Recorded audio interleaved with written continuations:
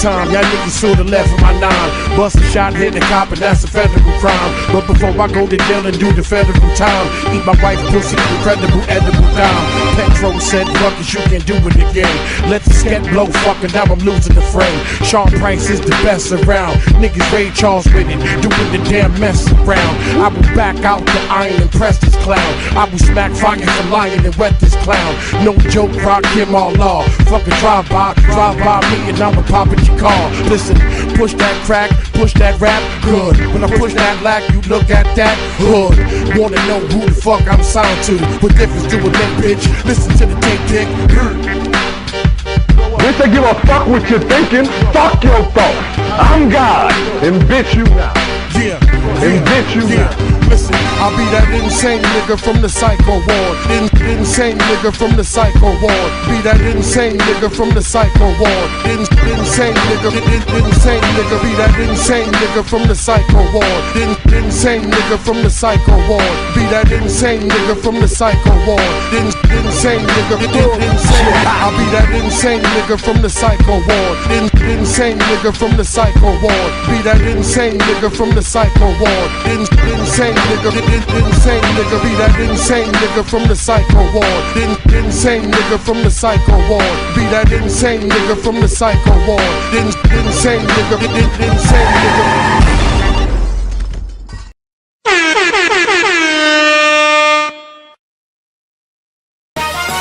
Triple R. Did you violate it?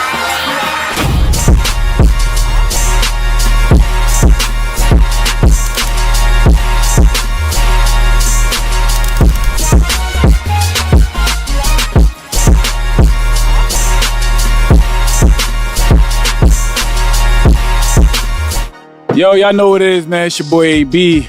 Bars on 95, home of the best rappers on the planet. Skills over politics. That means bring your pen game, not your name. You know, whenever we got an artist from the hometown, it's a little bit different for me. You know, this is one of the young and up and coming artists that y'all gonna get familiar with. For those of y'all who know how he gets down, the young man gets busy on these beats. But this is it's a long time coming. You know, we've been back and forth for a while trying to get this episode together, and we finally made it happen. You know, if you're a fan of rap and young artists that can really go when it comes to rapping, he's one of the guys that I respect his pen. I respect what he do, years he's putting in, and how far he come along in his music stuff. And you know, you got my support in this, young man. So stage is set, lights is on, rest is on you, my brother. Bars on 95, AB, I'm out of his way. Let's get to it. Mara, man. New Haven, Connecticut. 203. AB, once again, I thank you for this opportunity, my brother. Just want to let y'all know my son was born today. So, I ain't got too much to say. It's for the family. Home team. Look. I'm from the bottom where we ain't gon' buy a thread, they let us choke. And what my daddy sold was the only thing we thought was dope. My auntie's favorite drink was Pepsi. I didn't catch her doing coke. I watched my cousin let it ring, but in secret he eloped. They cracked my homie egg. In other words, his braids I turned to yolk. He never spoke French. He was just more into using toast. Was like a pancake. Cause ain't no picking sides. He flipping both. He'll let a pig fly and watch that bacon fry to fill his bowls. And we don't ask for favors. People help you once and do the most. Don't want no gov assistance. That's their way of telling you you broke. I'm in a different space. Now I go up to Mars to reach my goals. I fell on my knees, but I got back up like Derrick Rose. What they want from me can't stop me man to man, so play his own. I'm still a bucket getter. I can make a play all on my own. This a full circle. Look at where we at, man. I belong. I'm giving y'all bars. Take the 95 to make it home. Ain't no second chances. Barely had a second plate. Wasn't in the club in sections. We was stuck on section 8. EBT was why we eat. Mama always made a way. They gave my cousin a fee when they had told. He wasn't trying to pay. I'm just here to tell the truth. I ain't trying to lie today. Told my bro to drop the guns, but he ain't trying to die today. Said to leave the streets alone. They could take his life away. He texted me back a playground and said he about to slide today. What else can I say, AB? Cause this is where we come from. Sweet is like a lollipop, but shoot you like a dum-dum. And we come from problems that we tried our best to run from. But Pops told me face the rain and waited till the sun come. I know they want me done. but I can't let them win, I know I'm him. I believe in Jesus. Every night I repent of my sins. I had some ones I thought was brothers. Turns out they just my friends, cause your friends turn to foes. And y'all foes be our friends, you really seen it all. Mama did her best but can't pretend, that's just what it is. Pops had no fronts to meet the mans, cause when Freaky died was the first time I urged to sin. This a young boy, think about a 9, I'm only 10. I know they pray I lose, luckily I pray about my wins. They won't replace the boy. Like subs when they first be checking in, I never played the streets. I saw what it did to family friends, we tried to make the league. And now my homies shooting just to live. Man, I'm feeling like the whole world might be against me. I'm trying to face these screams as if I'm Sydney. See the devil trying to tempt me, so God just grabbed my hand, I know you with me. I will always look to you, I feel like Whitney. Things been getting tricky, cuz took a shot while running like he Ricky. We just boys from the hood trying to see 50, but we ain't chasing power. More like we just living by the hour. I done seen the sweetest kids turn sour. Homies turn enemies, told him have some pride, he took it literally. He walk around sick, he need some remedies. Demons on my shoulders, but I roll with God, so ain't no getting me. They walk around with sticks, I watch they trickery. They hating through the water, I've been swimming on my own and it gets slippery. I'm trying to get these bills, I feel like Hillary. Ain't where I wanna be, but I've been working hard, I know they feeling me. Of course I want a meal, but I need history. I gotta make a statement. The bottom floor we saw was not a basement. It was actually beneath, and I ain't playing. We striving for the top floor, so going up them steps is what we facing. And we trying to build a crib, let's get it shaking. They always say they got me like, I look at them and smile just in amazement. This talk is cheap, but now I don't see inflation. These Fridays feel like Jason. I've been studying the game to see who playing, cause greatness always start with learning basics. My dad gave me the blueprint and told me to be different, not to trace it. He showed me all his wrongs and said erase it. It's the opposite. Cuz passed, chasing the dollar. It made a lot of sense. I watched him turn fake over pennies. He died a counterfeit. I had to start with chasing my dreams, avoid the lousiness. My grandma see me shining right now, I know she proud of it. I'm yelling to the Lord for his help, he heard me shouting it. I used to not connect to him well, so I rerouted it. I'm just living in between to get my focus up. Stay a lot, stay away from haters, keep you broken up. I'm watching those from far and those who close enough, cause homies switch and strangers will love you if they know what's up. You gotta do your duties, keep your focus up. Life is short, I'm only 5'9", so you know it's rough. Brody told me work and they gon' see me trust. Keep in touch and God got your back, don't got you seeking love. Gang. Listen, man, his name is Mal. Make sure y'all niggas go tap in, man. I told y'all, it's fourth quarter. Last quarter of the year. You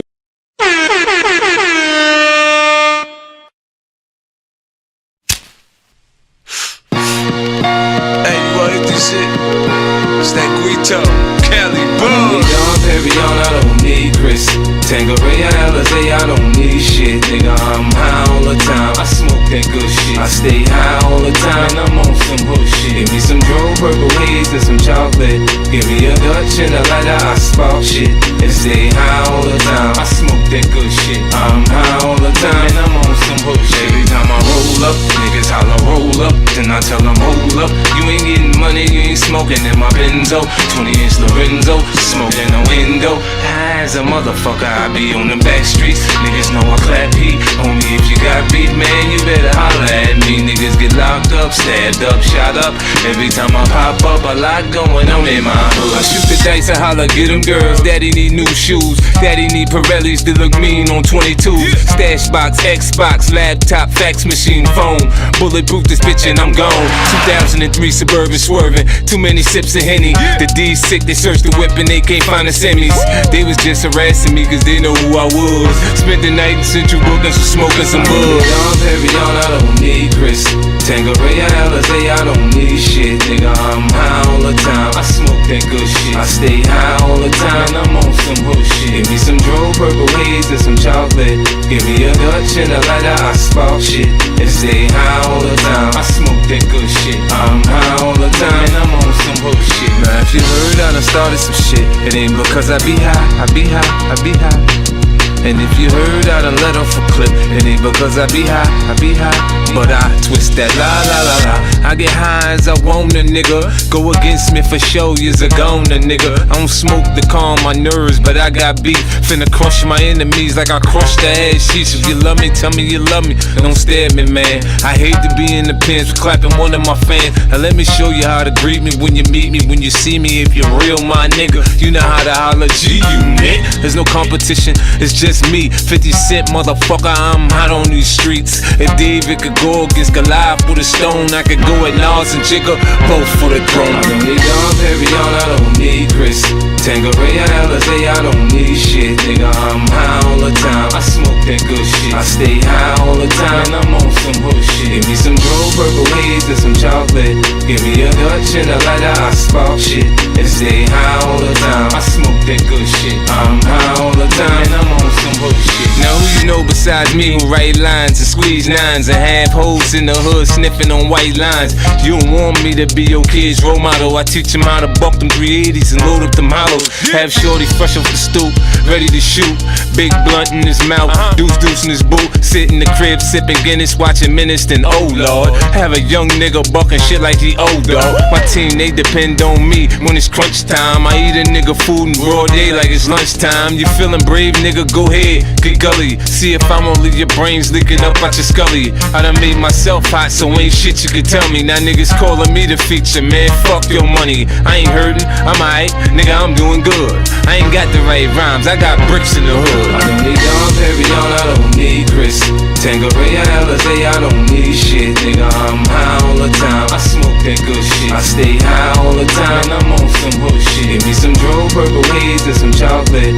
Give me a Dutch and a lighter. I spark shit and stay high all the time. I smoke that good shit. I'm high all the time and I'm on some hood shit. G-Unit, are you ready?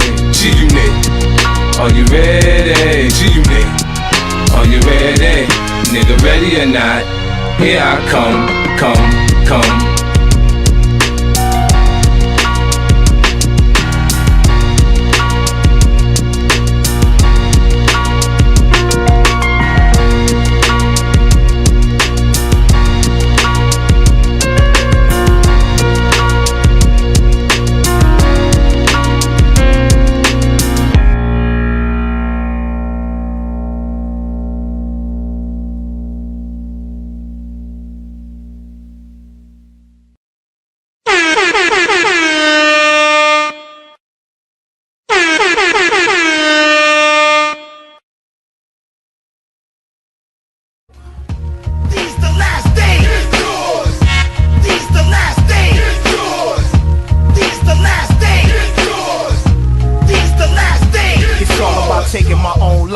Into my own hands, RBG, refine, be a grown man. See, that's what I'm doing, cause I know it's inside of me. All I gotta do is just bring it to reality. It's fuck the government, but still I gotta pay the rent.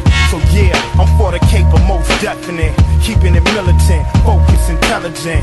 Pimping the system is basic common sense. It's still fuck the bid. Black power ain't dead. All that red, white, and blue shit be going to y'all head. See, we break bread, it's like a game or a sport. Gotta train every day to keep your team on point. Cause still, to this day, our reparations ain't paid. And you can see it in the poverty around the way. It ain't even our own people on BET. So they gotta get it from somebody, it might as well be me. Besides, a nigga gotta eat when he hungry. You see how they send troops to war for their country. Niggas worldwide need an army of one. It's revolution to the fullest, put the bullets in the gun, nigga. These the last days. It's yours. These the last days. It's yours. These the last days. It's yours. These the last days. It's yours. These the last days. It's yours. These the last days. It's yours. These the last days. It's yours. These the last days.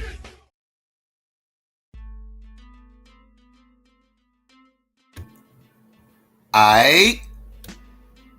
Peace and Black Power family. It's your boy Psychopath Black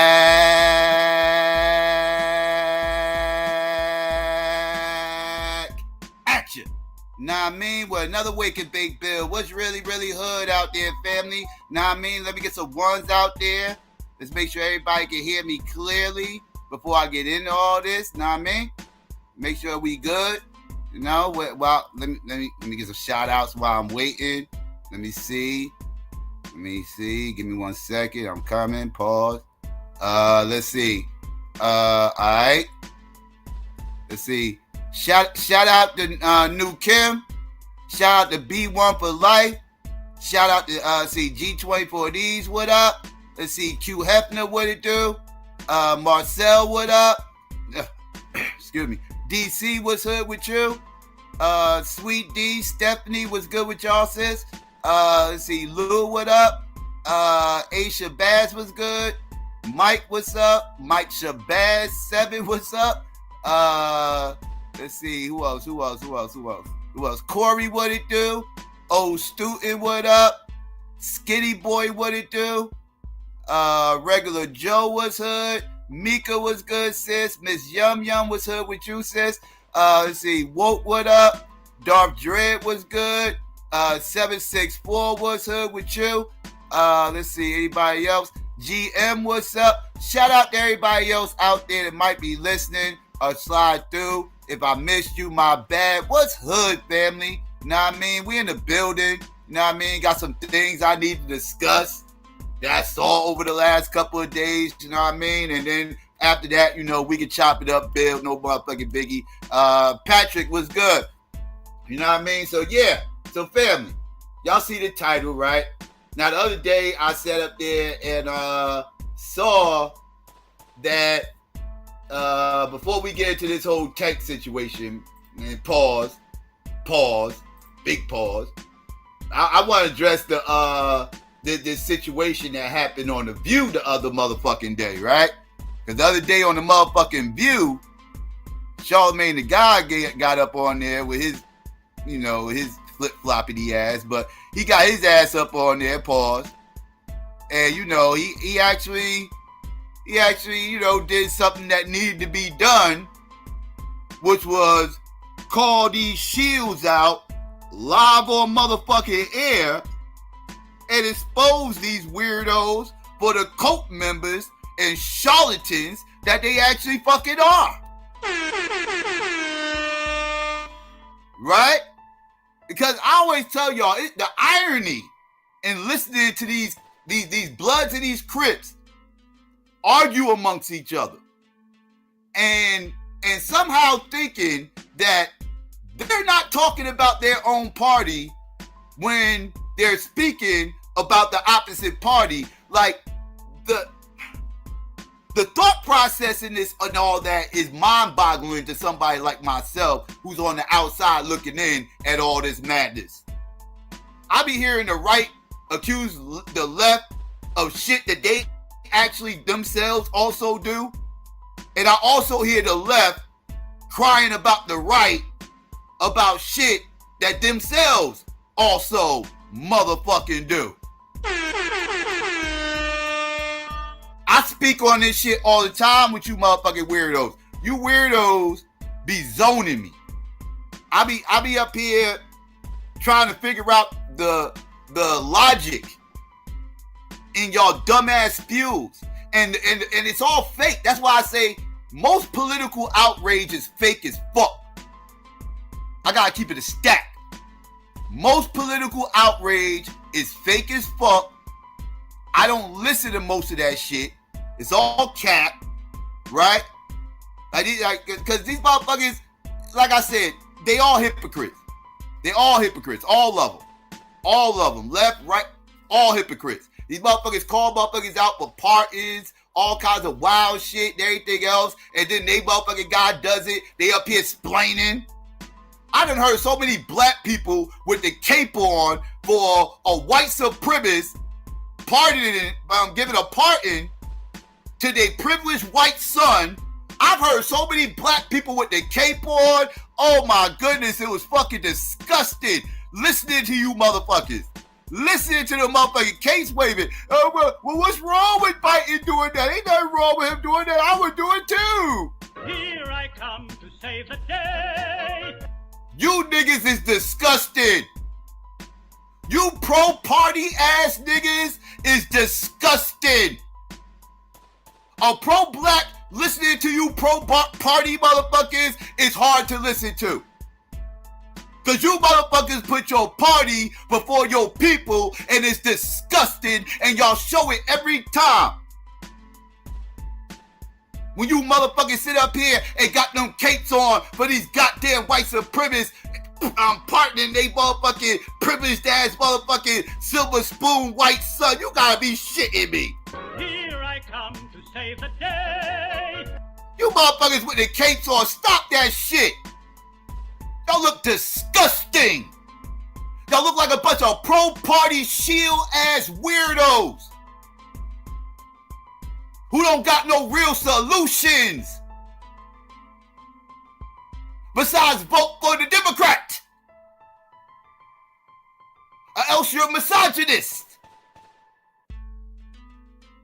Or else you're a coon, a racist.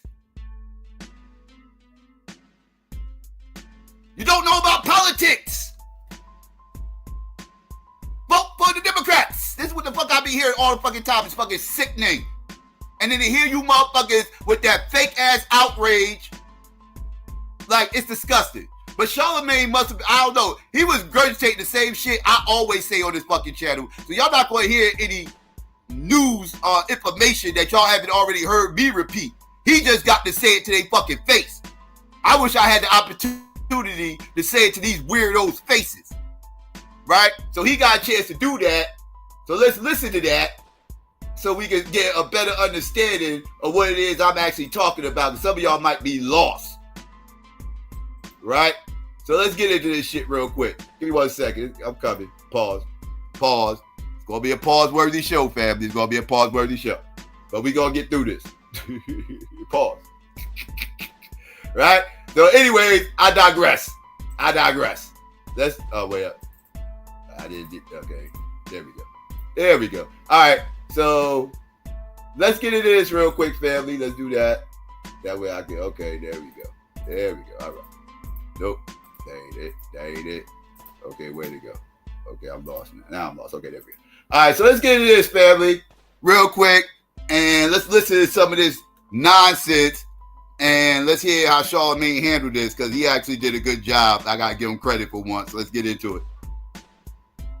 Charlamagne the God has been a vocal force in the media throughout the 2024 presidential race, and he's joining us now at the table.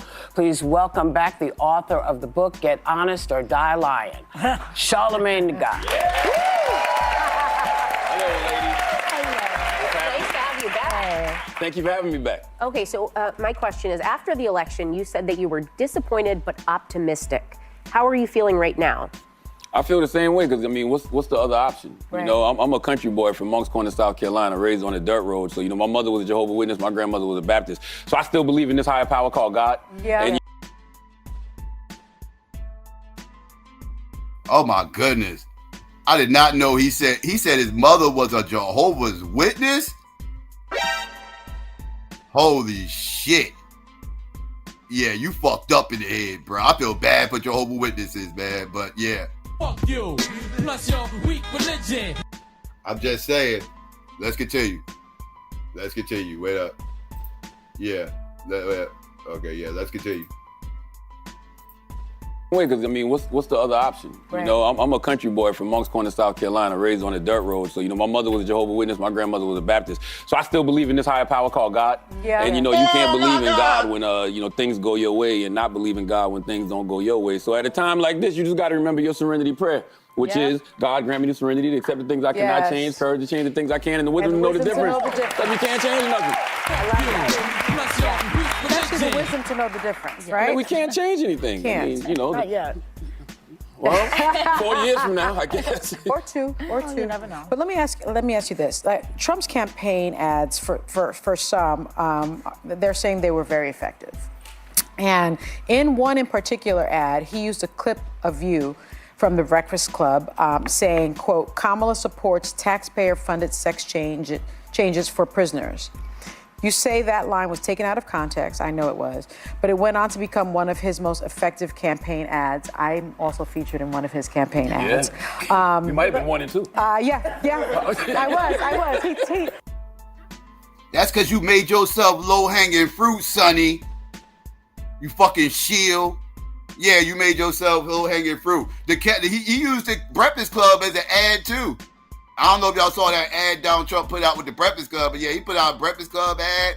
He put out an ad with Sonny Shield ass. Yeah, he was cooking these motherfucking leftists and these leftist apologists. He was cooking them motherfuckers. Oh, real quick, before I forget, shout out to G24Ds. I appreciate that. Shout out to you for the Cash App. Appreciate that. Donations.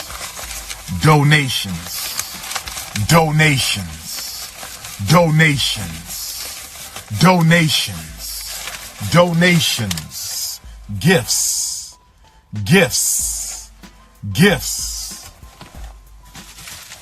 More gifts. more gifts. Shout out to G24Ds. Appreciate that. Let's get back to it.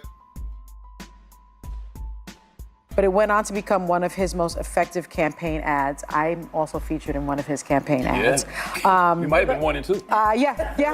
I was. He texted me and Yours was let me know that. Context. No. No, it wasn't. But what were you actually saying in the clip? And can you please explain that? And how does it make you feel that the campaign used you like that? Well, it's never good to be taken out of context, but I was explaining to my listeners how effective I thought the actual ad was. Like, the ad was effective before I was in it. I was just sitting at home watching football and I saw it and I was like, whoa. And so I knew the immediate reaction was gonna be, people are gonna say, hell no, I don't want my taxpayer dollars going to that. So I was explaining that to my listeners. So, it never feels good to be taken out of context, but what I didn't like the most was that they didn't do anything to combat it. Right. I would have ran the same ad and just said, Donald Trump, what is it? Donald Trump supports. What was it? He was the one that was supporting Yes, Donald Trump supports taxpayer-funded sex changes for prisoners. I would have ran the same ad because it was legislation under him as well. And you know what else I would have did if I was our campaign? Since Donald Trump used me, I would have used Joe Rogan. Joe Rogan said Donald Trump was a threat to democracy. Joe Rogan said he thought Donald Trump was, I think, unhinged was the quote. Right. You got to mix it up. You got to get dirty with these people. You know what I'm saying? Like, you got to muddy the waters a little bit, cause confusion. Yeah. Let me ask you something that's going around right now. A lot of this conversation about President Biden getting criticized from both sides of the aisle for pardoning his son Hunter after repeatedly saying he would never do it. And a lot of people are saying that it's hypocritical, et cetera, as if the other side doesn't do it.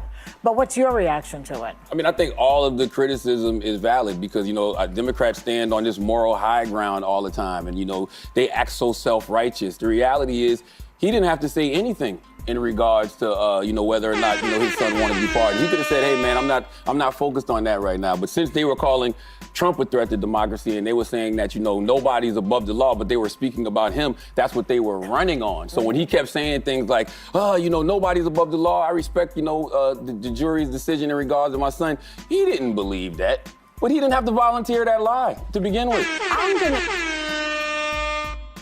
Facts.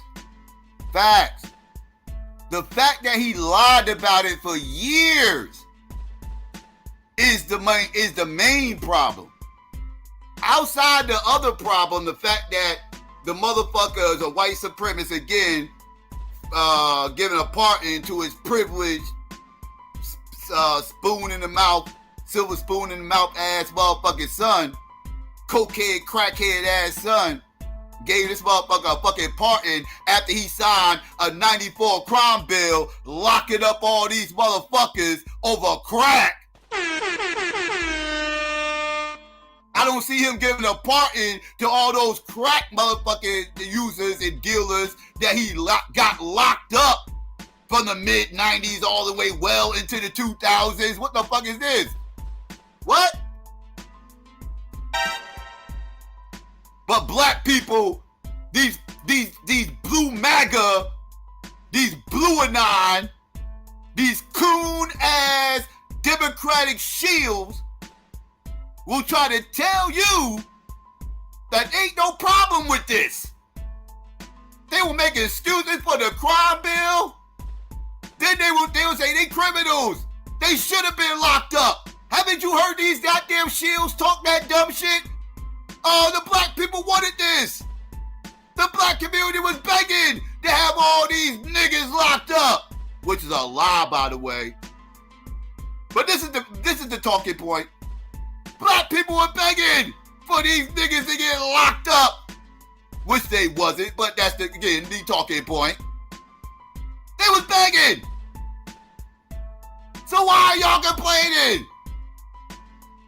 Well, last time I checked, Biden was begging for justice to be served, and the motherfucker was full of shit. You dumb motherfuckers want to sit up here and play the moral police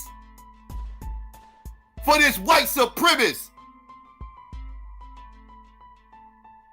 pandering to this white supremacist for pardoning his crackhead ass son and making excuses for all the crackheads he got locked up in our community. You motherfuckers a bunch of coons. You motherfuckers are a bunch of party first coons. Y'all P1. Y'all are P1. Y'all are party first. A bunch of coon ass niggas. And y'all motherfuckers disgust me. Pretending like it ain't coons all in your fucking cipher. Want to talk about the coons over here?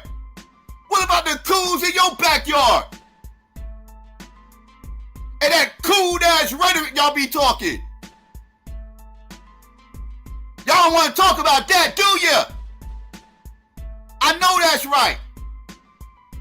Keep making excuses for white supremacists flexing their white privilege by getting a crackhead ass son a fucking pardon after he locked up all these black crackheads.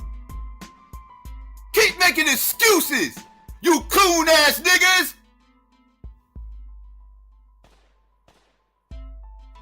How about that for your ass? Y'all ain't fooling me. Y'all fool these other motherfuckers with that dumb shit. Y'all ain't fooling me. Nobody's above the law, but they were speaking about him. That's what they were running on. So when he kept saying things like, nobody's above the law, I respect, the jury's decision in regards to my son, he didn't believe that. But he didn't have to volunteer that lie to begin with. I'm gonna stop you for a second. Uh-oh. Only because you don't know that it was a lie. We don't know why he changed his mind. You really think he just changed his mind over things? Say what now, Whoopi? You hear this cool ass motherfucker right here? Jumping out the fucking window with the goddamn cape on? Like these goddamn P1 coon ass motherfuckers love to do? Here I come to save the day. Y'all hear this shit? We'll be like, hold up now. Hold up now. I can't be having you talk about Zaddy like that. You can't be talking about Zaddy like that. Zaddy deserves more respect than that. And I'm gonna come in, I'm gonna swoop in, I gotta run interference right now. I gotta protect this white supremacist, flexing his white privilege with his crackhead ass silver spoon son. I gotta protect this motherfucker. Here I come to save the day. You coon ass motherfuckers make me sick. Try to mask this shit as something else other than coonery. You motherfucking coons, y'all motherfuckers gonna stop playing with me. Y'all gonna stop playing with me, huh? Yeah. He didn't believe that, but he didn't have to volunteer that lie to begin with. I'm gonna stop you for a second. Uh-oh. Only because you don't know that it was a lie. We don't know why he changed his mind. You really think he just changed his mind over Thanksgiving weekend all of a sudden? No, I'm gonna tell you what I think. Okay. I think he changed his mind because he got sick of watching everybody else get over. And this is just my feeling, because at some point you get to the place where you just go, so I'm just gonna follow the straight and narrow always, because that's what's expected of Democrats. But that's their fault. They're the ones that go out. They're the ones that go out there and they stand on this moral high ground. Listen, they don't have to do that. I'm a Democrat. Tell me what the moral high ground is. The moral high. So you gonna play dumb? So you're gonna play dumb, Whoopi? Like you don't know what the fuck he talking about? This fake ass moral high ground you fuckers always try to play. When y'all try to act like y'all got the moral high ground and y'all can just wag y'all finger at everybody, tell everybody how they living is fucked up, try to shame everybody into doing things y'all way or else. Like y'all motherfuckers y'all support tyranny. Like y'all motherfuckers are fascists. There ain't no bigger fascists than these fucking Democrats. Oh shit, did Psycho say that? Yes I did, motherfuckers, yes I did. there is no bigger fascist than these goddamn Democrats. If you don't walk, talk, breathe, eat, sleep, shit the way they think you supposed to live, breathe, eat, sleep, and shit, then you're canceled. They gonna shave you to the high heavens. They gonna unfollow you. They gonna ban you on all social media. The motherfuckers ain't gonna invite you to Thanksgiving dinner. They not gonna give you no pussy. They ain't gonna. The motherfuckers like, they ain't fucking with you if you don't vote Democrat. You ain't even gotta be a motherfucker who voted for Trump. Just be a motherfucker who did not vote Democrat. And these motherfuckers is coming after you. These motherfuckers are a gang. They are a gang of weirdos with blue bandanas all in their back pocket. They are a gang. And they will attack you. Just for saying I don't fuck with the Democrats. They will attack your blackness. They will attack your knowledge, your humanity, your morality. They are on your neck. Pause. But they are on your neck. If you dare go against their P1 ideology. These party first ass weirdos with they pseudo pro-black party that don't exist.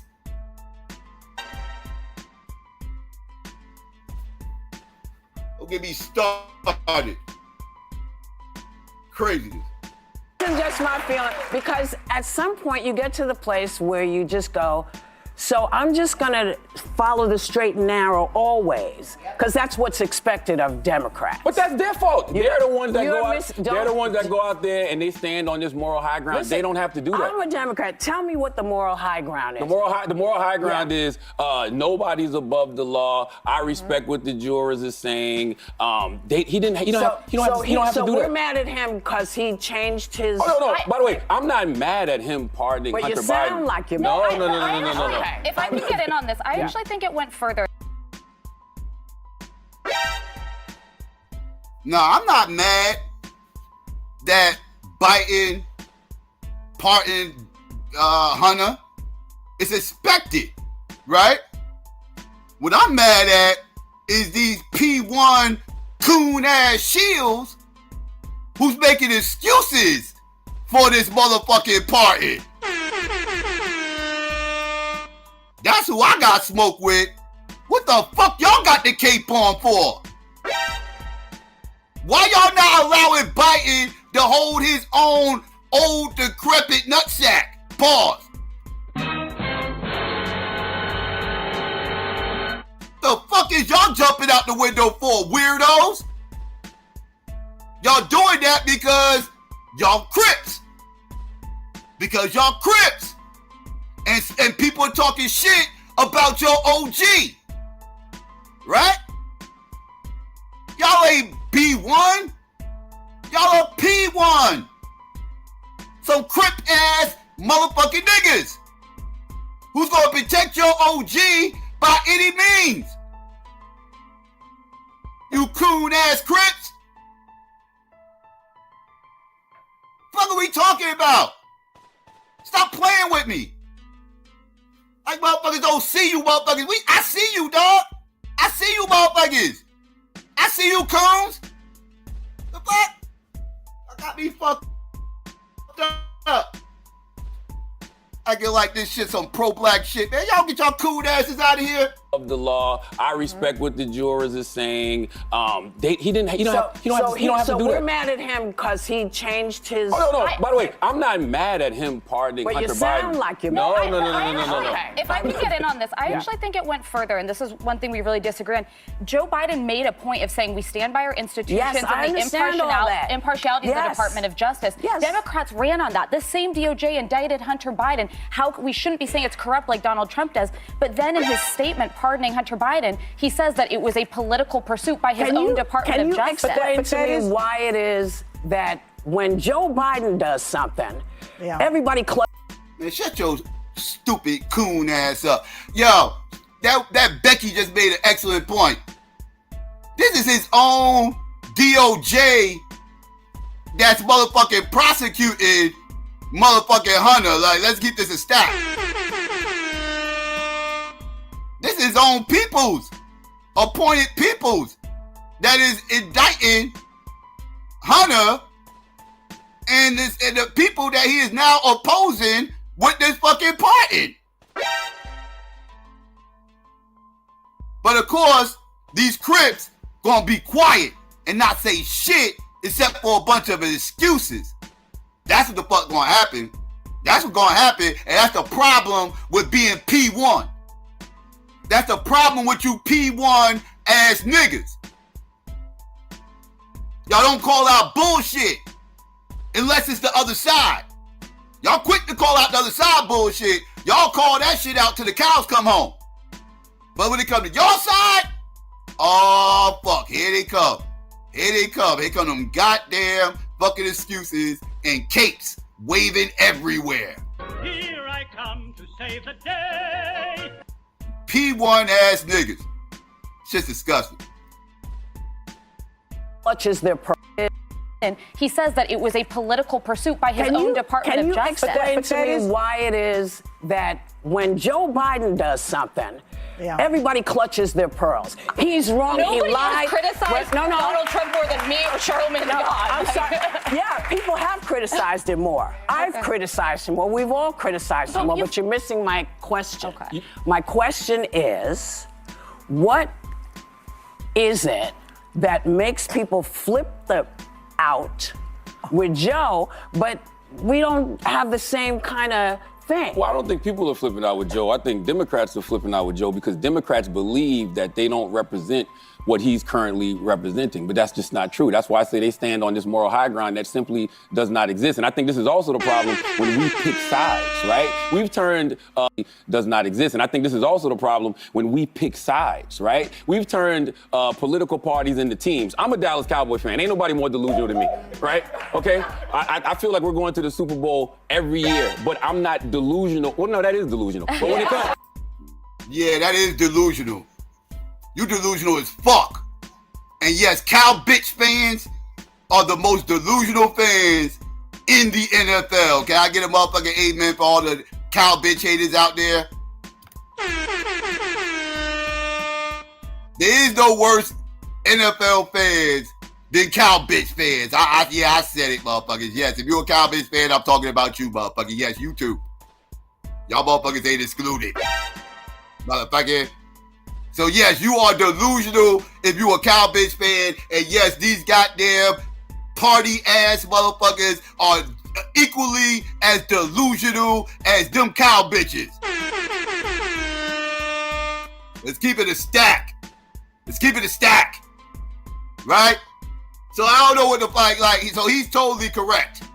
He's totally correct in what he said. This is the problem when you weirdos start to choose sides.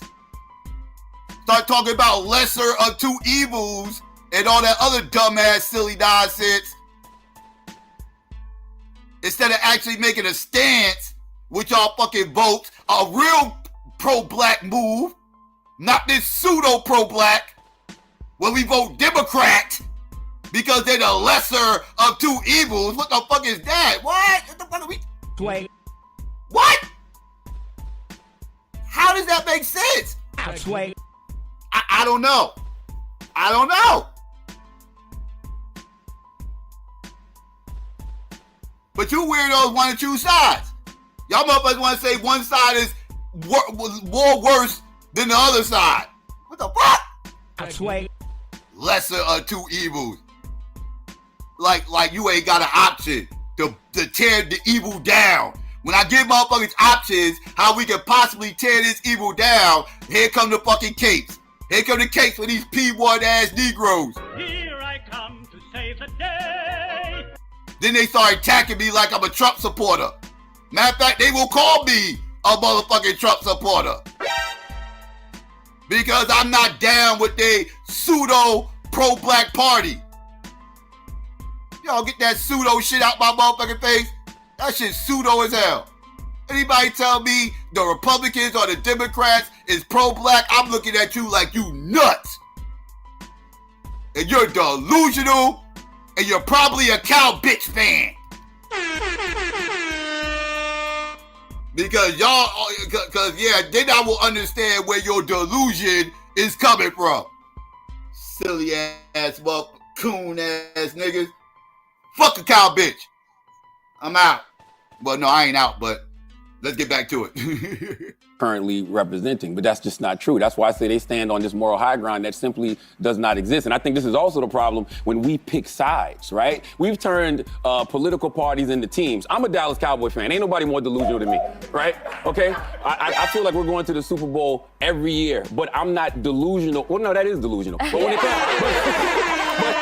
But when it comes to political parties, if you pick a side, right, if you say you're a Democrat, if you say you're a Republican, you refuse to be objective about anything. That's why I'm an independent. Yes, but that's I think that's the best way to go. But that's not a monolith. We're not, Democrats are not a monolith. So why can't you say when Democrats are wrong?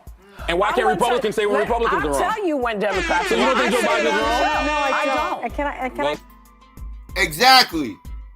Why you weirdos? Because these motherfuckers love to say that shit. Well, you get these motherfuckers like, well, I'm not a Democrat. I'm actually an independent. And all this other whoop-de-whoop. Well, how come you never called Democrats out?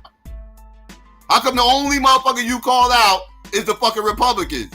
And the Democrats can't do no wrong. And then when motherfuckers call you a Democrat, I'm not a Democrat. I'm actually an independent and blah, blah. Get the fuck out of here. Independent my ass. You're independent? Do you know what independent even means, motherfucker? You can register as whatever the fuck you want to register for. But if you motherfuckers got the cape on and constantly voting for the motherfucking Democrats, then guess what that makes you by default? A goddamn Democrat, motherfucker. What the hell we talking about, man? I don't be knowing what the gaslighting is all about. Just own your shit. Like for real. Right? Like, I'm not emotionally invested in none of these parties, and that includes the Green Party. I'm not emotionally invested in them motherfuckers. And that's the third party I voted for. I'm not emotionally invested in them motherfuckers. They got issues, and they can do better. They can totally do better. And they need to start now. But somebody needs to, but I support going against the duopoly, and that's what the Green Party is trying to do. So I support that message, right? But I'm not locked into a party. If another third party rises up, I'm all in. But for right now, they the best I got for right now. But I'm not locked in at all. I'll totally jump ship. Next in 2 years, I'll jump ship like a motherfucker. Let somebody be talking slip and watch how quick I jump ship. I ain't locked into nothing. I ain't team nobody. I'm team black people, motherfuckers.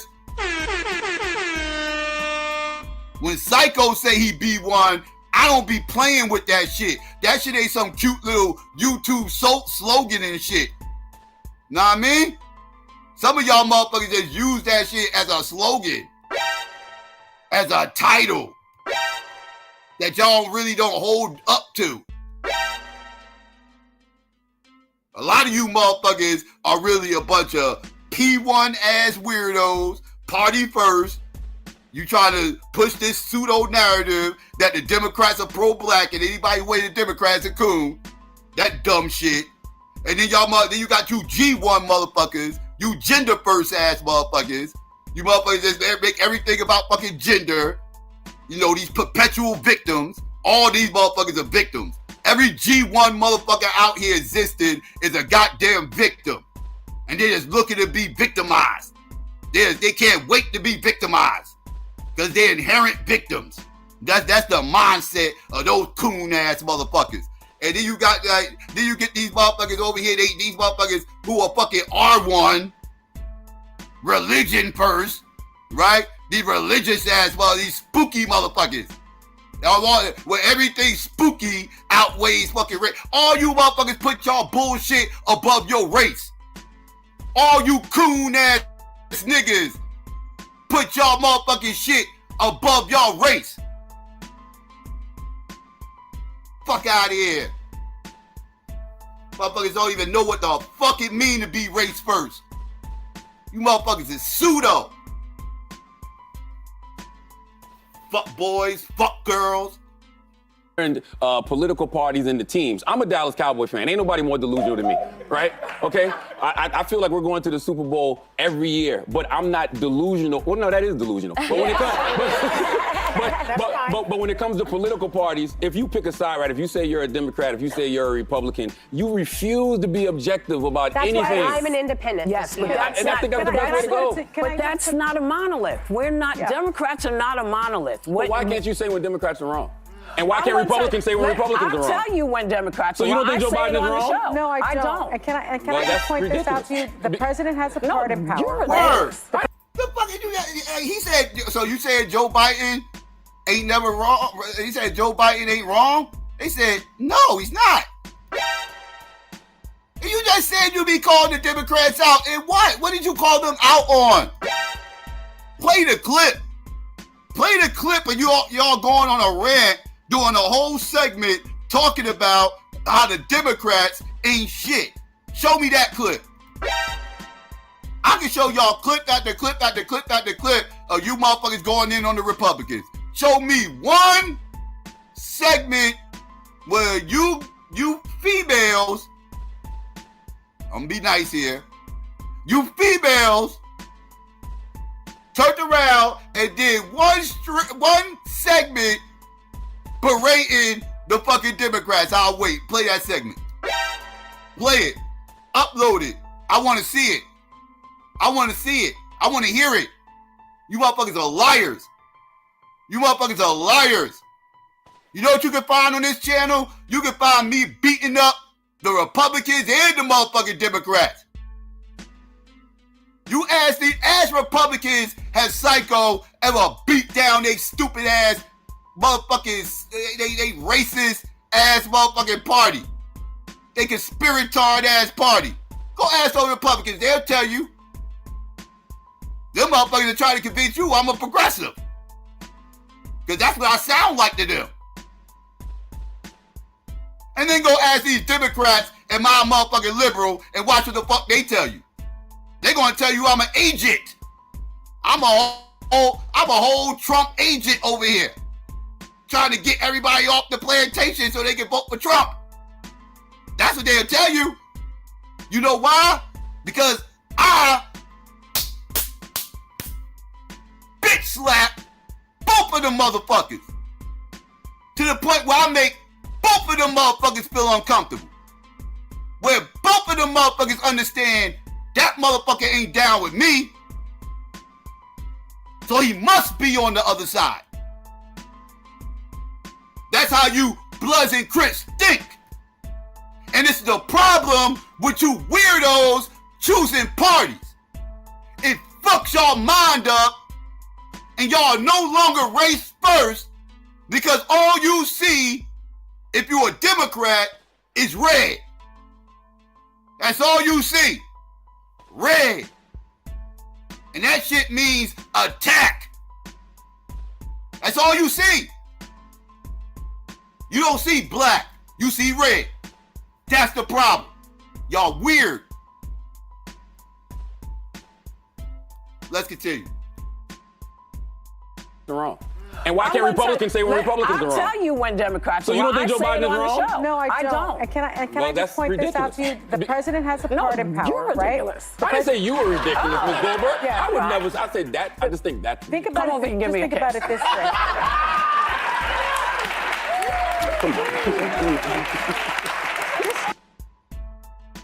Yeah, I could have did without all that. trying to get all these on-air smooches and shit. This little awe moment. You gotta be kidding me. Aww. You gotta be kidding me. But anyways, I digress.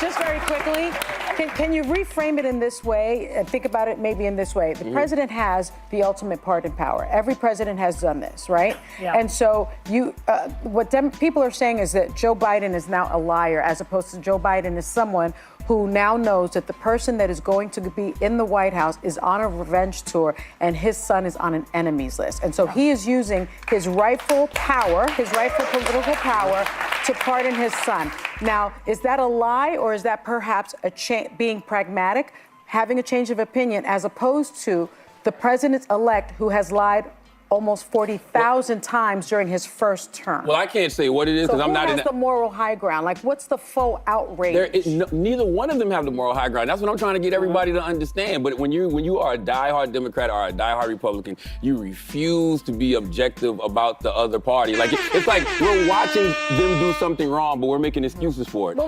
We watch Republicans do things wrong and they make excuses for it. Why can't we just all be objective and call it what it is? Because it's not the same. Wait,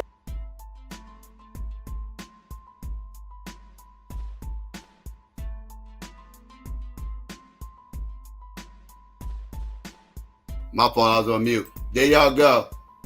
Real quick, there's another part. Let's finish this conversation. There's a couple of more. There's another part here. Wait up. They're going to fit it. We're going to listen to the rest of this. All right, let's go. Your book, which is fabulous, you were on here for it and we all read it, Get Honest or Die Lying, is a lot about how we need to have meaningful conversations with people we disagree with. That's kind of your MO. And recently you went on Nikki Haley's podcast, who you don't agree with on everything. You agree with her on some things, others you don't. And you've said that people like Nikki Haley and Gavin Newsom, who very likely may run for president in the future, are doing something that all candidates should be doing. What do you mean by that? Well, 2028 is going to be another presidential election, and I think everybody needs to start campaigning now. And the way they start campaigning now is by making real connections with people, right? I think, Gavin Newsom has been doing a phenomenal job in the media because he goes on Fox News. He did the debate with Ron DeSantis. He has his own podcast, Politicking, with Marshawn Lynch, and everything he does, he's able to make a story. Like, I think last week he was in California, in the counties that flipped red for Trump, and he was just down there speaking to them, and that became news. And I think when you have your own podcast and when you're not afraid to go in so-called enemy territory, you make a real connection with people. And it's the same thing with somebody like Nikki Haley. She got a radio show right now, so now she's able to engage this audience every single week. Who's really good at that? Pete Buttigieg. Oh, Pete is phenomenal at that. Pete is a politician who comes to Breakfast Club when he doesn't need us. He comes to Breakfast Club just to make a connection with people. He'll be there next week. Actually, he's coming next week. But that's what I mean. Like, people have to start making real connections with folks. Like, we talked about everybody going on the podcast, like Trump going on all the podcasts this election season. What's the next level of that? People having their own podcast. Everybody else is controlling their own narrative, so why wouldn't politicians? Athletes got their own podcast. Entertainers, comedians. Why shouldn't politicians? Absolutely. So everybody who wants to run in 2028, whether you're a Democrat or a Republican, you better start a podcast or get some type of radio show to make a real. Yeah, that is the new game. Everybody and their mother's got a fucking podcast now. That's actually the problem. It's too many goddamn, it's too many motherfucking content creators, not enough listeners. That's the goddamn problem. Too many content creators, or at least wannabe content creators, and not enough listeners. Right? This is the same problem going on in hip hop. It's starting to spill over in the podcast lane, right? Not enough listeners. Too many people trying to do it, right? And the more people that's trying to do it, the less listeners you're getting, right? So that guy, because I was here in the beginning of the podcast game, right? I seen the evolution of the podcast game over the last 10 plus years, right? About damn near 15. Been damn near 15 years since I first started podcasting. And I seen the evolution of this shit. Now I seen how things have shifted, right? Where it's not about getting people to interview anymore, because the people that you normally would go get the interview have their own podcast now.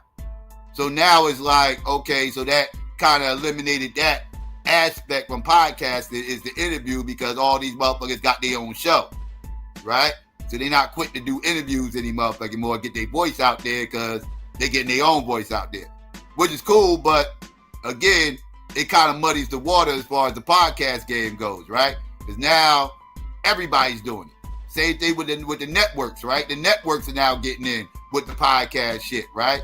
Radio is moving into podcasting, right? So like the whole podcast game is different now than changed. And so yeah, why wouldn't politicians start doing this shit? Because everybody else is. But my bad. Let's continue.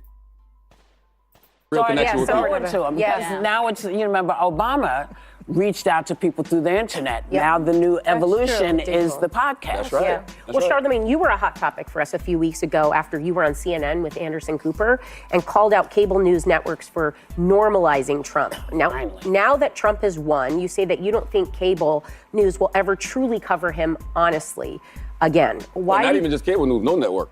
Nobody, because they didn't do it before, so why would they do it now? They're scared to death. He's the president of the United States of America. Have you watched The View? Yeah. Well, let's be honest.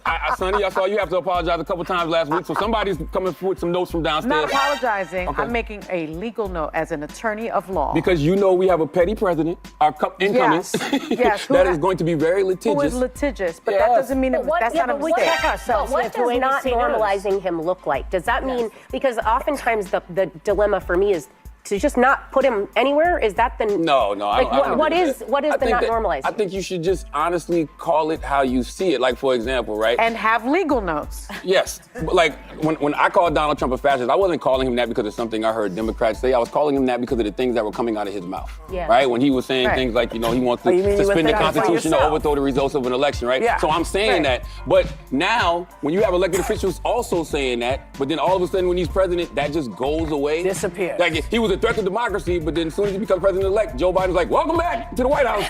Well, we have differences of opinions about this. I don't have a party because none of them make me happy. See, that's... What the fuck that coon just say? Joe Biden's like, welcome back to the White House. We have differences of opinions about this. I don't have a party because none of them. Whoopi! What is, yo! How are you gonna say you don't have a party when you literally, earlier in this segment, jumped up and said, wait, hold up, Charlamagne. I'm a Democrat. She literally just said that. Don't make me rewind this shit. Don't make me go find that. In fact, you know what? I am. The nerve of her. The nerve of, y'all remember her saying that, right? I'm not tripping, family, am I? Do I have to rewind this to prove my point? Is there anybody out here disputing anything I'm saying about this lying, deceiving, coon-ass shield? She literally just said earlier in the segment that she's a Democrat. Said that shit bold as shit. Proud than a motherfucker. She was a proud motherfucking Democrat. Now, after getting cooked intellectually, now she's like, well, I don't have a motherfucking... She started doing that fake-ass independent talk. Well, I don't really have a party, really, because none of the parties represent me,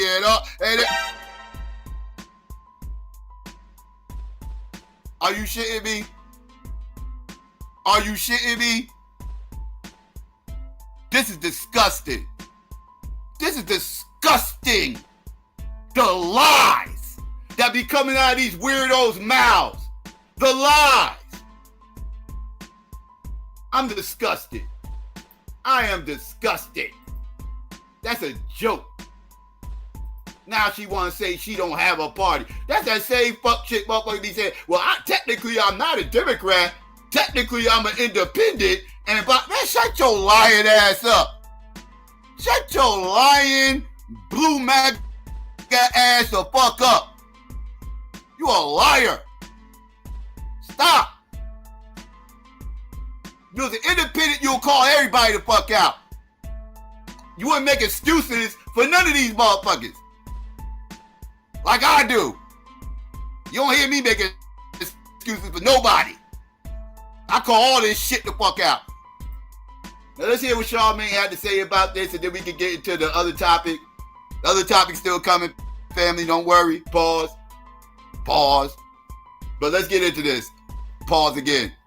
Very own Charla was on The View with the ladies of The View. You guys were discussing Joe Biden and Joe Biden pardoning his son, Hunter Biden.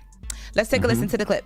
When Joe Biden does something, everybody clutches their pearls. My question is, what is it that makes people flip out with Joe, but we don't have the same kind of thing? Well, I don't think people are flipping out with Joe. I think Democrats are flipping out with Joe because Democrats believe that they don't represent what he's currently representing. But that's just not true. That's why I say they stand on this moral high ground that simply does not exist. And I think this is also the problem when we pick sides, right? We've turned political parties into teams. I'm a Dallas Cowboy fan. Ain't nobody more delusional than me. But when it comes to political parties, if you pick a side, right, if you say you're a Democrat, if you say you're a Republican, you refuse to be objective about anything. But that's not a monolith. Democrats are not a monolith. But why can't you say when Democrats are wrong? And why can't Republicans say when Republicans are wrong? I'll tell you when Democrats are wrong. So you don't think Joe Biden is wrong? No, I don't. And can I just point this out to you? Party power, right? I didn't say you were ridiculous, Ms. Goldberg. I would never. I said that. I just think that's. Think about it. Just think about it this way.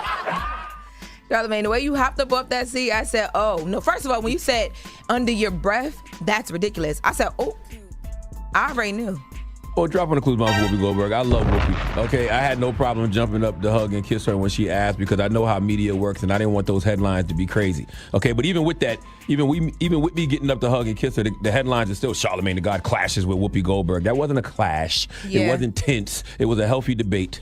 Yeah, they did make it. The headline I read, I thought y'all was about to be going at it. Then I watched it. I was like, this is normal. He shouldn't have said that last ridiculous under his breath like that. So all somebody do is got to ask you for a kiss and you just jump up and give it to him? Man, shut up, man. Shut up, okay? I'm confused. Though. Are you upset that he gave her the kiss, or because you feel like he was doing, like, you don't want your man out here doing all that? I'm just curious. You don't like a friendly guy? I'm just curious. Oh, okay.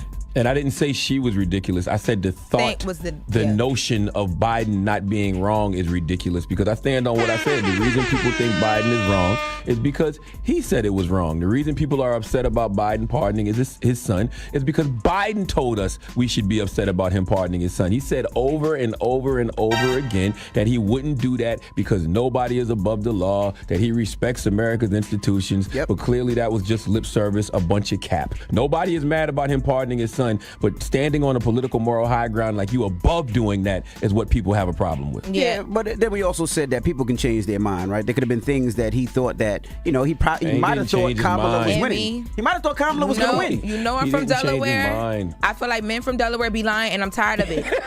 Okay? I done been through enough. This triggered me, all right? Damn. I just feel like if pardoning your son is like a no-brainer. It's like, duh. Like, why not just come out and say, you know what? I'm going to do it, and that's it. Like, why do we have right after Trump won, the PR person for the White House, what's her name? John Pierre. Right after Trump won, that's probably when he changed his mind. Karine Jean-Pierre. Yes, I'm sorry, I didn't get her name right. I apologize. But she came out and said no again. And then they had some turkey and then it changed. Yep. Man from Delaware, I'm trying to tell you. And so many people from the Biden administration, some of them are remaining anonymous, they've all said they knew he was getting a pardon from the beginning. They actually said Hunter wouldn't even have pled guilty if he knew he wasn't getting granted clemency. So cut the cap. Yeah, because a lot of people thought that he could have beat that without pleading guilty. But okay, anyway, I'm glad that you were able to, kiss and hug it out. Y'all cool, though. Of course. I love Miss Whoopi Goldberg. I'm just mad she ain't going to get that switch for you. That's what it was giving. She was about to put you over her lap. Old school. Charlamagne was shook. You see how fast he got up? Yo. Your mom, get the remote. He was like, all right. Your legs were swinging in that seat, wasn't they, Charlotte? Because when you jumped, I'm like, oh, that was a little jump for him. Yeah, he definitely jumped out that chair. Y'all can't take nothing serious, huh? Nope. No, not at all. All right, so yesterday also in New York, Flavor Flav attended. Yeah, I really don't care what happened to Flavor. But yeah, there you go, family. I just wanted y'all to hear his response to that conversation. But that conversation just goes to show how P1, party first, weirdos think, right? Don't ever let these motherfuckers try to convince you that their side is one way and the other side is the other. They are liars. They are liars. Gaslighters. Frauds. Right? Shields. Right? Overzealous DPs. Running mad interference. Mad flags on the play. You know what I mean? That's what these motherfuckers are. So, yeah, I just wanted to expose that mindset that's very sickening and running rampant in our community. Because in our community, Democrat is the pro-black party. And anything other than that is coonery and worthless rhetoric that ain't going to get us no motherfucking where, because the Democrats are the only people that can fucking save us. Yeah, those P1 motherfuckers. Those weirdos. That's only obsessed over Trump and the Republicans. They can care less about anything else. They don't care about racism really like that. They really don't care about racists like that. Because they spent the last 4 years caping for a fucking racist. Caping for a white supremacist. Caping for white privilege. Right? Caping for a crackhead ass son. Caping for all this weird shit, all this fruitcake shit. Every motherfucking thing else. Oh, shit. Did I mention fruitcake shit? Oh, shit. Speaking of fruitcake shit, we can get to the other part of this goddamn show. Story that we need to cover. Pause. God damn it. Pause. Know what I mean? But yet again, we got Tank.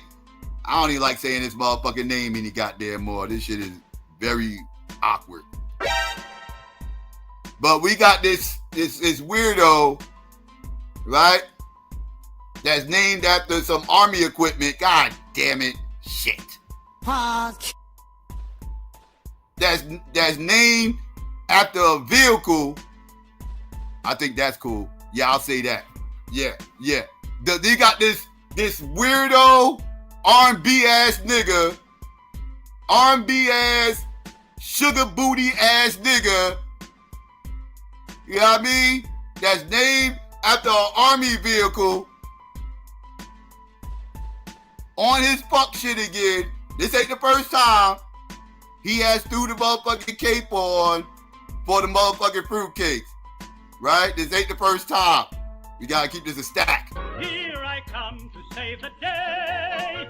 He's done it so much. Goddamn. Pause. That now his own preference needs to be questioned. Pause. Right? We need to start questioning these people's motherfucking preference, because there's some fuck shit going on. There's some fuck shit going on, and god damn it. Again. But yeah, y'all get my point with this guy. But this guy is always, you know what I mean? He be doing too much. Pause. Let me stop talking. No matter what the fuck I say is going to be uncomfortable. So I might as well go ahead and just play the goddamn clip so we can understand what the hell is going on. So let's get into this real quick, family. God damn. Again. Let's go. Oh, wow. I want to be gay. I'm inspired to be gay. Because I saw that outfit. Right. Or because YSL made this shirt that I want to be gay so I can wear that shirt. Why ain't I see you round back when I was down? clarify for me, and we briefly talked about this before, when you was on Lip Service, and you were saying the concept of a man can try something, I guess that's deemed gay, an act, but it does not make him gay. It was just an act that he, experimented with, but that doesn't necessarily make him gay.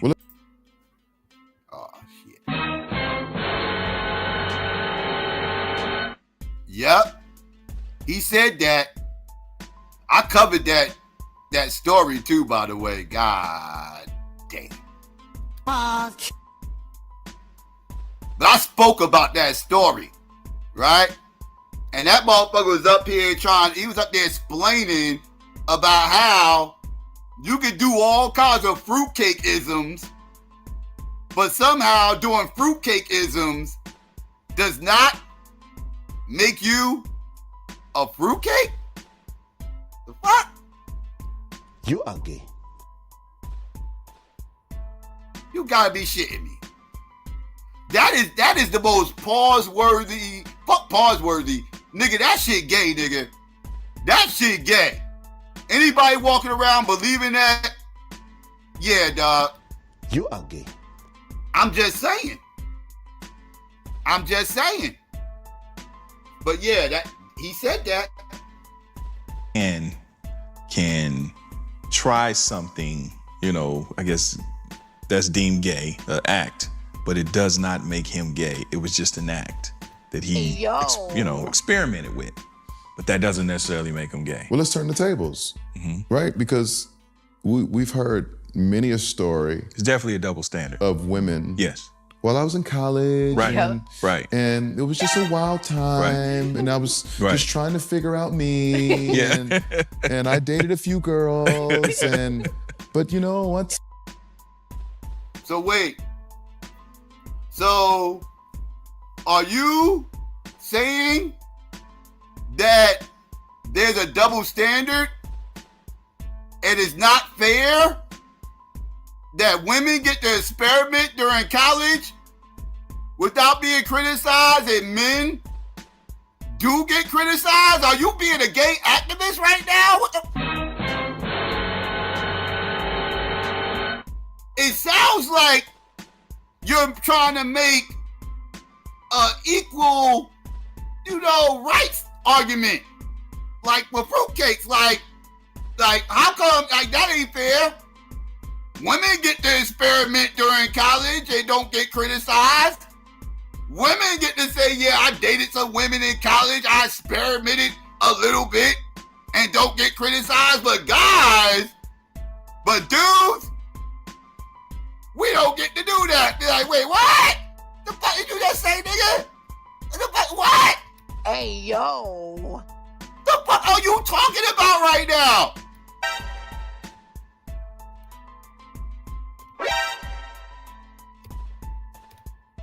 You gotta be shitting me. You have got to be shitting me, dog. Like, that's insane. You are gay. Right. And it was just a wild time. And I was just trying to figure out many a story. It's definitely a double standard. Of women. Yes. Well, I was in college. Right. And it was just a wild time. And I was just trying to figure out me. Yeah. And I dated a few girls. But you know, once I found Timothy, we've been married for 20 years and we have 4 beautiful kids and this is who I am. Yeah. We never second guess that. We never second guess that. I'll even go a step further. If there's a white guy to say, yeah, it was this wild frat party, man, and they just, think about it. My bro, he just, he.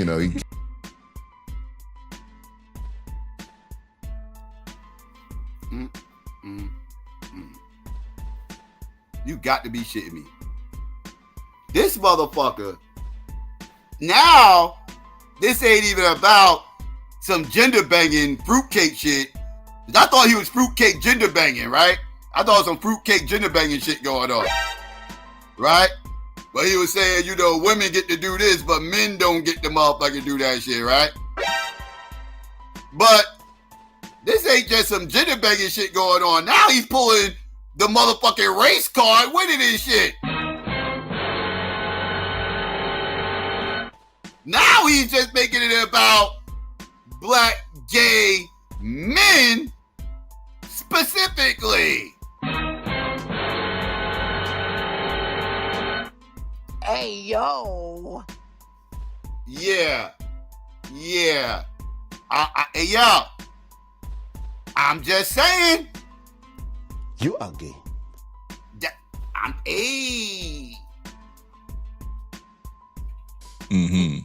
We never second guess that. I'll even go a step further. If there's a white guy to say, yeah, it was this wild frat party, man, and they just, you know, Think about it. You know, my bro, he just, you know, he kind of lightly penetrated me, but it was just, you know, we were just having fun, man. Like, it was just big pause. You know what I'm saying? It was. We were just having a wild time, man. It was like 3 kegs. We down 3 kegs. So let me ask you. So what you're challenging in that is not necessarily. Am I hearing the challenge of sexuality or the double standard? It's us. Mm-hmm. It's us. There's something about when you say us, black men. Yep. Black men. Okay. There's something about black men and the homosexual conversation that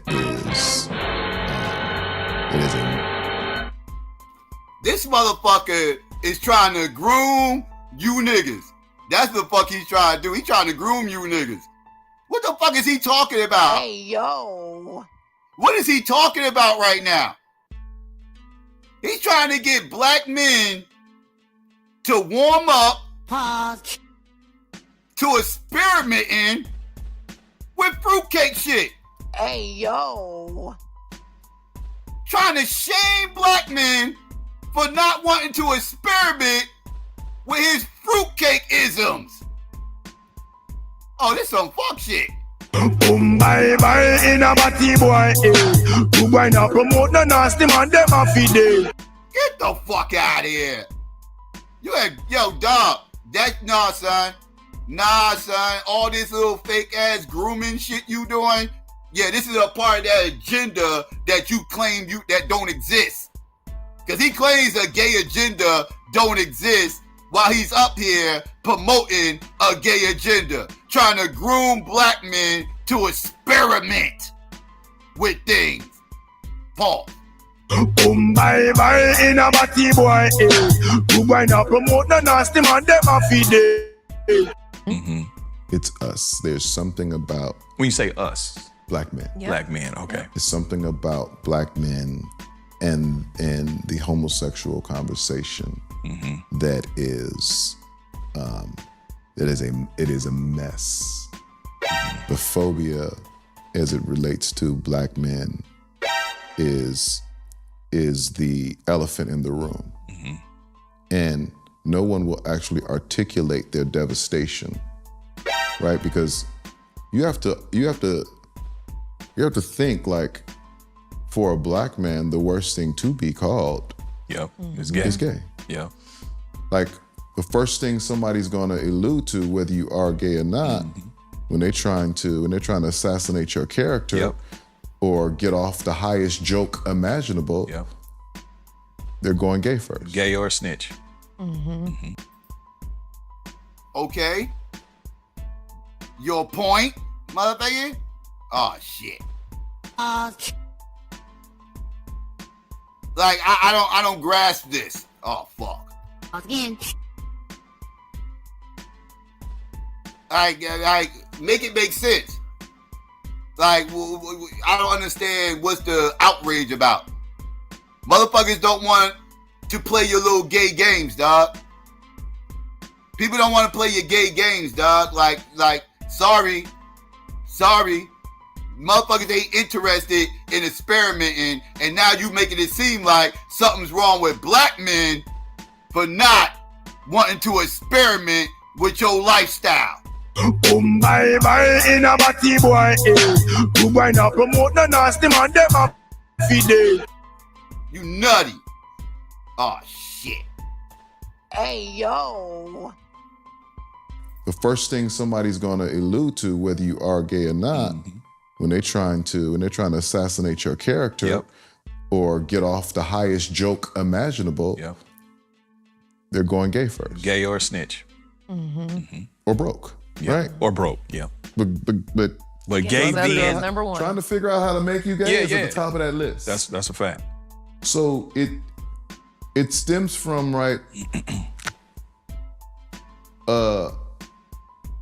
something within our culture that has created this stigma. Yeah.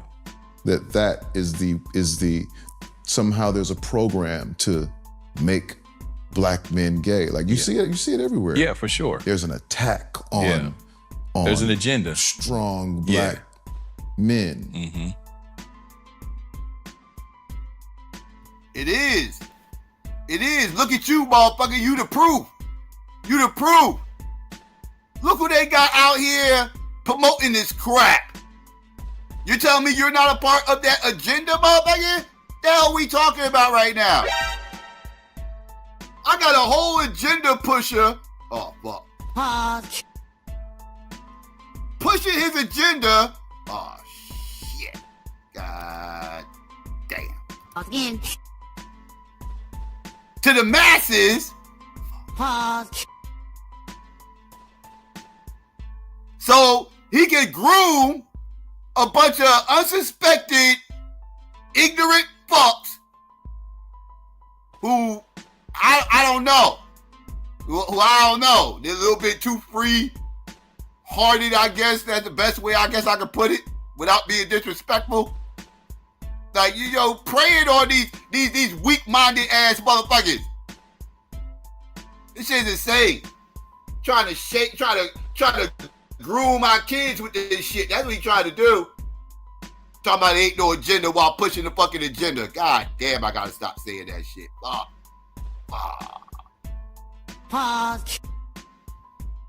That has created this stigma. Yeah.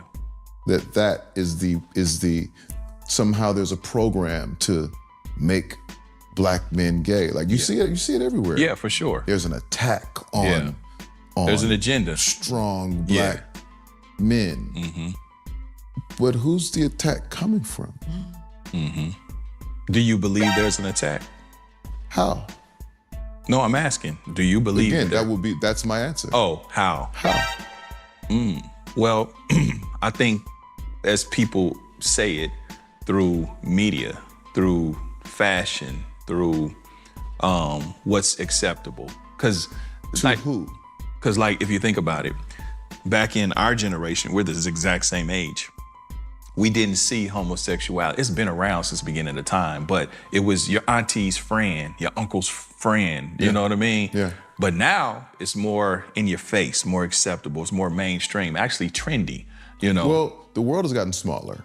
And so now we know that more humans exist. And we're actually able to see those humans living out their lives. We weren't able to see that before. I didn't know what was going on outside of Milwaukee, Wisconsin. Right. Yeah, we didn't see that type stuff before because they stayed their fruity asses in the fucking closet and their lifestyle with it. We don't need to be seeing all that shit. We don't need to hear about that shit. We don't need, that's y'all motherfucker, that's y'all fruitcakes business. What you fruitcakes decide to do is y'all business. But y'all motherfuckers want to keep trying to make y'all business, y'all in-bed business, everybody else's motherfucking business. And sorry, that ain't go. Whatever the fuck y'all got going on will never be my motherfucking business. I can care less. Keep it to yourself. I don't need to know you fruitcakes are doing it. I don't need to know how you're doing it. I don't need to know when you're doing it. I don't need to know none of that shit. Keep all that weird ass shit to y'all motherfucking selves. And stop trying to groom everybody. Stop trying to shame everybody who don't accept y'all lifestyle. You fucking weirdos. That's what you motherfuckers need to do. How about that? Can y'all try that for once? And stop trying to say everybody's scared of you punk ass motherfuckers. Everybody's scared of you bitch ass motherfuckers. Some motherfuckers wear dresses. Why the fuck would I be scared of a motherfucker who wears a goddamn dress? You ain't Larry Johnson, motherfucker. I'll beat the shit out of you. Who the fuck you think you talking about? Got me fucked up. Got me fucked up. Hell you think this shit is? Anyways, I digress. Let's continue. We're actually we're actually able to see those humans living out their lives. Mm-hmm. We weren't able to see that before. I didn't know what was going on outside of Milwaukee, Wisconsin. Right. I didn't have a clue. Right. About my 4 blocks from 38th Street to Sherman Park, that's all I knew. Yeah. But I have a question for both of y'all because coming from y'all generation and y'all came up with your princes and the androgynous. The androgynous I era. didn't know what that was. I just thought but he what was. made that masculine and now not masculine? I thought that cameo. I thought that's just what they wore. Yeah. You know? No, that's a fact. But I think it was a different context too. Rick James, I thought. Because that was in the context of entertainment, right? It's showmanship, right? So whereas we never saw anyone like that in real life, right? We only saw people on TV that looked like that. Nobody that's what I'm saying. It's so funny because my gaydar was so messed up because I wasn't exposed to it. I never seen. I remember when we went to Atlanta. Right. I never seen a overly, explicit gay person. But it was exposure, but it wasn't necessarily a difference. But think about this. Again, where does the agenda come from? Because we're talking about Prince. We're talking about Michael Jackson. Right. We're talking. Yeah, they was a part of that shit. Yeah, they was a part of that shit. Yeah, I said it. Yeah, I said it. Prince, Michael Jackson, all them superstar celebrity motherfuckers from the 80s was a part of that shit. All them mascara wearing ass niggas was a part of this shit. All you slick back, slow glow ass weirdos with all that motherfucking drip, all of y'all motherfucking head and every motherfucking thing else, y'all motherfuckers, you motherfuckers, y'all was a part of that shit. Just let your soul go. Just let it shine through. Just let your soul go, baby. It was you motherfuckers. Yeah, y'all started that shit. Had motherfucking hood niggas thinking Prince was cool. Had a bunch of grimy ass motherfucking pookies talking about how dope Prince is. Making that shit acceptable. Talking about Prince get all this pussy. I'm gonna go get me some drip. I think I'm gonna wear a blouse too. I'm gonna go get me some pumps, some skinny pants, a blouse, and some drip. So I can get pussy like Prince. Just let your soul go. Just let it shine through. Just let your soul go, baby. Yeah, you R&B ass niggas. Yes, them R&B ass niggas. Yes, yes, them motherfuckers with blush on their face, foundation and shit. Motherfuckers got foundation caked all up in their face. He was a grown ass motherfucking man, dog. The fuck is you doing with foundation on your motherfucking face? This is a problem. Anytime you got grown ass motherfucking men with motherfucking foundation on their motherfucking face, that's an issue. I don't give a fuck what you motherfuckers say. That is an issue, and that is a fucking problem. And you motherfuckers need to get your minds right. Is that shit right there? That shit ain't cool. I'm a grown ass man, dog. I'm just saying. But let's continue. Talking about cameo. We're talking about Rick James had beads and braids. That's right. Extensions. I mean, that street songs, he had on red leather boots on the album. I portrayed Rick James in a lip sync battle. Yeah. Those heels hurt. I can't wait. You different if you can you can do a show in those. That's facts. Right. Prince used to wear heels and would take your woman. When I talked to Babyface, he was like, it was called being breed in Minneapolis. That was the term for dressing and looking like that. What does that mean? Being breed. See? Look what they was calling that shit in Minneapolis, where Prince is from. They called all that high heel wearing, skinny pants, spandex wearing, motherfucking butt cheeks out with a blouse on, the foundation, and the drip drip. Just let your soul go. Just let it shine through. Just let your soul go, baby. They called that shit breeding. What the fuck are we talking about right now? What? That's what they called that shit in Prince's hometown. In Prince's hometown, you Prince groupies. Yes, Prince was in Minneapolis at freak booty parties before Diddy, grooming motherfuckers, switch hitting, doing all kinds of nastyfulness, and you motherfuckers sitting back and was supporting that crap. And Prince was the gateway to this goddamn fruitcake shit. I'm blaming all you R&B ass niggas. You R&B ass niggas, y'all was the problem. Y'all should have been listening to house music. My bad, not house music. Dance hall. Bye in a batty boy, You might not promote no nasty man, them a feed.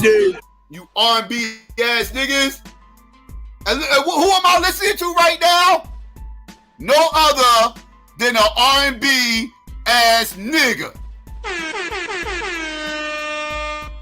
I told y'all the R&B niggas are the problem. Y'all want to keep talking about the hip hop niggas? No, it's these R&B ass niggas. Hip hop didn't turn fruity until MCs wanted to start singing and shit. That's when hip hop started turning fruity. Before, motherfuckers wanted to sing and harmonize on their fucking tracks, trying to be Mariah Carey in the hooks. You know what I mean? Trying to do barbershop doo-wop in their verses. Before, but when motherfuckers was rapping like men, that fruitcake shit didn't exist. The second all this auto-tune, harmonizing, T-Pain, ass weird shit, started with all these niggas wearing shells on their fucking dreadlocks. The second all that shit started introducing itself into hip hop, all these Drake ass shit started getting introduced to hip hop. That's when hip hop turned fruity, goddamn. Let's keep it a stack. Let's keep it a stack. Y'all want to talk that real shit. Y'all want to make up rumors about fake trannies in videos. No, motherfucker. No, it was you harmonizing R&B ass niggas. That's what it was. Let's keep it a stack. I'm over it. Let's continue. Rick James in a lip sync battle. Yeah. Those heels hurt. I can't wait. You different if you can you can do a show in those. That's facts. Right. Prince used to wear heels and would take your woman. When I talked to Babyface, he was like, it was called being breed in Minneapolis. That was the term for dressing and looking like that. What does that mean? Being breed? What? That look. Okay. That androgynous look. Okay. The hair, the shirts, the tights. What was the purpose of that? That was the look. That meant you were in. Okay. It didn't mean you were. It meant you was in. Pause. What you mean it meant you was in? Hey, yo. What? Y'all heard that? He was like, what does breed mean? He's like, it means that androgynous look. He's like, yeah, what does that androgynous look mean? He's like, that shit means that you're in. Again. In what? Wait, that's what I mean, dog. He's like, yeah, man. Anybody who's dressed like that, in high heels, motherfucking tight ass spandex with their butt cheeks out, and a blouse with foundation in their fucking face, and a whole bunch of motherfucking drip. Just let your soul go. Just let it shine through. Just let your soul go, baby. All that shit right there means you're on the end. Hey, yo. You can't write this shit. You can't write this shit, baby. He's ratting these motherfuckers out. He don't know he's telling on the culture. And he's also telling on Prince. He's also confirming what I've been saying about Prince for years. That all these Prince groupies don't want to admit that Prince was a goddamn fruit booty. Prince been a fruit booty. I don't know how this is even a question. You are gay. That's what I said. But anyways, I digress. Let's continue. For dressing and looking like that. What does that mean? Being breed? What? That look. Okay. That androgynous look. Okay. The hair, the shirts, the tights. What was the purpose of that? That was the look. That meant you were in. Okay. It didn't mean you were gay. It meant you were in. Right. Oh, you breed. Yeah, you would. Get the fuck out of here. So it didn't. So wait. So you bred. That means you're in. Listen to these words. You're bred. Pause. Which means that you're in. Again. But somehow that does not mean that you're gay.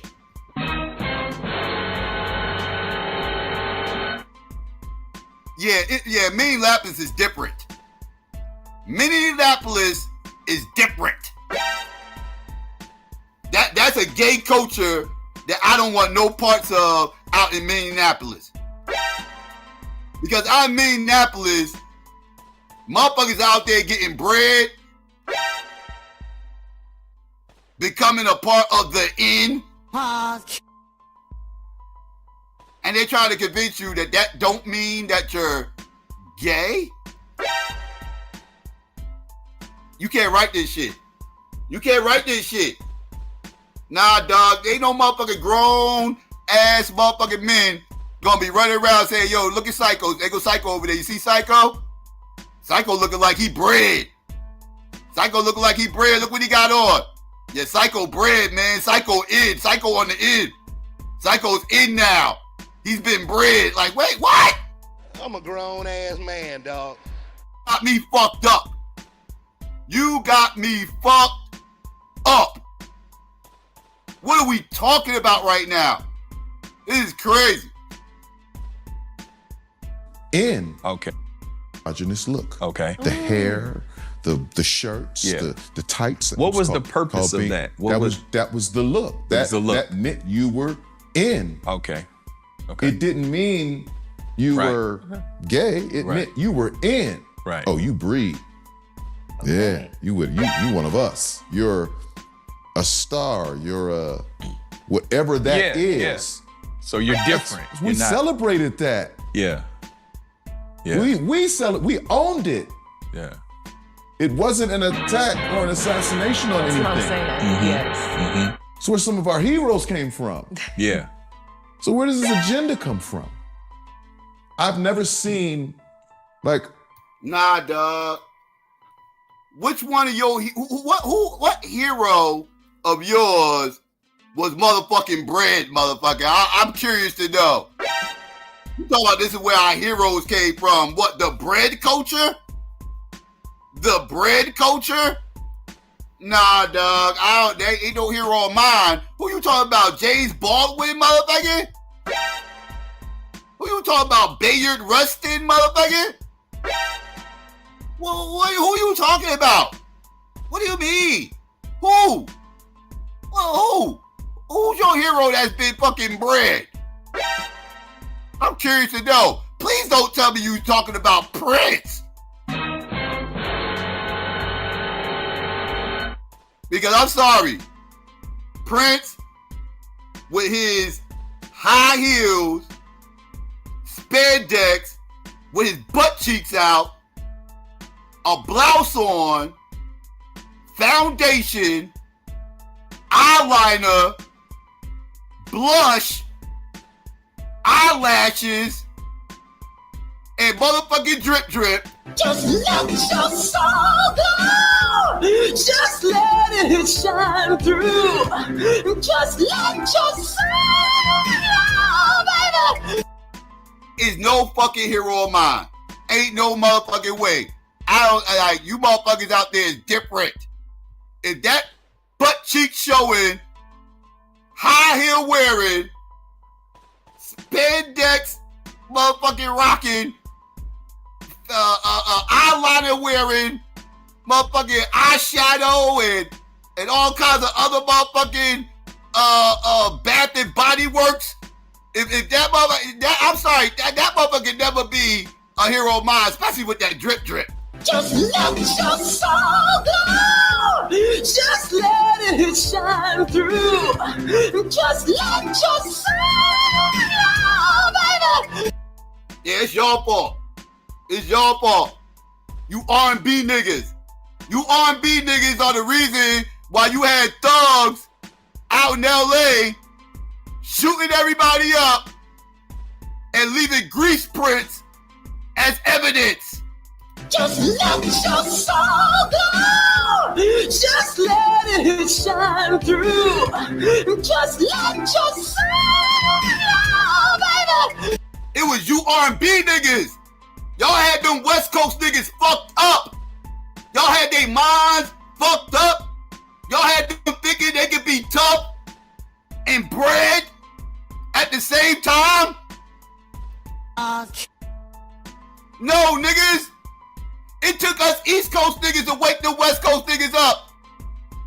When them West Coast, when the East Coast niggas started talking to these West Coast niggas, like look at Cube. Look at Ice Cube. When did Ice Cube leave the drip alone? Ice Cube stopped rocking the drip when he left NWA, came to New York, and was hanging out with a bunch of East Coast niggas.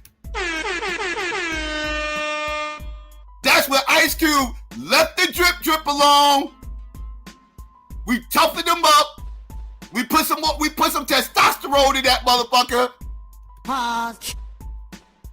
And he grew his afro out. That's when he got his afro. After he started fucking with the East Coast niggas. When he was out there in LA, LA niggas' minds was fucked up. They was Michael Jackson out. They was Prince out. They was trying to be bred and shit. They fucked their heads up. They had them thinking they could be bred and tough. At the same time, they was trying to be Umar for the fucking Wire. With that drip, trying to be tough. Just let your soul go. Just let it shine through. Just let your soul go, baby. I'm just saying. I'm sorry, West Coast people. Blame Buddha. Blame Buddha. It's Buddha's fault. I digress. Let's continue. Mm-hmm. So where some of our heroes came from. Yeah. So where does this agenda come from? I've never seen nothing, again, no disrespect to homosexuality. Right. I've never seen anything that made me say, oh wow, I want to be gay. Mm-hmm. I'm inspired to be gay. Because I saw that outfit. Right. Or because YSL made this shirt that I want to be gay so I can wear that shirt. You want to be gay for the shirt. No, I said that. I'm like, the clothes are not making people gay. I've never seen a runway ad that was like, man. No. The clothes are not making motherfuckers gay, right? But the clothes is representing gay shit.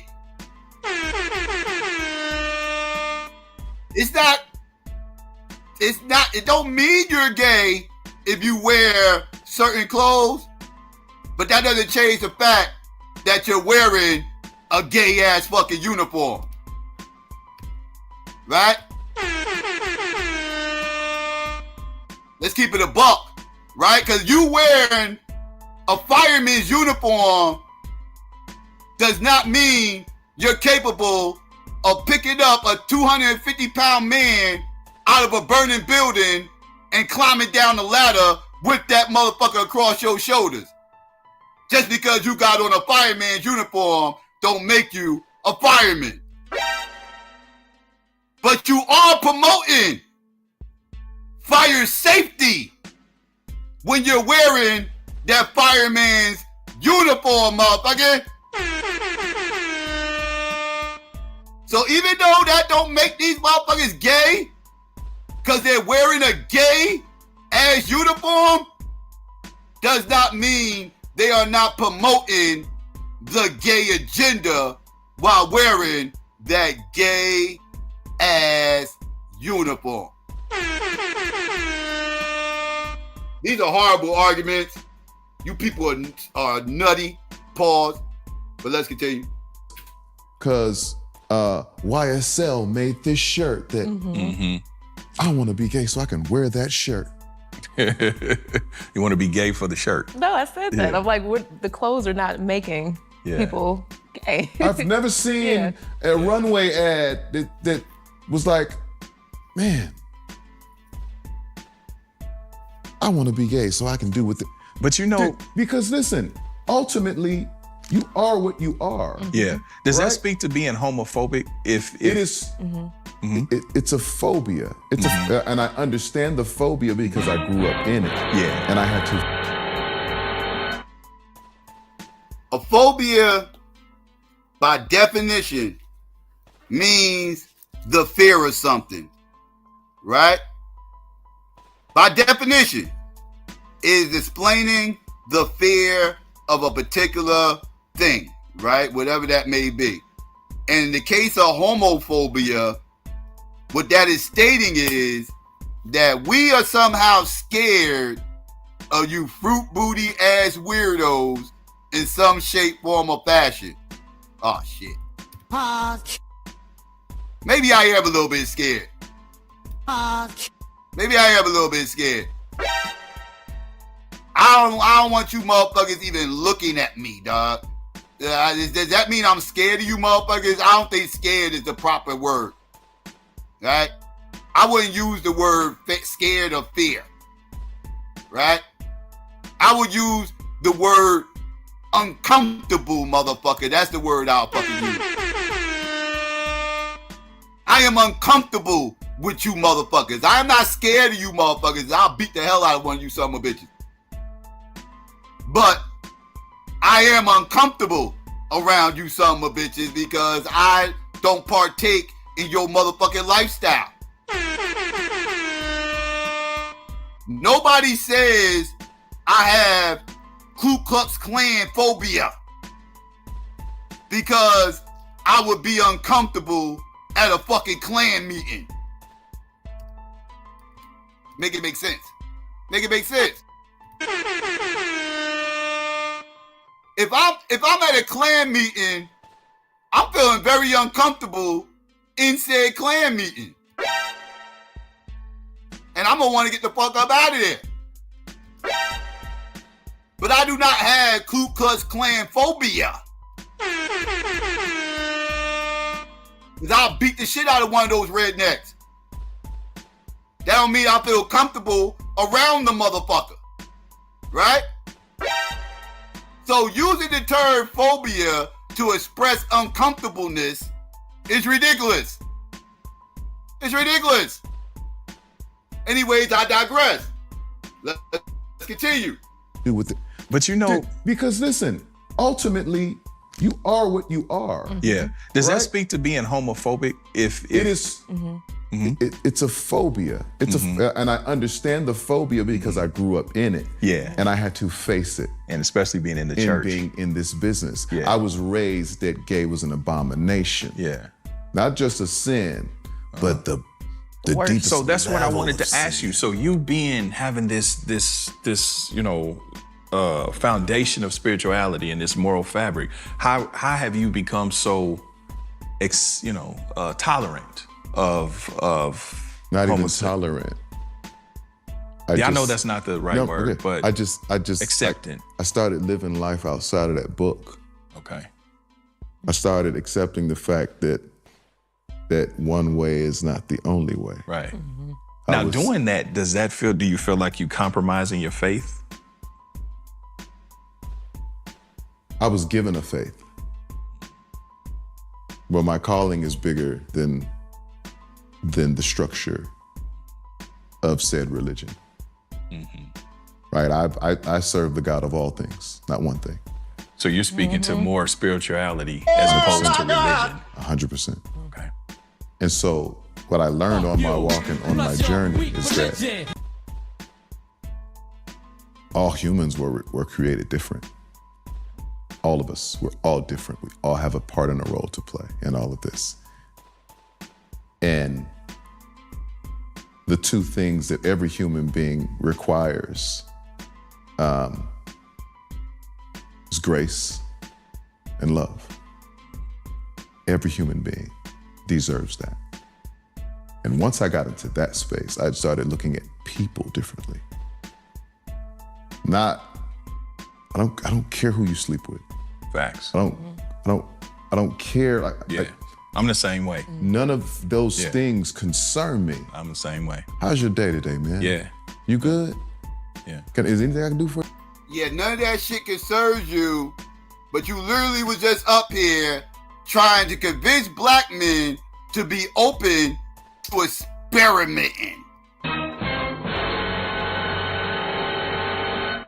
Why are you concerned about black men experimenting? If you don't care about who's sleeping with who? Why are you trying to dictate about black men's experimentations and shit or lack thereof? But then turn around and say, I don't care who people sleep with and everything else. But if all these black men were sleeping with other men, you wouldn't have an issue right now. You wouldn't even be talking. Bitch nigga. R&B ass nigga. Drip drip wearing ass nigga. Just let your soul go. Just let it shine through. Just let your soul go, baby. Stop playing with me, son. Fuck you talking about? I don't care what motherfuckers sleep with while sitting up here and trying to talk about what black men are who black men are sleeping with. And why we shouldn't be sleeping with who we sleeping with. And being that we sleeping with who we sleeping with, that means that we're homo motherfucking phobic.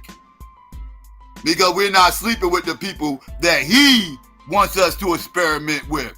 Ain't that a motherfucking bitch? But then turn around and say, I don't care who you sleeping with. This is typical heterophobe logic that comes from these weirdos on the fucking left that don't make no fucking sense. This that dumbass logic, right? This that narrative they like to paint. If you ain't with me, you against me. You're the demon. You're the hell. If you're not gay, then you're this, and you're a homophobe, and all that other shit. I'm just a motherfucker don't want to get down with none of that fruitcake shit you talking. All that's into. Like, keep that shit to yourself, motherfucker. I ain't got nothing to do with that shit. And I don't want that shit around my kids either. They too young to be trying to sit up here and try to figure out what a sexual preference even is. You fucking nuts. Pause. I don't know what the fuck going on around here, but y'all got me fucked up. Where you need. I I don't care who you sleep with. Facts. I don't care. I'm the same way. None of those things concern me. I'm the same way. How's your day today, man? Yeah. You good? Yeah. Is there anything I can do for you? You need help with anything? Cool, man. Good to meet you, man. My name's Tank, man. Yeah, that's a fact. I almost feel like people that are preoccupied with that and people's sexuality and they zero in on it, I almost feel like, You well, like what are you American dealing Beauty. with? No, you like What that are you neighbor from dealing American with? Beauty. You know what I mean? And I'll acknowledge a little bit of, I'm not gonna quite say I've been homophobic, maybe homophobic adjacent, because it was something so foreign to me, and not to mention I've been hit on, by homosexual. What the fuck is homophobic adjacent? The fuck is that? What the fuck does that even mean? Homophobic adjacent, motherfucker? You adjacent to homophobes and shit? Like, what are we talking about right now? This is a weird conversation. Maybe homophobic adjacent, because it was something so foreign to me, and not to mention I've been hit on, by homosexual. Okay, we just call it what it is. And I've been hit on, and it always made me feel uncomfortable. And I remember I saw something on social media where a gay dude was like, man, y'all straight dudes are so arrogant to think that every gay man wants you, And I'm like, yeah, but I've been hit on by y'all, and it was traumatizing to me, And maybe that's the phobia of being traumatized by that, Yeah, motherfucker, don't nobody want to be sexually harassed, motherfucker. The fuck? I'm a grown-ass fucking man, dog. I'm a grown-ass man, dog. I'm not trying to be sexually harassed by another grown-ass fucking man. I'm a grown-ass man, dog. You got me fucked up. No, I don't want no sexual harassment charges to be filed. Because I will file sexual harassment on you son of a bitches. I would. I don't even fuck with the pigs. But I would gladly file a police report for sexual harassment on one of you fruitcakes if y'all ever, because I can't touch you, pause. Literally and figuratively, I can't touch you. Right? Because if I do, I'm gonna get locked the fuck up for beating the brakes off one of you motherfuckers. Like, y'all a protected class. So I can't beat the shit out of you the way I would like to. Pause. So I gotta file a police report. And that's totally what I would do. File a police report for sexual harassment. I will Me Too the fuck out of you motherfuckers. Y'all motherfuckers son of a bitch, and I'm gonna get me some bread, cause you fruitcakes be having some guap. Some of you motherfuckers be having some guap, pause. So I'm gonna get that bag, nigga. Sexual harassment, nigga. He pushed up on me when I didn't want to be pushed up on. Now I can't even go outside without being traumatized. 18 million. 18 million. Now, I ain't playing no games. Fuck out of here, son. File sexual harassment charges on you son of a bitches. That's the fuck I do. And I'm like, yeah, but I've been hit on by y'all, and it was traumatizing to me, and maybe that's the phobia of being traumatized by that, What is traumatizing about it, though? Like if a man, like if he doesn't know or if he's around and he's shooting his shit. It's just foreign. That's what it is. It's foreign. It's uncomfortable.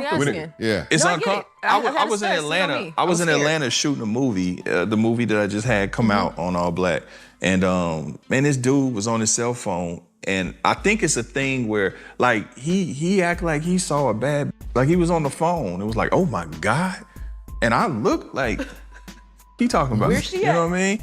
Yeah. And basically asked me, I didn't know where he was going with it. I had my suspicions, but I didn't want to be rude, you know what I mean? And so he's, on some other shit, and I was like, but my first thing went to like, man, I don't have to f this up. Like, it's the first thing you go That's to. the first thing. Like, but then I'm older, so I'm trying to be more intelligent about it. And, but he caught my drift and he was like, oh, no disrespect or whatever. But then it starts making me thinking like, well, what is it about me that made you think that was okay? You know, so now I start feeling like when I'm around that maybe I need to be a little less friendly. Cause what y'all, fuck yeah. You know, I need to walk in like this, like, but. Exactly.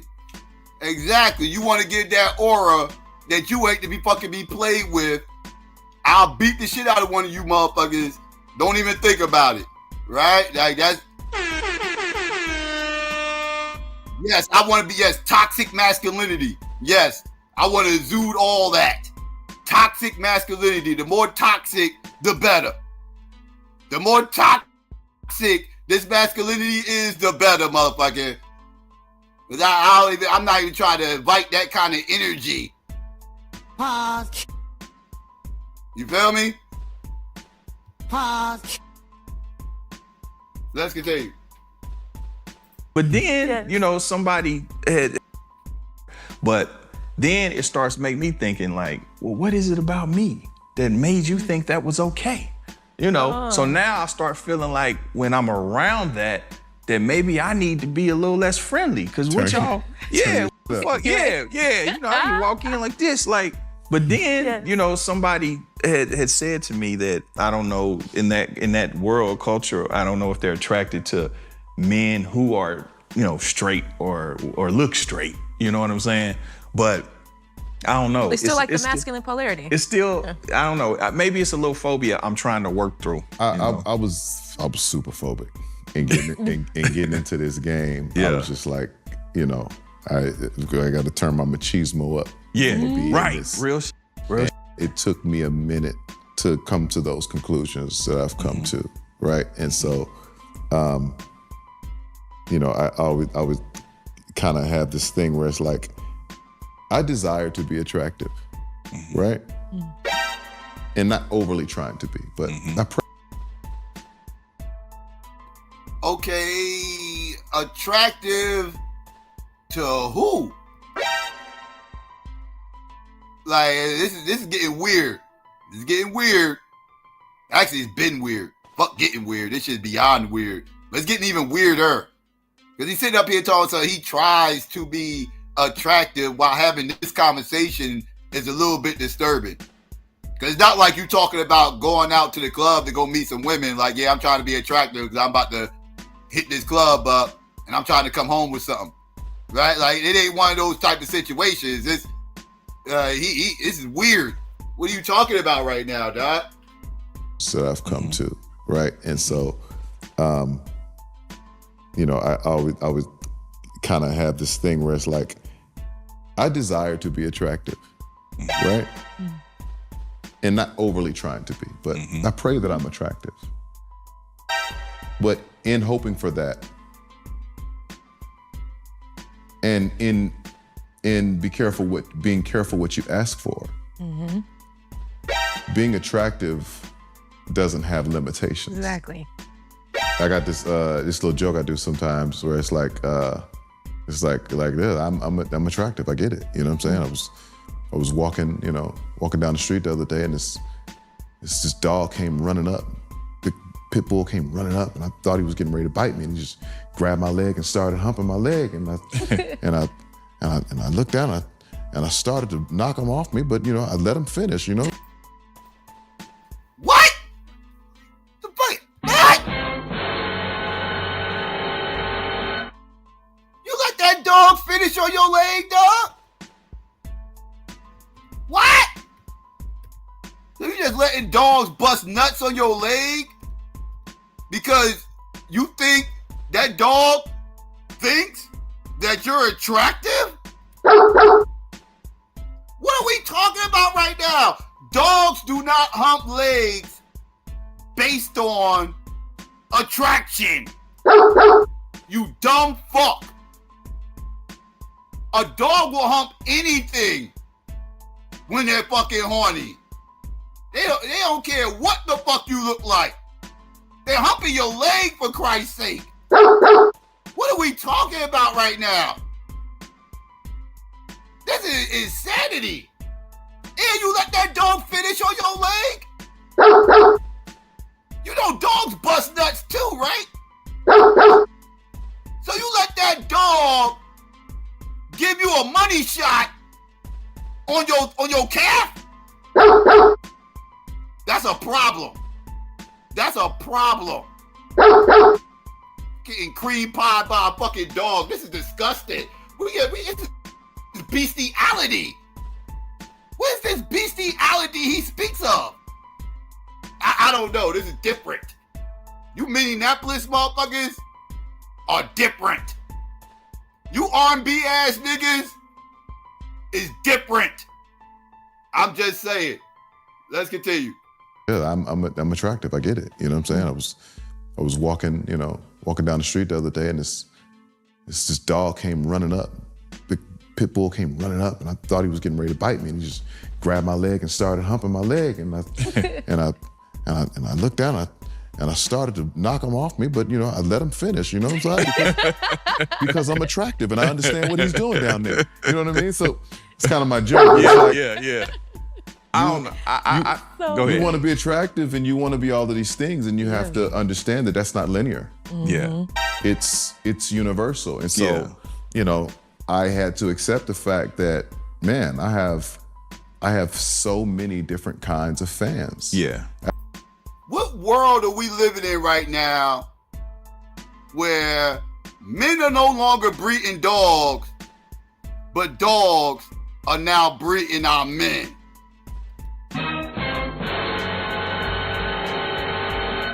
Now we got dogs breeding our men instead of men breeding the fucking dogs. This is a problem. This is a problem. Manhood is under attack. And this is why I tell you motherfuckers, hold your shit. And don't let these motherfuckers tell you anything about your masculinity being toxic or any of this other fuck shit. Don't let these weirdos on the left try to dumb you down with estrogen, because this is what they're trying to do. This is insane. What are we talking about right now? This is disturbing. This is disturbing. And you want to be all of these things, and you have to understand that that's not linear. Yeah. It's universal. And so, I had to accept the fact that, man, I have so many different kinds of fans. Yeah. I have so many different kinds of people who not, only look. Are you saying that dog humped your leg because he was a fucking fan? You gotta be shit. Is he serious? First, the dog humped your leg because because you said he thought you was attractive, and now you saying the dog humped your leg because he's a fan of your music? Like, you saying the dog was a groupie? Are you shitting me right now? Did this humping happen backstage? Was this a backstage dog humping? Did you invite the dog back to your hotel room after the show? I'm confused. Matter of fact, don't tell me. Don't tell me. I don't need to know about your bestiality story. Keep it to yourself. I digress. Let's continue. Up to me, but that are attracted to me. Yeah. And so I don't take offense to it. Yeah. I just make my position clear. Right. That ain't me, young fella. Because I've had that in Atlanta. Man. Is walking through Lenox Mall. Bruh. Early 2000s. Man. Oh, bruh. Listen. Yeah. I'm walking through there and a nigga hit me with the and I'm like, but it's like 4 of them. Yeah. And all way bigger than me. Yeah. And I was like, let me not say nothing before they try to take it. Hey. Last thing I want to do is wake up and be Been violated. Yeah. Hey, listen, I got a similar story. Lennox, same thing. I'm with my wife, with her mom. And I'm down there and I'm on my rap, right? I'm court dog back then. And so we going through Lennox. I have no idea. Again, I'm not exposed to this world like that. I'm not around it. And, and so my wife says, damn, babe, you see everybody looking at you? And I'm thinking, I was just on the cover of Murder Dog. Yeah, they see me. You know what I'm saying? Yeah. Like, the album just came out. Like, it's cracking. I told you, babe, we gonna get it. We gonna get it. And so it wasn't until we was, I don't know what store we was in, Now, mind you, these are guys that look like us. Yeah. These are braids, cornrows, Yeah. Averex back then. They look like that. And I seen one guy slap one dude on the butt. He was like, ooh, stop. What the f is that? You know what I mean? Then it was like the Twilight Zone. Remember that movie, what was it, V, where you had the glasses, right? And you could see. It was like I took them, it's like I put them on or took them off. And you could see. And I saw, like, oh, I didn't see this. And then it was like gay pride. And then when I paid attention, I said, babe. And she was like, and so I pointed it out. She was like, oh, I think you're right. I was like, yeah, they not looking because I'm in the magazine, you know what I mean? And so she would tease me for so long. My wife would be like, yeah, Court Dog, big Court, yeah, you got the then. How you doing? She said, you got then. That's great. So she would tease me about that. But yeah, I'm working on my if it is homophobia. I disagree with you though. I feel like it is a double standard. I feel like it's 100%. No, it's 100% a double standard. I feel like most women are either bi-curious, bi-stimulated, or bisexual, right? And for men, I think that even if you experiment and you do that, nigga, you gay for life. I agree. You gay for life, nigga. Nigga, you experimented in college, nigga. You gay for life, nigga. You a fruitcake. I don't give a fuck what none of these weirdos say. These motherfuckers will gaslight you, try to tell you that don't mean this don't mean that, and everything else. That's all grooming tactics. Right? That's grooming rhetoric. That's to try to get you to open up to the possibilities of getting your butt cheeks clapped. They want you to be open to it. So they gotta convince you there's nothing wrong with it. And it don't make you gay. You can just try it one time. That don't mean you gay. If you try it one time and you don't like it, you ain't gay. You can just go be straight afterwards. No, you can't, motherfucker. Who lied? Stop lying to these motherfuckers. No, you cannot just try it one time to see if you like it. This ain't no motherfucking website on the internet where you get a free trial basis. Like, this is the gay spot. We got a 30-day free trial. Try this out. If you don't like it, you get canceled at the end of the month and you won't be charged anymore. That's how they treating this shit. Like it's a website. And you can just do that type shit. It's just weird. These people are nuts. Pause. But they nutty. No, ain't no trials. Motherfuckers crazy as fuck. But I ain't listening to these weirdos, family. I'm about to get ready to drop the link. I done shared everything I need to share for the day. So I'm about to get ready to drop the link. Let me see. I ain't even share my stream. Let me get ready to share my stream. I ain't even share this motherfucker. But I'm about to get ready to go to this commercial, and I'll be right back. And I'm gonna drop the link. All right, so let's go.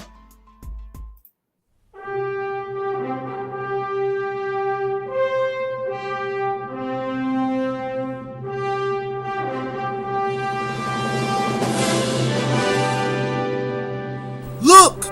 In the tree! It's a squirrel! It's a possum! No! It's super cool! Why you don't like me? Give me a hug! Give me a hug! Give me a hug! Give me a hug! Yeah, give me a hug! You don't like me? Hug!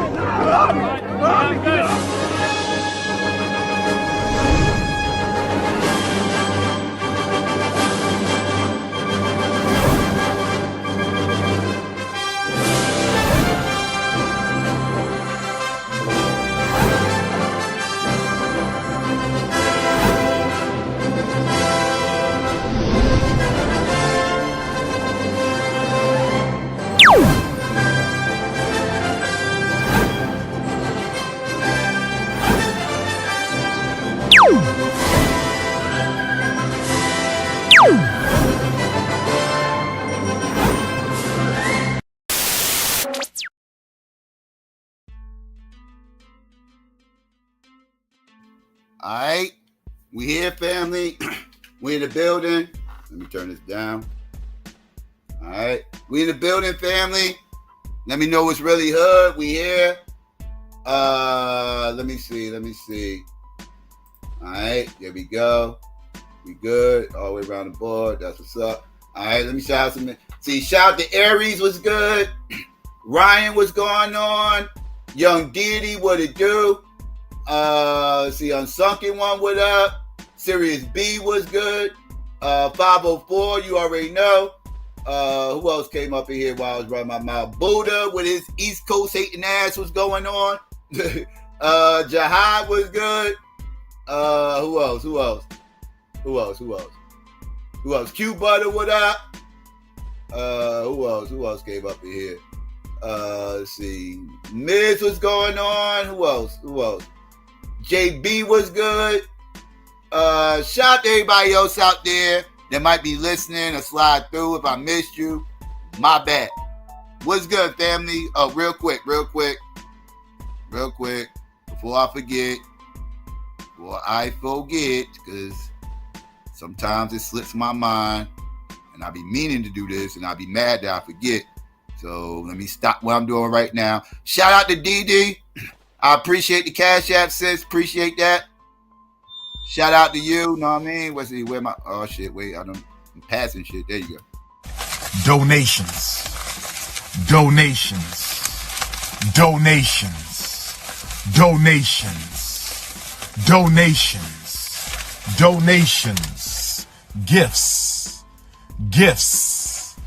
Gifts. More gifts. Shout out to Didi. Appreciate that, Didi. Know what I mean? Let's see. Who else? Melly Mel, what's going on? Shout out to everybody in the building, man. We here.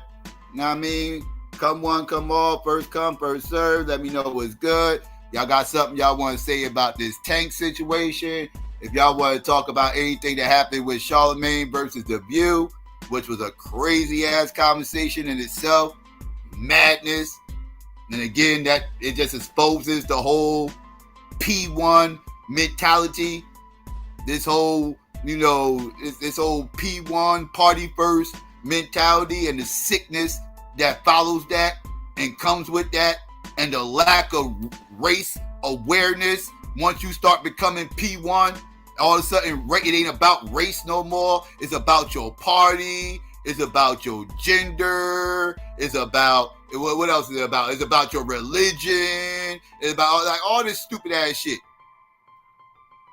All this dumb ass shit that prevents people from being race first. All this divisive, coon ass shit that motherfuckers love so much. Motherfuckers always talking about how entertainment's destroying the community. No, motherfuckers. These dumbass divisionist ideologies, these dumbass divisive ideologies is what's tearing shit the fuck up. All you P1 motherfuckers, you G1 motherfuckers, gender banging weirdos, you motherfucking religious ass, kooky, spooky nut jobs, all you motherfucking divisive ass motherfuckers, y'all the problem. Mother like hip hop's the problem. All the small hats, they controlling the community, they controlling our minds, blah, blah, blah, and everything else. No the fuck they ain't. Them goddamn customers. Pseudo ass P1, G1, R1 ass customers. That's the problem. They the ones buying the fucking music. I'm not gonna blame the sellers. That's like blaming the motherfucking crack dealers and not the crackheads. I don't understand that concept. I don't understand the concept of blaming the crack dealer and not the crackhead. When if it was no crackheads, the crack dealer would not exist. Right?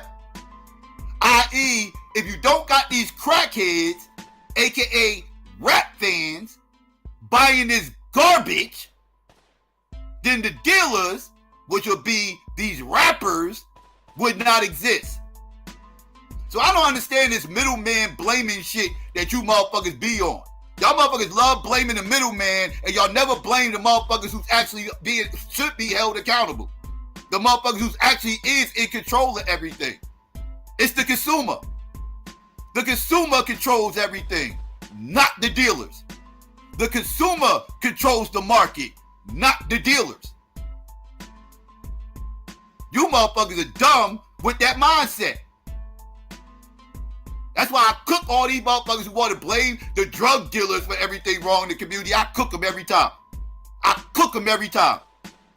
They won't say shit about the motherfuckers who supplying the drug dealer. They ain't got no smoke for that motherfucker. They ain't got no smoke for the motherfucking crackheads who's keeping the drug dealer in business. They ain't got no smoke for that motherfucker. No, they want to bang on the middleman. Right? And you motherfuckers do the same thing with everything. This is how y'all move. This is how y'all minds work. Y'all motherfuckers are stupid. Y'all weird. Y'all weird. All that whole mindset is dumb. I ain't never understood that shit. Let's blame the middleman. It's the middleman's fault. What? No. I ain't blaming the rappers. I'm blaming you motherfuckers who buying that shit. Y'all copying that shit. Y'all the motherfuckers up here arguing with me, telling me I'm too old to understand today's hip-hop. That mean you weirdos. Y'all the problem. Y'all will argue me down telling me I'm too old and I don't understand today's hip-hop, and in the next breath, tell me how fucked up hip-hop is and how it's controlling everybody. Y'all motherfuckers are nuts. But y'all the problem.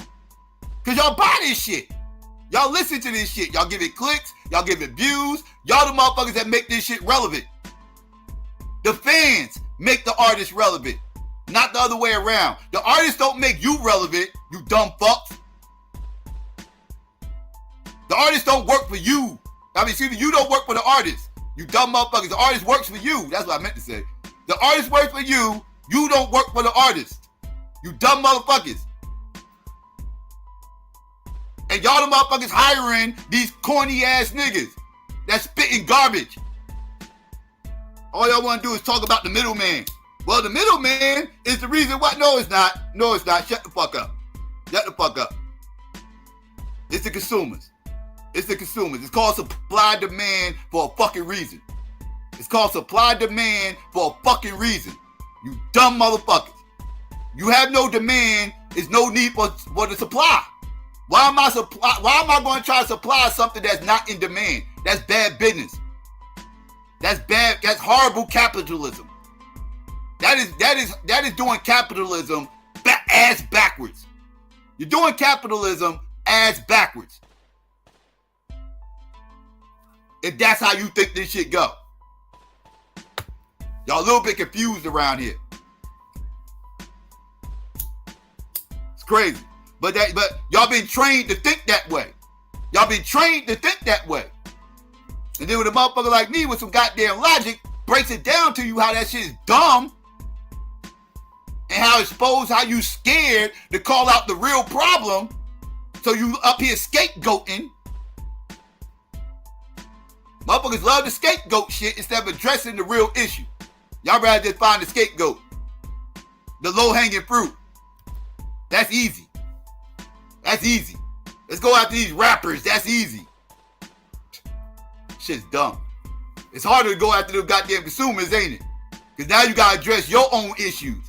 You got to address your sister's issues. Your brother's issues. Your uncle's issues. Your auntie's issues.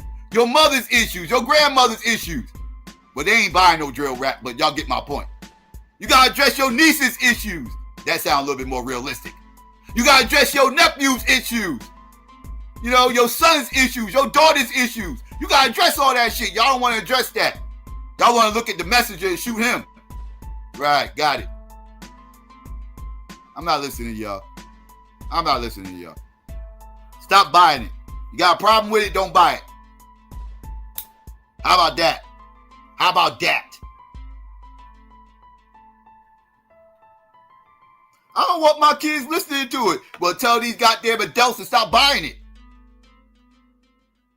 The adults stop buying it, it ain't gonna be on the airwaves for your kids to listen to.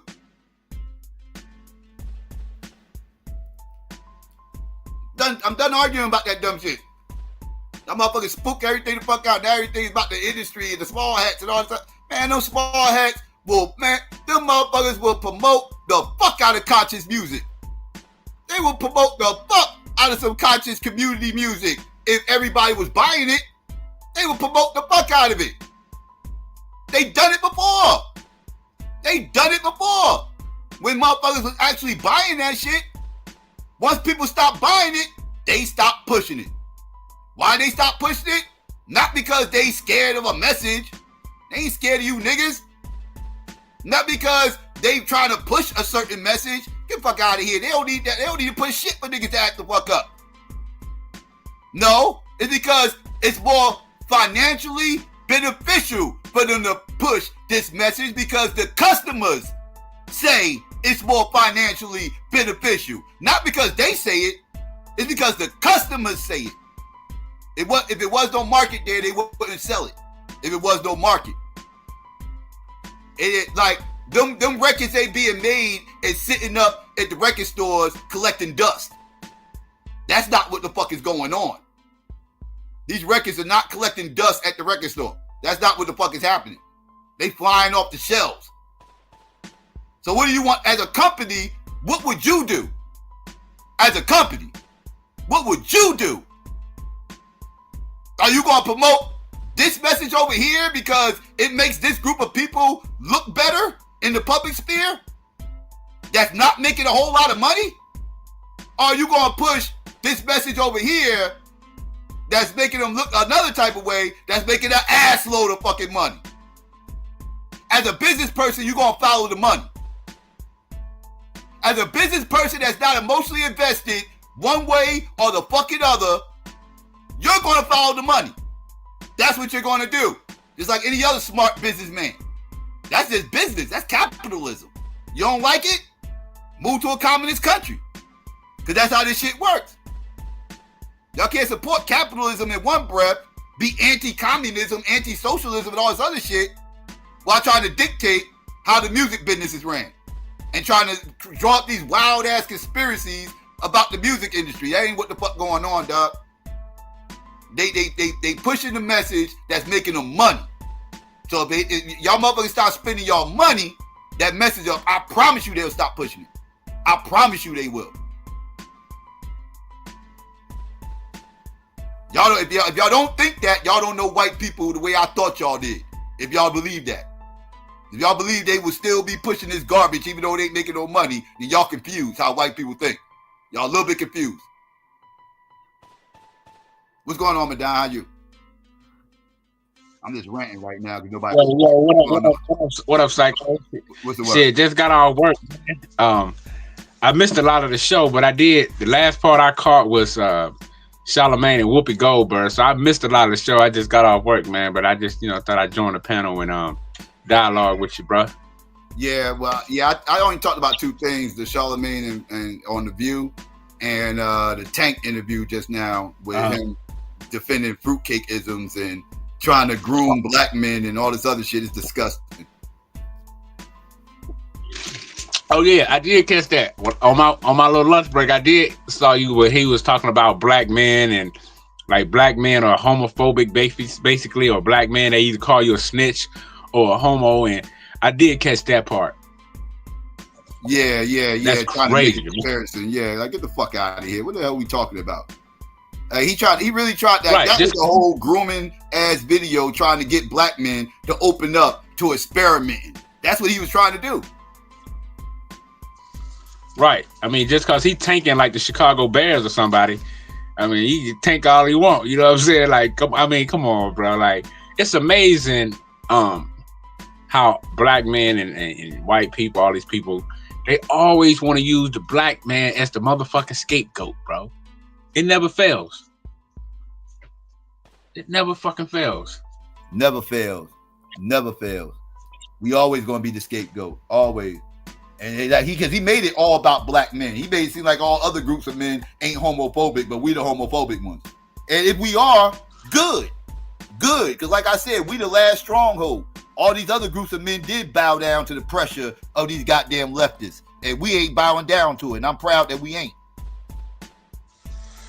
Right. And why we gotta be homophobia when we ain't scared of that shit? We just dislike the shit. Ain't got nothing to be with being scared and all this, or we, you know what I'm saying? No, we just don't. We know better, so we do better. Right. You know what I mean? I don't like motherfucking beer. Does that mean I'm a beer phobe? Like, I don't like. Yeah. I mean, like, nobody says I'm scared of beer. I got a fear of beer because I don't like beer. I just don't like that shit. Yeah, I don't like it. I don't like the taste. I just don't like it. I never did. Like, so, like, at the end of the day, nobody says I got a fear of it though. It's never presented as a phobia. You know what I'm saying? Like, I'm not cowboy phobia. You know what I'm saying? I don't like the cowboy. Right. I mean, shit, fuck out here. Phobia. Like, let's analyze the word phobia means fear. I got a problem with you saying I'm scared of these motherfuckers. I take issue with these words they keep trying to throw around and insert onto me and shit. Don't give me no fucking labels, dog. I don't like. Don't make no label for me. I got my own labels. Don't make no label for me. I ain't no fucking homophobe. Whatever the fuck that shit's supposed to be, because you got your own little subjective definition of that shit. Once you attach phobia to it, I reject that definition. I reject it. Yeah, at least as far as applying to me, I reject that shit applying to me. How about that? Exactly. That's real, man. But you know, it's man, I don't understand it, bro. Like especially with a brother like Tank, when he came out, right? He was a sex symbol to black women and pretty much all women, you know. And for him to just, I don't know what they doing. What they doing to? I mean, it make all the Hollywood stories seem so true, bro. For a lot of these brothers, man. Unfortunately, like, I mean, goddamn, Tank. What happened? You know what I'm saying? Like, man. He been on that fruitcake shit. He been saying mad suspect shit. And yeah, Miss Yum Yum, they trying to redefine everything. Homophobia, like trying to make phobia not mean fear. It means fear. Now you call me a homo can't stand you, and that would be right. I would accept that goddamn. If you say, yeah, you a homo can't stand you. Yeah, yes I am. I can't stand you son of a bitches. I can't stand you motherfuckers.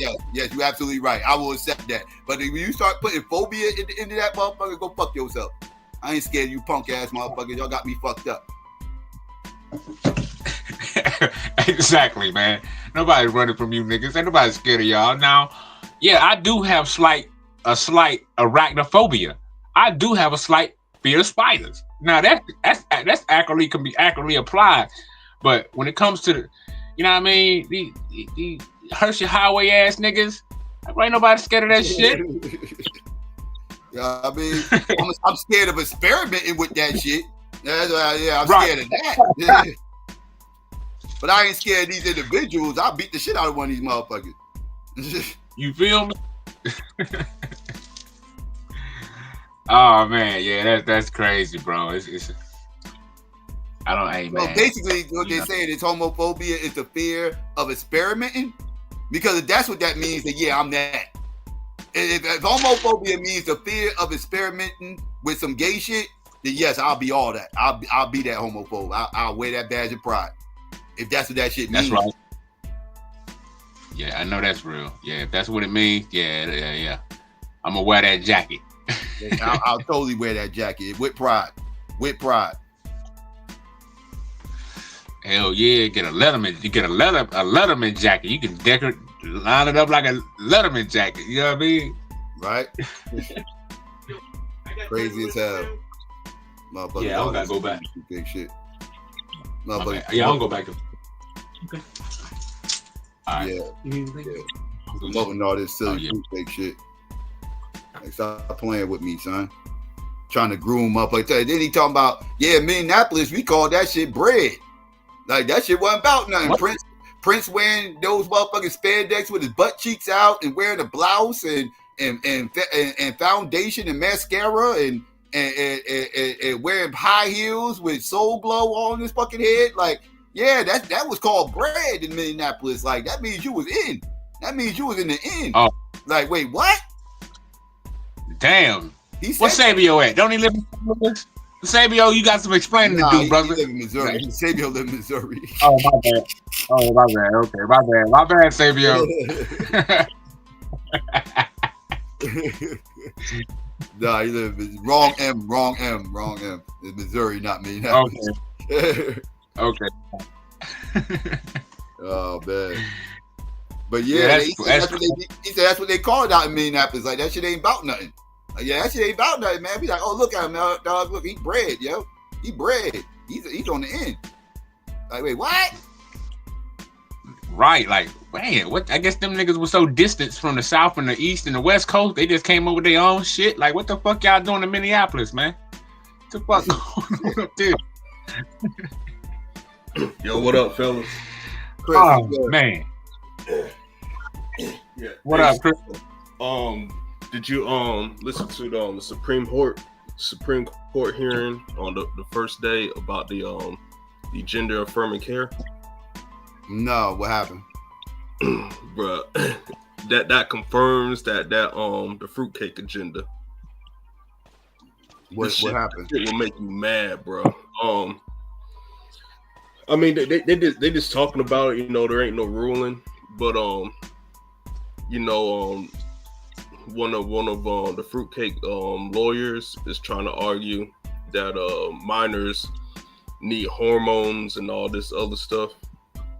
That is are they trying to push that shit? Hormones on little kids? Mm-hmm. And then they admitted that if females, you know, minor females, if they get testosterone, it makes them sterile. And if males, minor males, if they get estrogen, it makes them sterile. They had to admit that shit. Mm-hmm. Yeah, you can hear that in the first 20 minutes. And they still pushing for little kids to get this shit? Yep. This is crazy. The shit will make. That's why we gotta go. We gotta go and get Trump. Yeah. What's on the Black Supreme Court lady? She'll make you mad. Maxine Waters. Say what? Nah, she's not Supreme Court. Maxine. I don't know Maxine Waters. Oh. Ketanji Jackson. Yeah, she'll make you mad. But Oh, okay.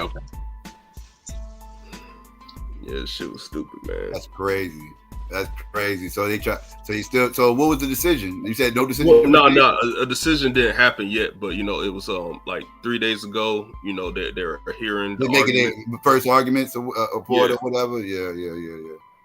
Yeah. This shit. I hope.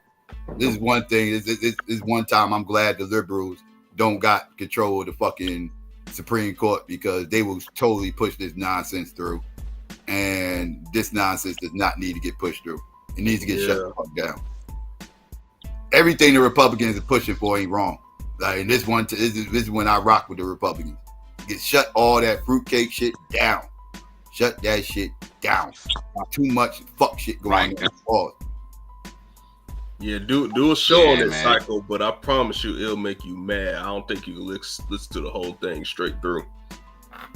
You'll throw your phone. You like, what the fuck? Yeah, I'll probably wait for the case. They're going deliberate again on over the next week coming up, right? They should. If they don't do it next week, it's going to be somewhere in January, because you know the holidays. Mm-hmm. So. Yeah, I'm gonna go back and listen to what day was this? Like Thursday, Wednesday, Thursday, or something like that. I don't know. Yeah, I'll go back and check it out. Yeah, that's fucking crazy, man. That's the shit I be talking about, man. You know what I'm saying? And they wonder why I voted for Trump.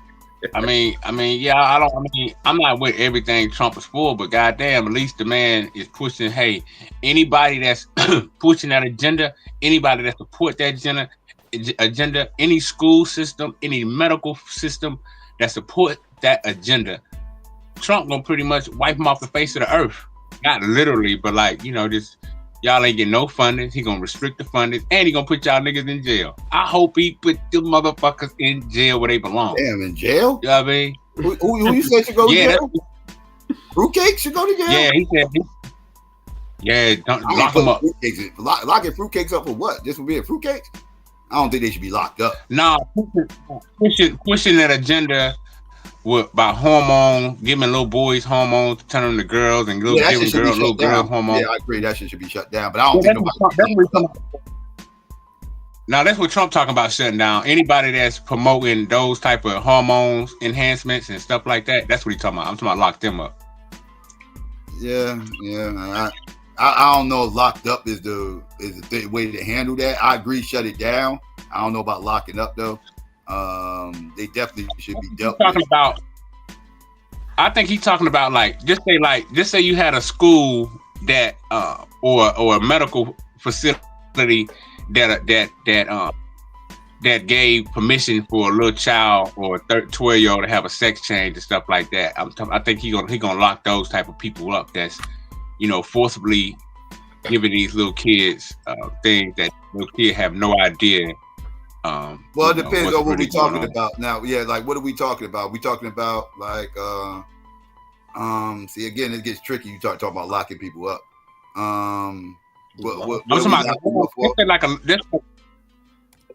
Just say a medical facility took in a 14-year-old and get a sex change on that 14-year-old without the parents' consent. Oh yeah, that person should be locked up. Now I agree that person should be locked up. Yes, I agree. Yeah, that's what I'm talking about. I agree with.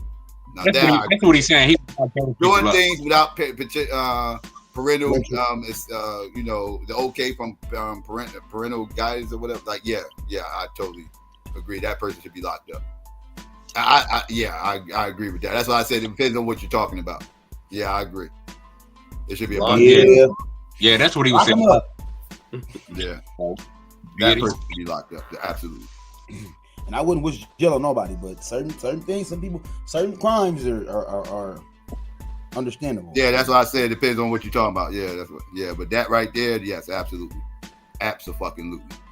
You are doing something that's life changing to a child without the parents' consent. That's it. Yeah, lock their ass the fuck up. Yeah. Just like I think anybody that touches the kid should be locked away for life. There is no second. Yeah, that should be locked up too. Yeah, I don't disagree. And castrated. Yeah. And castrated. I wouldn't push against it. I wouldn't push for it, but I wouldn't push against it. So they definitely right. They definitely should be locked up for a long ass time. Yeah.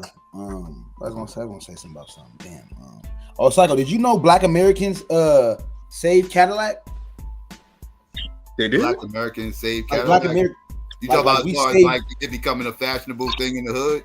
Like we basically saved because Cadillac was getting ready to go bankrupt. Yeah, that is true. Great Depression. Cadillac was getting ready to go out of business, and I didn't know Cadillac didn't sell to black people during the Great Depression. No. It didn't sell to us, but it was a luxury car at one point. At one point in time, it was a luxury car. Yeah, some people say it still is, but I question that. But Cadillac don't have as much things they used to. And now, every time I see a Cadillac or think about a Cadillac, I'm gonna think about the history. Same thing with Adidas. Same thing with Adidas. Same things with Nike. Black people saved the sneaker industry. Period. Like we created sneaker culture. We don't control sneaker culture no more, unfortunately. But we created that culture, though. We created that genre. The whole making sneakers a thing. Yeah. Everyday Run DMC, thing. right? Huh? Run DMC, right? Well, with Adidas, Run DMC saved Adidas. Michael Jordan saved Nike. The black community as a whole saved Converse. But that was in the 70s. Yeah. Iverson say Reebok. Reebok. I would say paying. Yeah, Allen Iverson say Reebok. I wouldn't say that. Reebok was already a thing. But I definitely could say that with Michael Jordan and Nike and Run DMC and Adidas. Adidas was struggling before Run DMC. And Run DMC made Adidas popular nationally, right? And internationally, actually. It was a thing in the hood. Motherfuckers in the hood out here locally was buying Adidas and everything else. Like we was already buying the shell toes, but it was a hood thing.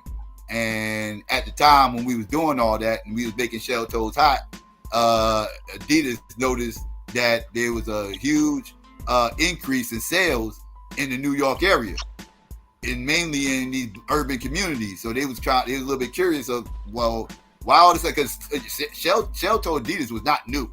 It ain't like shell toes came out and black people just jumped on them from the beginning. No, them shits was out for a while. Black people just started buying them all of a sudden. and we made those shits hot.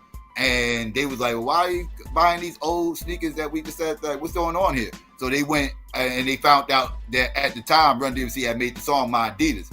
But we was already buying it before the song, but because we was all buying them up, they made a song about it. But by the time Adidas company found out about it, the song was already out. And they was like, and they heard the song and they wanted to go see what was like, see Run DMC perform and everything else. So they came out here from Germany because it's a German company. So they came out here from Germany to the Garden to watch Run DMC. It might have been Fresh Fest. They might have came out to Fresh Fest because it was at the Garden, and Run DMC got on the mic and was like, "I want everybody to take off one of your shells and wave them in the air." And a whole sea of people in the crowd took off their shell toes and had them up in the air and everything else. And then right after they did that, they was like, "My Adidas." Walked through the closet, and they started doing the song and shit. The crowd was going crazy, and the Adidas reps was there. They saw that shit. Right after the concert was over, they immediately signed them to an endorsement deal. This is the very first endorsement deal from any rappers from anywhere.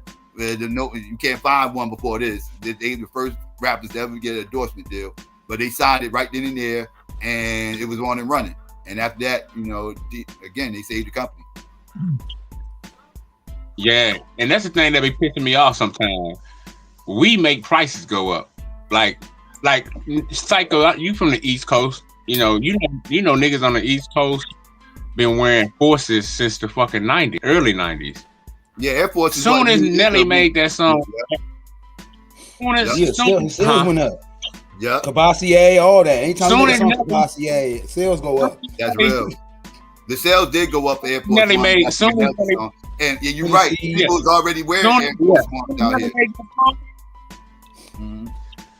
Yeah, like I remember I had a pair of Forces in like 92, 93. Yeah, Air Force with the strap on the back.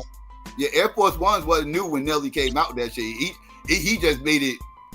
He just brought attention back to it, and people started buying it in mass, like in the and third. But they was already out. People was rocking them. People wasn't rocking them like in the Nelly days. Like when Nelly made the song, like them shits was everywhere then. But they already existed. People had them. Like people did have Air Force Ones. Yeah, I'm just saying he made the price go back up because he drove the prices back. Like he made the price way out there. Facts. Yeah, that was crazy. Hey, yo, Diddy, I was gonna say something about going back to Cadillacs. Brothers was loving Cadillacs so good. I forgot the black brother that made Cadillac records, and then brothers in the music industry was buying a lot of Cadillacs, like you said, and say the industry. But when you said that, right, it reminded me of one of the racist songs. 'Cause I used to work with the great grandsons of some Klan members when I back in Tuscaloosa, Alabama, back in like 2002. I was working with some great grandsons of the Klan, and they had all kind of songs on their phone. You know what I'm saying? We used to be in there talking shit to each other, and they was like, "Yo, Madon, we got this song, a couple songs." I said, "What song y'all got, man?" He's like, "Well, these are songs our granddaddy and them made, and song around the house and outside by the fire." I'm like, what? So one of the songs was like, I think I told y'all before, when it was like one of the songs it'd be like, "I am Grand Wizard Man, born leader of the Ku Klux Klan, and pony hat, beat nigga down with baseball bat, hang on from the tree out." Then the next line be like, "Burn all they weed in their Cadillacs." So it goes to show in one of these lyrics they were saying, "Burn all they weed in their Cadillacs," right? Sit there and watch them bleed. Rope dipped in kerosene is all we need. So, burn all they weed in Cadillacs. Like, know that song, dog. That's the thing they was doing to me. How the hell you know that What's song? Up? Yeah, had you seen that motherfucker? Yo, Psycho, I made sure I remembered. It's another one they had. I made sure I remembered that motherfucker, bro, so I can always tell my people like these are some of the songs. Live? Like you heard him live in concert singing that shit. Like you hear them motherfuckers live. one of the white dudes I was working with, he had it in his phone. And he was like, cause we were just sitting at the job talking and saying, and you know me, I always been outspoken. I'm like, yeah. Wait. He did this at your job? It's a white boy. So white boy did this to you? He wasn't trying to play me what it was. Nah, he didn't do it to me in my job. What it was, right? We was talking, right? We were just talking about the South, right? And I'm like, yeah, man, y'all motherfuckers. I said, I was talking to them. I was like, both of y'all probably related to the goddamn Klan and shit like that, and woo. And then dude was like, no, man, I'm not. I had a black girlfriend. I have nothing against black people. Woo. And he was like, well, they got a black girlfriend. They got a black right. Right, but at the end of the day, they never caused me no harm. Didn't anything they looked out for me because of my car. I had car issues. One of the white boys used to drive goddamn 20 miles to come get me, so which was cool with me. But so we was in there just talking shit, and then he was like, oh man, let me let you hear this song, that my granddad and all of them used to sing and shit like that, and I'm like, what? And so this we think this is 2002, so he had this back when you had the flip phone, but so he pulled it up, right, and played it. He was like, I don't want to play it, man. You might get mad and woo. I was like, nah, man. I said, I got to hear that song. I said, for me, so I could spread it out and tell the dude. I said, I need to hear it. So, cause he didn't want to play it at first. So then he played it for me after I damn near begged him to play it, and I remember that shit. Cause it was like, whoa. Okay. It was like, whoa. You know what I mean? Like whoa, nitro. Like whoa. Yeah, I hear you. I mean, I'd have cooked that white boy. I mean, just to have some. I ain't gonna lie to you. I'd have cooked the shit out of his ass. Sauteed his ass. Hell yeah. Oh yeah, that shit was hilarious. That shit was real funny. You ever heard this joke before? I'd have started cooking these motherfuckers, dog. I don't play with white people like that. White people, we talk shit. White people be trying to do these little racist ass jokes and shit like that. That's their way of testing the temperature of the room, dog. That was him testing your temperature, dog. He wanted to see if he could do certain shit around you, say certain things around you and shit like that. That was his way of trying to check the temperature of the room and shit. Yeah, I let motherfuckers know real quick. Yeah, it ain't that kind of party. I'm about to cook your ass. You gonna feel uncomfortable. You gonna feel way more uncomfortable than me. I promise you. I say a whole lot more. I say a whole lot more than cracker. He think I'm just gonna say cracker all day long. Oh no, motherfucker! I got insults for days. I'll make you feel small, motherfucker. I'll make you start. I'll crush your self-esteem. I'll have you start thinking it ain't cool to be white, motherfucker. We had these white boys shook. We had these white boys shook. Psycho, man. It was like 4 black dudes, and it was only 2 white dudes. And you know what I mean? We was running this shit. You know what I mean? So the white boys, I was working at this tire shop. You know what I'm saying? We was running this shit, and the white boys, you know what I mean? Bro, we had them shook. The laws had been called before. I mean, all kind of shit. Like, we was checking the white boys. So you had one dude, you know what I mean? He clowned them, and that they call the laws, you know what I'm saying? Mm-hmm. Nah, but man, we had these white boys pretty much locked, man.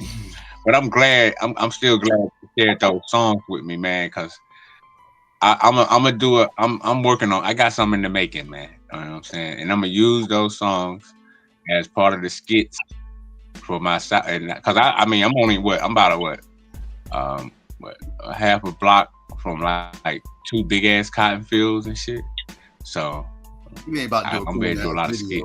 But you ain't about to make a cool ass video, are you? Please don't tell you about it. Basically, you ain't about to be in the cornfield. Basically, no, I'm gonna be in a cotton field as like a revolutionary runaway slave, and then I'm gonna have a house nigga with me. And then like I'm gonna have it look like one of the white boys is just going through the cotton fields and shit or something, and he gonna be singing one of them songs. You know what I'm saying? And I don't know if I'm gonna be able to get a white boy. So basically, you know what I mean? We're going I'm gonna try to do a thing because I got homies with horses. Wait, but Don, what kind of video is this? where you are in a cotton field with a white boy singing that song in your video. What kind of video do you plan on making? It's not gonna be a white boy making a song. What it's gonna be is it's gonna be me. I'm gonna be playing all the scenes. I'm gonna be playing the scene at the revolution runaway slave. I'm gonna be playing the scene as the house nigga, and I'm gonna be playing the scene as the white boy on the horse, because all I gotta do is show his legs and some boots. I ain't gotta show the whole body of the white man. Why you don't do it in whiteface? Nah, I ain't gonna be in whiteface, because check it out. You know how I mean, that's a possibility, but since I was lacking different things, I was just gonna do it how certain.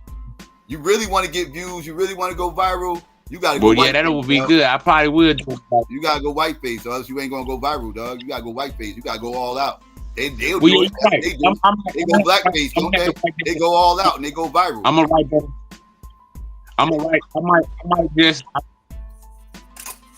I might just write that in the script, but since I didn't have that in the script that you just said, the way I was gonna do it was, you know how certain things, they don't show their whole face. All I was gonna do is show like my pants leg and some boots on me on a horse.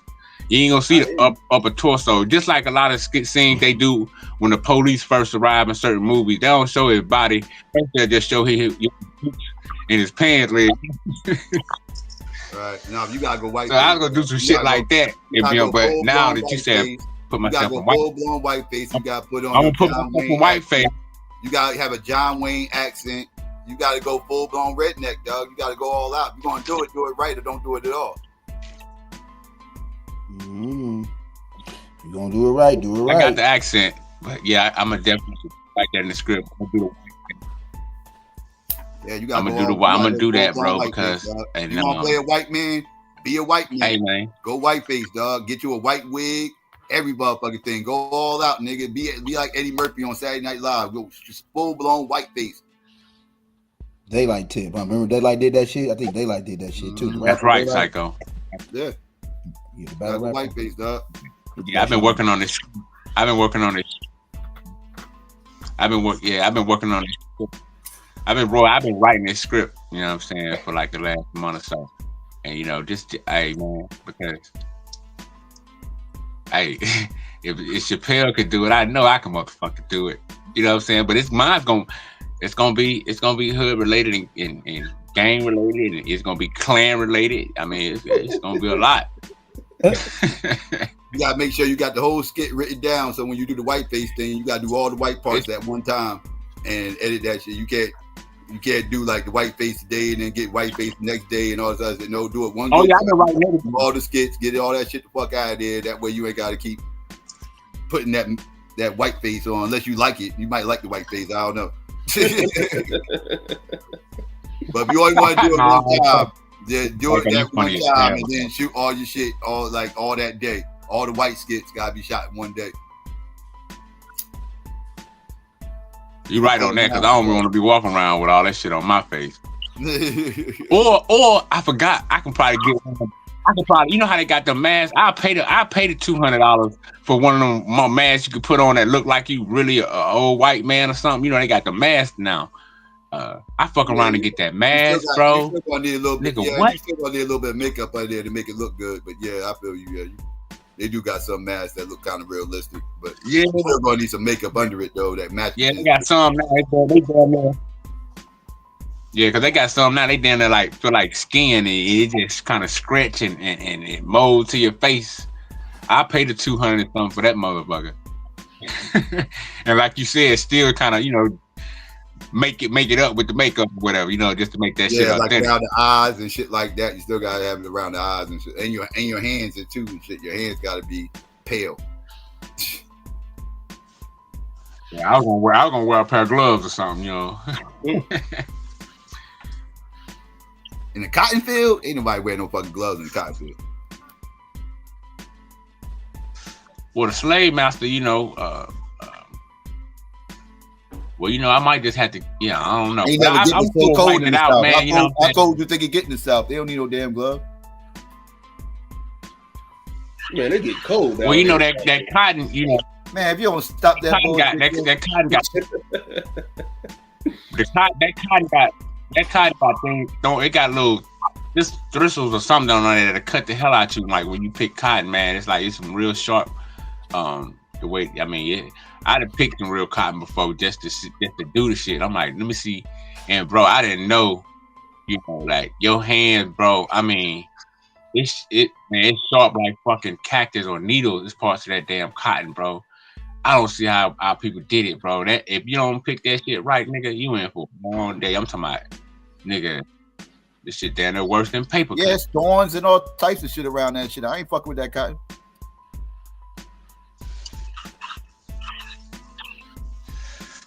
But yeah, man, it was just a little, little skits I've been writing down just to, put together a little show. Cause I used to have a show back in what was that? 07. It's still on my old channel with shit. 15. All right, that'll work. It's still on my old channel, bro. Like I actually had a podcast with me and my homies on it, and you know what I'm saying. Anybody want to check it out? It's called Be Strong. The name of my channel was Be Strong 205. It's old as shit. I ain't up there. I ain't doing nothing to it. But I had a show on here where I was doing skits. Me and my homies. Then this punk ass nigga let one of the homies to the crib. You know what I'm saying? Thought it was cool. I had beat this chick outside. Man, came back, man. We chop it up. We leave. This nigga that stole my goddamn camera. That's crazy. I know. I used to do skits back in the day on my sports channel and shit, trash talking with these fans and shit. I used to beat them motherfucking senseless with the skits I used to do. I haven't done skits in a while though, but yeah, I used to do that shit all the time when I first got on YouTube. Shorty, what's up? Hey, what's up? What y'all doing? Running our mouths about your Uncle Tank and fruitcake. Who a fruitcake? Your Uncle Tank. Who is Tank? Tank, the singer, that motherfucker, he don't come now? He a fruitcake? Hell yeah, that motherfucker fruitcake. Hell yeah. No, he not. What he do? Oh, here we go. He too sexy to be a fruitcake. What happened? Oh shit. Well, he done said a whole bunch of stuff. You remember back in the day, he said, if a guy makes out with another guy, that don't mean that he's gay. No. That shit gay. Oh yeah, he said that. He said that. No, that's gay. He reiterated on that this week with an interview he did. He doubled down on that shit. What? And he was doing a whole bunch of gay splaining, trying to shame black men for not wanting to experiment with gayness in college and all this other shit, or during the college years. You serious? Yeah, I just reviewed it. Yeah. His name don't Tank mean booty hole or something? What? Was what mean booty hole? Oh shit. Tank. Oh, tank. Oh, that's supposed to be the space between your balls and your booty hole. I don't even know why we having this conversation, but yeah. That's what tank means. That's tank right there. That's yeah. So that is gay. Ain't that his name? Yeah, so he told y'all. No, but his name is Tank, not Tank. But yeah. Well, call him Tank. Y'all was calling young butt. Yeah. When y'all found out he was gay. His name should be Tank. Yeah, it should be. Yeah. Oh man, that's messed up. Now I'm looking at him different. Yeah, he's nutty. That shit is crazy. Like I couldn't believe that nigga different. You gotta say pause now. Mm-hmm. I'm dropping y'all boy off at the station. For a long time. I knew that nigga was. I never listened to his music. I knew that nigga was weird. Mm-hmm. Who you talking about? You knew Tank was weird? Yeah, you say you knew Tank was weird. It be these R&B dudes, shorty. It be these R&B dudes, man. They be bringing all this gay stuff to community. We gotta cut these R&B dudes off. Y'all tried to say Genuine was gay. No, I defended Genuine. I defended Genuine because they tried to come after him because he didn't want to experiment. They wanted to experiment on live TV. Yeah, they did. Yeah, I was like, hell no, what the fuck? And he was like, oh no, y'all tripping. He was doing. To be honest with you, he had to blame himself for that though, because honestly, yeah, he was doing too much. Like he was all laid up on that fruitcake and everything else, trying to show tolerance, air quotations, and everything else. Like, so he was laid up on the fruitcake lap, and then when the Luke cake, well, not on his lap, like leaning on his shoulder under the blanket. No, they was on a chair together So the fruitcake was like, oh. So the fruitcake was like, oh shit, well shit, he probably with it. Like, you know, he laid all over for me, like, you know what I mean? Like, so he shot his shot. He leaned in and tried to kiss the motherfucker. Like, extra, he was not laid up with him. He was there. I'll pull it up. He was doing too much. Pull it up.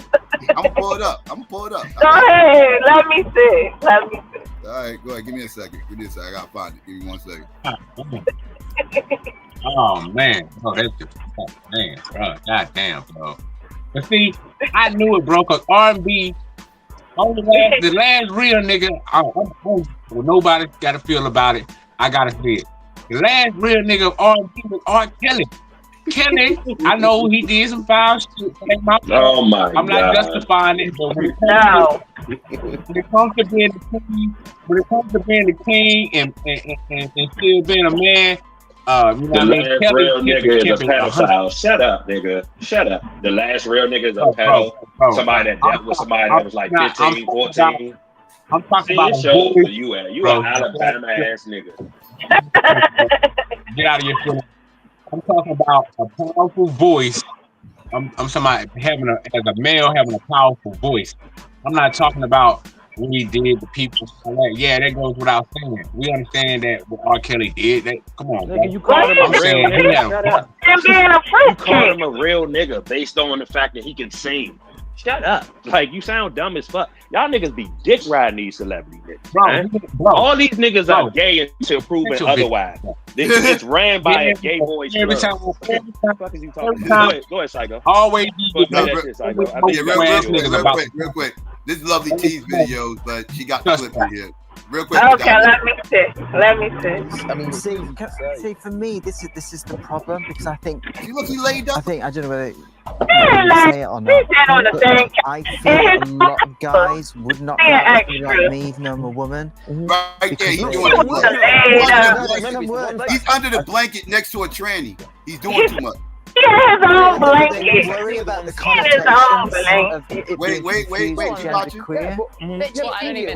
I think it's even more about. I think that we live in such a binary world where people think there's two options of gay and straight, and I think they think, I'm having sex with a woman, therefore I'm gay, and I think these conversations are important because it's about fragile masculinity at the end of the day. Is that men think that it takes something away from them from being with a trans woman, and ultimately it's got enough, like, it's because they've held to this rigid idea of like, I'm heterosexual, and if what does that mean? I don't know who I am anymore in this world if it's not binary. But then as soon as they find out, whoa, I'm a woman, right? Okay. Forget about any T's or anything in front of it. I'm just a woman, okay? So on that score, you would date me. No, I'm not telling you I'm trans. I'm a woman. You would date me then. Look! I told you, shorty. I told you. You saw that shit? You did too much. Look. No, I'm not telling you I'm trans. I'm a woman. You would date me then. What? Look, what is this? Let's have a kiss. What is this? Oh, man. What is that? Wild as fuck, bro. Y'all extra. Oh, shit. Too much. The tranny was like, fuck it, I'm gonna shoot my shot. Shit, you gonna be all up under me and shit. I'm gonna shoot my shot. Hey, the same woman that'll say something that'll try to explain this away will call another nigga gay just to try to insult him. Call a nigga who she get into it with gay just to insult her. But when it comes to somebody like Genuine, we gonna explain it away. Damn, man, ladies. You said the same woman that a what? Say what? You talking about me? Yeah, same type of women. Yeah. Because I noticed that with women will try to call you gay. Even when you're doing anything gay to insult you, but they will fucking defend this. Shut up, bitch.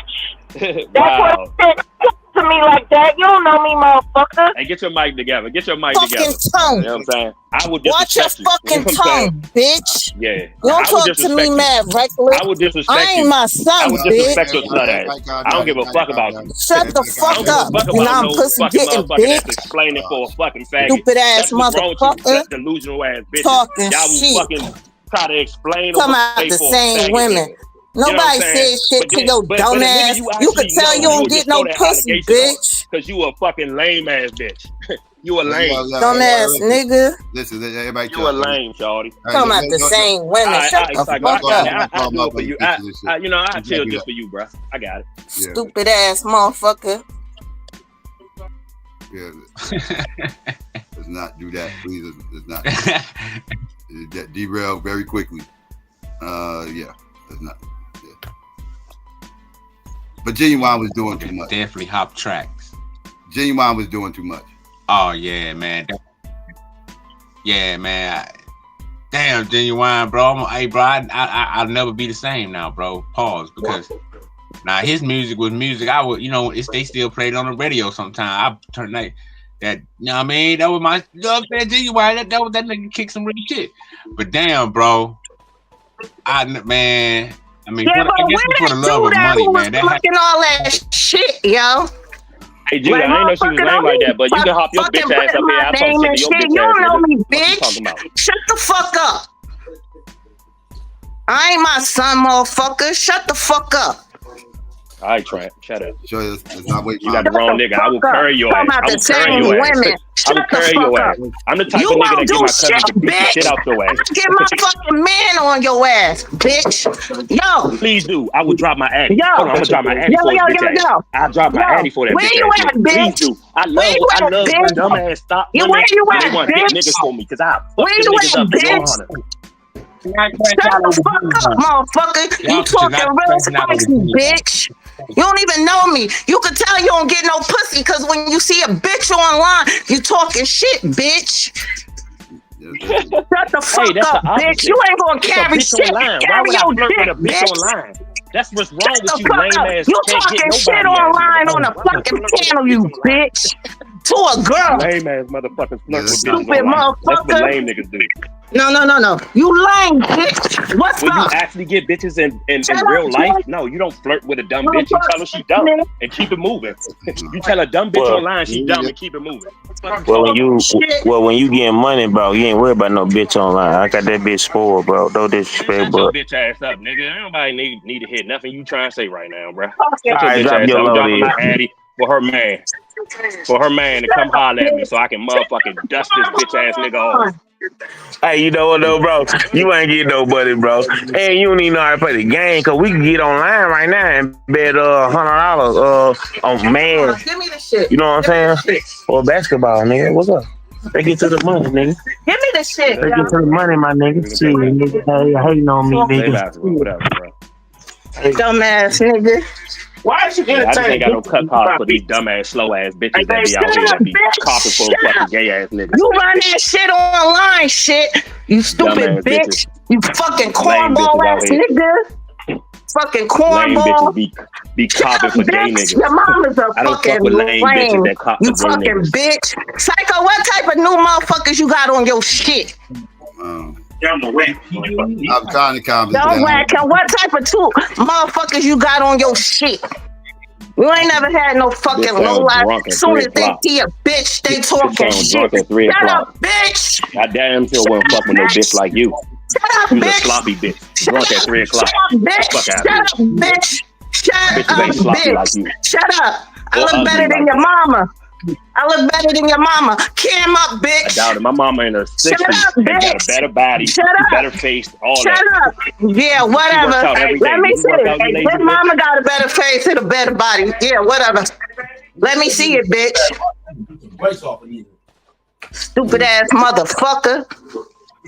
Some bum ass bitch online talking shit. She the joint that need to get shot in the face. For real. Shut I up, don't fuck with bitch. bitches like this. Shut I hate up, bitches bitch. like this. These Bro, the type shut to get up, niggas set bitch. up and all that. Shut Loud up, ass bitch. dumb bitch. Shut up, Wait, bitch. I get my Bitch. cousins to stomp a Bitch, mud hole in bitch, this and bitch. more bitch. Where you from, you fucking hillbilly? Bitch. It's in that back chat, bitch. Show up. Where you Tell your from, man show up. bitch? Where It's you in the back from, chat. Tell your bitch? man show up. Tell your man to show up, dumb Shut up, bitch. Stop bitch. asking My me the man same blow question, your you stupid fucking bitch. wig off, bitch. Shut up. Black power. Yeah, blow your fucking wig off, bitch. My nigga, kill a bitch. Shut up. Watch what you say. Stupid ass motherfucker. Talking shit. I ain't even do shit to the nigga. He just started talking shit. Yeah, women like that say blah blah blah. Bitch, I don't know. You don't fucking speak to me, bitch. Dumbass motherfucker. Fucking talking to me. The fuck you talking to me for? Go talk to your bitch, bitch.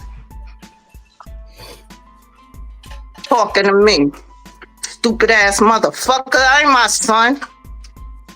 You know how you be talking? Y'all be talking reckless to my son. That ain't me. I'm from North, bitch. I ain't from the suburbs. Yeah. Tired of that shit. Just talking reckless. All right, Psycho. Yeah. Okay. You know you still my brother. I don't mean to disrespect your shit, but you got new motherfuckers on here. Yeah, I know. You got some new motherfuckers. I don't know who these new motherfuckers are, but ain't nobody scared of no online motherfuckers. Drop your ad. Nigga, you know we ain't gonna really meet up. Shut the fuck up, bitch. Tired of that shit, yo. Talking reckless online. I ain't do shit to the motherfucker. I was talking to you. I don't even know that motherfucker. Sitting up here talking to you about genuine and shit, and this one, the same women that blah blah blah. Shut the fuck up. You don't know me. I'll slap your mama. All right, Psycho, I'm out. Because your mother should have swallowed, bitch. All right, Psycho, I'm out. I'll talk to you later. Love you, bro. All right, sis. I love you too. All right. Bye. Yeah. You spiral out of control, huh? Yeah. I told that nigga to shut the fuck up. You told me to shut the fuck up? Shut your bitch ass up, nigga. Yeah. I will never do anything that you say, you bitch ass nigga. You's a hoe. And she's a dumbass bitch that fucking want to explain for gay niggas. Like, but we let bitches do that, right? Because y'all goofy niggas want to fuck her. I don't. She's online. She's a melted face looking tiny bitch. She look like Tiny, a dark skinned version. Let's just move. Can we move past? Yeah, let's just move past. You got it. You got it. I'll let y'all get it out. Yeah, we can move past it. You got it. She go. Yeah, but the genuine shit was great. Yeah, let's get back to genuine. Yeah, that shit was wild, bro. That nigga got all cozy with the joint and then try to fake like he didn't want to be cozy when they actually wrapped the arms. Like, bro, I swear all them industry niggas is like that, bro. And until proven otherwise, and how we gonna prove it? We can't. So all them niggas is gay for real. It's ran by a gay organization, bro. Like they niggas gotta be gay for play. Who you said the gay organization? Freemasonry, nigga. They run everything. Freemasons? Yeah, that's the gay boys club. Everywhere. Hello, panel. What is things like that? Like when people talk about the gay gangsters, they the gay gangsters. It's them. They the gay gangsters. Money in his pocket. Genuine wanted some extra money in his pocket. That's why he did it. Tyler Perry's a gay gangster. She said he is a gay gangster. Who's a gay gangster? Tyler Perry. Tyler Perry's a gay gangster? Yes. They about to do an opera about her. Yes, gangster, no. I don't know about that. Gangster. Is he gay? I don't think he's Tyler Perry gay. Yeah. I thought he had a wife. Ain't he married? No, he's not married. He fit the description. I can't deny that. Grown ass man with whole brand is centered around him dressing as a dress and dressing in a dress. This one made me think he gay. And this is how stupid. Okay, I know he was molested when he was little. He said that on Oprah. By And it sounded like wait, he was molested by a man? Yeah, by his neighbor. It was on Oprah. Shit, see, enough said. Yeah, he a fruitcake. I don't need to hear nothing else. No, some people fruit. No, I know dressing up as a woman. Yeah. I know two men who. Yeah, it's too many red flags. I know two guys that was molested by men, and they are not gay though. They was molested and they have real nightmares. They can't stand gay people. Hassan Campbell, fruity than a motherfucker. I like. Yeah, I don't know, man. Like, my cousin. Let's put it this way. I believe it's just what I believe.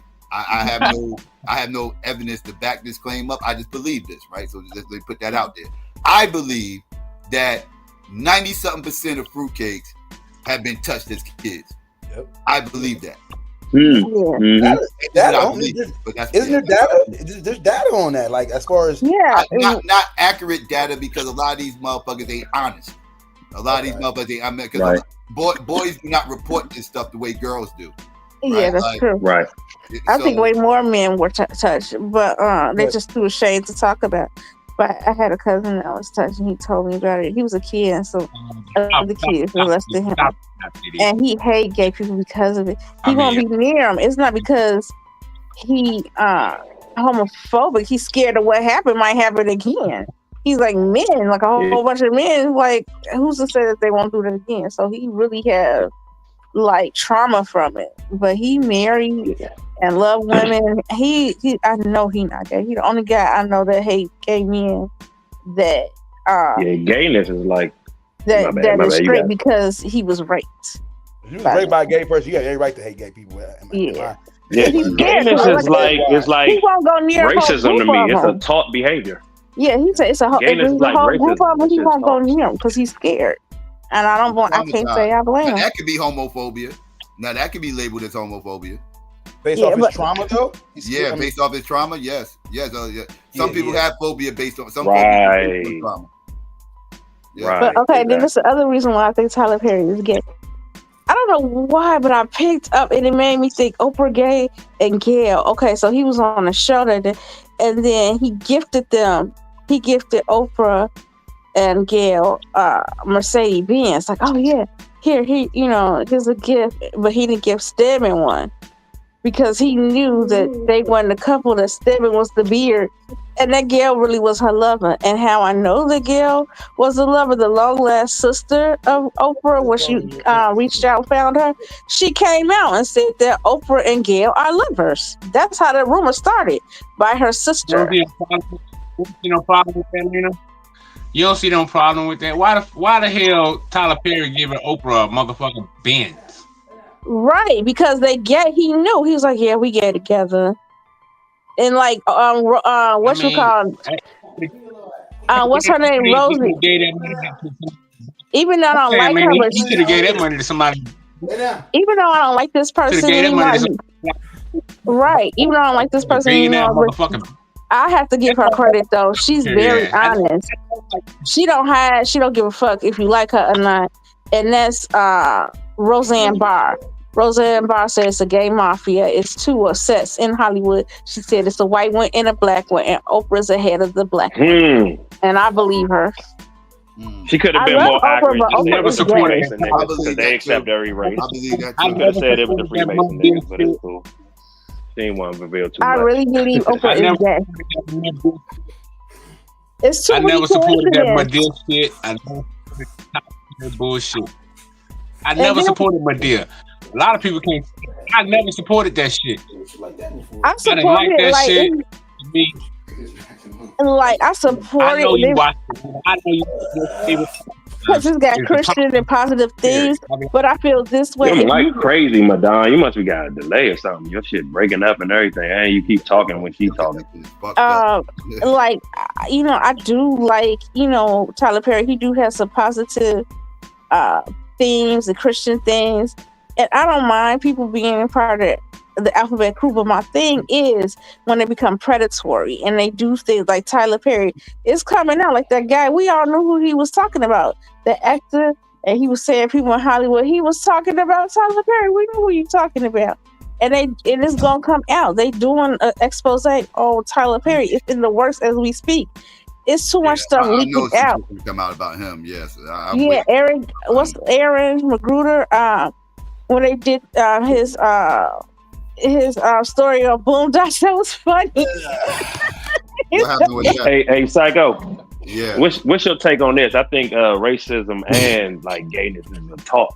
It's something that's taught. It's a learned behavior. It's not like something that's just like in you. You know what I'm saying? Like, what you think about that? You think like gay shit is taught, or do you think that some people can be born gay? I don't believe people are born gay at all. That is definitely something that's it's something that's encouraged. Encouraged, okay. Yeah, encouraged is per se like that. That's fair. That's a good word. Definitely encouraged to experiment like Tank was doing, right? That's that whole Tank shit was right. Trying to encourage men to be more open to experimentation. Like it's nothing wrong with it, right? That's his whole message, right? Like you can do all these things, experiment, and still not be gay. Like kind of like I feel like I made the perfect analogy with the website thing, right? It's kind of like he kind of pushed it like you got this free trial thing. You could try it, but you don't have to buy it. You can cancel it. Right. At the trial zone. And that don't mean you a part of the website, but no, you exactly, you still, you was a part of the website regardless. Like, yeah. Exactly. Yeah. Well, I see there's a little bit of both. I've seen some people who try as learn, but I've seen some people born to me that way. Like, I could never have seen you straight. I've seen kids. Y'all gonna laugh, and it was funny, and I know it was ignorant as hell. I couldn't help it, so I went on. They were born that way. That's behavior that they picked up. Probably being raised around a bunch of women, most likely. I'm not blaming women. Let me put that out there. I'm not blaming women. I'm just saying that there are times where little boys are raised around a bunch of women, and kids are impressionable, right? They mimic what they see older people doing. I've seen that too. I've seen that. If they don't have no men around and it's nothing but women around, when they're impersonating older people, it's going to be women, because that's who they do. That's what they used to seeing. That's what they used to being around. There's no strong male figure around, so they don't. So that little boy don't have a strong male figure to try to imitate, right? He don't have a blueprint of what he's going to grow into, right? So all he sees is women. So some boys, not all, because boys ain't wired to do this, but you have some boys that'll get off wiring, right? And because they're around all these women, they start to relate to the women more, and they start to feel like they should have been a woman. Like life would have been easier if I was a woman, because I could bond with my mother, my aunties, my my sisters, and all. I relate to them better, right?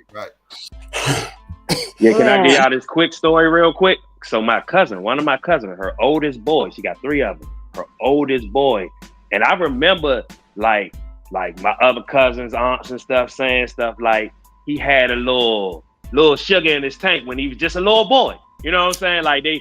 But my cousin, some of her best friends over the years, since this nigga has grown up and started transforming into a girl or whatever the fuck he on now, she always had a best friend that was one of them things.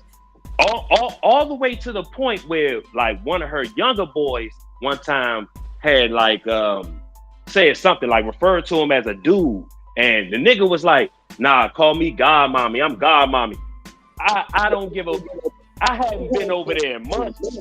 When I heard that nigga say that, I said, man, get the fuck out of here. You a dude, nigga. What the fuck is you talking about? Like, my cousin was ready to fight me and everything because I went off on her friend. Like, the fuck you talking about, nigga? You a dude talking about some God Mommy. Nigga, you ain't gonna make that nigga say that shit. You know what I'm saying? And I'm intruding on their hoe. I'm in their house. You know what I'm saying? This is my cousin. I ain't even seen her in months. You know what I'm saying? But I'm like, fuck no. Fuck you talking about, you God Mommy. You tripping. You know what I'm saying? But that type of shit, like with Psycho was just leading to, like my cousin, like she hung around those type of things. You know what I'm saying? So it makes sense that her boy is like that. Not just like, it would be one thing, she just, you know, she hung around strong males and, you know, her female friends was on the right path and shit like that. No, she hung around fucking manual transmissions and shit like that. So it made sense to me that her oldest boy turned out like that. So look, this is how I see it though. Like I seen men, little boys. Like I could not imagine them being straight. Like this one dude, he's 5 feet and he had a feminine face, long eyelash, and it was natural. He naturally was born that way with long eyelashes, looking girly, and he had no choice to be feminine. He had hips, and I'm like, ain't no girl gonna even want him. He's pretty. And he's really dainty, like, and it's just he's always been like that.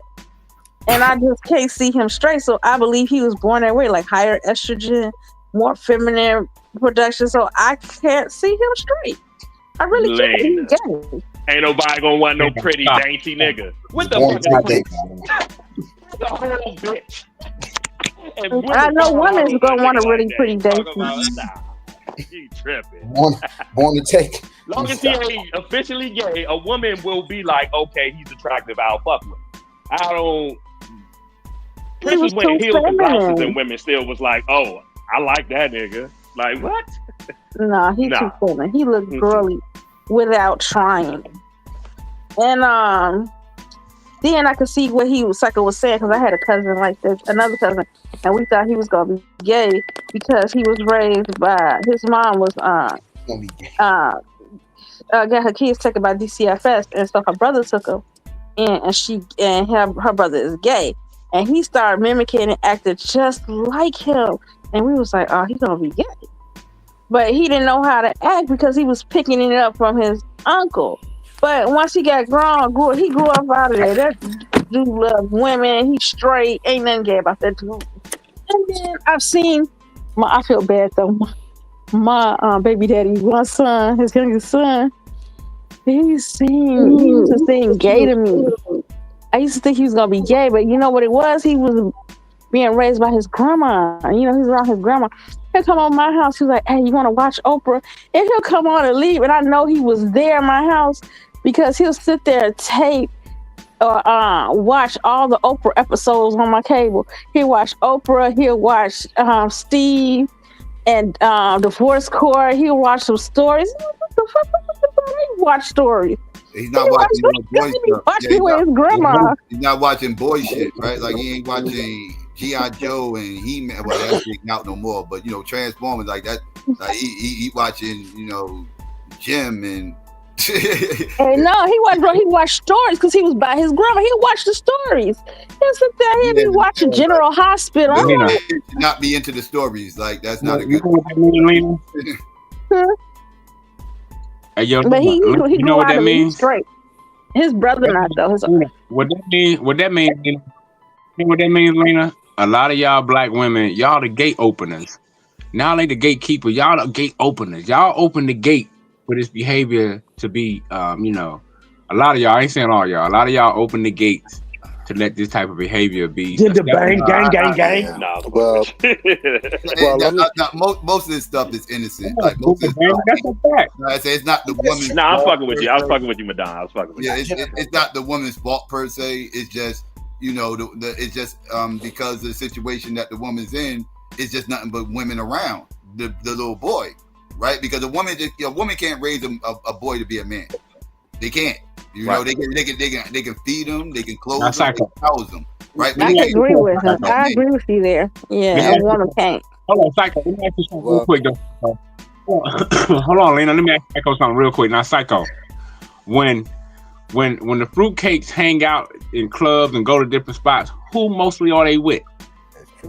I agree. Women entertain this stuff more than men do. That's for damn sure. Like men don't be like, I'm not trying to go on gender hang out with our gay friend tonight.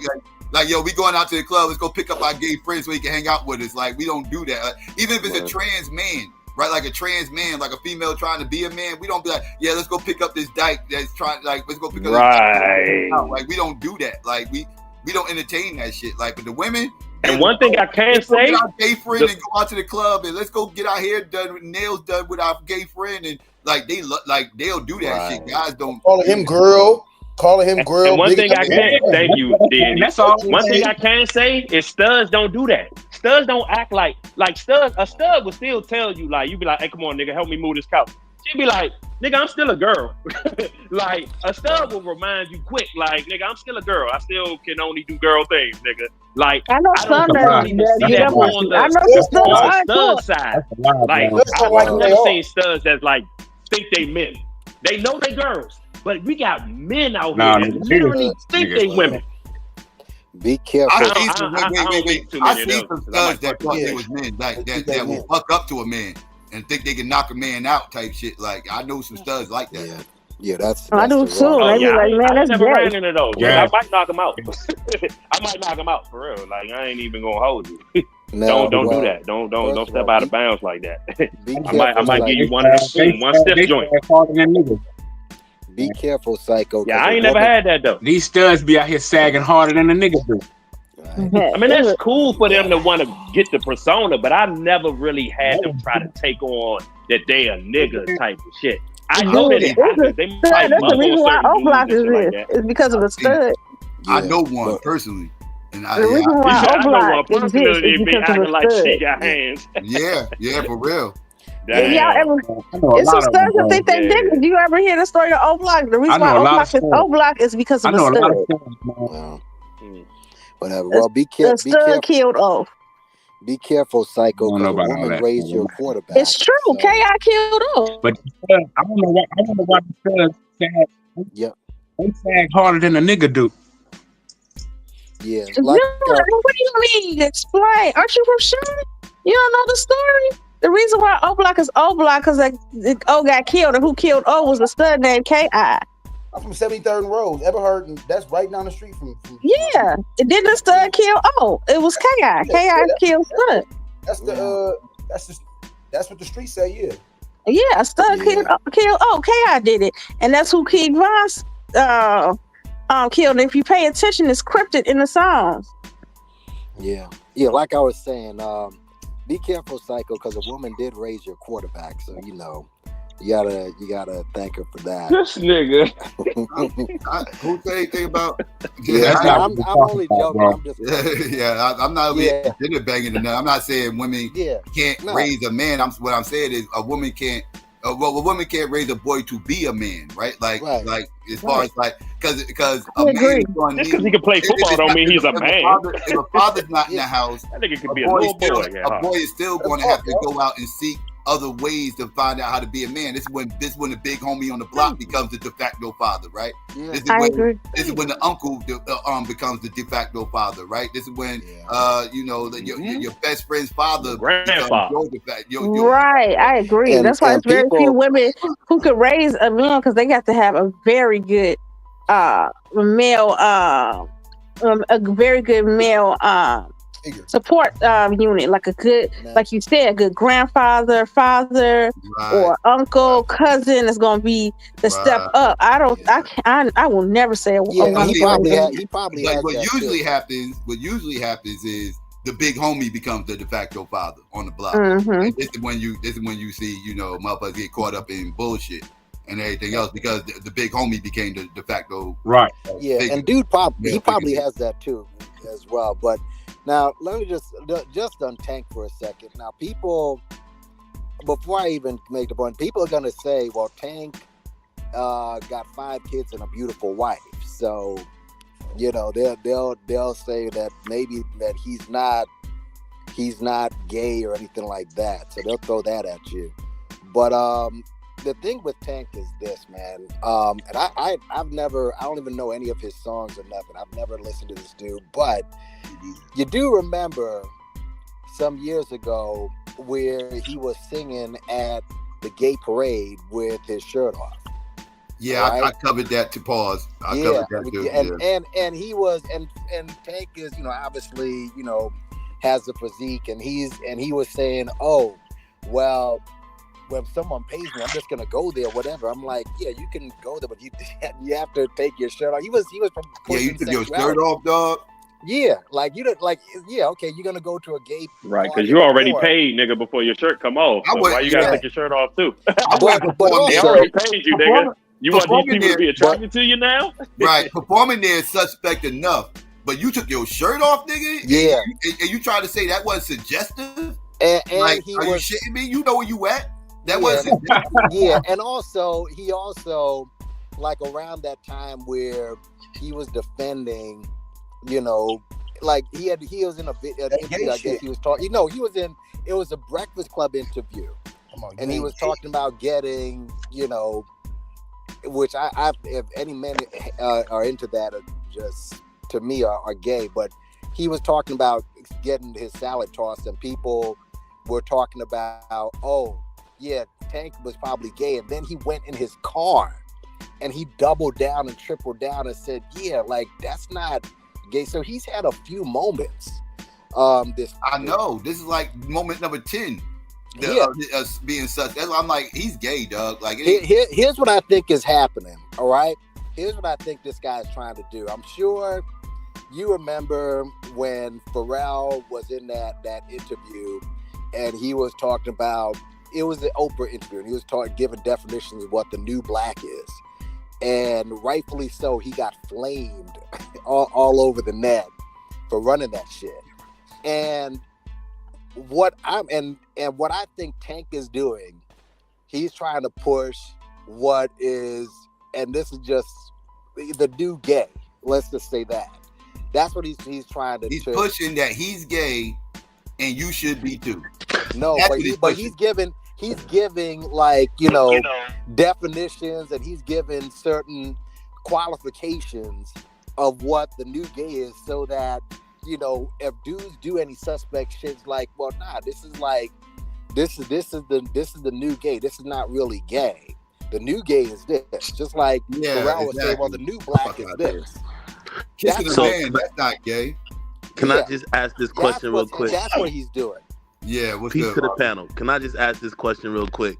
Yeah. When a man said it was okay to get hair from another man, wasn't that enough to let us know who he was? You can get hair from another man, and that don't mean you gay. Like, wait, what? Did we need any more after that? No, I didn't. Like this is the slowest come out of the closet I've ever seen in my life. Like he ain't walking out the closet. He'll throw a shirt out. Right. He doing a Ric Flair strut out the closet. Like shit. Then he'll throw a blouse out, right? Oh damn! Oh, give me the blouse back. That was my girl's blouse. No, nigga, it's just your closet. And by the way, Psycho, thank you for saying what you said about Prince, because and I'm a fan of that dude's. The dude's a genius. All right, his music is great. But however, all right, like how many times? Like, understand this: when Prince died, and when people were reporting on it, they were interviewing his friends. One of the things they brought up was, well, what Prince did for music, he was very androgynous, and he kept pushing the limits of sex in an androgynous way. And like David Bowie and Michael Stipe. David Bowie and Michael Stipe are gay. So how is it that Prince can do that and be comfortable with that? Like wearing all the way back to when he had that album Controversy. And to promote it, he dressed in a lingerie corset. All right, yes. Listen. Hey, that's when Psycho got queue up the Blue Streak motherfucking joint. All I can say is that he's gay. Prince gay. Nobody got more passes than Prince. Only Prince can get away with the shit he did. And Michael Jackson. And Michael Jackson. Blows my mind. But you know why though, y'all? Because Prince always had the ambiguity from the beginning, right? From the beginning, he had a different means of sexuality, right? From the beginning, right? The high heels, and people passed it off as, oh, he got the short man complex, so he wear the heels to feel, you know what I'm saying, feel taller. The wearing of the blouses. So he always...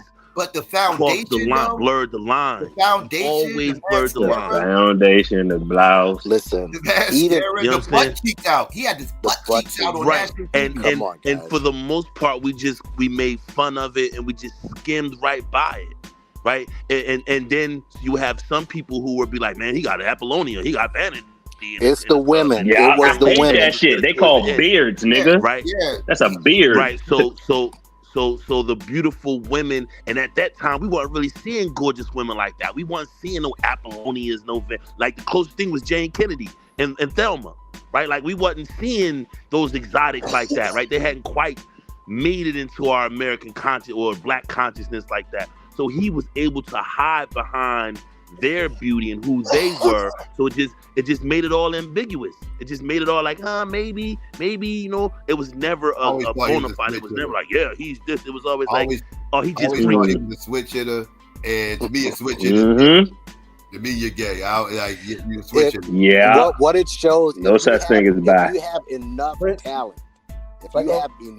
talent, people will sidestep anything.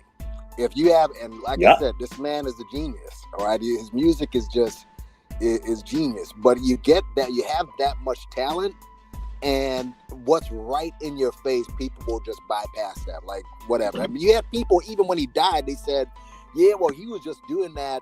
He was just doing that to He wasn't really gay. He was just doing that to get fans, what have you." But here's the thing, though. Not everybody was doing that. You never seen Barry White, who was pretty successful, ever do that, or Keith Sweat. There's a couple of R&B artists that never did that type of shit, and they were still Bobby very Brown successful. never did that weird shit. Bobby Brown never did that. You understand? New Edition, but for the most part, New Edition, none of those guys did that. So you don't have to do that. Now you did have Freddie and Luther though. We did have Freddie and Luther, and and I think if they let every artist do that shit, it'll expose what they really are. Most of our favorite R&B Can't let every singers, artist do it. Most of our favorite R&B singers turned out to be a little. Freddie, like I just said, Freddie, Luther. You know what I'm saying? Tevin Campbell, the list goes on and on and on. Yeah, I got something for them pedos in Hollywood too. I still think Cisco's fruity. You call me crazy. Oh yeah. I always said that. Well, I mean, they were more like a gospel group or inspirational, so I never really. Yeah. A lot of gay people started off in the church. A lot of gay people started off in the church. Yeah. Like shit. Yeah, trying them demons out of them. Trying to be delivered. That's right. Yeah. So at the end of the day, this dude, the shit that Tank is saying, I think that he'll be on the front line eventually. I mean, if this thing goes really viral, people are gonna start saying, well, there's a new type of gay, and he'll probably be on the front line pushing it. So that I think that's what he's doing. As far as Whoopi, I got smoke for Samuel L. Jackson. Nah. As far as I bet y'all ain't see that one coming. As far as Whoopi's concerned, here's the thing about Whoopi, right? Love her or hate her. Whoopi, if Whoopi believes in something, because she said during that argument how she's a Democrat. If Whoopi believes then she turned around and said she's not a Democrat later. Like she was bipolar in that fucking interview. My fault, go ahead. Yeah. If Whoopi believes in something, right or wrong, that woman will ride for it. Like right or wrong, the Ted Danson fiasco back then, but she rode for that dude. When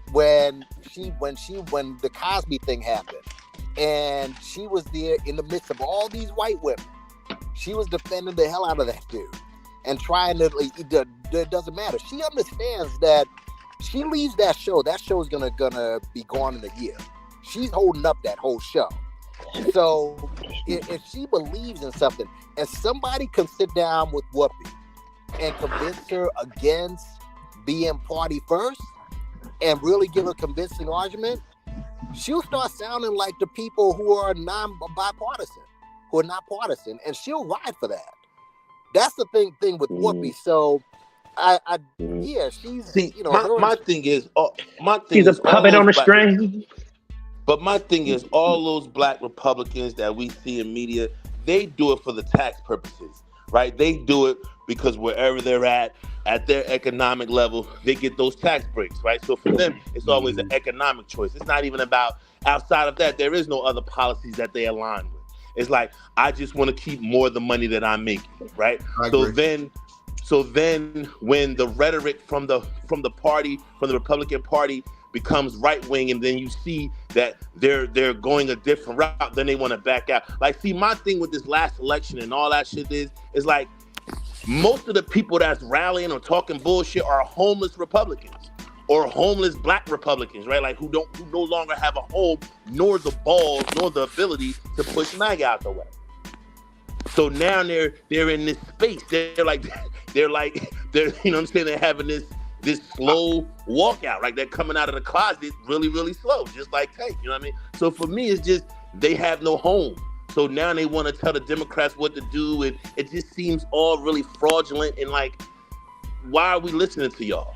They're not doing too many. A lot of black Republicans agree with MAGA. I think a lot of motherfuckers agree with MAGA. They absorb a lot of that material and a lot of that rhetoric. But if you look at their background, they're usually like West Indian or something. They're not us, right? Like they're not the ones who agree. No, I mean, I'm talking about black people. I was talking about black Republicans, really. That's what I'm talking about. That's what I'm talking about. That's what I'm talking about. Let's just go right to the YouTubers. ABL's is American. Brandon's American. He's always had those views. But see, all right. But ABL is more cultural. ABL is like growing up in West Virginia, and the white people used to bring us Christmas gifts. He said the Klan. Wait. The Klan. Remember that shit, Psycho? Yeah, he said the Klan. I cursed his ass out that day. When I say Brandon, I mean both Brandons, Officer Brandon and the other Brandon. I can name a bunch. Pan-African Strikes Back, motherfucker? Jesse's American. All right, I can go down the list. You know, so it's not. I'm talking about the ones that's elected officials. I ain't really talking about the ones that's like on the peripheral, just scared. Yeah, old girl, the press secretary. She's a Haitian, right? Isn't she Haitian? Clay, yeah. Mia Love, Classic is West Indian. Candace Owens got West Indian background. You know what I'm saying? I'm talking about them, the influence. I'm talking about people in politics. I'm just talking about like the political. Who by the way, I mean, you got to back it up just some more, man. So speaking of her real quick, we talking about. I don't know. I don't know what's going on with some dudes. Like she proves that it doesn't matter how much you throw black people under the bus, you could come right back. You got these black platforms legitimizing this dog, and you know, whether it's Nick Cannon and the nation, like. I don't even get me started. You know, I mean, she now, just because she's pushing out a lot of conspiracy shit, now people are bringing her in. It's that easy. Like you can shit on George Floyd, not apologize, Ahmaud Arbery, not apologize, everybody not apologize, and you can just come back. Like I don't, man. Yeah. I mean, I'm just glad that Charlemagne said what he said on The View and called them out, because like they act like they're not a propaganda machine when they are. Like, and if they are and they own it, I would appreciate it more. But the fact that they sit here and act like they're not this propaganda machine, and then to say it was just disingenuous, like to say that the Democrats don't act like they got the moral high ground on every position is disingenuous. It's disingenuous. Like that's totally the position that the Democrats take. Like they take the position that we got the moral high ground. They're bad. They're evil, and they don't have nobody's best interest at heart. And they don't. But it's true. If it wasn't true, but it's true. But PK, I'm not even saying that because I was about to say I'm not even going to say that they're wrong in what they're saying. But my thing is this: they're no different. They're no different. They're the same motherfuckers that they complain about. I gotta agree with you. I gotta agree with you in some aspects, but not all. But it's like what's happening now, and I'm gonna be honest with you, it's unfortunate, but those white people who made a living in the Democratic Party, they're not gonna have a home. Yeah, they're not gonna have a home in the Democratic Party. It's like where are they going? It's like where are y'all going? Like you got Bernie's making a lot of noise right now. Bernie's trying to stir it up. He's making a lot of noise right now. White males in the Democratic Party are trying to stir it up because they know that they're homeless. Yeah. And they can't go join the GOP. Like, dog, the media meltdown that we're seeing from white Democrats and white Republicans who don't have a place in MAGA and really don't have a place in the Democratic Party, because the progressive wing of the Democratic Party will be axed in the next year or two. It will be axed. That's why you see TYT making that slow shift. And I told Psycho he was going to do that. I told Psycho, you cannot say that I didn't say that. Well, I said Anna was making the shift. I still think Chink ain't going to go right. He's gone, Psycho. He's gone. He's moderate. He's gone already, liberal. Bro. He's going to be a moderate liberal. He's gone. He's not going to jump to the conservatives. He's gone already, bro. You didn't see the last thing the nigga he said. The white man said the whatever the fuck he had said. He was like, "Well, what's wrong with sitting down with Donald Trump and listening to something?" Yeah, he said that. Yeah. That's why I say he's taking more of a centrist, left wing, moderate position. Yeah, he's not progressive anymore. And I would say he's going for the progressive side. I would say that, and but he's still left wing though. He's still left. That's why he's taking shots at the Sam Cedars of the world. The whites are calling them because Cedars are progressive. He got a problem with the progressives. That's what it is. He has an issue. He had a falling out with the progressives. And so I would agree if you say he left the progressive side of things. I would agree he's not far left anymore. But he's still left though. He's more moderate now. He's more of a moderate Joe Biden type of. So I'm moderate, Psycho. These guys are not moderates, man. I'm moderate, man. Those guys are not moderates, man. Well, if you watch his platform, you notice because he used to have every and anything being a guest host. He had, hybrids on there. He had all types of people. Now you don't see them anymore. He's got. Let me ask y'all a question. Do y'all like you just said a good word, hybrid, but do y'all think like they see that the progressive way and the progressive line within the Democratic Party can no longer be the Trojan horse to their bullshit? Because now the lines are drawn in the sand. That's what I was saying right after the election. Remember what I said right after the election? I said the lines in the Democratic Party are now drawn in the sand. Either they got to completely cut the progressives off, or they got to give them the keys and let them just run crazy. I guess, but the question I'm asking everyone is the jig up? Is the jig up that actually progressivism, like a Marco Rubio, right? Oh, I listen to 90s R&B my entire life, and blah blah blah blah blah blah blah blah blah, and been a conservative ever since he turned a certain age, right? Like it's like they get to this certain age or they get to this point in the wall, and then they're like, all right, let me just be who I really am. And I think that the progressive shit was like a ruse for him. I'm just asking. I mean, the progressive movement became the new black movement, right, for the party, right? The black movement kind of morphed into the progressive movement, right? And that's when you started getting all the SJW issues, right? Where everything that just became the far left, right? And a lot of the ideologies in the far left has damaged the Democratic Party, because that most of the time, like I said, when the Democrats are defending themselves, they usually defend themselves against very progressive positions that all Democrats don't even agree with. But because progressiveness is on the left, they kind of forced to defend some of this stuff, or at least overlook a lot of it. And it definitely has ruined. Because I find a lot of the ones that came in on the alphabet information, like Andrew Sullivan and all those, now they're right wing guys. Now that their sexuality has been accepted, now they can go be a Nazi. I think eventually things are gonna. This happens all the time in politics. Things are gonna move way far to the right. And Trump is going to push it so far right, you're going to see them moving back towards left. Right now, it's a downtime for Democrats and Republicans. And the left. I saw the craziest thing yesterday. Actually, I didn't even know this existed. In Long Island, in Huntington, on Route 110, there is a whole Trump store to sell Trump memorabilia. I didn't know it was that far. It's one where me and Psycho live at in a place called Ringo's, New Jersey, in between where I'm at and where Psycho at. Really? Yes, on 31 outside. You know what Flemington at? like headed to I went to camp out there. Wow. Yeah. Nigga was selling woke hats when he was in office. And this wasn't a small store. This was a pretty a big parking lot. I'm like, what? So they took one of those farmer market storefronts and turned it into that. And all the money, by the way, because Trump, all the money goes to Trump because he's the one who trademarked MAGA and everything. If you go to trademarks and stuff, his name is on there. This shit is just wow. Now maybe there were there any Obama stores like this? I don't think there were. Yes, I know we got a song. Yes, we can. I don't know how far Yes, we can went. No, but this is like the whole store. Trump. I'm like, what?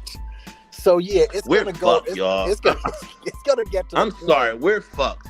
None of us have lived in a fascist regime. None of us. None of us have lived through a fascist regime. None of us. You think it's gonna be a fascist regime though? Yes. Listen, Psycho. I was in the. What do you think he's gonna do that George Bush 10 years, bro. What do you think he's gonna do that George I'm about Bush to tell you right now. He just put a motherfucker who credentials are good. A motherfucker he put up for the defense secretary of defense doesn't have the credentials to be a battalion commander. Yeah, he's incompetent. I would agree. He put Cash Patel, he putting white mascots in charge of things to prove to the white group that they belong and they align. Right. But also he's putting yes men, people who are going to agree with him. This is the thing with Bush and them, Psycho, and we can agree on this. They went and did things that benefited what their family business was. Their family business was war and oil, so he did war and oil. Yeah, I mean he's gonna do what Republicans do. He's gonna wall hawk. He's gonna do it. No. It's the difference between he's gonna get tax breaks to the rich. And he's gonna fuck up the economy and everything else. We're gonna probably go into recession. That's a given. I'm talking about the extra. I agree with you. That's a given. Yeah, he's gonna do the Republican norm, but he got a little extra sauce with his. He got a little mambo sauce with his. And that's the part I don't know about. Like, what's the extra sauce? That's the part I don't know. The extra sauce is the Cash Patels, is the people that he's putting in positions that all Americans are under. Bro, I'm sorry if y'all don't understand how detrimental putting Pete Hegseth in charge of the fucking the Department of Defense is. How detrimental it's incompetent. But beyond I don't believe those commanding officers are going to show him a whole lot of respect. And they have no choice though. That's the thing. You don't want that. You don't want admirals and generals. Like you have some people in the service that's been in there longer than he's been alive. Yeah, right. You don't want yes men. That's what you don't want that kind of friction in the ranks. You don't want admirals and generals not necessarily second guessing, but ignoring the chief of department, the boss. You don't want that because the military is a structured environment. It's about the rank. But is it your worry like in 4 years from now when it's time for him to leave? Isn't that kind of like your worry? No, my worry is I don't think people understand how vast and how important the military is to the country, and how you put a person like that in charge of the greatest fighting force man has ever seen, and they're going to use it on American citizens. He's not there. He's not there for global conflict. He's not there. He's not going. It will be the National Guard if he does. Right, but he's in charge of the National Guard. Like he's in charge of all military. Well, he's always been in charge. The president always been in charge of the National Guard. No, the president is not in charge of the National Guard. The governors are in charge of the National Guard. The governors are, right. Right, the governors. But the Secretary of Defense is in charge of the National Guard. Right. He's in charge of those colonels and generals that's in charge of those individual units and shit like that. He's one of them. He comes from their ranks. Bro, like y'all, like we're putting a weekend warrior, weekend anchor in charge of the greatest fighting force in the history of man. And it's not. What do you think they're going to do though? Like in the next 4 years? It's not for global or geopolitical purposes. It's for national purposes. I don't think they're going to turn the army and shit like that on. They're gonna, Psycho. They're gonna, Psycho. When we raise our hand, we say enemies foreign and domestic. Yeah, but that I don't think. And I think because that will cause a civil war type atmosphere. And that's what they want. That's what they want. No, I don't think they want a civil war. Right, I'm with you on that. Norma that y'all are under. Back to the plantation. This is it's not about going back to the plantation. Everything they've been preaching in history. No plantation. Like, and this is what I'm saying. And this is my point. I get that y'all want to blow it off and y'all don't think nothing's gonna happen because y'all. No, I ain't saying nothing's going. I'm saying I don't think nothing. Y'all don't think that they're that powerful and y'all and I'm talking crazy. I served for this country, ladies and gentlemen. I went to war for this country. And I pay attention to what's going on with the military because it's a huge part of who I am. And they have an issue right now in the armed forces that 35% of the soldiers in the armed forces have right-wing or Nazi ideology or beliefs. I don't think that the military is going to get turned onto the American people. It's already turned. If a third of the soldiers believe in listen, all right, let's just put it like this. Let's just put it here. He wasn't allowed to serve or do or be in duty during what's the name's of Biden's inauguration because his commanders thought that he was a Nazi. He was denied the ability to be on post during Biden's fucking inauguration and be on call because his commanders in his own unit, as him being a major, he's a major, he's an officer. And they thought that this major, this officer, had white nationalist ties, and they felt that he would have been a detriment to the unit. But you gotta prove my point. They catch these guys, right? They're gonna but he's gonna be in charge now, Psycho. He's gonna be in charge. Can I offer something to your point real quick? Yes, sir. Can I offer something to your point? Yes, yeah, sir. So a friend of mine, this is about like 7 years ago on Facebook, when she first seen I was getting into all this, like, like, you know, what's going on with the government, the world and shit. She wanted to rap to me just because of the fact that she was like, yeah, man, I did find it strange that they said that they was going to start like training us for like lethal force or something like that, lethal force on citizens or some shit like that. And she just thought that was odd. Like, why would they like feel like that they need to start training us to, like, you know what I'm saying, like start using force on our own people. Shit. Right. Exactly. So, and this was 7 years ago. So, like, to what he's saying, it's like I saw somebody say, Big Up said it was fear mongering, but like I'm one of those people. Like, yeah, don't be just saying spewing dumb shit. But it had some validity when somebody else who I know who was in the military said they was literally training them for that shit. But so, fear mongering is only to those who are not knowledgeable about the situation. Fear mongering is fear mongering is about you not knowing the insides or having people still. Because you're only gonna get scared if you don't know. If you don't know, and you're just listening to a dumb nigga say some shit. That's the only thing to make you scared.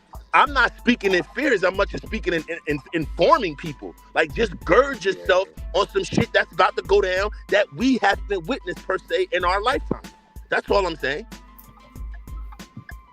Yeah, I was just saying. I was just offering that to this point, but I'm about to hop off and watch Texas get their revenge on these bitch ass Georgia niggas.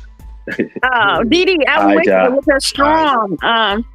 You know, he had a black daughter. When he died, 2-3 days later, she held a press conference and said, "It's true, I'm his black daughter." Who? Strom. He was a stubborn.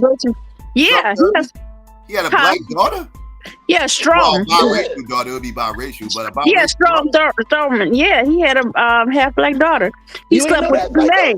Nah, I ain't know that. I can't even really say I'm shocked. I can't even really say I'm shocked, but dog, she said she wanted for nothing. Her last name is Washington, light-skinned lady. Yeah, she did a whole press conference 3 days after he died. Like 2-3 days after he died. Yeah, light-skinned big lady. She older now. I don't know if she still living. He's the motherfucker who started the Dixiecrats. Yep. Yeah. She lived to be 100. She was 60 or something. She can't. How it happened, they said was, and that's why they had bad black women with bad wenches stand to them. But you know, they be practicing on black women, like they maids and stuff. Yeah. Yeah, and he accidentally fathered them with the maid. That's crazy. But at least he took care of her. Yeah, he took care of her though. He took care of her, and she probably ain't had no problem with Probably to shut her up. I mean, no, she said it wasn't like, she said it wasn't acrimonious. She said he visited her sometimes. She was real candid about but how many people, but it wasn't public knowledge. Like, no. Hell no. I mean, That's maybe in maybe in the town they grew up in, maybe the town folk knew. Because, he had a whole white supremacist base. That wouldn't fly. You know what I mean? Like, he literally had Klan supporters, like open Klan supporters. Like, that wouldn't have flew. Yeah, but I don't want people to think that I'm fear-monger as much as I'm just putting in context what we facing with this administration. Like, I agree with Psycho that we're going to have the normal trickle-down bullshit. You know what I mean? We're definitely going to have that because that comes with all Republican administrations. But I think he just has some mambo sauce, and the mambo sauce is in the people that he's nominating for. Do you believe he's going to relinquish power in 4 years?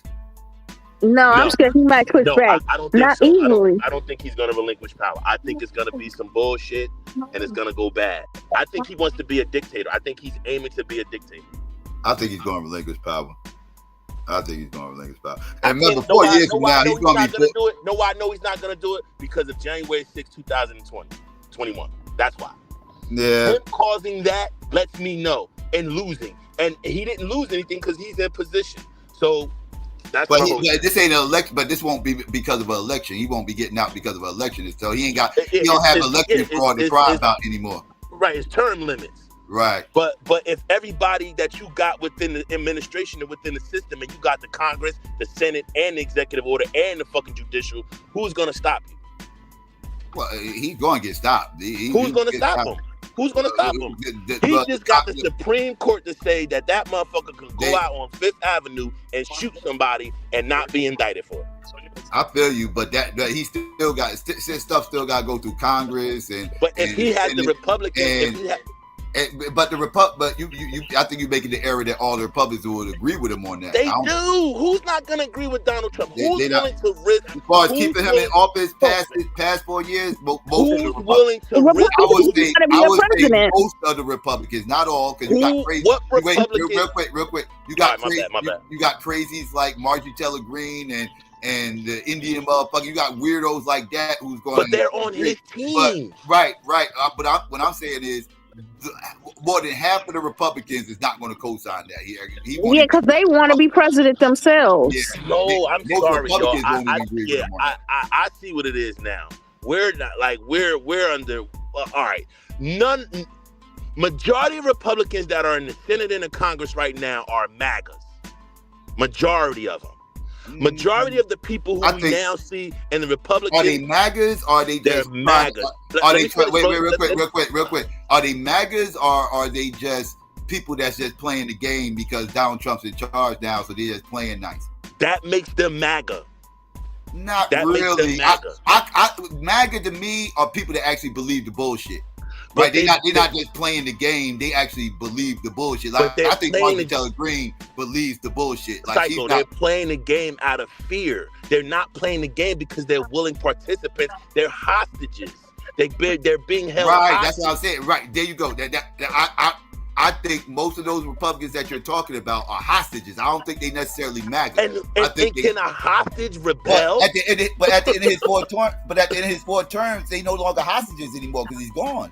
And that's the way he's going after that. But they're not hostages. Listen, they're not hostages to him, in my opinion. I'm just giving my opinion. I don't think they're hostages to him as they're much hostages to his minions, to the people that support him wholeheartedly. These people are afraid. Like, anybody that went against him in the Republican Party was primary and lost. Mm-hmm.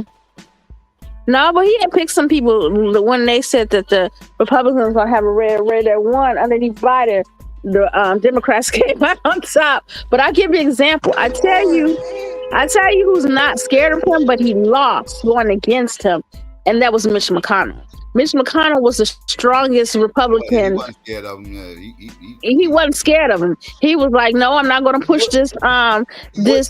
McConnell did everything that Trump said do. What are we talking about? No, he didn't sign. What did Mitch McConnell do? He didn't sign. He didn't approve to sign for the stimulus bill. Remember, they hashtag Mitch, where's my money? Went in the House to get the stimulus. Yeah, they wanted one stimulus. But Mitch wouldn't put it through. Right, Remember, but no, the other two stimulus came from the Democrats. It didn't come from the Republicans.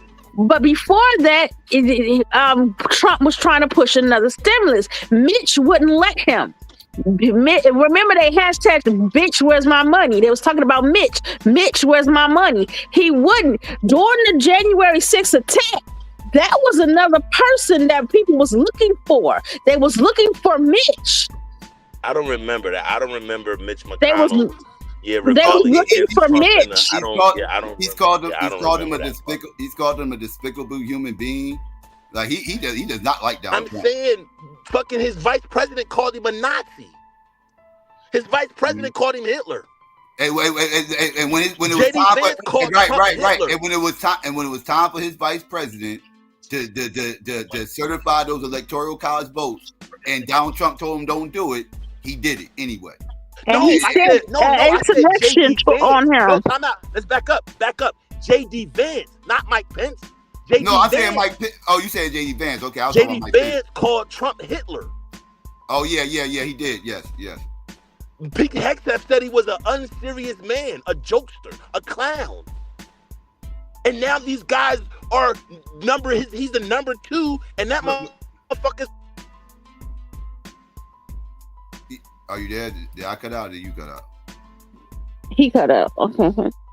But he wasn't. A lot of people have came against him, but a lot of them are gone. They came against him. I'm surprised he picked J.D. Vance, but it was strategic that he picked J.D. Vance. The reason why he picked him was because he was in a state where he needed votes. I don't think he was going to win Ohio anyway. I don't think no Democrat was under the impression that they were going to win Ohio. No, well, Ohio's been gone. Mm-hmm. Yeah. Like, we're not paying attention to the people that's behind the people that we're talking about, like the Peter Thiels, the Nazi billionaires behind all these people. One thing I hate. I agree. See, look, Mitch McConnell is a Reagan guy, right? Like, he's a Reagan guy. He says right. Reagan, Bush. He old school. Yeah, right. That's what I'm saying. He's a rhino. He's a rhino. Nah, he's not a rhino. No, he's a never Trumper. He's a never Trumper. He's a never Trumper. He was the beginning of the never Trumpers. Right. Yeah, he's the old guard of the never Trumpers. Right. But still stayed within the purview of Republican Party and right. MAGA. Yeah, he's definitely team white wing all day. Right.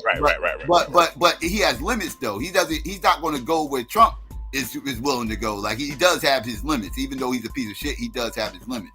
He's not going to do like overturning elections and shit like that. Like, he's not going to co-sign that type shit. Right, like he's a constitutionalist at the end of the day. Right, exactly, and that's what I think most Republicans are. I don't think most Republicans are Marjorie Taylor Greene. I don't think that they have the power like him, like Mitch McConnell. Mitch McConnell is a powerful motherfucker. Yeah, and he's smart. He's not dumb. Even though I don't like him, I do respect him. I have to give him that much credit. He is very strategic. He was the one that came up with the idea of pack the courts. They said the day Ruth Bader Ginsburg died, he smiled and was on the phone filling her seat. That was all his political plan, was to pack the courts. That was his actual political. They were working behind the scenes. Nobody was noticing the record amount of judges that the Republicans were packing. And do you know that was all a political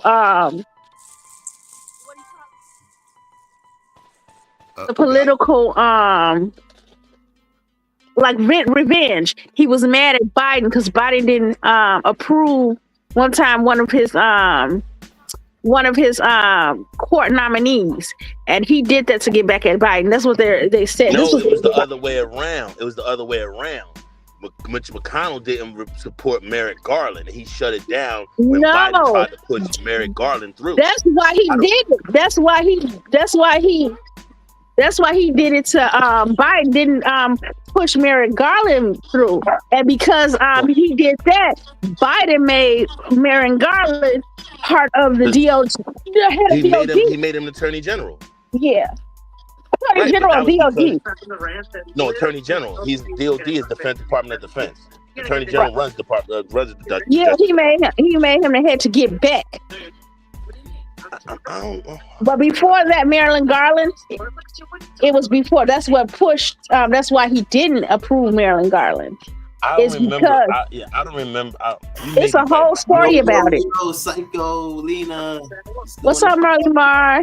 What's going on, Young Deity? This nigga about to start his bullshit. You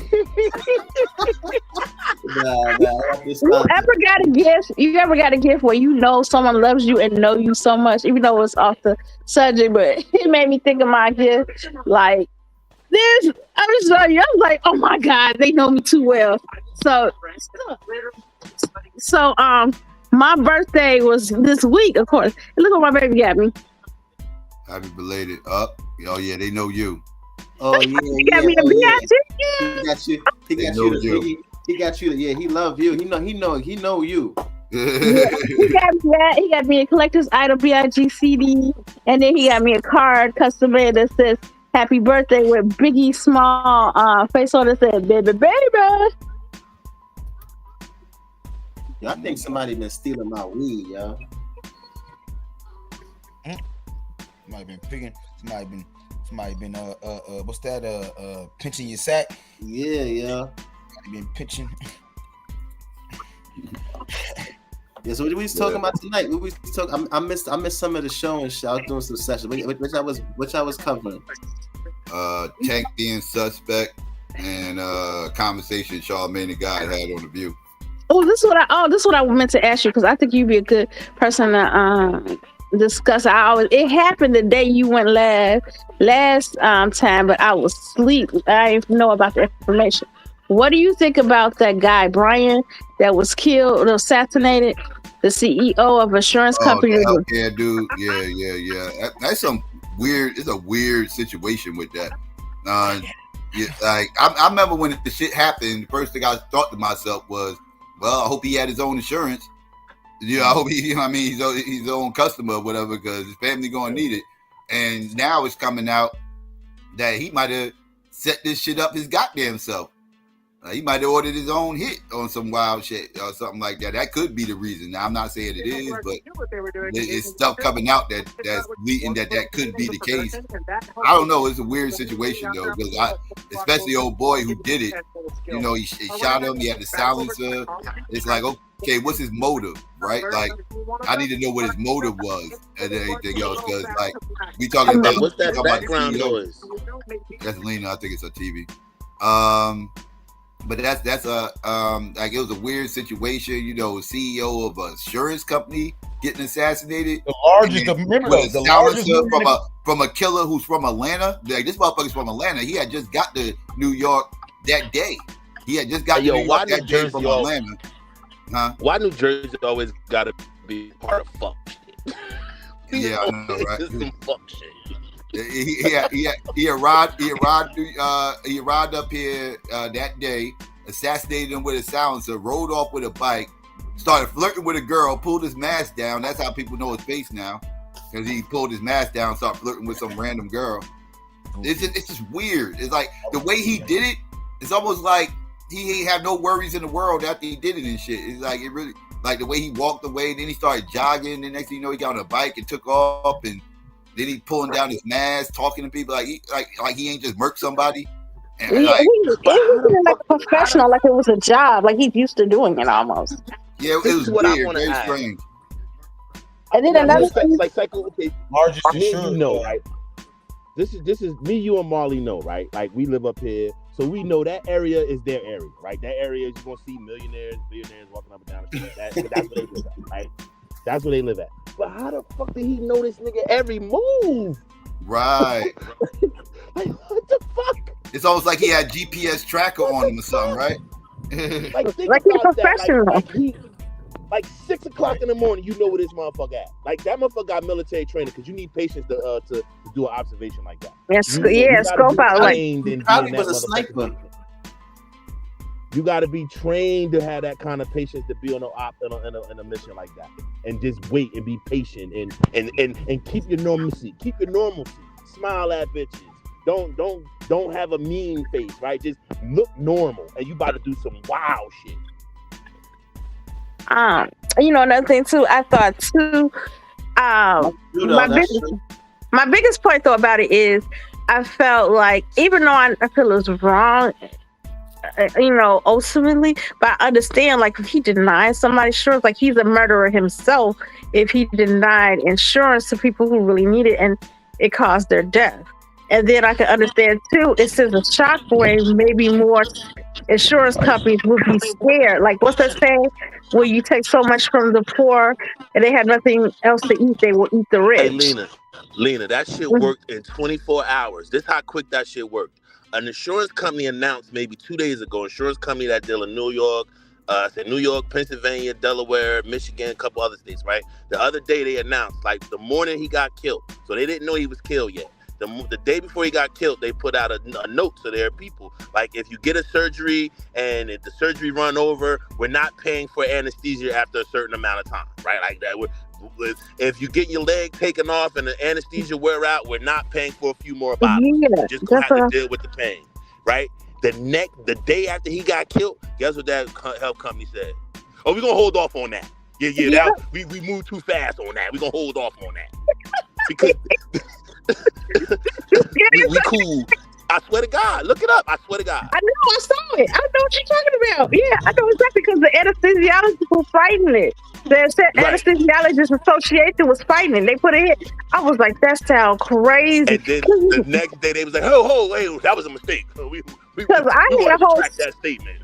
And can you imagine in an emergency, you got to make that type of decision because I had a C-section. It wasn't planned. My baby wasn't coming and her blood pressure was dropping. So they gave me emergency C-section. Can you imagine them talking about, we're going to go give you so much, you're going to be cut open. Okay, Miss Lena, we're only going to give you an hour worth of anesthesia, baby. Then we got some Tylenol or some 800 milligrams for you after that.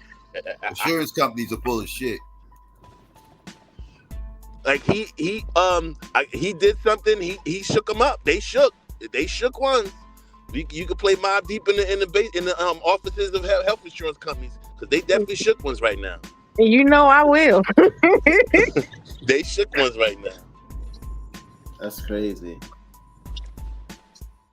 And then the stuff he put on the bullets, he let them know I got a vendetta against you, nigga. Denied, delayed. What is it? Denied, delayed. Yo, let me ask y'all, what y'all think about Andrew Schultz talking about if him and Kendrick Lamar was in the cell, he'll grape him. What y'all think about that? Oh no, they wild. What? Andrew Schultz took offense to Kendrick Lamar saying, we can't let, his little shot he took at him and Charlamagne saying we can't let white comedians talk shit about black women. So, he recently, you can look it up. He recently, made a few comments about it. First, he said, well, listen, he went on this rant about how hip hop and how the hell somebody gonna come at him for saying that. Talking about black women when hip hop. This is a white like dude he really said a lot of foul shit. This is a white dude who got caught talking shit about black women, and because he got called out by Kendrick Lamar, he was like, he was like, yo. If it comes to his crew and all that, his gang members and all that, I might get beat up. He's like, but if me and Kendrick was in the cell and after we tattooed each other and we cleaned up the cell and we played board games, then he was like, I guess it's time to fuck you now. You know what I'm saying? He said that. He said, physically, I'm gonna win. And the only choices you're gonna have is whether you're gonna do it consensually or give it up. Like, he said this. Like, here Kendrick talking all that shit about Drake and everybody like, he not like us. But this white man said that right there get a motherfucking murk. That right there get a motherfucking murk. He said he would grape this man and you don't hear a peep. You don't hear nothing. I didn't hear anything about it. That's crazy as hell. See, think about that. You didn't hear anything about it, but we celebrating that he kicked Drake out the culture. But we don't hear nothing about a white man talking about, man, I will molest your little behind. I will take your manhood, and said it and laughed and joked, and him and his friends was laughing and joking like, because then his only option would be, his only option would be whether he gives it to me freely. He said it's on like Instagram or some shit. No, he said it live on the show, bro, on his podcast. On a podcast, he said this on. Okay. On his podcast. That's crazy. That shit sound crazy. That shit sound like this nigga just don't give a fuck about life. Yeah, he would have to get handled. He would have to get handled. seriously. And I bet you no one does. Like it's on site, like it's up, like it's on site with that motherfucker. And you ain't heard nothing from Kendrick Lamar. You ain't heard nothing from all those not like us and Drake is up, get him out the coach. Blah, blah, blah. You don't hear nothing from none of that. None of that. It's green light on him, son. It's up, like it's up. Like, This motherfucker said that shit. I'm watching the Joe Budden this morning. Them two niggas from up there where you at, Psycho, they trying to give him cover. Like, oh, he's a comedian. You know, they say things. What? Nah, fuck that. It's up, nigga. It's Yeah, up. it is up. You can't just say that type of shit, I'll dog. take your manhood. Yeah, it's What? up. No, he said if it came down to it and we were in the cell together, it's about physicality. I would take it. After he said it, he literally said this, y'all. He was like, yeah, while we in the cell, after we clean up and we give each other tattoos and we finish cleaning up, we play board games and we did whatever we was gonna do for the day. When it's just me, him in the cell, I'ma just say, hey, well, it's time to fuck you now. He said this. Verbatim. I don't think Kendrick said anything because basically everybody else pretty much blamed him for it, as far as online. But understand this with Andrew Schultz. Charlemagne legitimized this dude. For whatever reason, Charlemagne gave this dude a platform. And Charlemagne, who is part of one of the big platforms out there, for whatever reason, and this is not the first time he's talked reckless towards black folks. And I just recently seen a video of him doing stand-up, the audience just full of black folks. I didn't know he was a stand-up comedian, but I'm like, all right, why did he platform this dude? For what reason? What's the purpose of the show?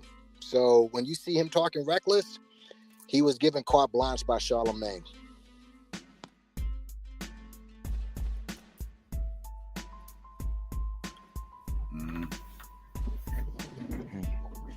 Interesting. He tried to, he basically both fucked the brother.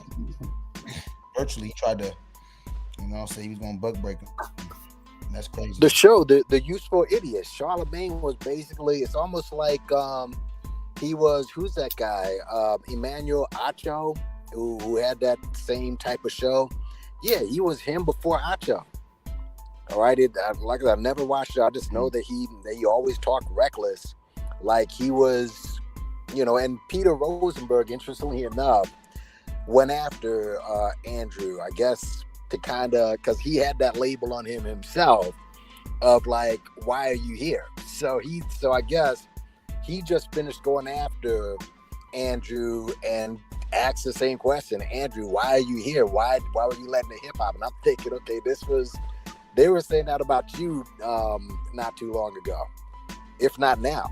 So again, when you see Andrew comfortable in the space at the cookout, as they say, Charlemagne legitimized him.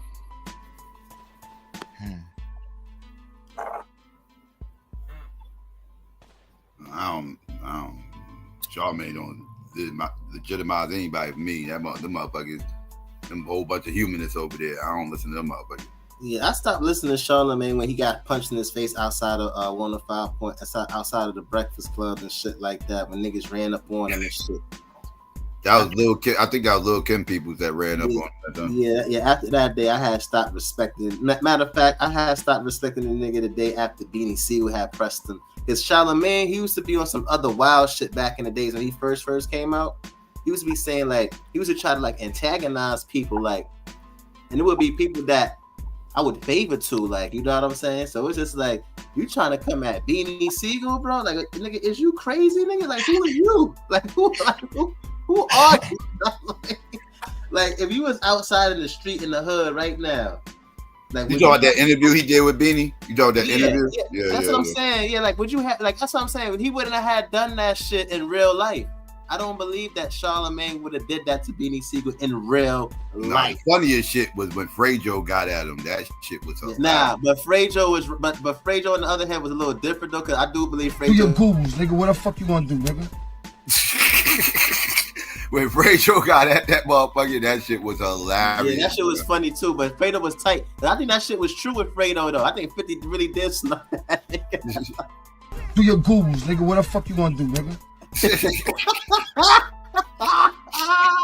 He was tight, son. He was like, yo, what you go? He was like, when you got. No, he really act like that. Like, yo, bro, he really act like that, bro. He really act like that, bro. I interviewed that motherfucker about 10 years ago now. I interviewed that motherfucker. That motherfucker went ham on my co-host, bro. That motherfucker started, like, he was going in on that motherfucker. That shit was actually hilarious. But yeah, Fredo's a wild boy. I got into it. Every interview. In 2003, I got into it with them niggas in LA at Jerry's Deli, bro. Oh yeah, he be popping off. That's what I'm saying. Like, I got be into popping it off, with that dog. nigga. Word is life. I got into it with that nigga. We in Jerry's Deli, right?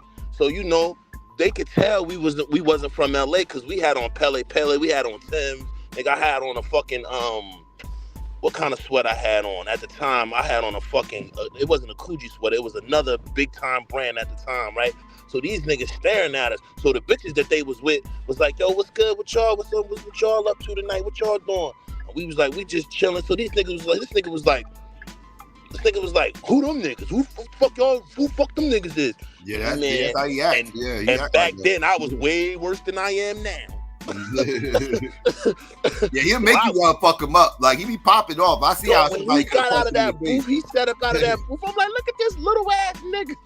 Yeah, I could see 50 punching him in the face because he be acting up, dog. Like, Fredo be popping off, son. Like, he got the Napoleon complex. You can tell. It's crazy that y'all say that shit because me and my mans, we was talking about that shit yesterday. Word is life. We was telling our niggas about when we went to LA, and we was telling them niggas about that shit. Like, yeah, man, nigga, we was in Jerry's Deli, and because Jerry's Deli was like the hangout spot after you leave certain clubs and shit. In Jerry Deli's, right? The one in LA, right? They didn't have like New York shit inside of there. Yeah. I've been to that shit, but not the one in Cali though. They got one in Jacksonville. No, I went to the one I was asked at RBR about the shit one day. This nigga was like, him and OJ ain't even know what the fuck I was talking about. So hold on, Jerry Deli is originally from New York. Yeah. Because I've never seen it in New York before. The only time I ever been to it was in Jacksonville. Yeah, I don't even think the ones in LA no more. Because from what RBR and OJ was saying that day, they didn't know what the fuck I was talking about. Because, man, that shit, man, them bitches in there, Lord have mercy. Whew. Psycho, that, you know how they was like them outside Philly chicks, Psycho. You know them women outside of Philly, how you like, damn, let me move down here. You come down here. Yeah, but Fredo be doing the most though. Like, he be popping off. Like I said, I could totally see 50 punching him in the face. Like, I do believe the 50 side of that story. Like, yeah, Fredo be popping off. But when Charlamagne did that shit with BB Seeger, I was like, son, if he wasn't on the show, bro. That was him, Dick Rott and Rockefeller and shit. Yeah, I remember. Like, that was like, come on, son. Like he was like, yo, you just come off as a hater. That's what I think. You just come off as a hater. Nigga, mind your business, bro. You don't even know what's going on. Ask the questions and shut the fuck up. Don't give your fucking opinion. Ask the fucking questions. Yeah, like, you even know what happened between him and Jay. You just picking sides, like, you know what I'm saying? Because Jay or favorite. You're not even trying to make a proper. We have to get Charlamagne out the paint because now Charlamagne is turning into the Al Sharpton of the black community.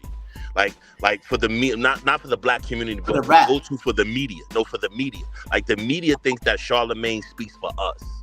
Right, they think because he has that morning show and he's looked at as grassroots. That's how he's looked at. No, he's looked at as the face of black culture when it comes to media. When it comes to like what he's looked at as he's looked at as like when they talk to Charlamagne, they think they talking to grassroots. The motherfucker, like, that's how mainstream views him. That's how. Don't he got a rape charge? Don't he got some type of rape charge? I know that. Yeah, we gotta say allegedly. Sure does. Well, you're right, allegedly, but it got dropped down though. It was reduced. The charges was reduced. It's not rape, but it got reduced. It was statutory, but yes, it was statutory. Yeah, yeah, it was something to do with an underage. Right. Yeah, statutory. Yeah. Yeah. So that right there kind of. Yeah. You're right, allegedly. I got for legal purposes. Let me just say that. Yeah. But yeah, he was charged though. He was charged. He was not charged with rape. You're right, allegedly. He was not charged with rape, but he did. He did. Yeah, it's out there. It's Googleable. Yeah, there's some rumors out there about him. Yeah, definitely. Yeah. Mm-hmm. Check your Googleables. Yeah, man. And that guy's swept on the rug. Do your Googles, nigga. What the fuck you gonna do, nigga? Googles. No, he's had a few things happen. You forgot about how he was run down by Little Kim's folks. We just talked about that. Yeah, he's had a few. Yeah, he's had a few traumatizing experiences, but just got that nigga outside by the train station. Yeah. The nigga ran across the streets. Yeah, and that's like where the studio is. Nigga, don't run. Nigga, don't run. Yeah, the studio is right by a square too. Yo, son, and what's so crazy is that, bro, you acting like these niggas is not gonna see you outside. Like you gotta be like niggas be putting themselves in situations that they don't even have to be in. First of all, so you know you ain't got no team with you. You know you ain't got nobody. You know what I'm saying? Because if you would have had somebody, they would have been there, or they would have even came back on some retaliation. Like he did that shit to himself, bro. He did that to himself. Like, yeah, you over here, you talking shit to people on the radio, like they can't catch you outside. Like that's crazy. But I think you're right that they have they've marketed him to be more grassroots than he really is. I mean, he's just very. They don't press people on any tough questions, really. They just don't. All right, and when you look at some of the interviews, whether it's Candace Owens doesn't press her on anything, Umar doesn't press him, Biden, come on, they're just not.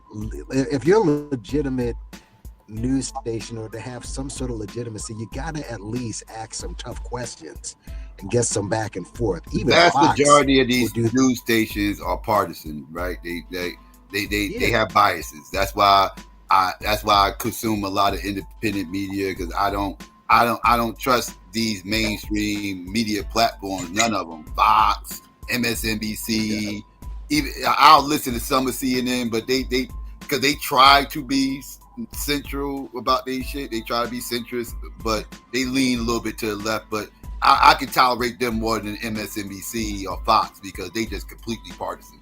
They can like so that's both of them are churches, right? Like I don't consume church propaganda. And you know what too? Let me just say, a lot of your newscasters and contributors, they're getting YouTube channels. Especially after this election, dude, a lot of these guys are getting their own. Yeah, they're getting their own. Yes, that's the new thing. I'm glad you mentioned that, because you're absolutely right. Like, because a lot of these people are splitting off and getting their own joint, like like the Don Lemons and it's like the that. Homeless like, ones. They look like the Cuomos. Yeah, the Cuomos, Piers Morgan, Piers Morgan is the guy that the Michael dude that went to court, that went to jail with Trump as co-conspirator. But they're all homeless Republicans. Well, not all. Well, some of them are liberals. Some of these are liberals too. Like it's Don media thing. But like I mentioned Cuomo. Cuomo's a liberal. I don't think he's a liberal, y'all. There is nothing liberal. I don't think Cuomo's a liberal. Hell no. Come on, Arthur. Bro, watch his show, bro. Watch his show. He's kind of he's kind of moving. I'm not gonna say he's gonna go totally right, but he's not right now. Yeah, he's not as quote unquote liberal as he was, and a lot of these people, you gotta understand. What's funny too?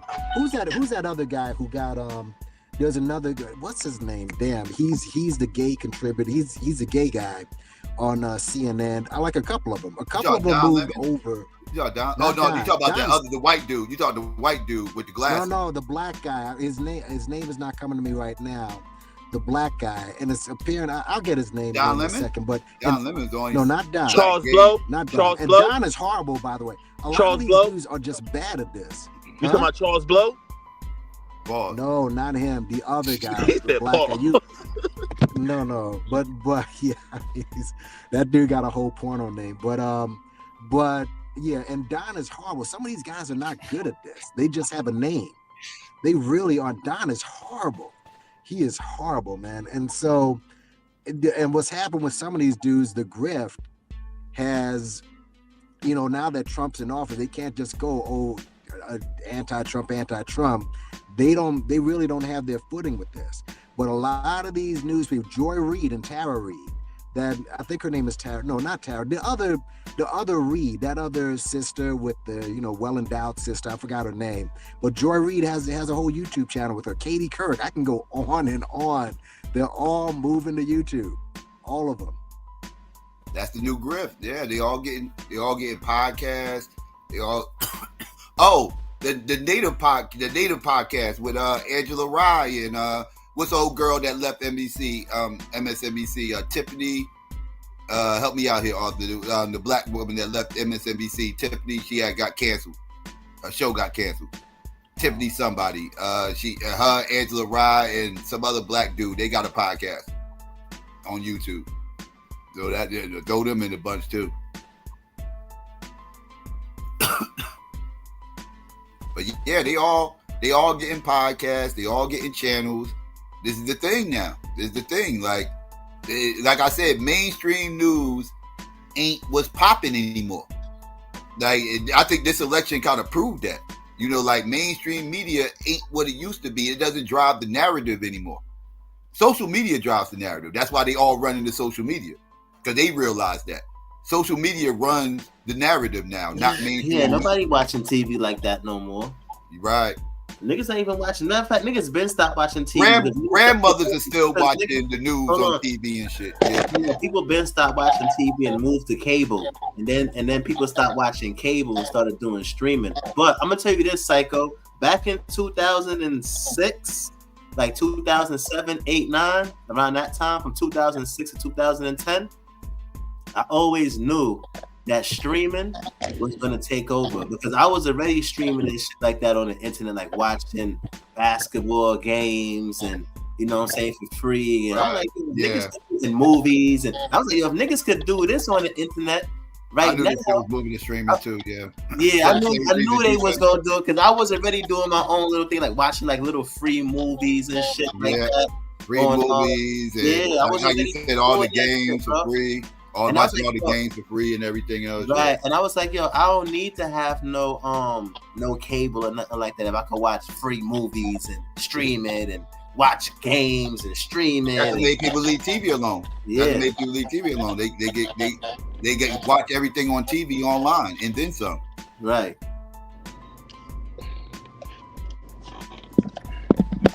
The guy's name is Keith Boykin.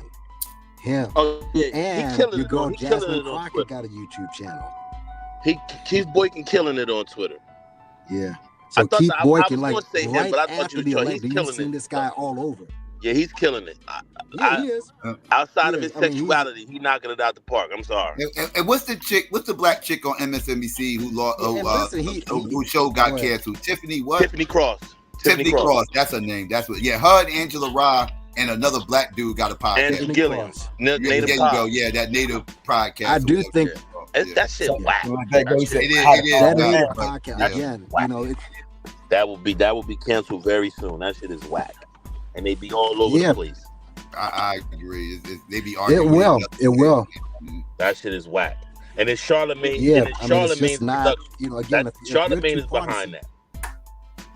Yeah, it's an iHeart joint. It's an iHeart. It's an iHeart joint, but it's under his umbrella as well. It's the umbrella that iHeart gave him. Right. Cause them is his homies. Really? Right. Yeah, them is homies. Right. Yeah, iHeart does the Breakfast Club. Yeah. Yeah, like those they are the political voice that need to speak, but he's the one that gets to speak. iHeart's like Viacom. Yeah. And you see how iHeart, ESPN and ESPN brought 98.7 Kiss Psycho and put the sports shit on there. It didn't make it, and now 98.7 Kiss is some iHeart white people shit. Yeah. Took the greatest black station in New York City and fucked it up. Yeah. That's crazy. Well, the best, actually that other station what's her name? Karen Hunter and I don't Peter like Noel her, used to be in man. that I don't station. like her. All the way at the other end of the dial. I forgot that, but that's no longer a black station either. That station was good. Karen Hunter, but, she on Sirius XM now. Yeah, she has her own YouTube. What don't you like about Karen? Karen, she's a Karen. Nah, all right, I'm gonna be honest with you, right? We got into it one day, right?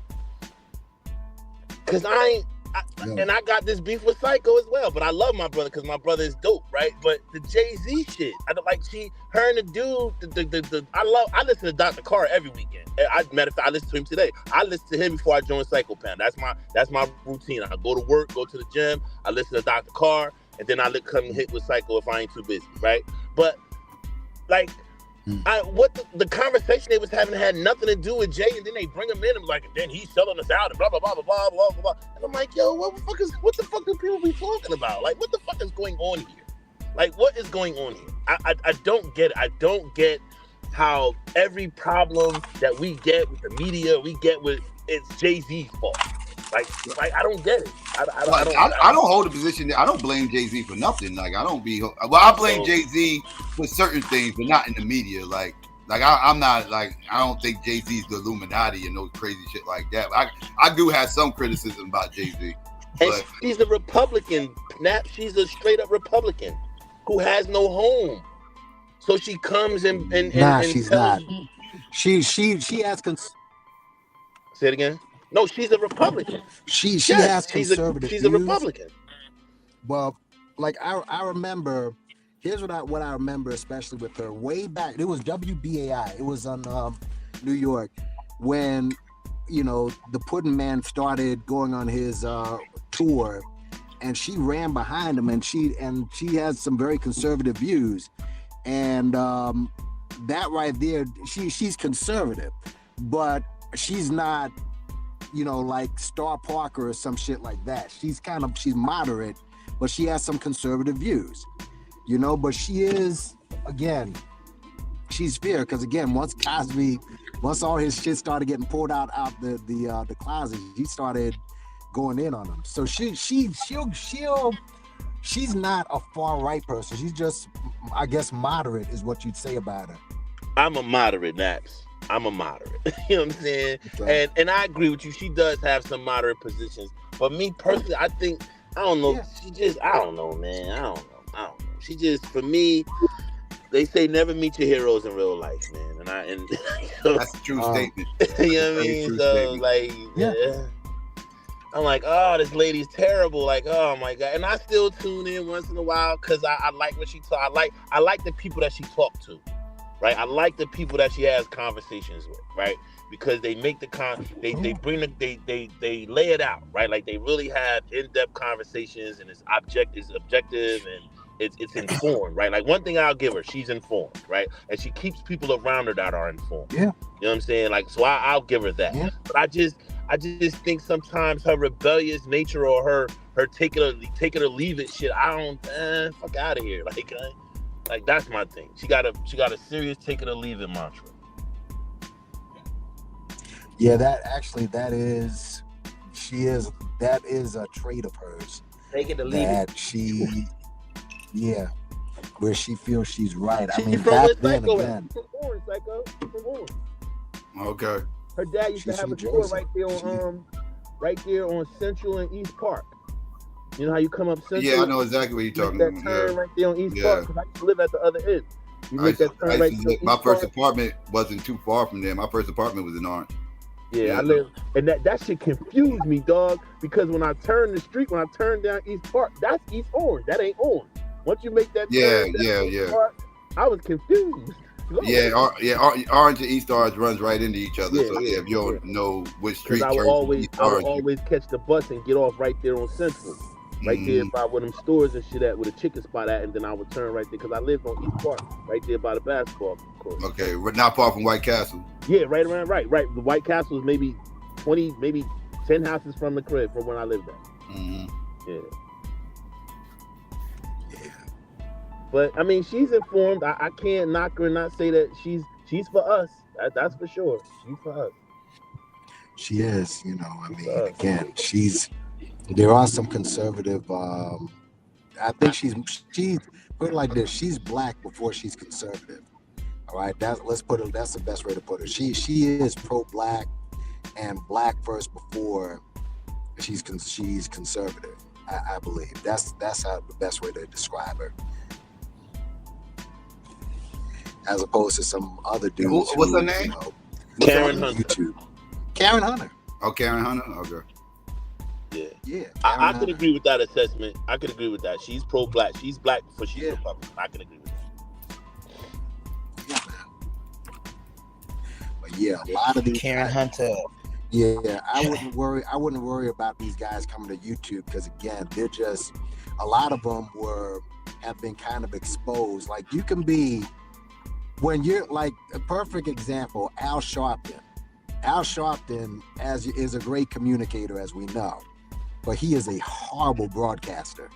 All right, and just to be on YouTube, there's a certain type of you got to be a certain kind of unfiltered a bit, and this is where a lot of these guys are gonna fail. Like when I watch Keith Boykin, I mean, it's obvious he's got a team behind him.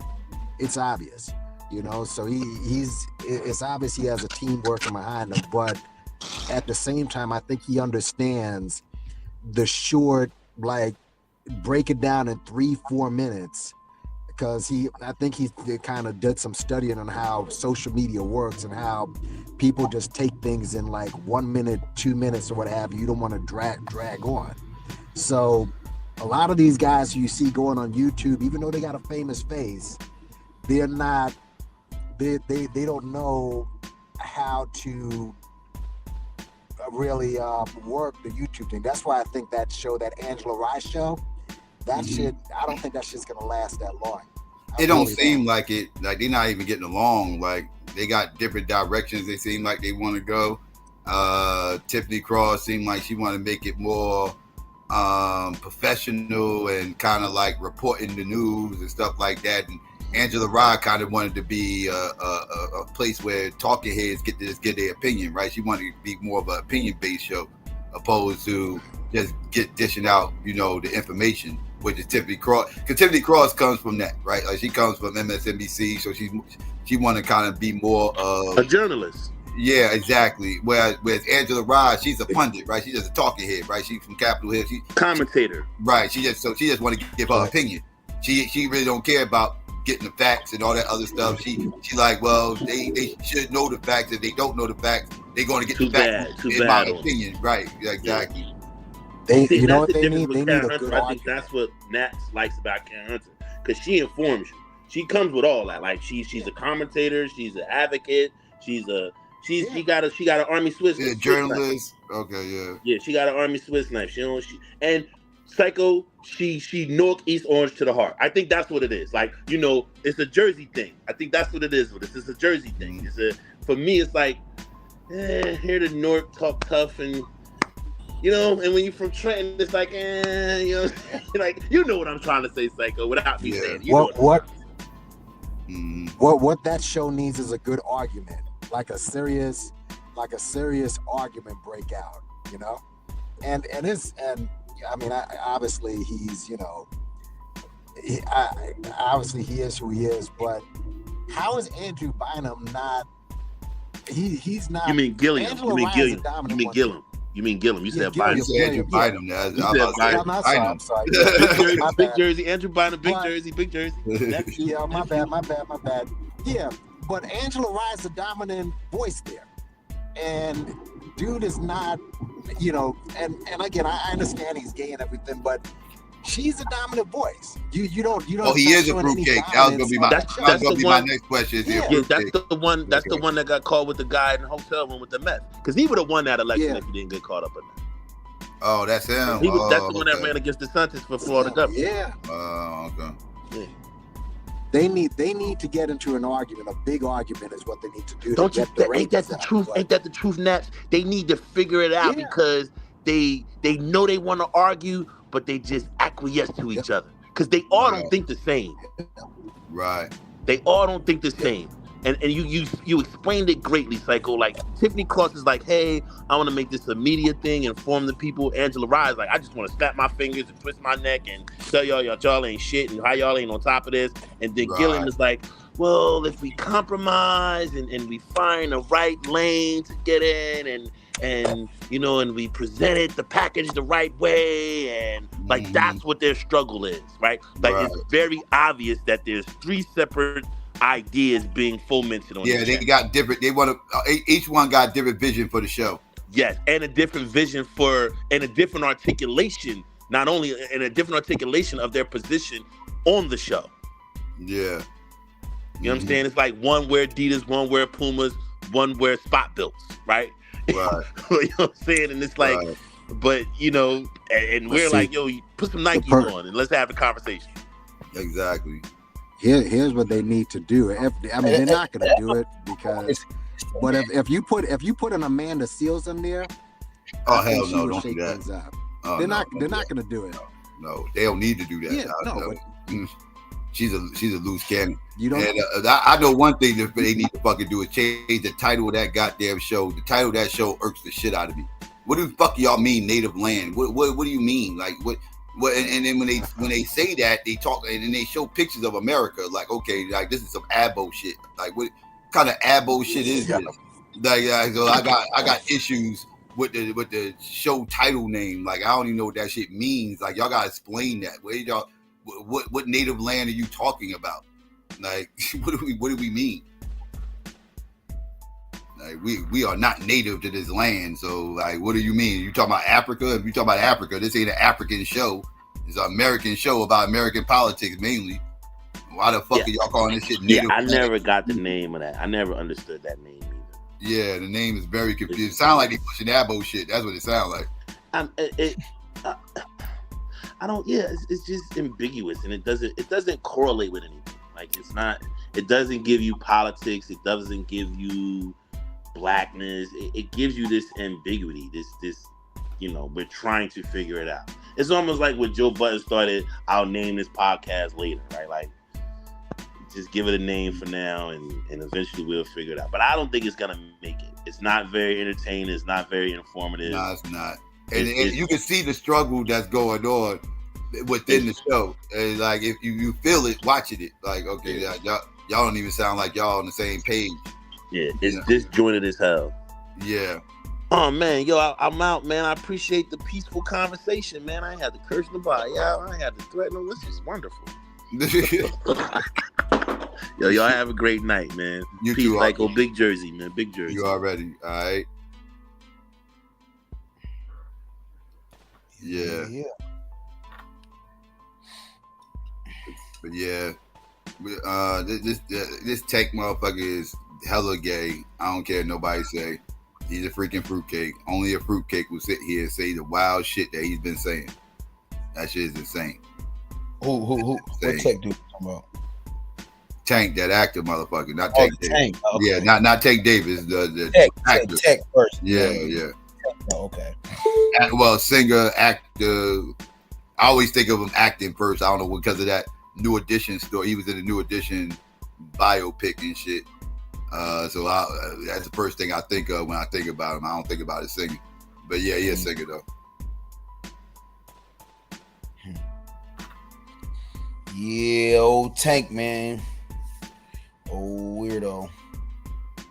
Yeah, like seriously. So much more. You can get head from a dude that means you're not. That don't mean you're gay. Is insane. That is a wild ass statement. Motherfuckers say. I say what now?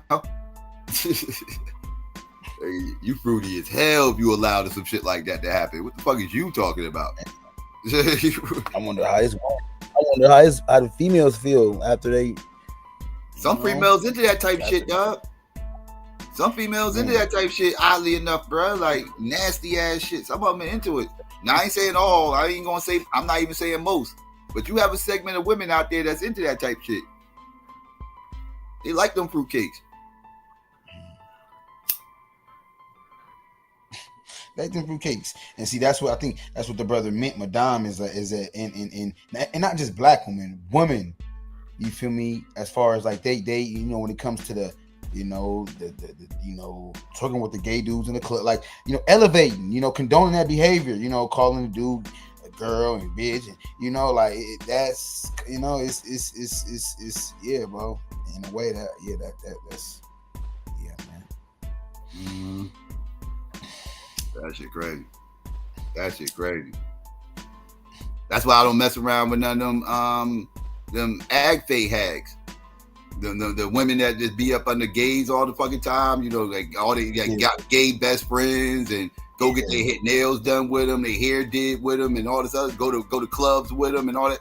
I don't mess with girls like that, dog. Girls that got all these gay friends and all. Nah, I'm cool. I ain't even trying to hit that, yo. Because in my mind, you might have fucked one of these dudes. Y'all might have got drunk one day. You might have tried to turn that dude straight. He might have took it up on the offer, got some pussy for the night, and then and he's still a fruitcake. And it's like, you know, like you got some women out there that think they got the magic coochie, and if this dude gets some of their coochie, they can turn them straight. And you got some, and a lot of them be these ag fake hags that be around these gay dudes all freaking day long. A lot of them be wanting to try to turn these dudes straight. And one of these gay dudes might have took you up on offer one night. I don't want none of those gay dudes sloppy seconds. I'm cool. I don't even want to sleep with none of those women who do that. No, I'm cool. I'm cool. No, I don't need that. No, I don't want to sleep behind nothing that slept with that or could have slept with that or even no. That shit. No, y'all motherfuckers got the cooties. I'm cool. I'm cool.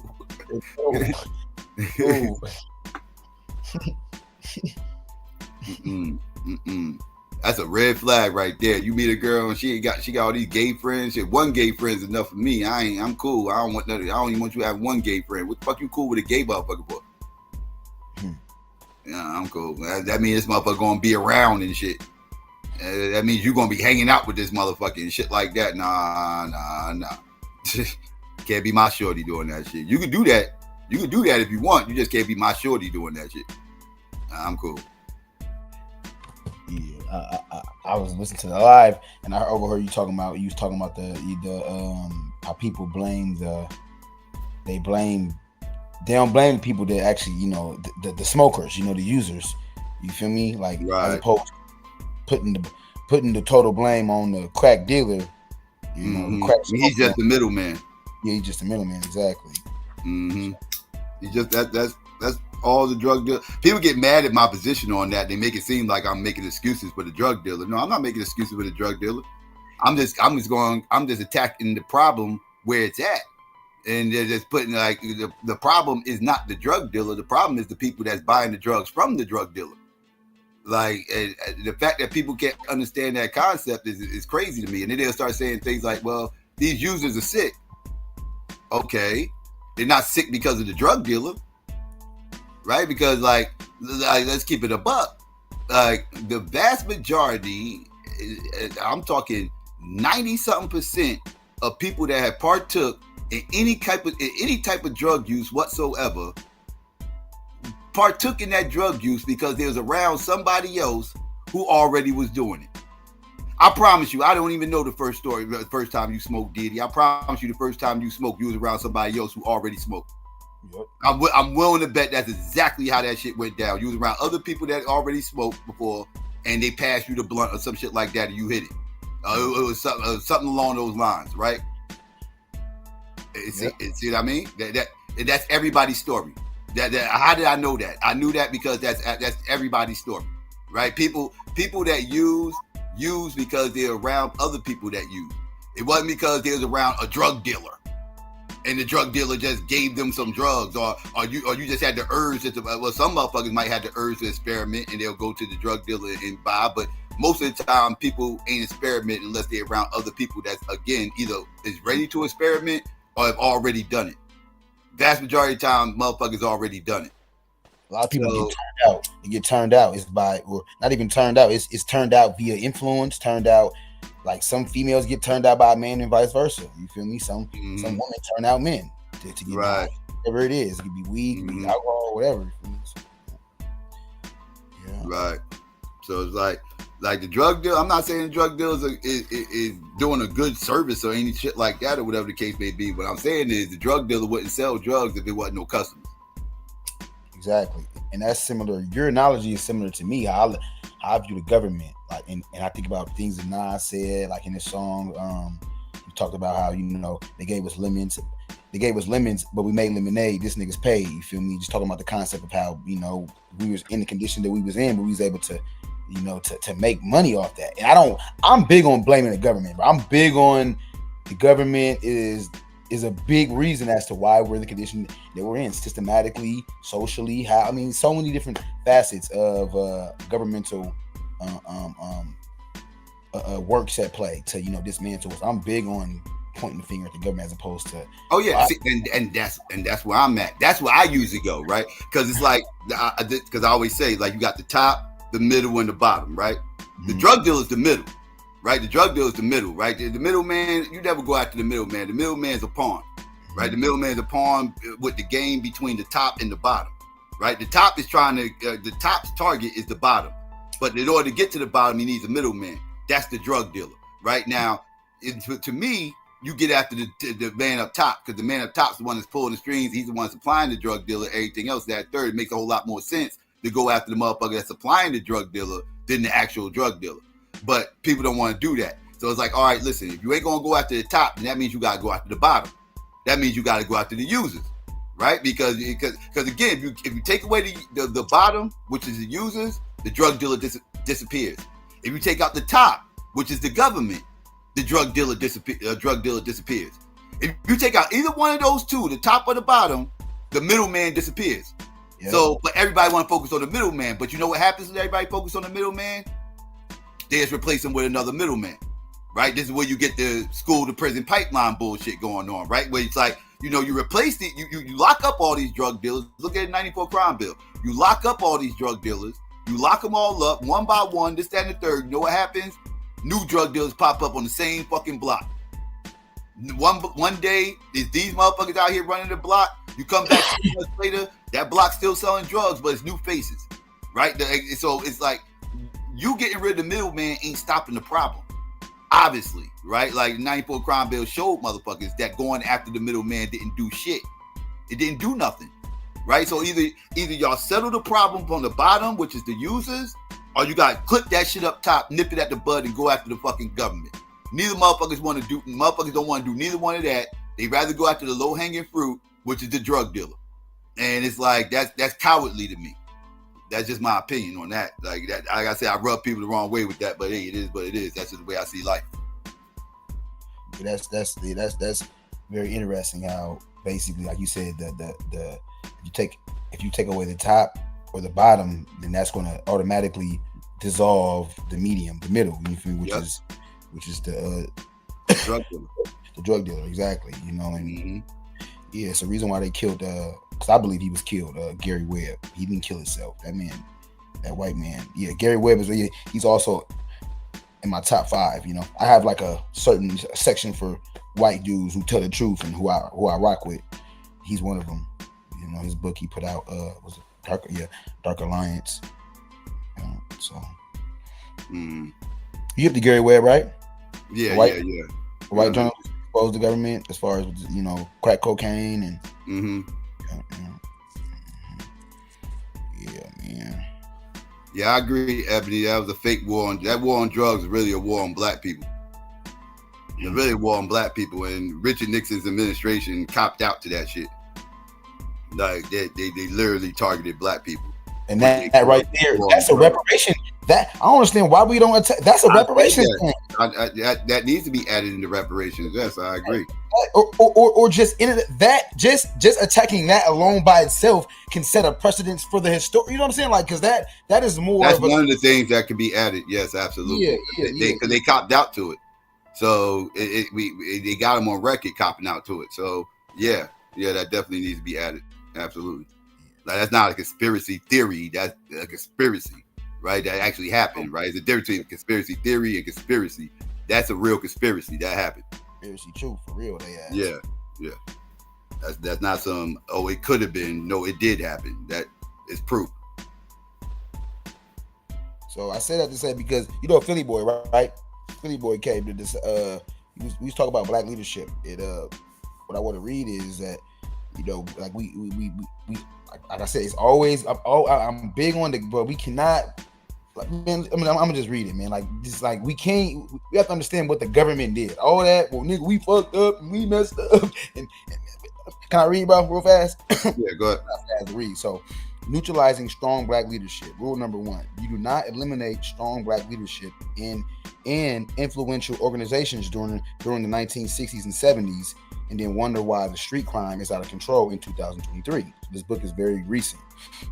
White paternalism compels Black America to submit, which hinders the formation of powerful organizations and influential leadership needed to address internal issues and fortify the group. Crime today stems in part from white power crushing organizations and derailing Black leadership several decades ago, eradicating the Black leadership and social and political organizations that could have been used to contain crime effectively serve to diminish Black America's ability to defend itself against Black crime. Thus, this is what is meant when people say that white society wants Black America to suffer from crime. Entertainers are easily censored because they are beholden to white control entities like Tank. Entertainers are easily censored because they are beholden to white control entities that provide them endorsement deals and pay them to entertain. That caucus of powerful white small hat controllers rarely has the best interests of Black America at heart. This brother just breaking down, Black leadership and how ultimately, it was derailed. COINTELPRO, the Ghetto Informant Program, which came before COINTELPRO. So it's we have to always look to why, ask why, for real.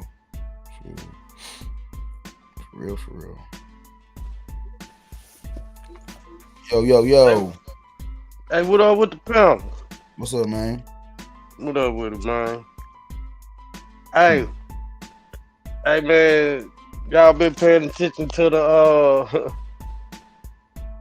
Andrew Schultz and Charlemagne shit, and him talking about he gonna do all that shit to Kendrick and shit if they was in the room and shit. I heard, and I seen. Nappy just came up here not too long ago and mentioned it. Yeah, we were just talking about it not too long ago, about an hour ago. Yeah, it was actually the other brother, but like I said, Andrew Schultz came up on Charlemagne. Charlemagne basically brought that dude up. So yeah, I feel like Charlemagne introduced him to the game, but Joe Rogan put him on a whole nother stratosphere because he Charlemagne walked him in the door through for his black culture, but goddamn it, he's motherfucking Joe Rogan pet. He's one of his little unfunny ass comedian little proteges and shit like that there. More so than I can say he is a Charlemagne. You know what I'm saying? Wait, Joe Rogan brought this dude up? I wouldn't say brought him up, but he's definitely up under that Joe Rogan white ring comedy bullshit. He's up under that shit. With the Shane Gilliam niggas and White Boy and all that old shit. He's definitely up under the whole Joe Rogan stratosphere. That's why he's as big and as popular as he is because of his Joe Rogan's cosign. Not because of his Charlemagne cosign. His Charlemagne cosign only hell's weight within the black media, but outside the black media, he has a bigger cosign, which would be Joe Rogan. White folks. But why does Charlemagne platform this dude? That's all I want to know. Why did he platform this man? For what reason? But and regardless of how y'all feel, that I don't know. But I just got done watching their podcast that they dropped their Brilliant Idiots episode today. I guess responding to that shit. And it's very interesting, Psycho. I think you ought to check that shit out. Just Charlemagne's whole response. Yeah, all the comments are gold. Comments always be gold in under every video for me. You know what I'm saying? But for real, just check out Charlemagne playing stupid like he don't fucking have social media and don't be on social media all day and don't know that motherfucking white boy that been going viral for the last 2 days since he said that shit, and he's fucking coldly playing dumb. He don't know what happened, what's going on, and this man, you ought to see that shit, man. Like how and then they got a black woman sitting in the middle of the shit being the moderator, and she's just as laughing and geeking all along with Andrew Schultz talking about raping, basically breaking Kendrick. That's exactly what it is.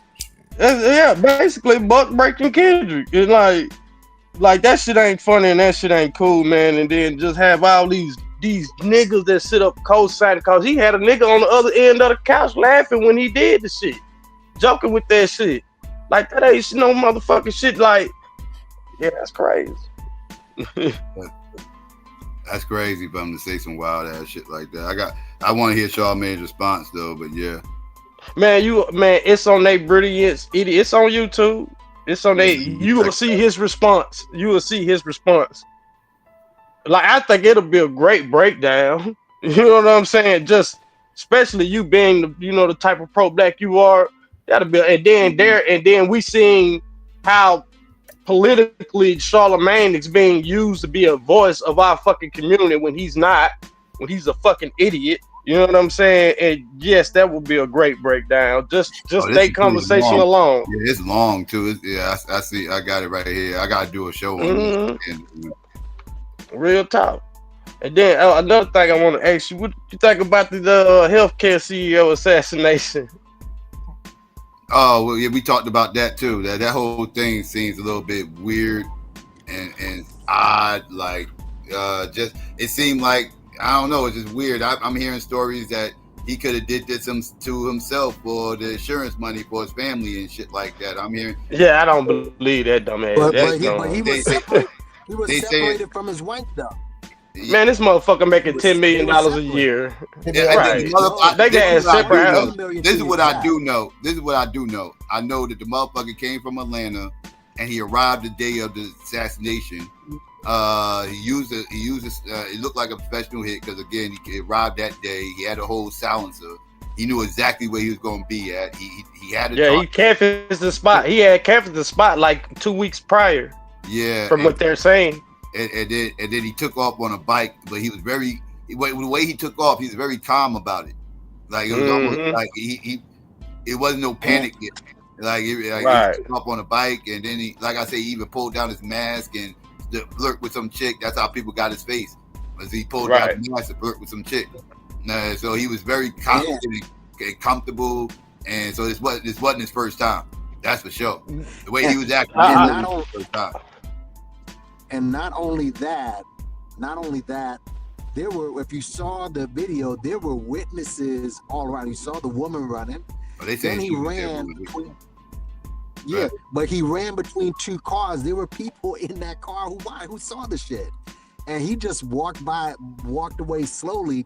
It could have been some John Q shit, but because it seems so and when you put in work like that, you gotta be calm, cause like you're gonna get caught. You know what I'm saying? So you gotta gotta be smooth with it and just flow with shit. You feel what I'm saying?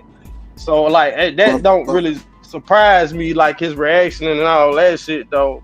It's just that how did he had to be like canvassing and tracking him for like a while, for like some months, and knew that he was gonna be at this place at this time and doing, you know what I'm saying? And for him to even arrive there weeks prior. But my thing is, how do y'all know all of this shit that he was there 2 weeks prior and then he fled the city all of a sudden and y'all don't know where he at, but you can't identify the motherfucker? That don't make no sense. The largest insurance carrier or health insurance in America, and it's also the most insured company. Health insurance company that has the most denials too. So I think that's important to know too. Yeah. Right. In my last job, they insured through United Health. The first thing that popped in my mind was this was a disgruntled person that didn't get the insurance that they thought they was going to get. That's what I think it is. That's what I believe it is. Ultimately, I believe it's somebody who got it's just an ultimate revenge mission. Like they done denied too many. But this was a hit though. But still, but there are hitmans who whose family probably done been denied or some shit, and they like, man, fuck that. I'm feeling. You know what I'm saying? Like, but it's personal though. Most motherfuckers would go after the CEO. Like that's well, don't seem personal to you, like, because they went after the CEO. Like most motherfuckers get mad at a company, their first idea to go after the CEO. They'll go after the cashier before they go after the CEO, right? Like so this is like, it seemed personal, right? It seemed a little bit deeper than being denied. I agree. Yeah, I agree. From a how we see like people do this type of shit from a normal standpoint. Yeah, they don't normally go after the CEO. They'll go shoot up, they local, the operator. Yeah, they'll go shoot up they local United Healthcare precinct before they go find the CEO. You know what I'm saying? The manager at the spot, something like that or whatever, right? But it's a CEO of a. But if he's thinking like a nigga like Pookie, I'm gonna try to strike you dead in your heart.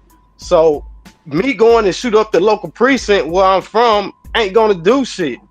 The way I'm gonna strike you in your heart is go kill some of your board members and your CEO, so I can really send that message that I'm trying to get across. Especially if the people that if you're just sending if people that's upper up or higher up in this corporations and shit like that only sending messages down to other people that's denying people, I don't have no smoke with you.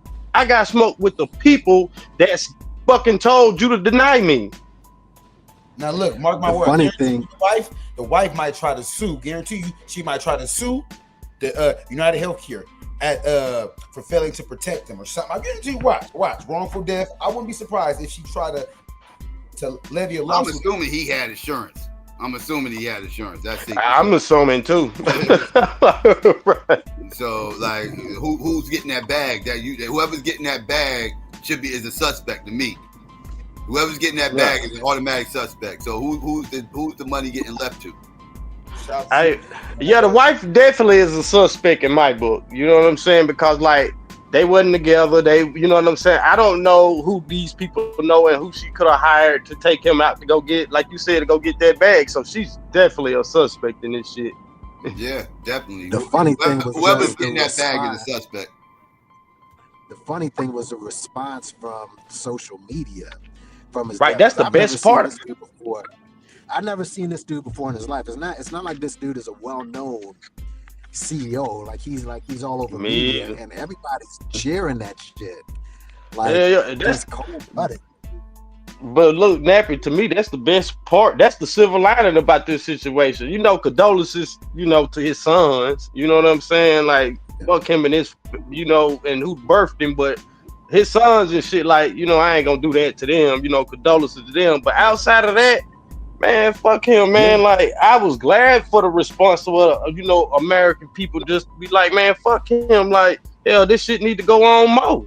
You know what I'm saying? Because he himself done killed way more people than we just seen this hitman. We just know he done killed one person. But we know this CEO done killed thousands since he done took over as CEO. From what he been, right? I think he been the CEO since 2020 or some shit like that. Because that full security detail, 10 bodyguards. I don't understand why he managed security. Yeah, but I even feel like even the motherfucker who going out of their way to protect them from, you know what I'm saying, like the people in the people's vigilante justice against them, hell, they should be popped up too. Shoot the security too. Fuck it, if you gonna protect it. You know what I'm saying? Your life need to be in danger too. So you need to think twice before you take this job. Making $10 million a year, man. That's crazy. No, he was making $23 million a year. 23. I thought it was 10. Yes. No, 23. Wow. Really, yeah, when you count in the bonuses, you're right. Right, you're right. When you count bonuses, that was just his salary. 50 million, including bonuses. Yeah, man. So his job is, understand, 76,000 from what I understand, people die because they don't get the right insurance. So he as a CEO has to factor that in, like, okay, this amount of people aren't going to live and what have you, but he's still going to get the bonus. So, yeah, it's the response from social media was just cold as fuck. I like it. It's the people pushing back, man. Like that shit ain't gonna change until we change it. And you know what I'm saying? That shit gonna stay the same. So what the fuck is we? Yeah, they're already making laws where it's making it harder for us to protest, especially certain companies, institutions, and shit like that. There, so and then they telling you not to be violent and to have empathy for people that have no empathy for you. So at some point, the people got to stand up for themselves. You know what I'm saying? One thing for sure, security stocks probably went up through the roof. Huh? Security went? Why would security go up through the roof? No, I'm saying that's why security companies, their stocks probably went through the roof because probably these guys or these CEOs are probably everybody gonna be paranoid and go hire security. Right. Yeah. Nah, I doubt it. This is a hit. This is personal, so this wasn't like this is personal. I don't think it was random. I definitely think it was personal. But what personal standpoint was it? Was it a person? That's the question. Right. Yeah. So, who put the hit out? Somebody. Right. And was it over him being the CEO, or was it over insurance money, or was it could have been a gambling debt? We don't know. Like it could have been a whole bunch of nobody knows. So unless they catch this motherfucker. Or he could have been sleeping with somebody else's woman.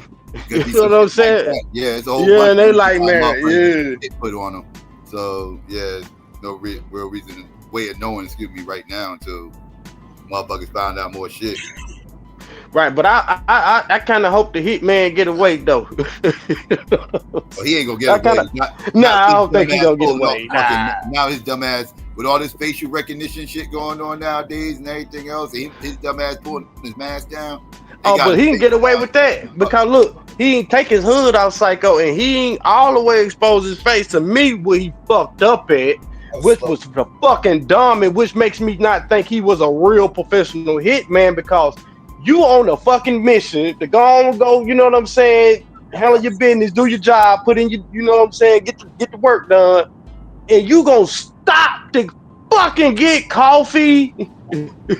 Why? Like you can't wait to get a cup of coffee after you executed your job. That's why I say he wasn't concerned or nothing. Like he just it's like he had little care and shit. Like right. Like, and then if I caught a body, my ass, I don't care. Even when I get home, I'm shook. I'm not. I'm thinking motherfuckers know where I'm at. Motherfuckers just ask I'm like they on me, dog. Like they know what to do. I mean, I wouldn't. You know what I'm saying? This motherfucker up there buying coffee and all this other shit, everything else. Like, and then look, they would let me kind of almost allude to it. He couldn't have been a professional because, like, he removed that shit just to get a reaction out of bitch. You know what I'm saying? He on some flirtation shit when you supposed to be on a mission, executing his mission, but yet you trying to go get a reaction. You know what I'm saying? It's a flirtatious reaction about a woman and shit like that. Like, man, come on, man, you do not have time for that. What is you doing? Like, he ain't from New York, so go ahead, my bad. It was professional because the gun jammed, and he just cleared it, like. Oh yeah, I can do that too, though. I can do that too. Unjam a gun and keep going. That's easy. Cause all it is a bullet or a round caught up in a chamber, and all you gotta do is rack that motherfucker again and put it back in better and keep going. That's all he did. My adrenaline would be too pumped up to be sitting in the back trying to go in a coffee shop. I mean, you ain't lying. You was not lying. Fuck that. Real though. He's like, I gotta calm my nerves, man. I got bad nerves. But nigga, bring an iced coffee. Put the iced coffee in your backpack, and if you get a little too nervous, drink the iced coffee you brought with you. Don't stop and goddamn it, You know what I'm saying? Because it's instant coffee and keep it at your crib so you can make some when you get home, nigga. Right. Because look, that Dunkin' Donuts shit, nigga. You lost. But no, he ain't from New York. He's from somewhere. He was visiting. He was staying at some. Yeah. So like, you ain't even much like why like. You had a whole backpack. Why wasn't no coffee? Yeah, you could have put a thermal, one of them warming thermals up in there. You know what I'm saying? To keep the coffee warm and hot and shit, so it don't get cold and shit. And then you know what I'm saying? When you execute your shit, you get somewhere. You know, get to your destination when you trying to make it to, and you safe and shit. Then you drink the coffee. But God, you don't stop nowhere when you know if you went through all of this shit to protect your and hide your identity from. All of you know, because we live in a surveillance state, cameras on every corner, everywhere you go these days.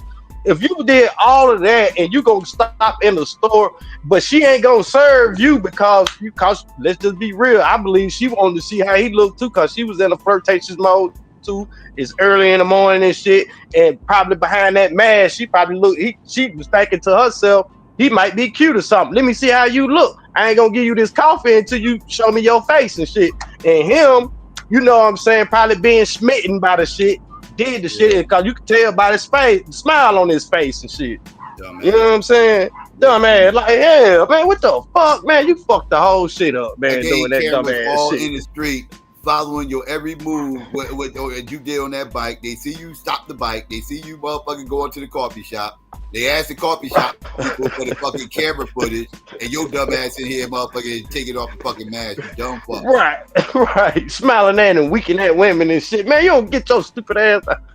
But hey, he get caught. That's what's gonna be a downfall. Him going in that damn coffee shop, cause they goddamn it went and traced the water bottles he had, and I don't know if they got the coffee cup, but I know they said they had some water bottles and he supposed to drop the cell phone, but I don't believe that's his cell phone. I don't believe he had no phone on it. Probably was a burner.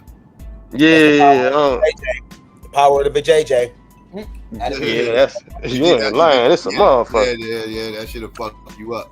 I don't know if it's pussy or money or both. It could, like both. I say it's both. Both will fuck you up. I mean, you got to be careful out here, man. That was what made him go in there. You could have went in there and bought it and still been social, but not revealing. You know, you could have. But she said, I ain't gonna give you the coffee until you show me like that, like from the reports. It's like literally saying she's saying like she wasn't going to give him the coffee until she showed up her face, and I believe she was doing it out of some flirtatious shit too. You know what I'm saying? But not knowing that, you know, the situation was going on at the time, and him being, because you could tell by his smile and how he looked that he was smitten by the shit. You know what I'm saying? Mm-hmm. Like, cause she must have looked good. She must have been pretty and fine as a motherfucker. Cause the way smile he had, he was like, damn. You know what I'm saying? They ain't showed her. What she look like? I don't know. I ain't seen her. I haven't seen her yet. I don't know. She had to be a white girl. Yeah, you. It's probably safe they keep her face off. What you call it? But she get a hit on her ass with snitching. Yeah. Hey, but look though. Hey, what you think about them calling him light skinned and not white? Cause that's a whole white boy. Who said that? Who the fuck said that? Man, you ain't been seeing the report. They reported him as light skinned at first when they first showed his face. For real? You ain't. Yeah. I sure did. Yeah, they were calling the man light skinned. See, I blame one droppers. I blame you one droppers for calling on them biracials light skinned. That's what y'all motherfuckers see. This is the problem with calling biracials light skinned. And this is what y'all do. Y'all call these biracials light skinned. Now you got these white boys committing murders and they put it off of biracial so they can mark it down as black on black crime. That's what the fuck that's what's going on here. No, that was white on white crime. It wouldn't be black on black, it would be black on white. But it still be a black crime, still be a murder by a black man. That's what they're Right. Hey, look though, and also too, they upped the reward from 10K to 50K. Man, the Fed's playing. Man, bitch, you got more money than that. You know what I'm saying? And then you want somebody to drop a dime on a professional, maybe a professional hitman. We don't know. You know what I'm saying? Ain't nobody finna drop no dime on no goddamn professional hitman for a dime on no 50K. and you got hundreds of thousands, if millions, you can offer. Right. You know what I'm saying? But I wouldn't drop a dime on my. I don't give a fuck if they were offering 2-3 million. Like I don't know. That don't look like motherfucker. I don't know.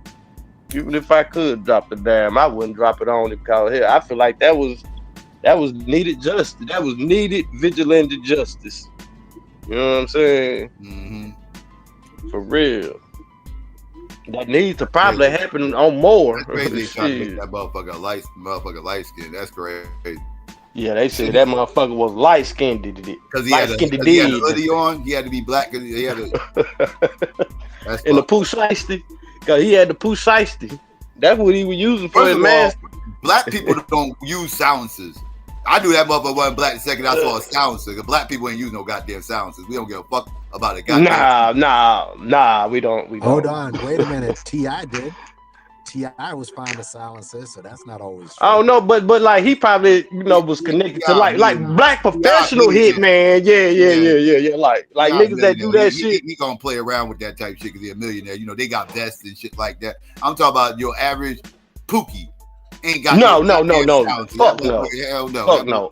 That motherfucker making a lot of noise with his shit. He ain't got no. Yes, I want everybody to know I'm blasting your ass. I want you to know that you getting blasted. Motherfucker, like hell yeah. Way more sloppy than that. Like we are not. That's not. It's not even about being sloppy. It's just purposes. But there are black professional hitmen because hell, I'm actually related to not directly, but through family. But you know what I'm saying. But yeah, they with the shits and they tote silencers too. But at the same time. That shit was. I kind of almost don't know if this was professional because how he moved. Like, why the fuck would you stop and get coffee? What's the difference between a suppressor and a silencer? I thought they were the same goddamn thing. Oh, it's just a suppressor. It's really both of them are suppressors because it don't silence it. It really don't even like. Yeah, this was a complete silence, but yeah, you get It really to me because like I shotguns with silencers on them and shit like that. To me, the sound it makes a different sound, but it don't quiet it. Like a air noise, like a right. No.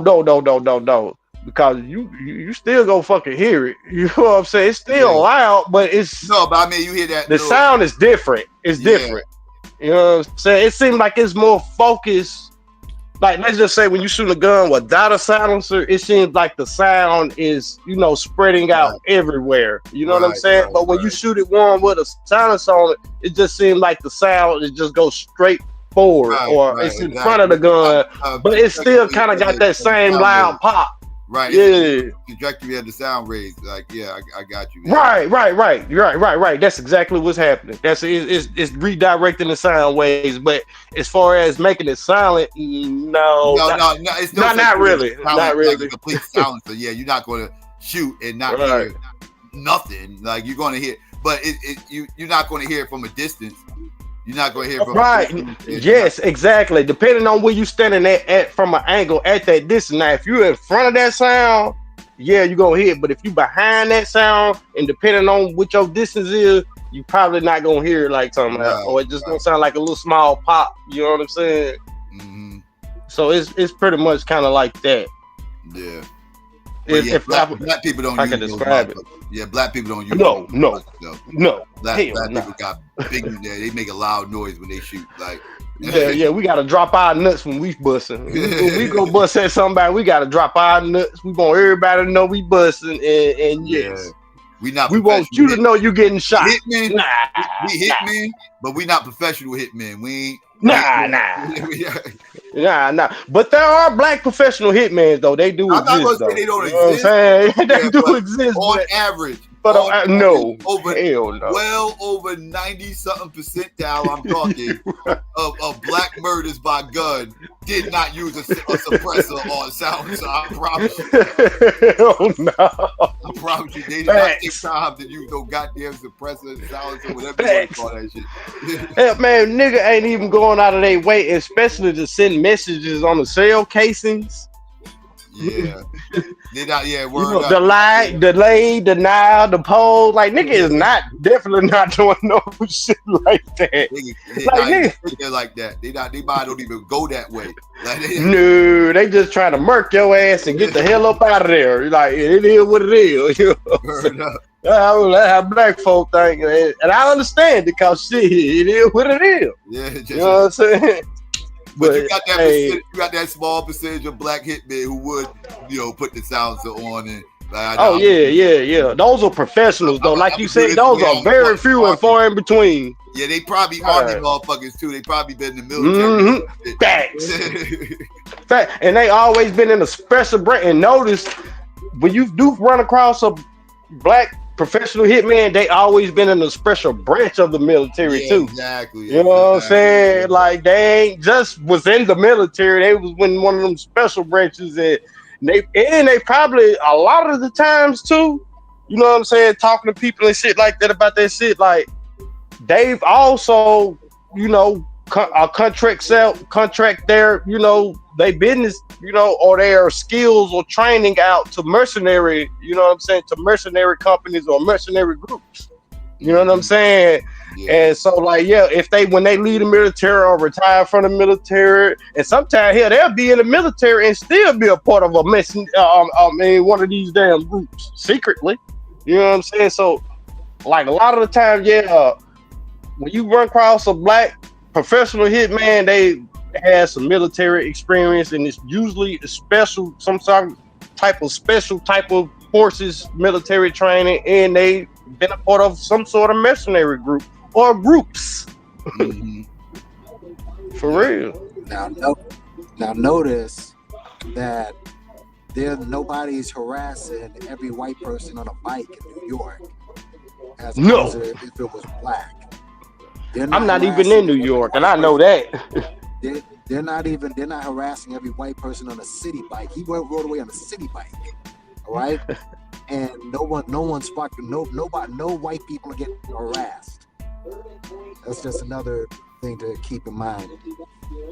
Man, and then that's what made me think he ain't no professional too, man, because I could tell because he read that, because a lot those words on those bullets come from a book. Hell, that was recently written 4 or 5 years ago. You know what I'm saying? Talking about the healthcare shit. So I'm knowing if he read books about the healthcare industry, and I'm pretty sure he read other books besides that, such as how to be a fucking professional hitman or how to commit a murder and get away with it. You know what I'm saying? Yeah. Because if he was professional, his dumb ass would have goddamn it knew. Why the fuck is you stopping for coffee at this point in time? Keep in mind, one of the things that got Eric Adams arrested is that he co-signed that stop and frisk shit. Is he stopping and frisking every white person on a bike? Remember that. Man, look, I ain't even from New York. Never even been to New York. I plan on going someday, but I ain't. But I already know that that's not going down. That's not happening. But that was somebody just with any kind of hue of melanin. That's why they were trying to mark him as light skinned. You know what I'm saying? Any kind of hue of melanin would have done that shit, man. Boy, every black community in New York City would be on lockdown as far as police goddamn it shaking shit up. And don't let them stay or had a hotel in a black community or in the black area. Man, they don't. Come on, man. I ain't even from New York, cuz, and I already know how shit goes. When these black folks man, come on. Brother Rob, what's going on? Man, all good, man. All good. Hey, what up with it, bro? Rob. Man, chilling, man. Hey, Pookie, cause you up here. I said, man, I ain't chopped it up with you in too long. So I said, man, let me. It's my guy. But another way to look at it too. Q had put it in the chat, the spouse. I was thinking maybe. Oh shit! Shoot out Q. I ain't even see Q. Man, I need to pull up the chat. Sorry, Q brother, man. Yeah, no, Q Hefner. Oh, Q Hefner. All right, shout out Q Hefner. Yeah, but I was thinking after a while, is this foreign? related? Like, is this a foreigner coming in doing the hit? I don't know. Hey, that's a good question. I ain't even thought about it from that angle, but that damn sure could be. Yeah, I mean, you know, the wife, that wasn't my initial thought. You know what I'm saying? So that's why I was like, damn, Q. You know what I'm saying?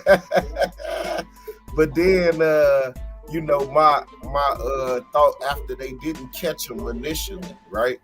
Because I'm like, I'm sure New York got more cameras than Chicago. How in the hell he get back to his, you know, place of residence after a hit like that? Of course they gon', you know, follow your steps and find out exactly where you at, and it won't be long. You know what I mean? That's what I was thinking. You know what I mean? But then shit. Facts. But after he didn't get caught, that's what made me start thinking, all right, damn, he had to have some support. You know what I mean? Oh man. Ain't no way, G. You know, ain't no way. I didn't even think about it from that angle, bro, Rob, but hey, that's a good point to bring up.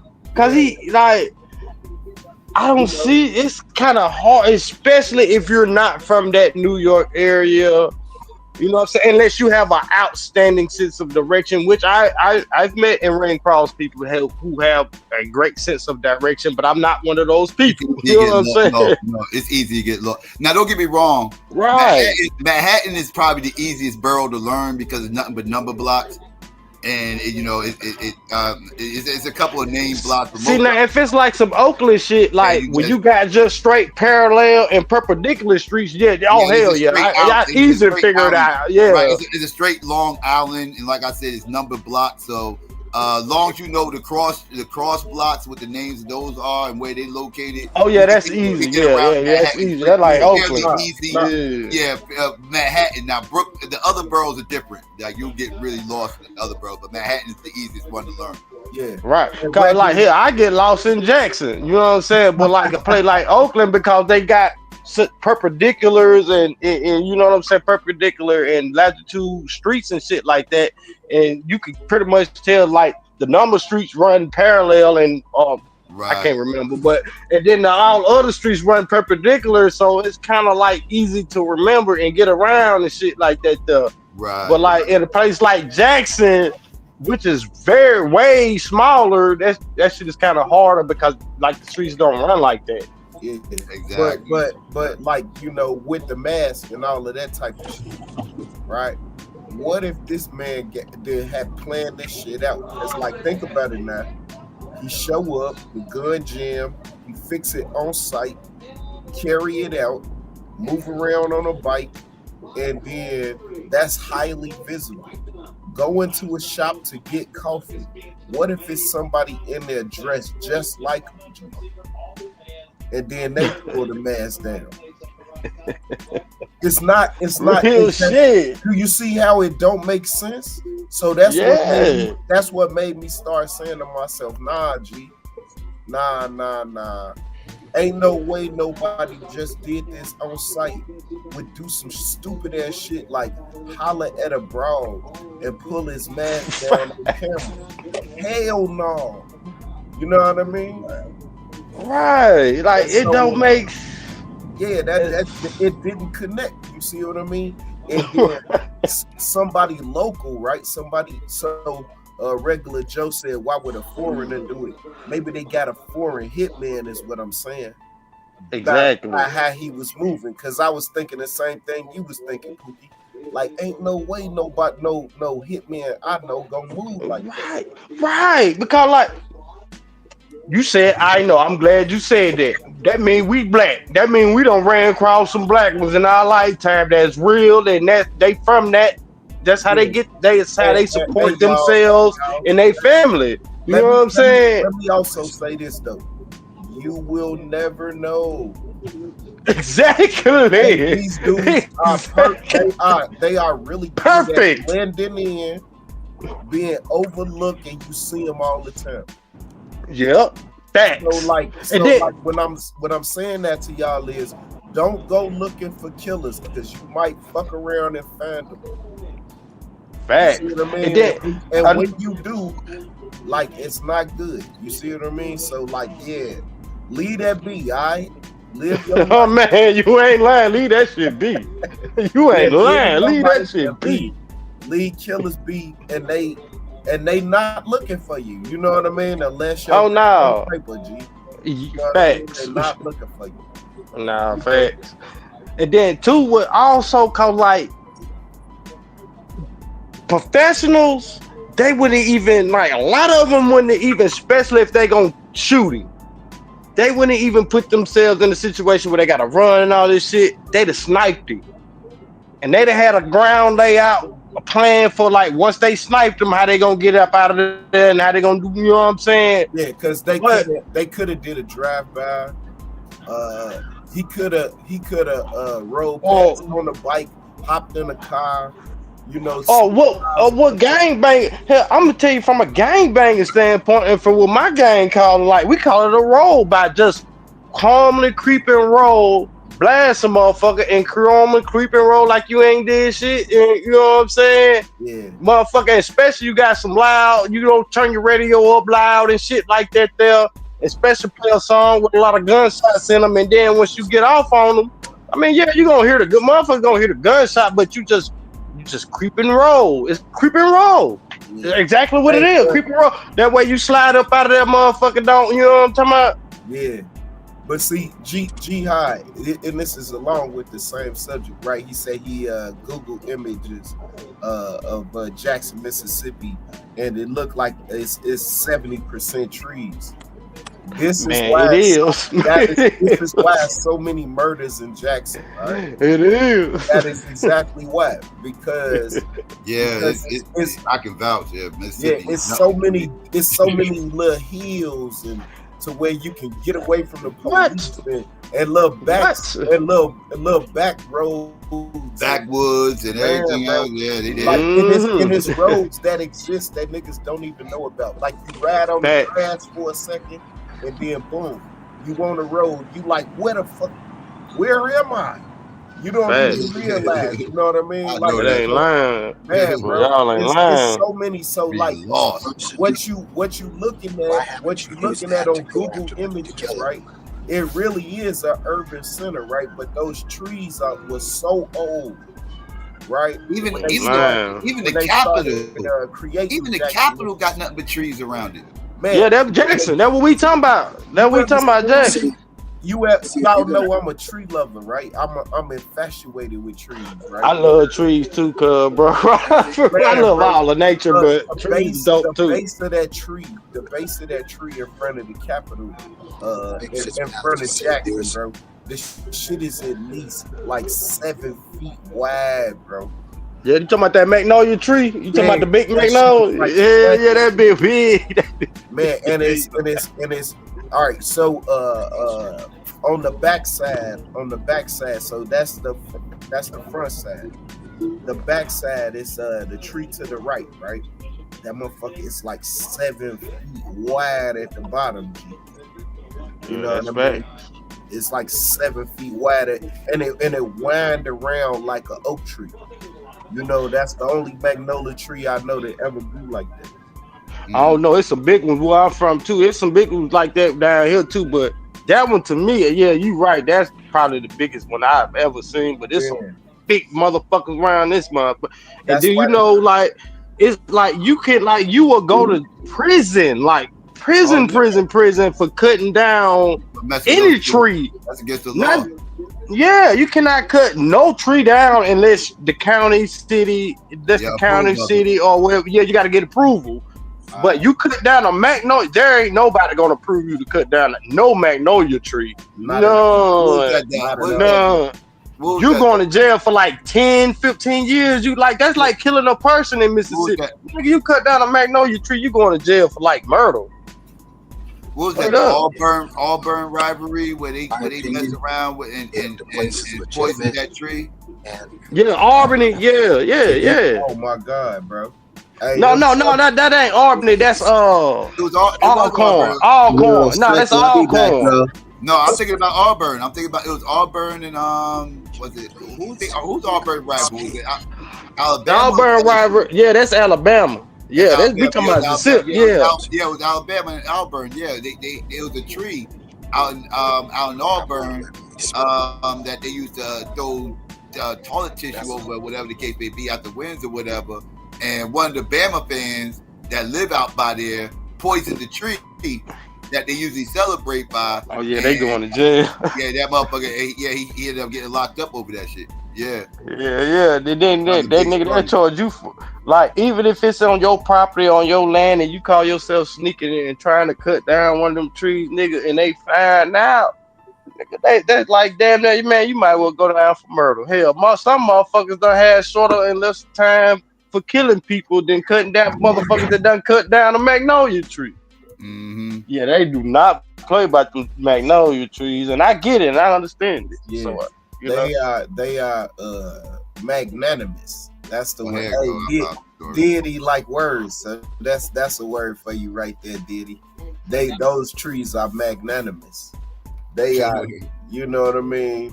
They have an aura about them in Mississippi. They not like the ones in New Orleans. Yeah, right here. I found the story. Oh yeah. Alabama fan not making payments for poisoning rival Auburn's landmark tree. DA says, yeah, because he was supposed to pay up on that shit. Yeah, he was ordered to pay $800,000 in restitution after admitting to landmark trees at Tuma's corner at Auburn. That's the tree right there. That's the tree. Oh, so it ain't lock him up? They ain't lock him up? Yeah, they just made him pay. I think he did get locked up and fined. He locked up and fined. Yeah, this shit happened happened a long time ago. This shit happened like 10 years ago. When it first happened. Cause I know in Mississippi, they gonna lock your ass up and fine you, and you gonna get probation when you get out of prison. Yeah, this story is 2019. This had already happened a long time ago. Like they say he still ain't paying it. So like, yeah, this shit happened. 2010 is when it happened. This happened in 2002. Right. Yeah, I said it happened a long time. I heard about a little company and shit like that. They had a contract to go clear out some land and shit like that, and it was like a little magnolia tree patch on the land they were clearing out, and they fucked around and knocked that shit down. Man, they sent all the owners of the company, even the people that didn't even have shit to do with that shit, to prison. You know what I'm saying? Well, I ain't gonna say they ain't have nothing to do with it, but I don't know from my standpoint. But it seemed like they didn't they was just like secretaries and country numbers and shit like that. You know what I'm saying? Just doing what a motherfucker told them to do, and they call themselves trying to knock down the fucking magnolia patch, and one of the Mississippi environmentalists knew that shit was there and knew that they had no business doing that shit, and yeah, man, they all got slam dunk. Yeah. And these white folk, you know what I'm saying? These ain't niggas, these white folk. Shit, they got slam dunk. I ain't lying. You don't fuck with no goddamn magnolia trees right this bitch. Yeah, but just to it might be breaking news. They got somebody detained at an airport in Georgia. So it might be the shooter from New York. They got somebody detained. It might be breaking news. I don't know. You know what I mean? But Regular Joe said it in the chat a couple of minutes ago. You know. But this person, whoever did it, I hope he get away. I hope. Yeah, they had to make their own ammunition. Yeah, which is very easy. Yeah, to do. But like they man, of course, like y'all keep saying, it was personal. And usually personal murders get caught. You get caught.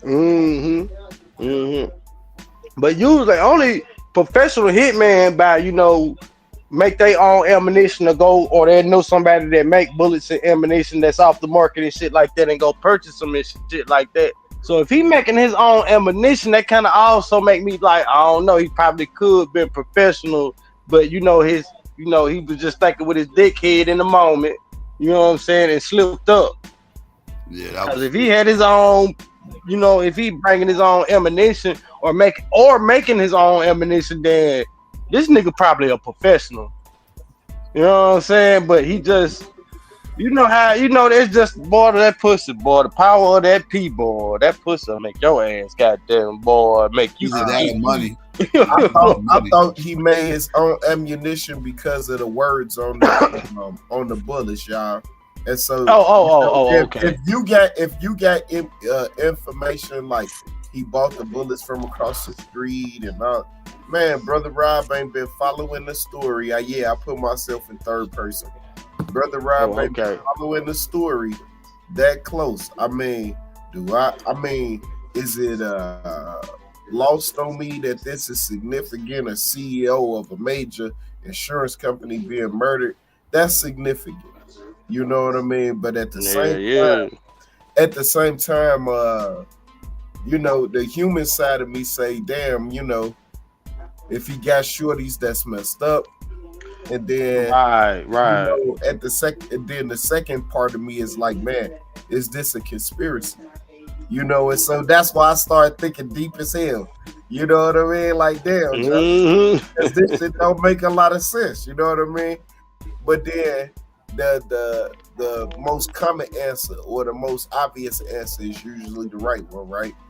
The white boy got the benefit of the doubt all the way to the airport, and he either got away with it, right, or yet to be determined. You know what I mean? Right. Because at the end of the day, they still got to prove their case. You know what I'm saying? The state still got to prove their motherfucking case.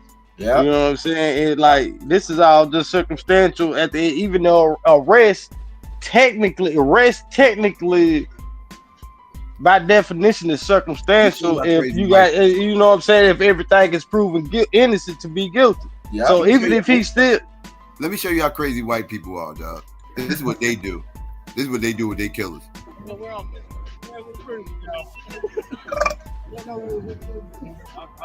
motherfuckers all met up in Washington Square Park today in New York and had a healthcare CEO shooter lookalike contest. And this is it. Say hello, buddy.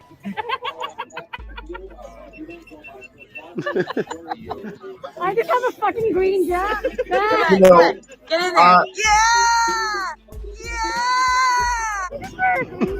Wow, bro. Okay. You stand like right there.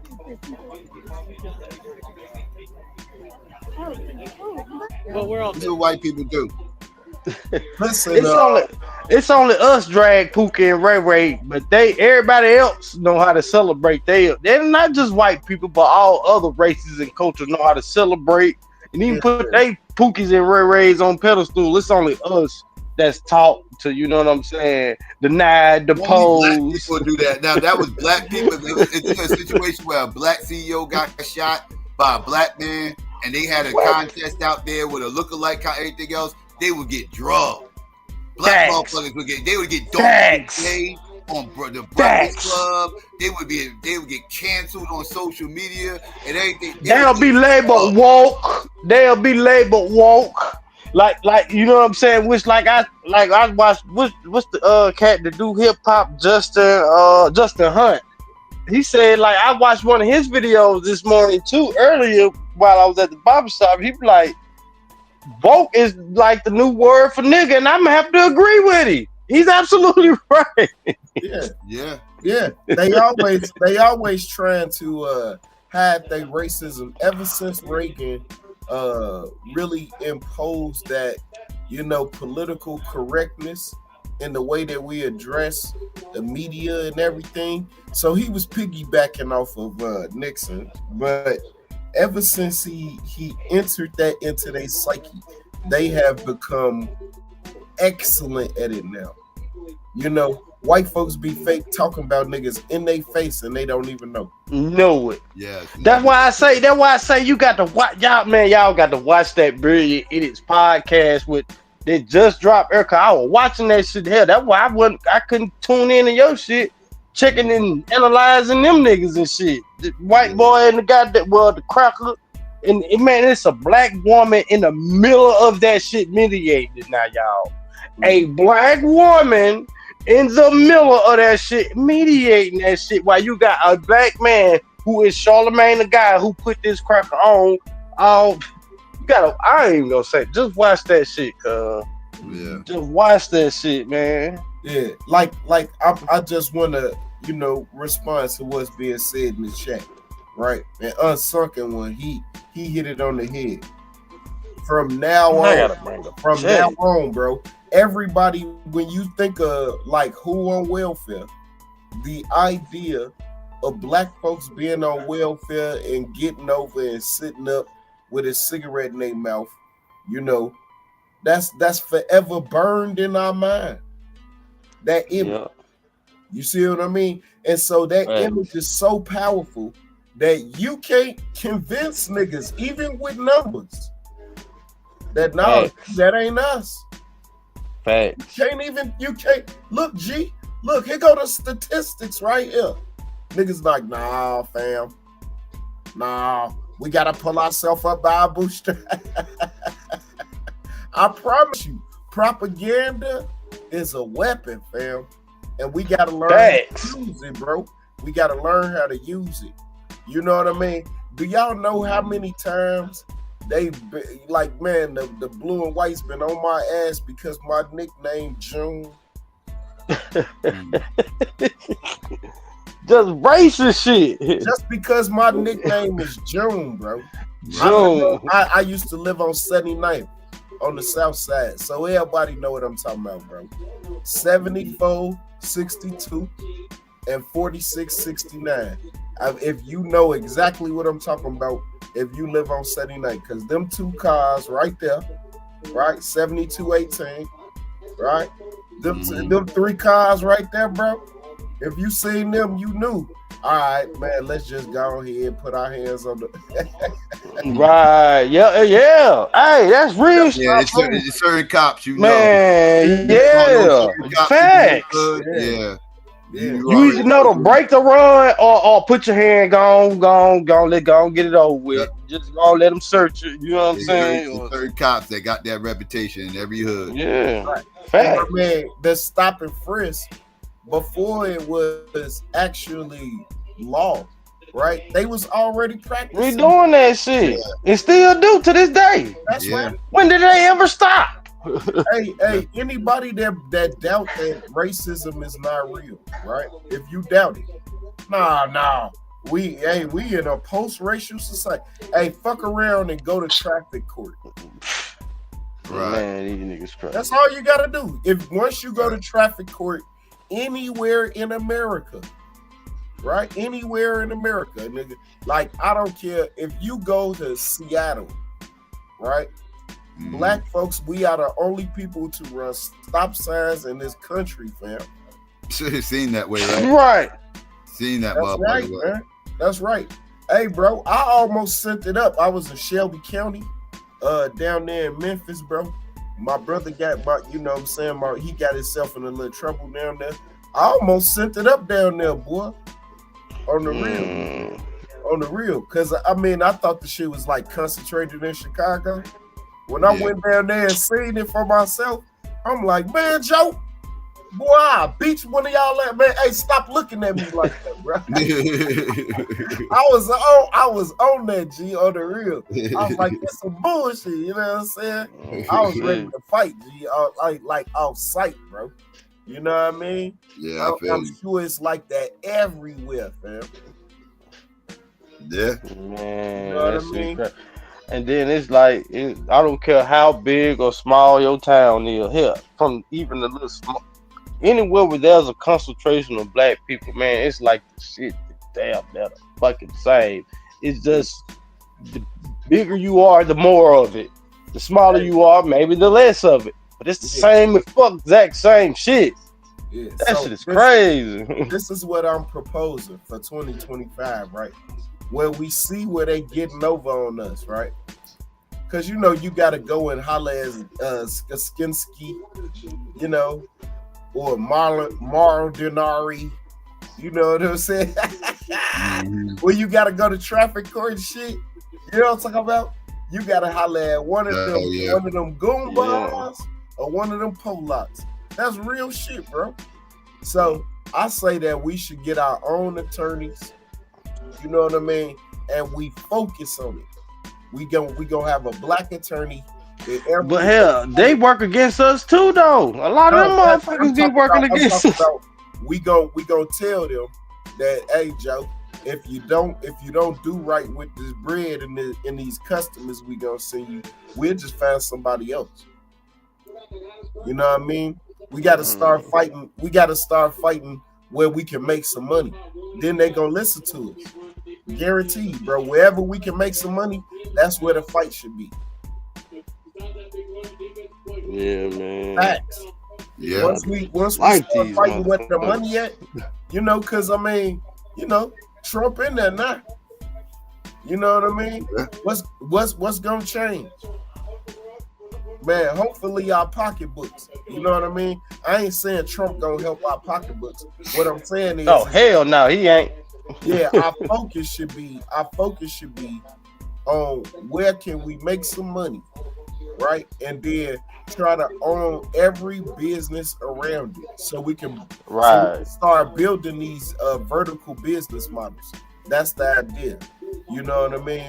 First we build. But what do that look like, bro, Rob? In this new technology and AI and what I'm saying, digital age and shit, though. You know what I'm saying? Especially, like, I feel like me as somebody who was a millennial and shit like that, who growed up through these technologies and shit like that. I can build, certain models or certain types of computers, but as far as understanding the inner working, as far as the STEM that actually goes in it, and to being able to, like, let's just say, like, I could put some shit together that somebody else done already created or put out. You see what I'm saying? But as far as improving on that technology in and of itself outside of my own imagination, it's kind of almost an impossibility when I don't have the tools or resources to be able to, compete. You know what I'm saying? Yeah. So here it is, right? I'm about to. I'm literally working on the proposal right now, Pookie. Right, and I'm gonna call it the SSBI, right? The SSBI. You know what I'm saying? And so what we doing there is a business incubator. What I'm gonna do is I'm gonna aid and assist small to medium-sized businesses right where I'm at, so that we can start saturating the market with Black business. Once we've done that, right? Once we've done that, hey, now we don't have to listen to anybody, because we already got the capital to do whatever it is that we want to do. We don't have to listen to them. Oh, that's what y'all doing. Great. Keep doing it. All we need is the resources to do what we doing. At the same time, right? Those that are working all in the same industry, right? That we try to start ordering together, and that we stop competing with one another, but actually go and try to attract and get bigger contracts. You know what I mean?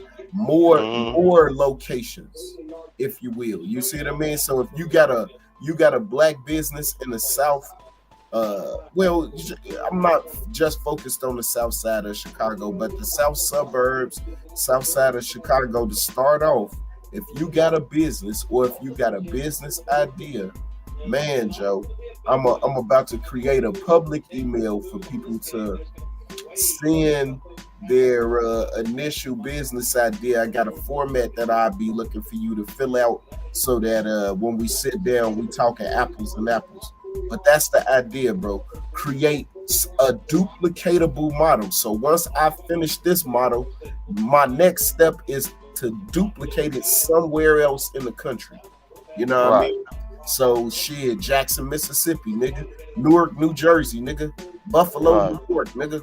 It don't matter, as long as I got the model. This is exactly what I did here.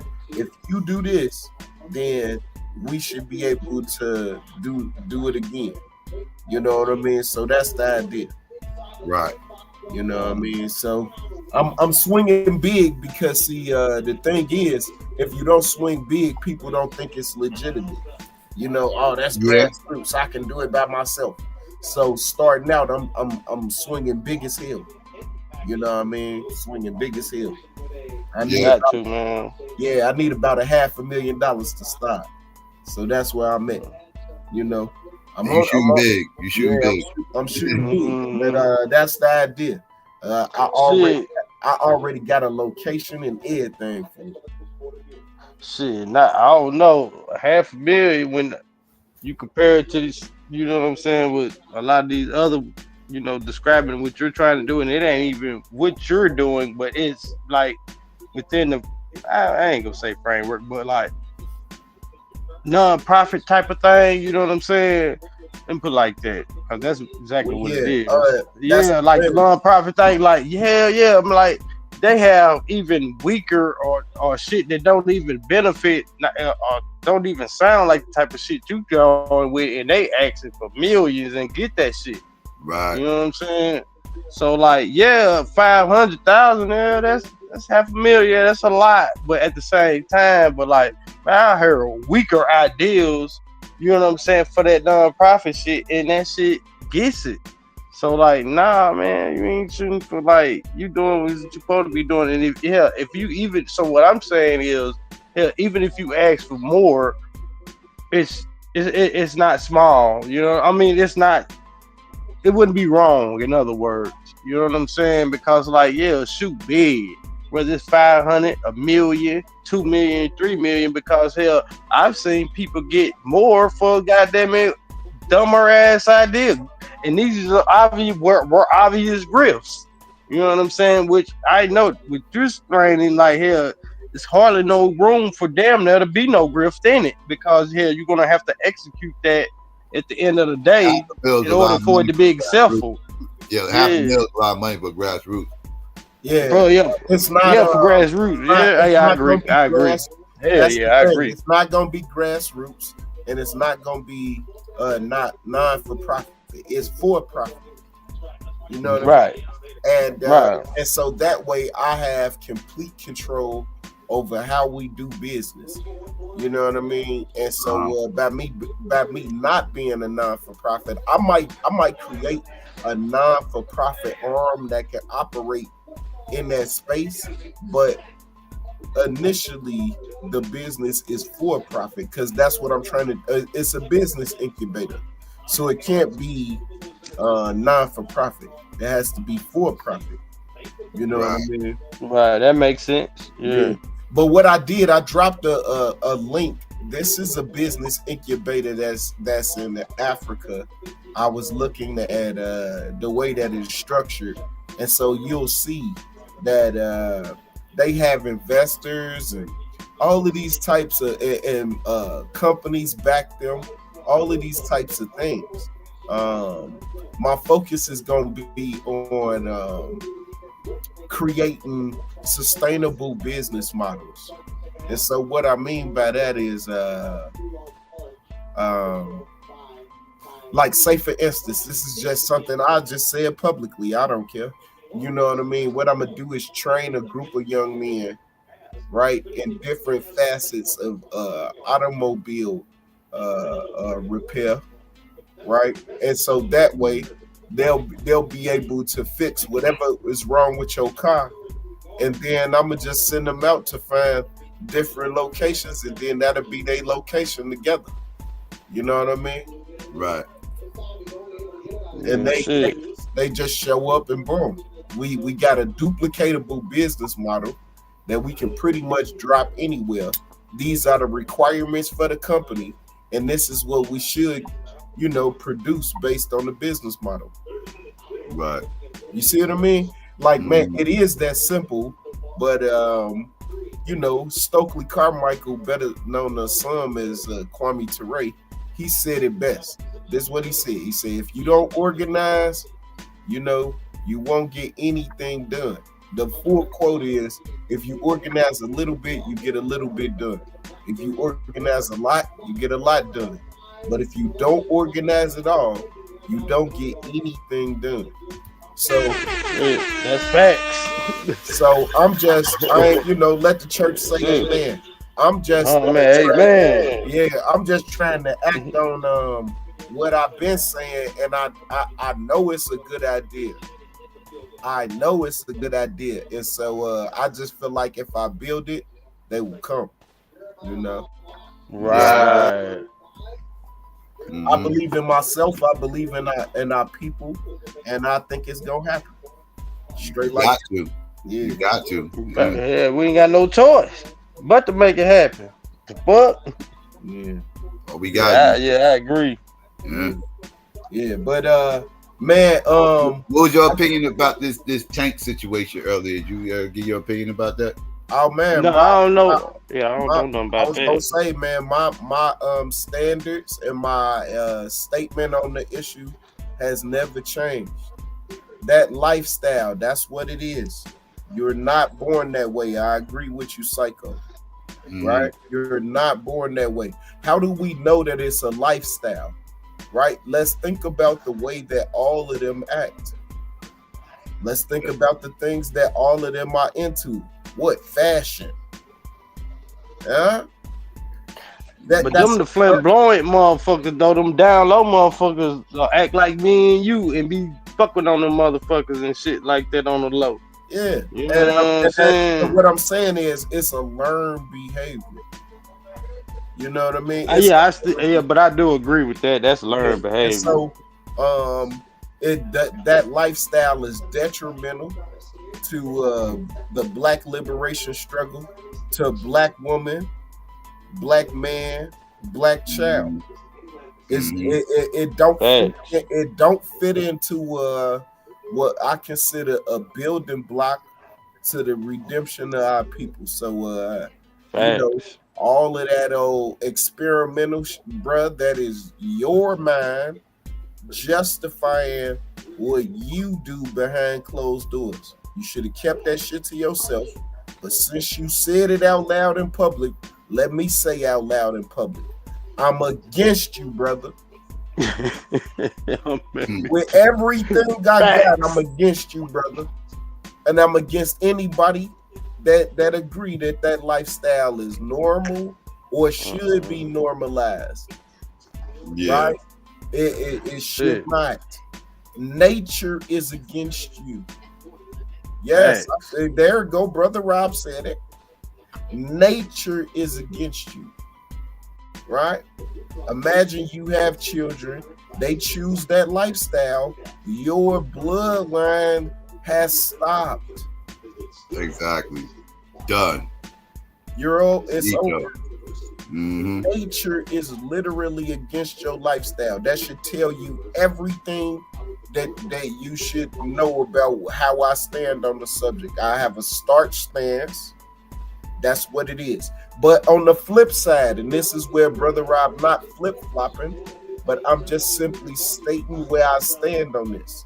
If you choose that lifestyle and you have a so-called loved one, I'm not against you being able to visit them in the hospital as family, or y'all being able to file y'all taxes together, or any of the benefits that the tax code would be against a non-traditional lifestyle. I think that is crazy to hold those benefits away from them. You know what I mean? I agree with that too, from a political standpoint. I agree with that. That's is about, and then in public. But that's it. I'm not going to attack you just because that's your lifestyle. Right, me either. Yeah. I'm not about to just beat you up because of what you have chosen to do behind closed doors. Yeah, that ain't got nothing to do with me. That is the totality of my tolerance. That's it. That's it. That's it don't go. That's fact. Big fact. And so I tolerate your lifestyle. I don't accept it as normal. Fact. No, that ain't normal. And that's what they want you to do. They want you to accept it as being normal. They don't. Right. It has very little to do with tolerance, right? Because tolerance just means I ain't gonna beat you up if I see you or something. If you over there, you know, if we in the same together and we in the same line together, I ain't gonna sit. I mean, I ain't gonna, you know, like run you over with the shopping cart or some shit like that. Or right. That's tolerance, right? I'm not even gonna acknowledge your presence Like, I don't want to talk to you. We don't have no reason to interact, no reason to nothing outside of, you know what I'm saying, maybe saying excuse me, you know what I'm saying? But ain't nothing else for us to talk about. Exactly. Right. Like, you know what I'm saying? The acceptance is the part where we are at now. And so that's why they would try to argue that somebody who is going through a transgender change should be allowed to teach elementary school. Man, like, wait a minute, bro. Wait a minute. That's some bull. No. Your son is going through a transition, so now he feel like he should be able to go into the bathroom with my niece. No, absolutely. No, absolutely. No. See, it has to. We have to be mature about the conversation, and I understand it's some extremes in this thing, right? And that's what we got to understand. Like, when we having these conversations, even though some of these extremists got really good rhetoric. Really good rhetoric. No, the fuck they don't. Man, that shit is not no fucking good rhetoric. Man, that shit all sound like some bullshit, man. It's good enough to convince people that you know, that's blinded by bullshit. Like, you know, like it ain't good enough to convince most people, but it's good enough to get like the younger people that grew up with this mindset. Because remember, they grooming our kids early with this mindset that, you know, beating them in the head, pause, at an early age about how, you know, gay is normal and this is regular and we, you know.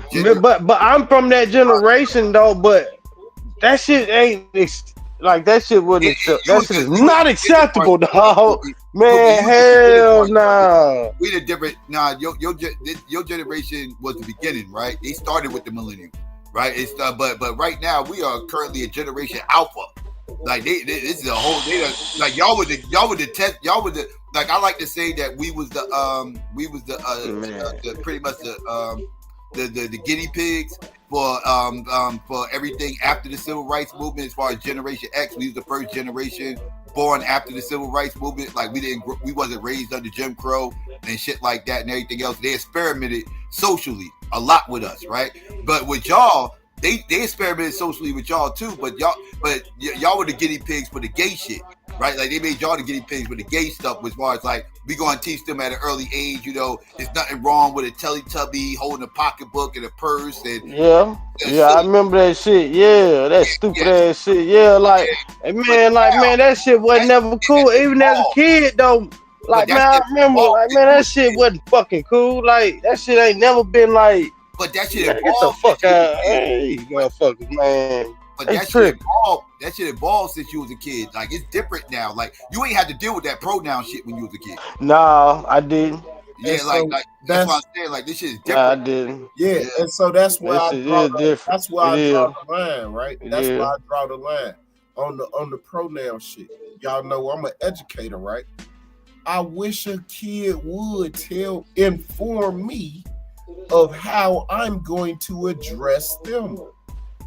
No, you're here for me to tell you, not you tell me. Are you out your ghetto? Hey, sit your ass down. Yeah, shit. That's how that conversation go. Sit your ass down and pull your laptop out and tell your mama I said it. That's how the conversation literally look, right? It's a real life story, Joe. First date, shorty come in, transformer, right? You know, my pronouns are they and her and miss.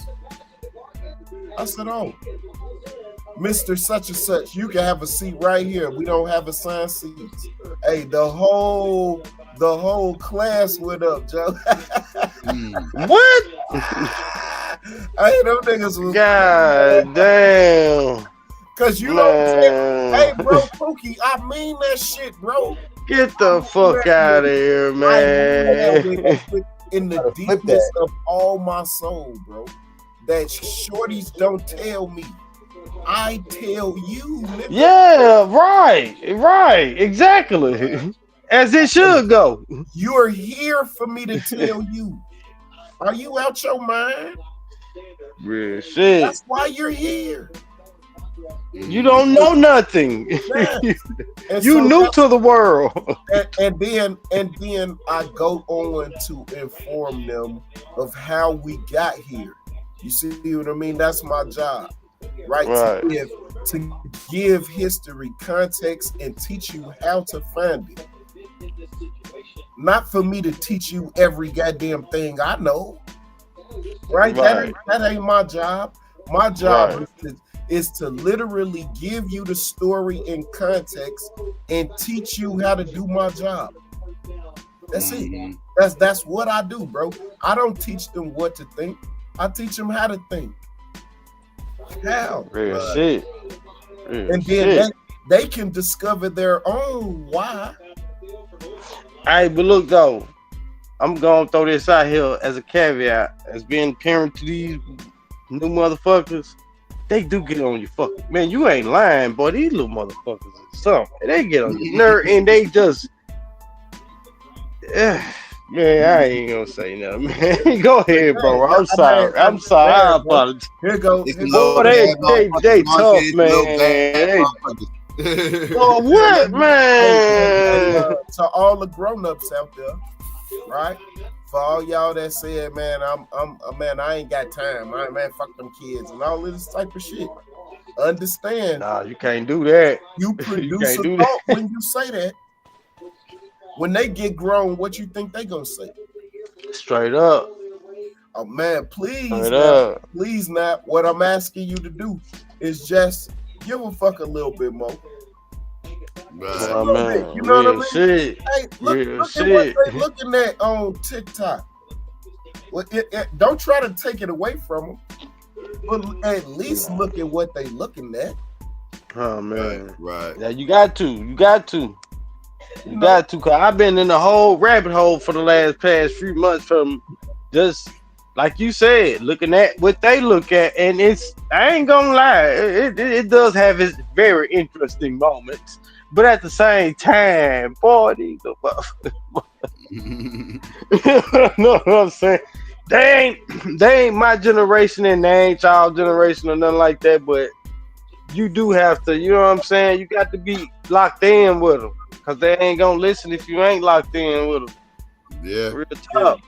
Yeah, but you know, teach your kids humility before life do. Facts. That's all I'm saying. Real shit. I feel 504. He said, I'm not tricking myself into being delusional, and that's what they want you to do.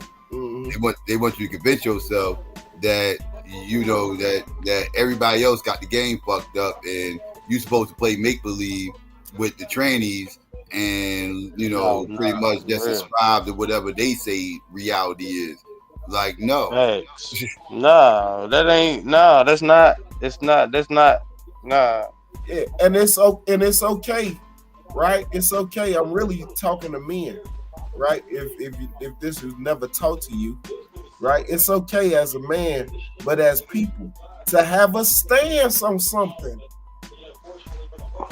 to let people know where you stand, and if you wrong, you can get some information and hopefully teach yourself, right? But it's okay to have a stance, and if they present some information and you continue to disagree, it's okay to say, I continue to disagree. Your information did not convince me one iota, sir, ma'am. It's okay to say that, and that's not even being disrespectful. Right. It's called a conversation. And then look, long as you have the correct factual and real information and given time, they'll come back and later on be like, yo, you was right about such and such and such. So sometimes you just got to give it time when they come to that. Yeah. You know what I'm saying? Because I've experienced that. Yeah. I just say the lack of humility just in society right now. It's really shocking. You know what I mean? Yeah. How dumb and uninformed and ignorant people are, and they will argue you down, and they don't know a goddamn thing. What they talking about. Facts. Facts, man. That's straight up. Man, and I remember strong. Shit, I remember being one of them motherfuckers and having to humble myself with people who was telling me shit they was correct about. You know what I'm saying? Come back and then, having it later on come to like me doing that with, younger generations of loved ones and them having to come back years later or, whenever later and humbling themselves. And so like, yeah, man, it's just one of them things like we got to go through. It's about evolution and shit like that. And growing. Damn reason, yeah. Just wrong. People don't like to accept when they wrong, and that's an issue. No, they don't. It's like they don't. And that's because people, for the most part, it ain't about truth with people. I tell people all the time, it's like when people say they truth seekers and all this other shit, and everything else, it's all a lie. It's all a lie. Because when the truth hit them right in their fucking face, they go look for something else. Right, they go look. These are the same people that think truth is subjective, right? Like there's alternative truths, right? There's your truth, my truth, that person's truth, this person. No, they know which are truths. There's only one truth. There's one which truth. Are though? That people try to make perceptions truth. No, you got your perception, I got my perception, but there's only one truth, right? Like truth is we're all on the panel together. But we all got different perceptions of how this panel is going, right? But the truth is, we're on the panel. Now, how I see the panel going is not the truth. That's just my perception. How Pookie sees how the panel's going, that's his perception. That's not the truth, right? Like, the truth is, we're on the panel together. That's the truth. Right. Anything outside that is perception. And people use truth with perception all the fucking time. Hey, Psycho. The worst people to I feel like have conversations with, not just debates or especially because it's not even an intellectual discussion at this point. People who worship their personal perceptions and shit like that, I don't even want to talk to your motherfucking ass. I can't have a conversation with you, let alone a debate. But exactly. Because you freestyling. That means you try to make reality about what you think it is, opposed to what the fuck it actually is. All right, hey, look, or you just arguing your ego, or you and pushing towards your personal, not personal, but narcissism, and just trying to prove that you're right, let alone, you know what I'm saying, have any intellectual growth. You just trying to prove at a certain point, you just trying to prove you're right and me wrong. Even though there's evidence that you can research and go out and find outside of what I'm saying to you that can show you that this is all factual and actual shit, motherfucker. But you choosing to motherfucking, fall on the worshiping of your own personal perception just to prove me wrong, then at that point, why the fuck am I talking to your stupid ass? Because you're a fucking idiot. Real shit. Learning is a choice. It doesn't just facts. You don't just. It's an art too. It's a choice, and it's an art.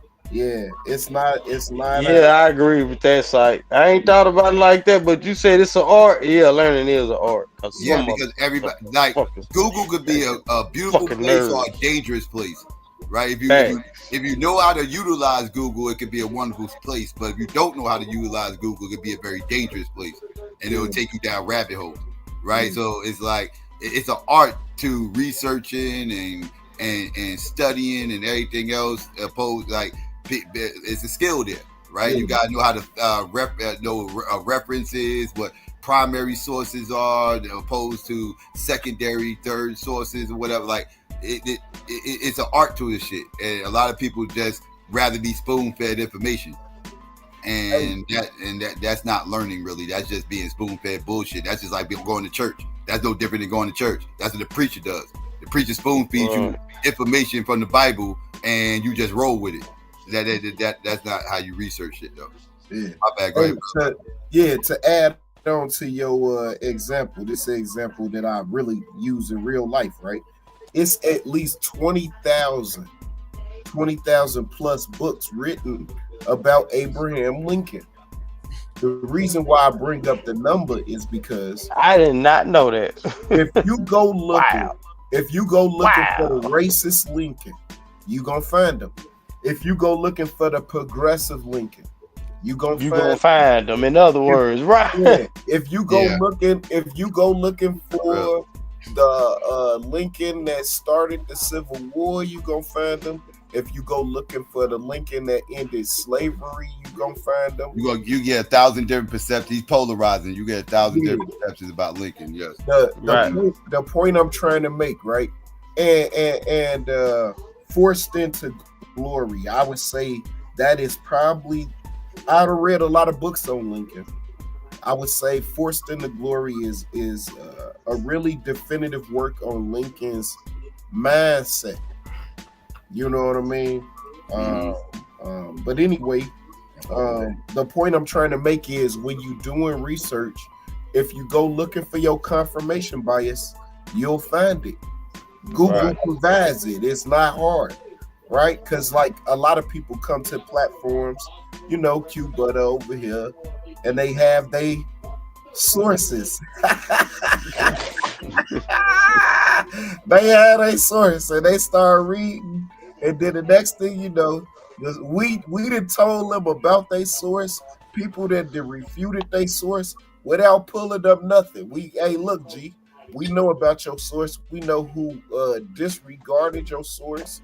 We know who agreed with your source. We know where your source got their sources. Hey, so what you want to tell us? Instead of them humbling themselves and listening to what we got to say at that point, no, G, they come out swinging. And that's why the conversations go off the rail, G, because they don't want to be humble. You know, humility a form of intelligence. That's all I say. You know, right? Exactly. Yeah, that's what I was told anyway. Ego does get in the way of a lot of people's learning and stuff. Like ego will fuck a lot of people up. A lot of people don't like having their positions challenged because their ego gets in the way, and like that. Like it's certain people I'd rather not talk about certain shit with because I know I know that their ego is out of whack, and if I challenge them too hard on something, I ain't even got to challenge them hard, motherfucker. I just give them the slightest bit of pushback. They go to ego all in the way, and they yelling and screaming, and they making assertions that I got some ulterior motive behind what I'm saying and everything else when I'm just laying out. Hey, but Psycho though, look. Cause it ain't just like that with motherfuckers on the internet. It's like that with people even in real life. People do not like they thought processes challenged. Like motherfucker would kill you over that shit if it goes too far.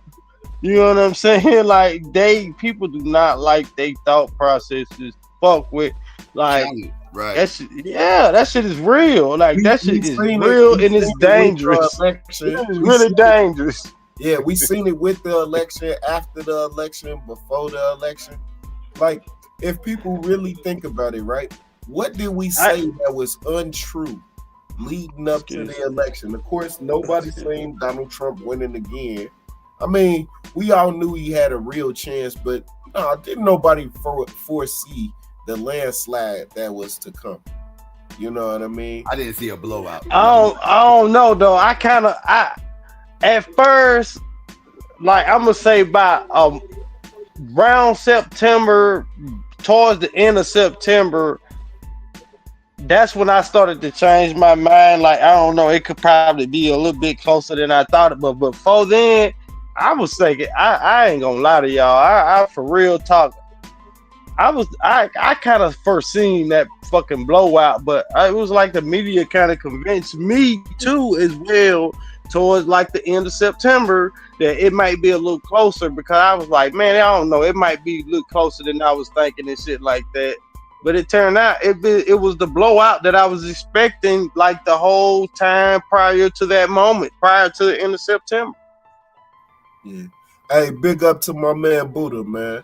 Hey, I didn't see it coming, man. I just say that I was hoping that white boy was gonna go to jail. I mean, we know, bro, Rob. We told. So like, you willing to concede that we were right? I mean, we conceded that you was right about that. He got charged. You was gonna go to trial, and he was found guilty.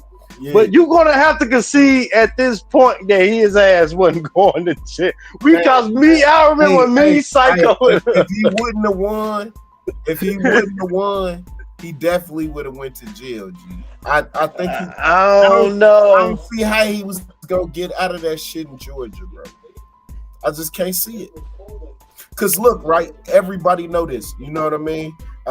No disrespect. Everybody on the panel, we didn't have to deal with the blue and whites. We didn't have to. You know what I mean?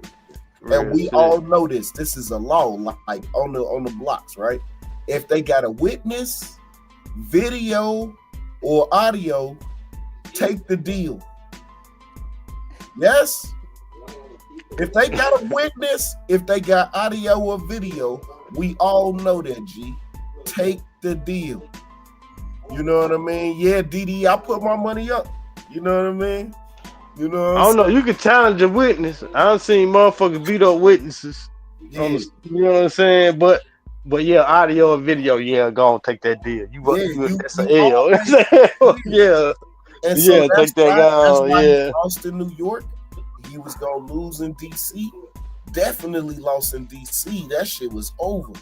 And then in Georgia, all Femi had to do was get through the little gauntlet, and he was gone in Georgia. That shit was an open and shut case. It was. That was open and shut for him.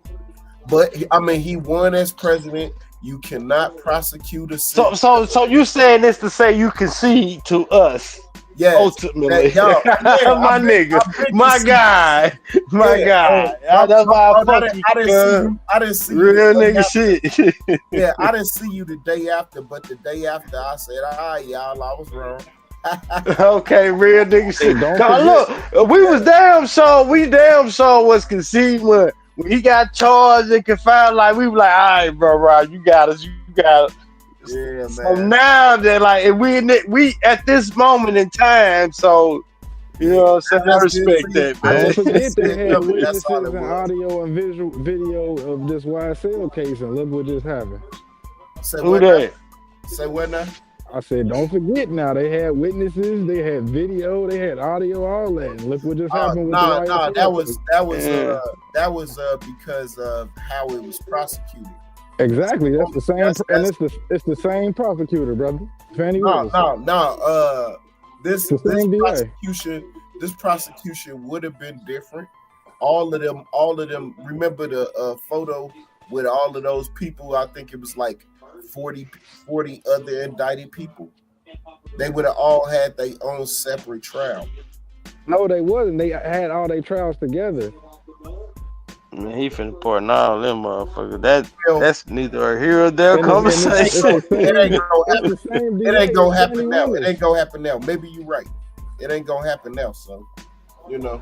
Hey, one more question I wanted to ask y'all about the CEO. Hold on, I want to give respect to Brother Rob, man, because the gay and transgender conversation. I like to hear what he said from that. I just wanted to congratulate you on that, Brother Rob. No doubt. We men, bro, and I mean, again, bro. Of course, me and you politically we differ on the way that we perceive these political parties and how we should deal with them. So that's where we differ. But at the same time, I got skin in the game. I got 2 boys.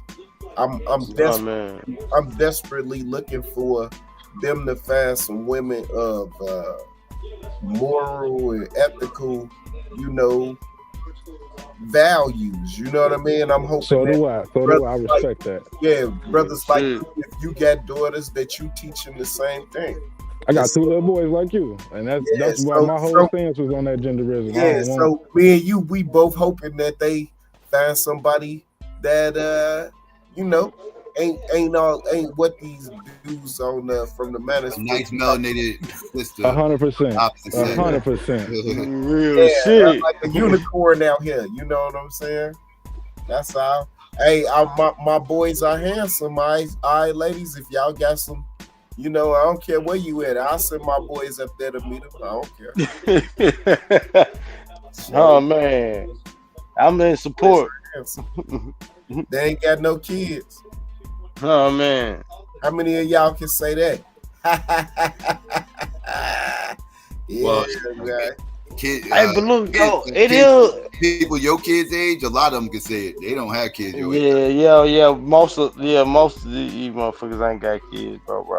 That ain't even a bragging point. Almost, in your generation, y'all generation, that would that's a bragging point. But in this generation, nigga, you ain't got no leverage. Shit your ass up. You know what I'm saying? Nigga, most motherfuckers ain't got kids. Grandfathers and shit. I ain't. Most of my homies. Yeah, and you know what I'm saying, is as we all should want to strive to be grandparents and parents and all that shit, great grandparents, all that. Definitely. So I agree with that. Hey, I promise you, when I become a grandfather, I'm gonna go and buy more Christmas lights and all that shit. Oh yeah. I promise you, Yeah. that shit gonna be magical when they ass little, bro. On the real. My children definitely gonna be jealous of me and the way I treat my grandchildren. The way like nigga, what? They gonna be mad at you. What? You let me get away with murder. You ain't let me get away with motherfucking right. I ain't. No, I barely even like you half of the time, nigga. Like, come on, chill out. You know what I'm saying? My grandbaby motherfucker, I'm gonna love that motherfucker all the time. You know what I'm saying? I ain't rushing it, but I'm looking forward to being a granddad. You know what I mean? Looking forward to it. You know what I mean? Looking forward to spoil somebody, yeah. Teaching them how to catch and how to box and all of that type of all that shit. Yeah. Yeah, man. In fact, you can stay with me. You ain't gotta stay with them. My niece, I made her into a knockout artist. My niece, she a knockout artist now, man. I certainly hope nobody good shit. Find out, bro, on the real, bro. Good shit, cause I be crushing her. You know, Carissa Shields, one of my biggest crushes. Oh yeah, one of celebrities. You know what I'm saying? So that's good shit. Once I taught her leverage, bro, man, she learned how to hit harder, bro. Oh, it was over from there, bro. Oh man, but I really do want to smash Carissa Shields. I just want to put that out there. Carissa Shields, just if you in the clouds, baby. My name is Midtown Pookie. I'm, Southern Mississippi, Hattiesburg, Mississippi, and hey, I seen you in that little tight little skirt, cat scoot, and that thing poking out for me look like. I don't think you know what I'm saying. I don't think she takes that. I don't take none of these. That's why it's perfect. Nigga, this shit perfect, nigga. Like, what the fuck? I don't take no shit either, baby. You know what I'm talking about, pretty lady? No, Pookie, you missed it. I said I don't think she take any dick. Man, you got life like fucked up, cuz she takes it, cuz man, you tripping. Man, I follow this nigga on social media. I don't have no I ain't saying she don't. I ain't saying that she don't, dibble and dabble, because I see the freak in her. You know what I'm talking about? That's why I want her. Cause I see the freak in her. You know what I'm talking about? You know what I'm saying? I ain't saying she don't dibble and dabble on the other, with the same, but that's a, you know what I'm talking about? That ain't nothing, cuz. Like, nigga. Like, man, that's cuz she want Pookie, cuz. Like, that's for Pookie. I'm just saying. Most of those boxes, most of them are dykes, though. You know that, right? Like, most of those boxes. Yes, but not her, cuz. Like, man, go follow that motherfucker on them Instagrams, cuz, them boxing social medias and shit, and Twitter and shit. Man, that motherfucker, man. Well, how you know she ain't dressing like that for the women? They dress like that for the women. I smash them bitches she bring with her too. Bring them on. You know what I'm saying? Like, bring them on with you, girl. Like, you know what I'm saying? But she for Pookie, cuz. Like, that bitch bad, man. That's facts. I impregnate her, cuz. Like, she engaged. Who she? Wait, is she engaged to a man or a woman? We got it. It's 2020. Man, cuz box. If he can box, I don't want no smoke. But if he can't box, I want all smoke. Nigga, run a fade. Nigga, you know what I'm saying? Because if she engaged, I ain't know that shit. Yeah, I just like to know like what side. Like, man, I mean, this. I guess this not a secret, but I guess for people who don't know, the WNBA, right? They say. Hey, pull her up. Hey, Google her motherfucking club pictures and shit like that. She got a man. She got a man. I see the dude. Yeah, she engaged. Hey, yeah, nigga, put her on the screen, cuz like that bitch bad, cuz. I mean, when she dress up like a woman, that bitch bad. Hey, because even if, like, say for instance, she was batting for the other team, I'm sure dudes still shooting that shot. Hell yeah, nigga, I am. What the fuck? Nigga, I don't give a fuck. Nigga, I'll take you from yo. Oh, I'm like, what? I think I take her from her. Oh, yeah, I don't want no smoke then, cuz you got it. You got it. I don't want to shoot you. You know, I don't want to gun you down. You know what I'm talking about? Open no vagina. You know what I'm talking about? Man, that headshot, she sort of looked like Fantasia. Right there. Yeah, she does look like Fantasia right there. I told you, cuz she look good, man. Man, you ain't even seen them skin tight shit, nigga. I thought she was dyked out. I ain't gonna lie. I thought she was gonna dyke. Man, nah, nigga, go to that shit. She wearing that tight shit, nigga. Like, man, you gonna fuck around and go. Like, God damn. She fuck around and go Candace. She fuck around and go Candace Parker, and do all this married shit now and everything else. And 10 years later, she got a girlfriend, all this other shit. That don't matter. That she just hurt. She just hurt. Like, nigga, her heart just broke. Yeah, like, nigga, she just heartbroken. Oh, that's what I'm talking about, cuz. Like, you see that shit? Like, look at that shit, man. You want motherfucking, like, nigga, man, come on, like, nigga, you want to put your hands all on that? Like, I ain't talking about no abuse. I'm talking about rubbing on her. You talking about you want to put your tongue all on her, cuz? Like, nigga, I'll put my tongue on that bitch, cuz. Like, that motherfucker bad, man. Like, straight up. Put my tongue all on that bitch. Hey, man. Hey, black women winning. Let's just. Oh, hell yeah, big fat. Hey, you don't even have to type in a name anymore, right? If you just go to Instagram and just hit the search button, like, man, black women, man, it's not fair. You know what I mean? Yeah, it ain't fair because they are winning like hugely, and motherfuckers and try to. That's why Andrew Schultz, racist cracker ass, was hating and trying to come for Kendrick. You know what I'm saying? And I don't feel like Kendrick even talking about that cracker, to be real with you. Yeah. I don't even think. I think he was just speaking in generals. You know what I'm saying? And he was just, and I feel like he's also was trying to get white comedians to take the bait. I think it was bait.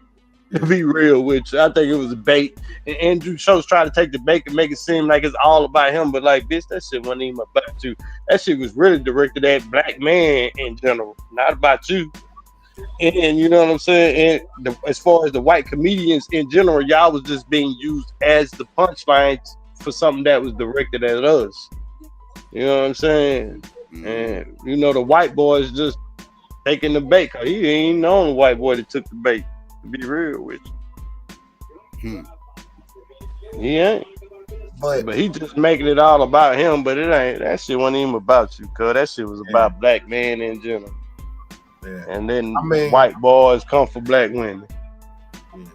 I mean, like, to just keep the conversation honest and balanced and everything, it's not lost on us that, it's some major character flaws, moral flaws, ethical flaws in the black community. You know what I mean? Whose fault is it? That's where the perspective lies and people make points and things of that nature, right? But let it be very clear that gender war shit. Oh, fuck. Hey, man, I hate this. We don't have internet shit. Man, we don't have nothing up now. It's winter time. I don't want no spins. I'm not getting involved. Don't nobody bring that gender banging shit over here. Right. Keep that shit. Facts, my nigga. Over here. Keep that shit over there. You bring that shit over here, you're gonna get cooked. I'm letting y'all motherfuckers know. Well, he said winter time. I ain't in the mood. Hear it now. Oh man, they got Clarissa Shields up there. Oh, these is some black woman. Man, hey, Clarissa Shields need to come sit in my lap. I need to whisper something in her ear real quick. Yeah. Hey, if you in the clouds, Clarissa, hey, Pookie, you need to come sit on Pookie's lap, Clarissa. Like for real though, fuck what they talking about. Who can need to come tell you something, cuz like straight up, cuz like, hey, Chris, hey, real, yeah, hey, straight up. Hey, Don't you sit in need my to lap. record. Hey, you need to go back, record this, and put that in her DM. For real. Man, I come dropping her DM right now, nigga. But you know, I know she ain't gonna read it, cause you know she's a celebrity. You know all them niggas in the DM and shit. So she gonna, oh, this just another thirsty ass nigga in my DM. No, I ain't gonna come at her like that, nigga. Like, nigga, I need to run across her, like, nigga, like, nigga, I need to run across her, dog. Like, straight up, like, we need to be. I'm gonna buy one of her tickets to her fight, and I'm gonna have me some backstage, and like, I'm gonna figure it out, nigga. All right, man. I don't know, man. That's one of my celebrities. Hey, that's one of my only celebrity. Like, I only got like 2 or 3 celebrity crushes, and she's definitely in that motherfucker. That motherfucker's so bad to me, man. Hey, boy, you ain't the only person in the world that thinks she cute, boy. Exactly. So you think I'm finna jump in her DM like I'm just another one of these extras? Nah, nigga, I'm trying to strike for real. No, I'm bullshit though, dog, man. But like for real though, like if I was in a position to, I would really try to strike. I ain't gonna lie. You gonna shoot your shot? I already know. Like, yeah, like nigga, don't let, like, cause you know she got a YouTube page and all this and an Instagram. Nigga, let her go live. Nigga, I'm gonna be all in the chat. I ain't never seen her go live, but nigga, let me catch her live. Nigga, I'm going all in the chat, nigga. Check it out. You feel? Yeah, Hey, she, man, that motherfucker bad, cuz. Then she knock bitches out. It could probably knock me out, but I don't want no smoke with no. You know what I'm saying? But I'm just saying, though. You know what I'm saying? That motherfucker bad. Boy, oh boy. Ooh, nah, that'll make me get in line. They see that'll make me not cheat. You know what I'm saying? Like, oh, she catch me. Oh, she gonna beat me in the bitch up. You're like, God damn. Like, that'll make me act right, probably. I don't know. You know what I'm saying? I'm just saying though, she can get it. That motherfucker bad. Yeah, and then to line it up with the show and everything, right? Why would you need to experiment with people like Clarissa Shields walking around? Oh no! Right. I be trying to lock that down. I be trying to lock her down. If I had the access, like these celebrity niggas, I'd be trying to lock her down. What would be right? If you experimenting, right, man? Chocolate, caramel, you know. Thanks. You know? Real shit, bro, Rob. There ain't no need to experiment. You know what I'm saying? That's what I'm talking about. Band 2, E5. That's all I'm saying for him. Hey, man, you'll be surprised, man, brother Rob. I kind of know what I'll be talking about. Hey, I wanted to ask, man, right? Dude, like at any time, right? Do y'all ever feel like I don't know what I'll be talking about? No. Okay. Because if I don't, I'm just letting y'all know. Like, say for instance, I get up here and I just start rambling off some shit, and like, man, no, bro, Rob, that shit ain't right. Please correct me, fam. You know what I'm saying? Please correct me. Right. Yeah. Hey, but look though, you like you one of them type of people. If you're not fully informed about something, you will let us know. You let people know, like, look, I don't know specifically about all this, but this is my opinion on it. You know what I'm saying? So like, I've always come at somebody from that point, it, right? Yeah, you present it as your opinion. People can't come at you too crazy, right? Like, right. It's when but weirdos come on here and start saying their opinions is facts, and that's when I start having issues, right? Because like everybody's entitled to their own opinion, right? Everybody's entitled to their own opinion, but you're not entitled to your own facts. I can't give you your own facts, but you can have your own opinion. Your opinion, that's what it's whatever, you know. It's just your opinion. Exactly. I just think it's important that like people understand we on a public platform, and so when we correct you, a lot of times it's to make sure that we ain't sending nobody off. You know what I mean? I remember when we was covering a young lady who lost her life, claiming that sovereign stuff, the light skin. Corin Gaines. Yeah. When Miss Gaines lost her life, it was people in the chat talking about some, oh, gee, man, what about the law? Wait a minute, fam. Do you understand? She lost her life, man. We need to stop playing. Facts. That's the way that we cover stories like that. We're not just on here talking to be talking. Hey, but look, though, you see how fast and quick that story died down, though? Not with me. I kept that shit going. I still bring that shit up from time to time, but yeah. Yeah, but in the mainstream media, it died down quick. Yeah. That's because she was a sovereign citizen. Right. That's because she was on that sovereign citizenship. She had her head pumped up with a bunch of pseudo bullshit. Yeah. And then look, Psycho, I seen a white boy do a fucking goddamn video about basically sovereign citizens. And he mentioned the Moors in there, but he didn't mention the Corin Gaines situation. And I remember that was one of the biggest outtakes that I took from his video and shit like that. Even though he mostly bringing on white people, but when he mentioned the black Moors and all that shit, he didn't. Not only he didn't mention Noble Drew Lee's scamming and shit like that. He just really pointed out most of white people scamming, which automatically points. Well, and let you know that improves you right. To be fair, Noble Drew Ali never promoted the whole sovereign citizen shit. That came after he died. Okay. Moors. Yeah, after the Moors had split into like 3-4 different directions after Noble Drew Ali died, and some of them picked up on that sovereign citizenship. That Empress. It started with this lady out in was it Mississippi or was it Louisiana? I think was Mississippi or Louisiana where the Wichita Boys started at. Washita Boys started at. Louisiana. It was in Louisiana or Mississippi. Yeah. One of them. She was the mayor. Yeah. She was mayor of the town too. She was called Empress something of another, but she was the mayor. Oh shit! I'm finna send you something. And Psycho. Yeah, this was in the 70s, and she picked up that sovereign shit and the whole engine vibe and everything else and attached it to the Moors, and it kind of went from there. That's why most of them sovereign Moors all say they Washita Moors or whatever. That's because it started with her in the 70s. I forgot, it's Empress something or another. I can look it up. I forgot her. Yeah, but like leading up to before she even lost her life, right? And which is sad. Let me just say that out loud. I'm not using her death as just only, a talking point. I understand that, people's lives are affected. You know what I mean? But, with the sensitivity that I'm trying to cover it with, right? Is that we leading up to that, before that, right?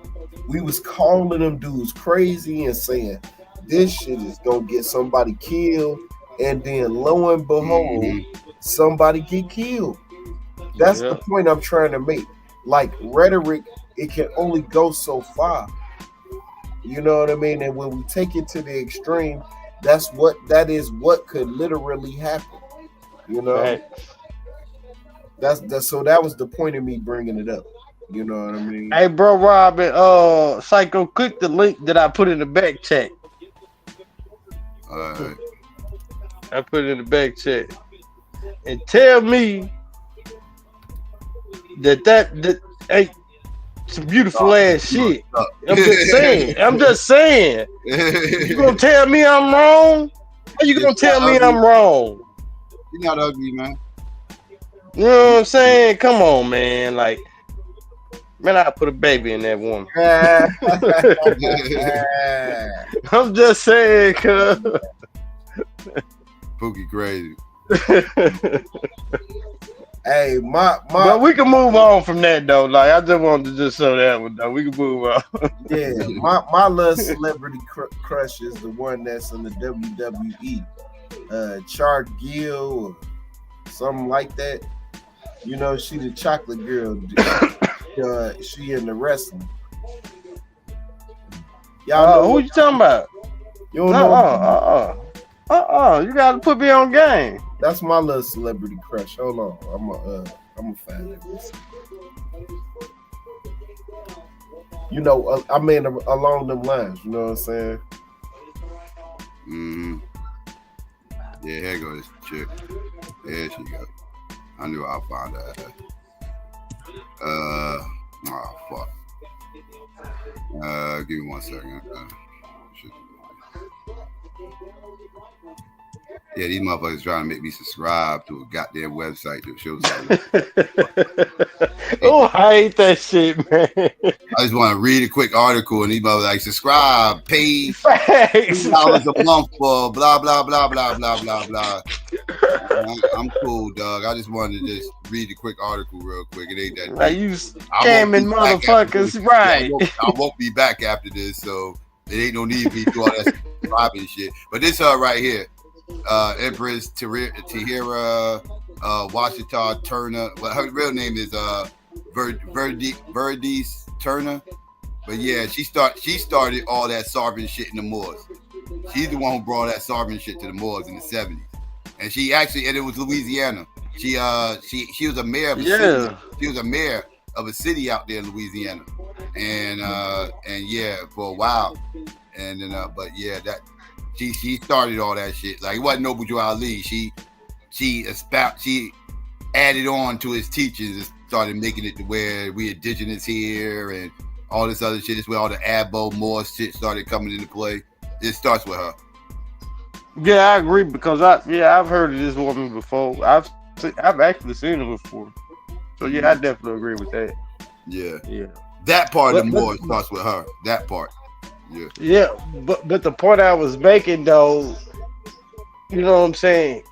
The person who was, you know what I'm saying, basically laying out this narrative was basically tying all that off into that, and Noble Drew Ali basically was the name as far as the only black person that was mentioned in the sovereign citizen shit. Even though we know it's goes, you know, beyond that. You know what I'm saying? And that's just kind of like the point I was making and shit like that. I got you. I was just saying, yeah. Like, so for some more come up in here, like, that's not true. Noble Drew Ali never taught that, you know. Like, yeah, good shit. Right. Good shit. Exactly. You know, they go crazy over Noble Drew. Noble Drew Ali was a scamming ass motherfucker, trust me. Oh, yeah. But he didn't push the sovereign shit. Yeah, he didn't push, though. He did. That shit came after his death. Yeah. But the person who made that fucking video shit though, like, he basically, like, he didn't mention her. He mentioned only Noble Drew Ali and shit like that there. And also another thing that gets on my fucking nerves with these fucking white liberals or white fucking conservatives and shit like that black supremacist shit. Like, I don't know if they doing that shit on purpose with that woke shit and just trying to like throw off a supremacist narrative on black people to try to like espouse themselves as a collective. You know what I'm saying? Because all these motherfuckers ain't even fucking white supremacists, even if they believe and push the ideology, because they don't even have the power to. Right. Like a Joe Biden or Donald Trump or, you know what I'm saying? Or even a motherfucker who just got his ass popped. The fucking, you know what I'm saying? United Kingdom, you know, health CEO and shit like that there. Those are real actual white supremacists. Regardless of the ideology, all white people benefit from white supremacy. Yes, I agree. But they all aren't able to like, let me put like execute white supremacist narratives without a consequence, unlike, you know, the United Healthcare CEO or Joe Biden or Donald Trump. You see what I'm saying? Because a lot of the times, sometimes when they, you know, try to go out and execute their white supremacist ideology, they meet a consequence even by law. You know what I'm saying? That is controlled by white supremacy. You see what I'm saying? So that's what I'm saying. Like a lot of these motherfuckers can't even truly be white supremacists unless they're in a certain position or in a certain, you know what I'm saying? Even though white supremacy goes deep and extends far, you know what I'm saying, and shit like that, though. But as far as like anything, like I feel like a lot of these motherfuckers are just lower level racists, basically. You motherfuckers are just lower level racists and wishing, what up with it? And wishing they could be, you know what I'm saying, in a supremacist stand, you know, in a supremacist position. Basically, is what I'm saying. A lot of these motherfuckers are just lower level racists and just aspiring to be actual white supremacists. And then the people there, but you know what I'm saying, it's way propaganda and media paint them. They are, you know, a lot of the time are considered the white supremacists within media, especially throughout the main, you know what I'm saying, the main American thought process and narratives go like these lower level country bumpkins, rednecks, and you know what I'm saying, Trump supporter, MAGA loving people are the actual, and Donald Trump in them himself, or Republicans are the white supremacists, but like that's not how this shit goes. Real quick, let me give Buddha some pushback, because he done said this in about 3 straight shows. Malachi Z. York was born in Boston, Massachusetts, not New Jersey. That New Jersey shit is pseudo. His birth certificate, it says it right here. According to the birth certificate issued to the United States, Dwight D. York was born in Boston, Massachusetts. Now you got down here, it says other sources gives his birthplace as New Jersey, New York, Baltimore, Ghana, like you see what I'm saying? But his official birth certificate says Boston, Massachusetts. All this other shit, these are aliases. This is fake shit. So I'm not taking no ownership to no goddamn pseudo ass Dr. York. Nope, put that shit up on Boston with Farrakhan and the rest of them pseudos. He got all that nonsense of Farrakhan and them. You ain't gonna put that shit up on us. He wasn't born here, Buddha. You can't get that. You can't get that. Try again. He was not raised in Jersey. That's not true. You got to show me some facts. His birth certificate says Boston, Massachusetts. Don't say nothing about New Jersey.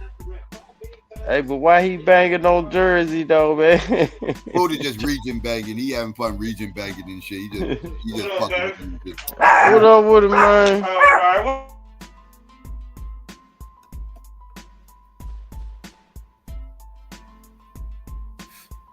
Nah, big peace, Sunset. What's going on? But yes, I'm not owning him. No, I'm not owning Drew Ali either. Drew Ali wasn't born here either. If you want to get technical, now I will say. But hold on, where he spent most of his time? Where he spent most of his childhood and teenagehood at though? Noble Drew Ali moved up here. Noble Drew Ali moved up here and started. Damn, all right, bro, right? Yeah. Noble Drew Ali moved up here and started scamming. Like he came from motherfucking. Oh damn, brother Rob left my fault, brother Rob. I ain't even. Yeah. He said he finna get up out of here. I missed it, my fault. But yeah, Noble Drew Ali moved up here and started scamming up here. I'll give you that. He did start making his career up here, but he wasn't born here either. He wasn't born here. I'm not. He was a transplant. Yeah, motherfucker. Where he born, like in Chicago? No, he born in like Caribbean, North Carolina. Drew Ali. Yeah, no, that's somebody else I'm thinking about. Yeah, I'm thinking about damn Marcus Garvey. Well, yeah, he born in. Yeah, I think he's born somewhere. But then he moved to Chicago. Yeah, he but then he moved to first. He was in Jersey first, and then he was in Jersey for about a decade, and then he went to Chicago. Oh, okay. I knew it was one. I knew he spent a lot of time in Chicago, but I didn't know which way. I can't remember. Yeah, he's in Jersey first. He started off in Jersey. He started off. The Moors started off as a Canaanite temple, and that was in Jersey. He started the Canaanite temple in Newark, and he had that for a bit. And then he got chased out of here. We chased him the fuck up out of here with his scammy ass. Yeah, that's right. Yeah, y'all ran. Yeah, Jersey ran him up out of there, and then he relocated. Then he went to Chicago. Right. Yeah, that's right. Yeah. Yeah. Scare me out. God damn. Hey, but it was some shit I was gonna see you earlier this week, but I ended up getting distracted though. About the crack epidemic up in Germany and shit like that. You seen that shit? Man, no, but like they going through a crack epidemic like the same shit that we went through in the 80s and early 90s, mid 90s, and early 2000s with the crack shit. They going through that shit with Germany right now, the so quote unquote superior race, the so-called superior race. Having a motherfucking goddamn it crack epidemic. Like the motherfuckers are strung out, like, and they don't know what to do. But I was gonna send you the shit though to show you their response in it compared to their response to us when we was going through this shit. Even though this is two separate countries across two different oceans and shit like that, but it is the same type of mindset. The way Americans treat opioids with the way Germans will treat their crack epidemic. Man, it's bad too. It's bad. That's crazy. Yeah, man, they going through it with the crack shit. I'm glad we already went through it and know better, but hey, I can't even really thing in the hood no motherfucking more. No, it's not. But they going. Man, Germany is going through it with the crack shit, and it ain't even just a region thing. It's a cross state country thing. Well, really cross Europe thing, but especially Germany. Only motherfuckers smoking crack now been smoking crack since the 80s. Right.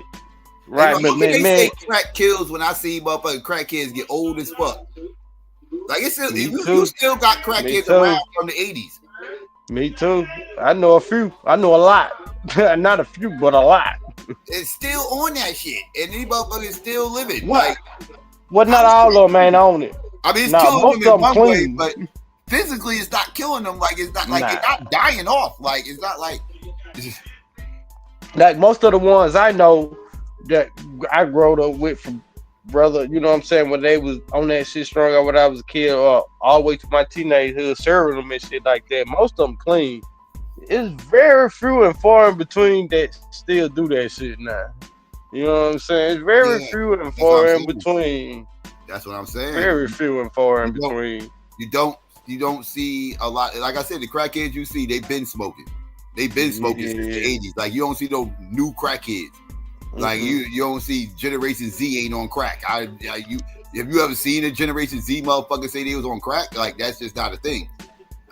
Shit, I ain't never seen it. I ain't never seen the site. I've never seen it. I might have seen maybe 1 or 2 millennials that might have got caught up. Maybe. Yeah, me too. Yeah, me too. But not in large. Nothing worth talking about. Nah, facts. And they got hooked hanging out with the older crowd. Right? They got hooked. They didn't get hooked hanging out with their homies. Like, yo, let's try some crack.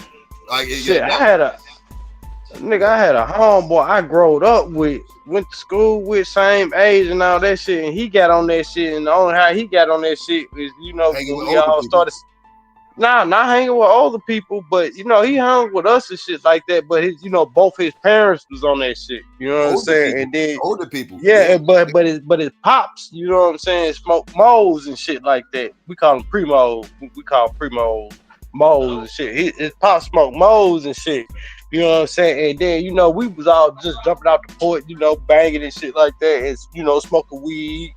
Mm-hmm. You know, a lot of them niggas started drinking and shit. I wasn't into drinking shit like that around that time. And, you know, niggas smoking cigarettes. So, like, he'll go off of his pop's ashtray and, you know, try to roll him up a joint and shit like that. That had the moles in there and shit like that. And that, you know, yeah, he ended up getting hooked up on that shit like that. Yeah. Yeah. That's what but that's still messing around with older motherfuckers. Since it was an older motherfucker who had the shit in the shit, right? It wasn't no young motherfucker, right? Like that's what I'm saying. No. Yeah.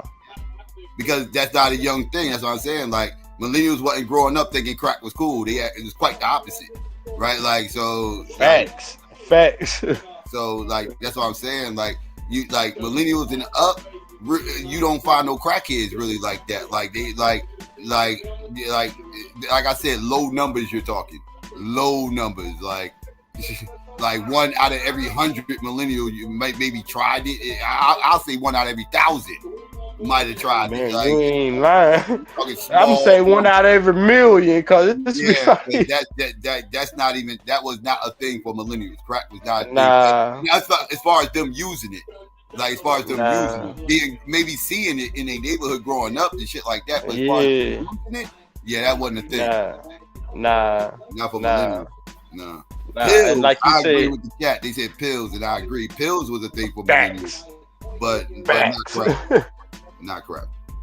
Nah. Or powder. You can even say powder. Motherfucker snort the hell out of some damn powder. They mess with the powder for they mess. They ain't finna smoke no crack though. Nah, that nigga ain't motherfuckers ain't cooking up no cracks and freebasing and doing that shit. Like they not doing it. That shit got a certain stigma. You know what I'm saying? But they'll snort powder all day.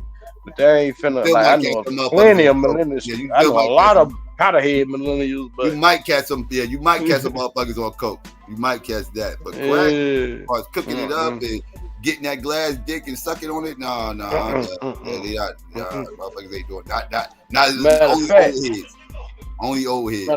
Matter of fact, even though I hate to admit it, I know hell of a lot of more millennial and Gen X and Gen Alpha meth heads, black, not white, but black meth heads. My generation, crackheads. My generation always saw that as white boy shit. We wouldn't Facts. even like, nigga, when I growed up, that's what it was. When we were growing up, that's what it was. Millennials as well. Millennials also saw that as white boy shit. Like, yes. I'm telling you, dog, real, like I said this the other day, and I don't know if people thought I was playing, but I am dead serious when I'm saying this. Eminem introduced white boy drugs into our fucking community. I agree. Before Eminem, but I don't know about the hood though. But I don't know, Psycho. What about the fucking hood niggas? Eminem hood niggas wasn't bumping Eminem. And these niggas is on that shit, cause like listen. What? Hood niggas. This is an epidemic. Listen what I'm saying. Hood niggas my age was not listening to Eminem. No, hood niggas my age either. Hood niggas my age wasn't. No, the fuck we wasn't. Yeah. Man, no, he was a fad. I'm telling you. Pookie, go age check all the black motherfuckers that say Eminem's the GOAT. And but they come from the birds. They come from the birds. They're of your age group. They're of your age group. Yes, I agree, Syke. I agree. They're of my age group. But they come from the birds. They don't come from the hood. Niggas in the hood, millennials was not fucking with no motherfucker. He wasn't like when he very first came out. I remember when this cracker first came out. This cracker first came out, yeah, when he was a fad only for that moment in the hood. After that, niggas was not fucking with him at all because you got to remember this is the Cash Money, the end of the No Limit era. But it's not. This ain't even about him like necessarily like people banging the music. Just understand what I'm saying. I'm talking about the culture of drugs, like the drug culture. Like before him, nobody was talking about taking pills. Nobody was talking about taking pills. Black, white, whoever. He was the first motherfucker that come on. I agree. And I don't remember that shit. Yeah, I agree. I agree. Nobody was talking about taking mushrooms before him. I didn't even know that was a thing. Before I heard him talking about taking mushrooms, I didn't even know motherfuckers was getting high off them shit. Like that was not a thing in the hood. Nobody knew nothing about it, especially in the inner city. Like that was like nobody knew nothing about no fucking mushrooms. Unless you was from the country. Unless you was from the country inner city. If you was from a country inner city, yeah, niggas was selling them shits. But they was selling them to white folks though. They was selling them to white folks in them late 90s, early 2000s, mid 2000s. Even black they wasn't taking them though. They was just hustling. In the Midwest, black people in the South, and black people from the West. They wasn't talking about that shit either. Nobody was talking about that bullshit until Eminem. Now you catch mushrooms, motherfuckers doing shrooms in the hood now. Motherfuckers doing shrooms in the motherfucking hood. That shit was not going on in 1990. And then Eminem talking about doing shrooms. But I remember though, like I remember 98. I was like 8, 9 years old. I remember 98. I remember niggas selling them shits. You know what I'm saying? I remember niggas selling shrooms to fight. Pills until like, not pills, not the pill, but they was selling shrooms to white folks though. They wasn't taking them because they was terrified of them. I remember them being terrified of the shrooms, but they had access to selling them, and they was selling them to them crackers. I remember that shit. I don't know about now, but I know about 10, 15 years ago, you couldn't find no mushrooms out here. You can't find them. Oh no, you can always find them in the silk because they come from cow patties. You're like, yeah, they come from cow patties, so you can always find shrooms down here. Nor was anybody looking for them like that, like it like 15 years ago. Now I be hearing motherfuckers up here just doing they doing. Oh yeah, them. Oh yeah, they doing numbers off them shrooms. Them shrooms selling. Yeah. Now it's different. It's like, whoa, niggas in the hood doing shrooms now. They are. Yo, bro, I'm telling you, all this shit is fallback from Eminem, dog. Eminem introduced that whole part of because drug culture in hip hop before 1998 was limited to weed. What we're talking about, weed is selling crack. That was cocaine and weed. Cocaine, weed, heroin, and that was it. Yeah, in the 90s, that was it. Really was admitting to doing was weed. A couple of motherfuckers might admit to sniffing something here and there, or whatever, like that. But that was minimal, and that was minimal. But for the most part, it was all about weed, smoking weed. And now, you right? What about doing all types of wild ass shit, like white boy shit. And it's like, that Eminem, dog. That's the Eminem effect. I'm telling you. Yeah, I agree with you though. Like as far as the pills and shit, you know what I'm saying? Motherfuckers was not as nope. Well, Eminem wasn't rapping about meth though. Like this, these motherfuckers on this. Rap about meth. No, he didn't rap These about him doing these motherfuckers on these motherfuckers on these meth shit. I'm talking about niggas like get them like millennials, Gen X, F. Like it's like I never seen like. Cause I come from a generation like nigga, and you put a glass dick in your mouth, that's over with for your life. That way we view shit. Man, these motherfuckers don't view it like that. Now these motherfuckers want to do everything white boys doing, dog. If white boys doing it, they want to do it now. That's what I'm saying. Like, look, we got pill heads, shrooms, all this stuff that black motherfuckers never did. It was always white boy shit. Now it's cool in the hood because motherfuckers trying to get high like the white boys. They trying to get white boy high. That shit, man, it's true, but that shit ain't cool.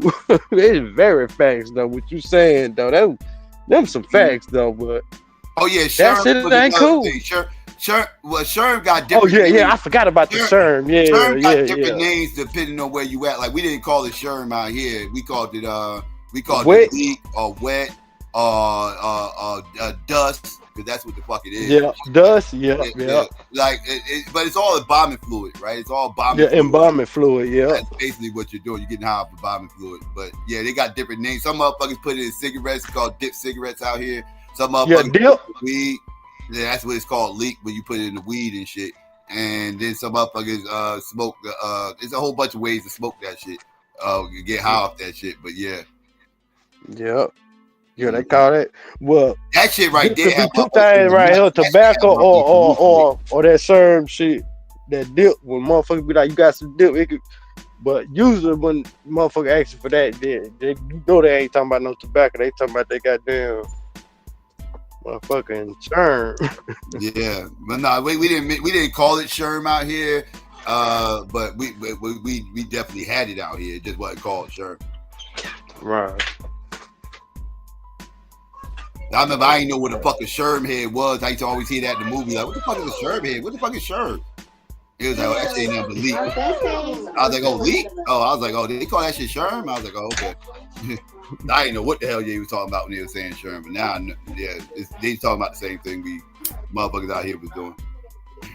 Right.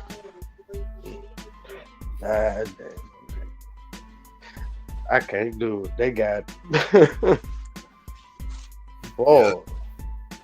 Yeah. I'm talking about, what you talking about, hustling it or goddamn it, taking it.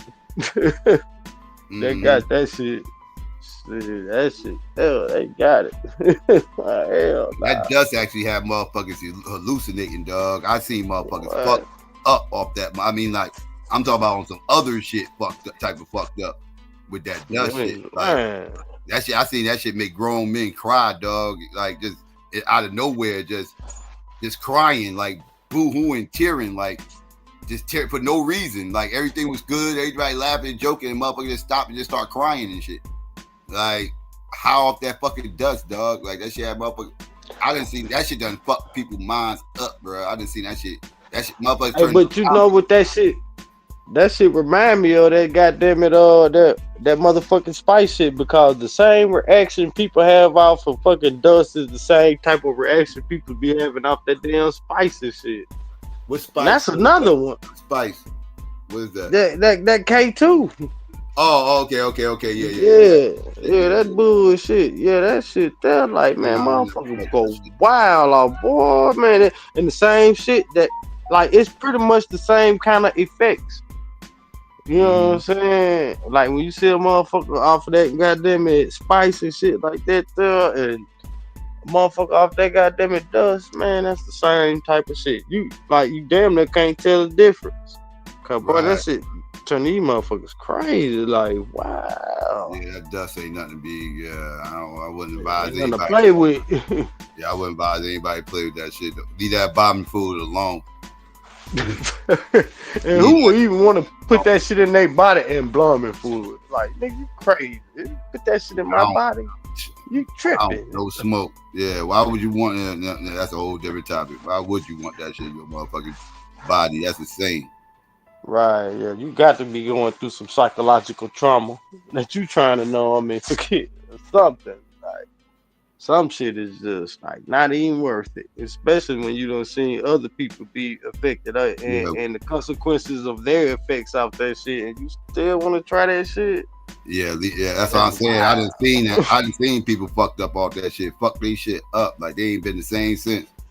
Like, and a nigga look like, shit, give me a hit. Like on that Don't Be a Minute shit. Oh, that shit. Yeah. They seen that nigga choke out. They like, shit, let me hit that shit. That shit. Like, nigga, fuck that. Like, wow. Damn, Didi said Spice got a lot of people kicked out of the military. They're getting kicked out of the military for synthetic weed? Hell yeah, as they fucking should. Cause man, that shit drive people crazy. As they fucking should, man. I don't want you protecting my motherfucking goddamn land, liberty, and freedom. And you off some goddamn Spice, nigga, we all gonna die. Nigga, we gonna get invaded. And we shouldn't even be invaded, cause oceans separate us from other fucking countries and biggest threat. But you got everybody hooked off Spice off that shit, nigga, we going down. motherfuckers getting kicked out for motherfucking, god damn, that's fucked up. Yeah, they should, nigga, as they fucking should. Nigga, I don't. Man, you ought to see how people, man, they act just like people on some damn embalming fluid. It's the damn same. Damn near. Like the reactions are damn near the same. Like, so you want somebody protecting the country that's high off of fucking, that's off of PCP? No. But they already drunk. Exactly. They drunk already, though, man. Them motherfuckers be wasted out there, man. Like, but drunk ain't nothing. I'd rather have a drunk motherfucker, you know what I'm saying? Because a drunk motherfucker can still focus and get their shit. You know what I'm saying? A drunk motherfucker quick to set it off, get your ass in trouble. They ain't gonna shoot too straight. They ain't gonna shoot too straight. Right, they ain't gonna shoot. Like marksman and shit, like. But you talking about the difference between a drunk motherfucker. A drunk motherfucker can't shoot straight, but a motherfucker that's on Spice or PCP, they gonna want to invade a country because they seen aliens over there. Goddamn, you see what I'm saying? They seen flying saucers over Iran. But who got better shot at shooting those aliens? The Spice motherfucker or the drunk motherfucker who came up? The Spice motherfucker, duh. The Spice motherfucker, duh. We know they got impeccable aim. Give me the motherfucker who got better shot at actually hitting the motherfucking target. But what you shoot at? But if the alien ain't there, you just wasted ammunition. You wasted bullets. You wasted taxpayer dollars, cuz. Like, nigga, you ain't shooting at nothing. They ain't there. Like that. Now I understand. Like, if it was really there, they got impeccable aim. Now you dead if they shoot. That drunk motherfucker ain't wasting taxpayer dollars shooting at the motherfucker on the left and the right of him. That ain't. But what I'm saying, but look, what I'm saying, they got spray the crowd. At least they drunk enough and wear enough to spray the crowd. At least they gonna hit something. What they hit some civilians though? Spray the crowd. Like if they in the way, spray the crowd. God damn it. You know what I'm saying? Shoot as long as you hit. As long as you hit an opposition soldier, motherfucker spray the crowd. They gonna hit something. Unlike the motherfucker that's hooked up on that spice or PCP that's shooting in the air at objects that ain't even there, but only they see. They only see these Martian ships. At least they accurate. Yeah, they accurate. Yeah, they accurate. They accurate as fuck. But I'm just saying though, they ain't shooting at nothing. At least the drunk motherfucker go. He may shoot some people he ain't got no business shooting that I don't agree with him shooting, but I know he out of the 10 civilians he got, he gonna get a couple soldiers. Even if it ain't number 2 or 3, I'll take that over a motherfucker just wasting bullets, shooting in the air ain't nothing. You know what I'm saying? That's all I'm saying. No, I don't want motherfuckers to be just shooting civilians and shit like that. You know what I'm saying? Like, you know, the Psychopathist show don't condone that shit, but I'm just saying. Your show don't condone that shit, but I'm just saying, if I had the choice, you know what I'm saying? A motherfucker wasting, you know, cause some of these ammunition and some of these rounds of these bullets cost tens of thousands of dollars. You know what I'm saying? And the motherfucker that's just drunk, I'm not just drunk, but like fucking How Spice or How PCP shooting in the air at Martians that they only see, or purple rabbits that's flying purple rabbits in the sky that's trying to attack them, you know what I'm saying, that they only see. That's more like, yeah, I don't like, no, I'd rather you waste your ammunition on at least that you, if you, even if it was a perceived not threats, at least you got some ops in that motherfucker. Even if they're gonna go to jail and I'm gonna charge you in your own country or where you come from for doing that dumbass shit, at least you knocked off a couple ops. That's all I'm saying. Or a few ops is all I'm saying. Rather than wasting the bullets because you high. Like, yeah, get the fuck out of here, man. Get your high ass up out of you fucking dope fiend. You know what I'm saying? Like, nah, them synthetic weed motherfuckers gotta go too, dog. That shit ain't good. Funny. That shit funny. Yeah, like, nigga, if you gonna smoke weed, smoke weed. Like, fuck it. You know what I'm saying? Your life ain't in danger. At least your life ain't in danger. Your livelihood may be in danger, but your life ain't in danger. But the fake weed ain't staying in your system like the real weed. Real weed stays in your That's system what I'm saying. That's what I'm saying. Your livelihood may be in danger, but your life in and of itself, or you're not putting other people's lives around you in danger just because you trying to motherfucking not have marijuana in your system and that shit. Like, with that shit, only technically, if you want to be real, be the only legal drug that there is outside of alcohol. If you gonna make alcohol legal, then weed definitely should be legal, and then your job should not motherfucking, cause weed. Hell, I feel like you going to work drunk or on alcohol, that's more of a danger than you going to work high off marijuana. You know what I'm saying? And if alcohol could be legal and they putting that stigma on marijuana, then like, no. But I don't think you should use synthetic weed as a fucking substitute, nigga. No, that shit turning people crazy. It's a dude I know that I think this motherfucker was smoking that shit, dog. That spice shit. I think he was smoking that spice shit, and he started losing his shit too. And I think he was fucking with that shit too. Yeah. Everybody I know that fuck with that shit done lost that shit. Done lost their mind at one point or another. Not at most of it. Well, people I know anyway, once they lost their mind, once on or twice on that shit, they stopped fucking with it.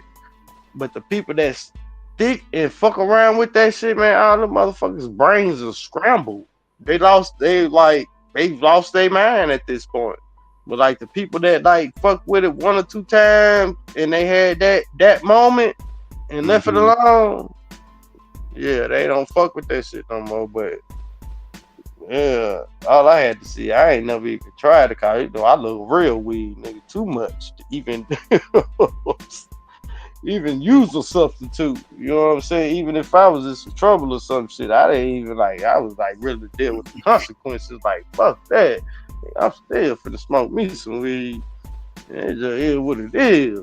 And you know, thank the universe, time and space that I'm able to navigate and, you know, come through shit unscathed and still be able to get high like I wanted to as far as weed and shit go. And I ain't have to use no substitute. You know what I'm saying? But everybody I know that try to use that shit as a substitute for a long, extended period of time. After they flipped out and lost their mind, after that second or third time, and they got hooked on that shit, man, them motherfucking brains are scrambled. They scrambled eggs. They brains are scrambled eggs. And it's off that spice shit. Yeah, that's what I said. I think old boy was on that shit because, yeah, he was acting very strange, and he was somebody who tried to, like, you know, like try to cut corners and shit like that as far as getting high and shit. Yeah. I could totally see him fucking with that shit. And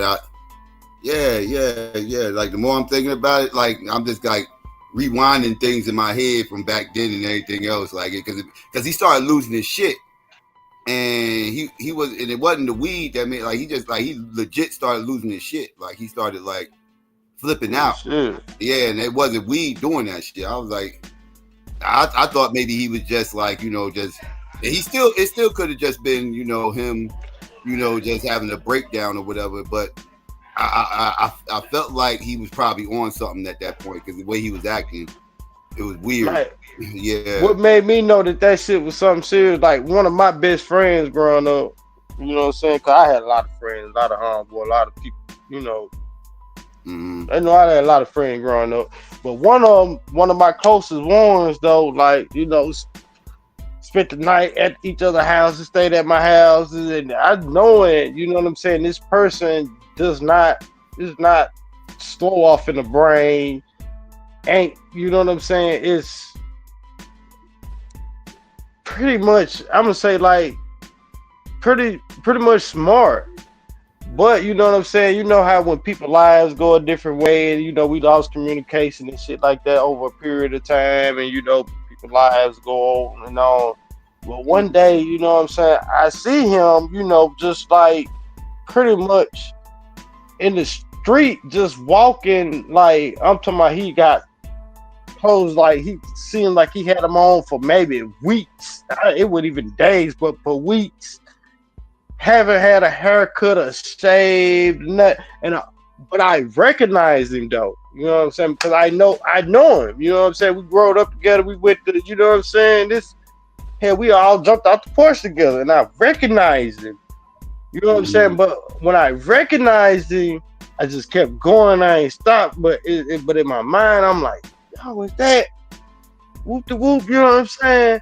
Right. But I just kept on going because I had other things going on, because I hadn't seen him in years, and the last time I seen him, even though we wasn't kicking or around each other like that, you know, because we never had a falling out or nothing like that, or no beef or nothing like that. It's just like lies. You know how people lies go. Boy, this sounds familiar, but go ahead, continue. Yeah, man, I seen my man, you know what I'm saying? I seen my homie I seen him. Before that point, I seen him like I had seen him one day, you know, at one of the gambling spots in one of the hood gambling, you know, hood those spots, and you know, him and his baby mama, which is, you know, somebody who was kin to me, one of my cousins. You feel what I'm saying? And she, what would you call it? I guess YouTube niggas would call her a city girl. But I would call her, but somebody like me or people where we from would call her something like a bougie ghetto, just want money type female. You know what I'm saying? Like, let's just say if she didn't have a natural shape on her, the type of mindset and how she moves, she would be the one of the motherfuckers that go get a BBL type motherfuckers. But She don't have to get that because she's naturally, you know, she got that frame. You know what I'm saying? And on the slim frame. So you see, that's his baby mom. You feel what I'm saying? The last time I seen him before then. You feel what I'm saying? And they you know, they riding little beds and shit like that. So fast forward, like I said, maybe about 4-5 years later, I see him walking down like one of our main strips down here. You know what I'm saying? I'm like, damn, is that whoop de whoop? But I'm like, nah. I kind of read it out, but in my mind, I knew it was him. Like, I know this motherfucker. So I think the guilt in my mind seeing him like that and knowing that my homeboy, that my homie, and you know what I'm saying, that how we moved, and I'm talking about like every day, how we hang at school together, we get in gang fights together, we shootouts with like I'm talking about my homie. But I just, like I said, you know how motherfuckers lie going, like motherfuckers get locked up and motherfuckers did this here, motherfuckers start having shit. You know how shit go. You know what I'm saying? Motherfuckers that lose contact, and you see us motherfuckers, you chop it up and you might kick it if, you know, some motherfuckers, you know, like, yeah, it's kind of hard to explain. But he one of them motherfuckers that kind of like, I kind of lost contact with. You know what I'm saying? And I seen him that day, and it fucked me up, and I'm like, but I was debating in my mind when I see him, like, nah, that really wasn't him. But I'm knowing deep down, like, yeah, yo, that was him. So shit, fast forward, like, goddamn it, me and my pops and my brother and cousin, we hanging together every day over there around by, you know, in the quarters and shit, around by my grandmama and my dad's stuff around and shit, cause, you know, that situation, whatever. We hanging over there every day, and his people stay up the street, so that's when I knew that it was him. And I'm like, he walked past the crib one day, and I just had to stop him and chop it up with him. But he still seemed kind of normal. You see what I'm saying? And that's what I had found out through other motherfuckers when I got to, like, man, what's up with, you know what I'm saying? Whoop, you know what I'm saying? Like, cause like this ain't him. You know what I'm saying? They're like, man, that nigga, goddamn it, got fucked up on that spice. Yeah, I had a similar situation with that same dude that I was talking about. What I thought was on. I ain't seen that motherfucker in about, like, at this point where I had went like about like 15 years not seeing this motherfucker, right? And all of a sudden, one day, like, last time I saw this motherfucker was before I had went to Texas. That was the last time I saw him. When I got back from Texas, I had lost contact with him by the time I got back to Texas and shit. So I ain't seen this motherfucker in about 15 years or something. And one day, I swear this motherfucker walked right by me, yo, and looked me dead in my motherfucking face and kind of like shifted his eyes away from me and shit, and like kept walking straight or whatever. And I'm looking and I'm like, was that, what you know, this, that, and third? And I'm like, and I started calling him, right? Like, you know, it's that third, and the motherfucker was like moving funny, like he was trying not to, like he was like ignoring me or whatever. And I'm like, right? Oh, that was him. Like, that was him, son. Like, and I'm calling him and he ain't turning around. I'm like, I ain't going crazy. I know that was that motherfucker. Like, I know I'm not losing it, right? Like, but yeah, to this day, I still think that was him. He ain't never turned around or whatever. He just kept walking and shit. But I swear, man, it was a similar situation with me and him. Like, it's like, man, he was walking past, you know, the spot, you know, my family, you know, crib and shit. Like, so I hollered at him like, what up with it?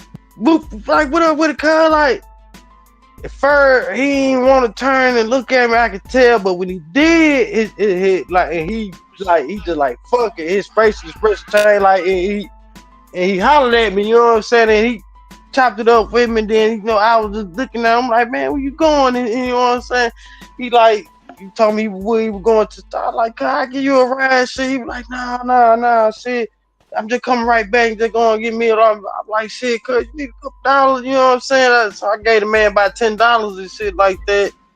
But man, that shit broke my motherfucking heart, man, cause I know, you know what I'm saying? Like, if he would have never fucked with that shit for whatever reason he fucked with it, he wouldn't be like he is today. You know what I'm saying? For real. That shit scrambled that nigga brain like for real. Like he ain't the same person. Like that shit crazy.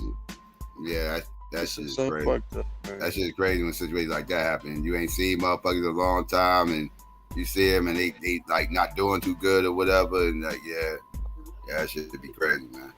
And you can tell they pride is there. They don't want you to see them like that and shit. Facts. And it's like I don't want to see him like that either. But it's like no. But I don't. But I'll be happy to see him. But right, it's an awkward situation and shit. It's like, and you don't want to insult motherfuckers and start this, that, and third. I done had so many of them crazy situations, man. Not seeing motherfuckers in years and then seeing them again, and yeah, they might not be doing too good. I remember when I told this story before where I ran into my man that I ain't seen this motherfucker. It was like it had to be about 10 years with him since the last time I saw him. It was about 10 years. When I left for Texas, I lost, and I came back. I didn't have contact with him or whatever. When I got back, ran into him some years later after I had got back, and it was crazy how I ran into him because I'm sitting here. I'm at the counter at the store buying my shit, and I got my shit. And when I was grabbing my stuff off the counter, I went to step back, and I bumped into something, and it was a fucking wheelchair. And I looked up, I was like, "Oh shit, my fault. I didn't even see you there. My bad, homie."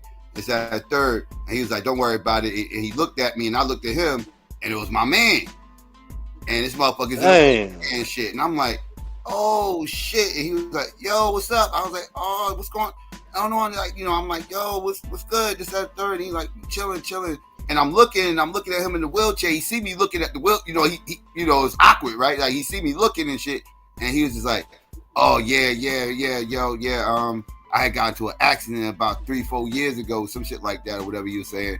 And he was like, fell asleep on 1 and 9 and shit, woke up next to a tree and shit, leaking and everything else with me in a fucking ambulance.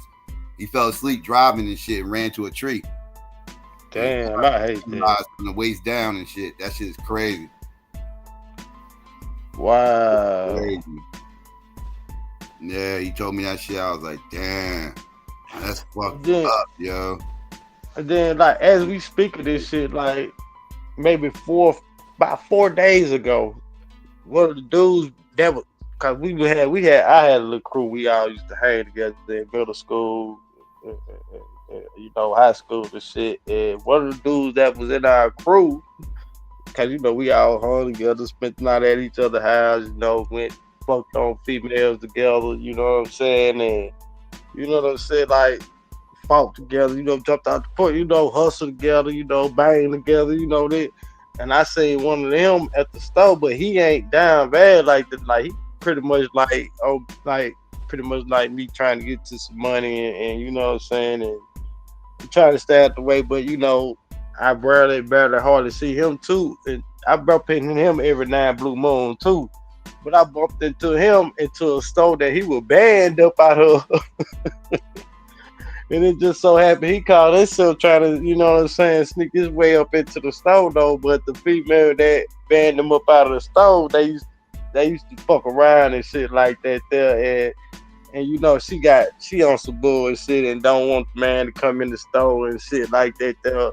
But when I got there, like, you know what I'm saying, I was able to get him unbanned from the store just by us being cool and friends and growing up together and shit like that. And I was able to talk some sense into her, cause like, you know what I'm saying, because like it was up, like she was getting ready to like it was finna go up, like. But when I pulled up and I like seen it's such a situation, I was like, cuz like whoop whoop, like just chill out, like man, I ain't even much trying to be here for that. I'm just trying to get me some shit and just get on down because you know what I'm saying, what he had going on at the time. So I understood where he was coming from. You know what I'm saying? But oh girl, you know how females is and shit. You know what I'm saying? They don't be trying to hear that shit, especially when they trying to get it out for you and shit like that. So but I was able to calm that shit down, you know what I'm saying? And go off there and get him whatever he needed, was trying to get, and I kind of like talk some sense into her, like, you know what I'm saying, like, don't be like that, you know what I'm saying? Right. Yeah. You know what I'm saying? Yeah. Yeah, I know exactly what you're saying. But yeah, man, when I see my homeboy down like that, man, and that's a bad feeling, man. Man, it is a bad feeling, man. And then like it took me a little while to actually even do that, because like every time I was seeing though, you know, I would just speak, you know what I'm saying, just holler at him, shake his hand, and you know what I'm saying, after, you know, the first moment I seen him that he was down bad like that, I seen him like a few more times after then, and I would just speak, and I just got up the balls one day because I was just feel so bad and just be like, man, where the hell you going, dog? Like, and just ask him where you going, and just really just stopped him and brought him up, and you know what I'm saying? Yeah. You feel me? You know what I'm saying? And just really just hollered at him, man. You know, we didn't get deep off into, you know, his situation or nothing like that, because hell, I damn sure went fair get deep off into whatever I had going on with him, you feel?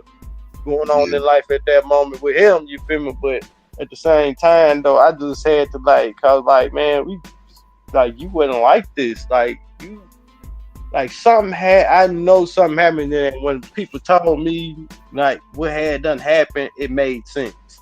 Mm-hmm. It made sense like a motherfucker, because this is wasn't this type of nigga, you know what I'm saying? And for him to go out like this, I know something had to happen. You know what I'm saying? Mm-hmm. Yeah, that should be that should be fucked up. When you be saying, I be saying, I more times than not, I run into people when they doing good, right? More times than not, right? People I didn't see in a long time. More times than not, they doing good, right? But it be those times where motherfuckers ain't doing so good, and it just be crazy, especially when it's motherfuckers that you grew up with, or you know, you do. Or was in a crew with. I'm talking about a whole little crew. In a crew with shit, like all that type shit. You like, damn. That should be heart wrenching, dog. Like, you don't be wanting to see that shit, yo. Right, cause I ran with a crew, it was about 9, 10. Well, depending on if you count their siblings and cousins and shit. But as far as the core of us who all went to school together, same grade, elementary, middle school, high school, it was about a crew about 9 or 10 of us. You know what I'm saying? Even though we went separate ways at some point in time, you know what I'm saying?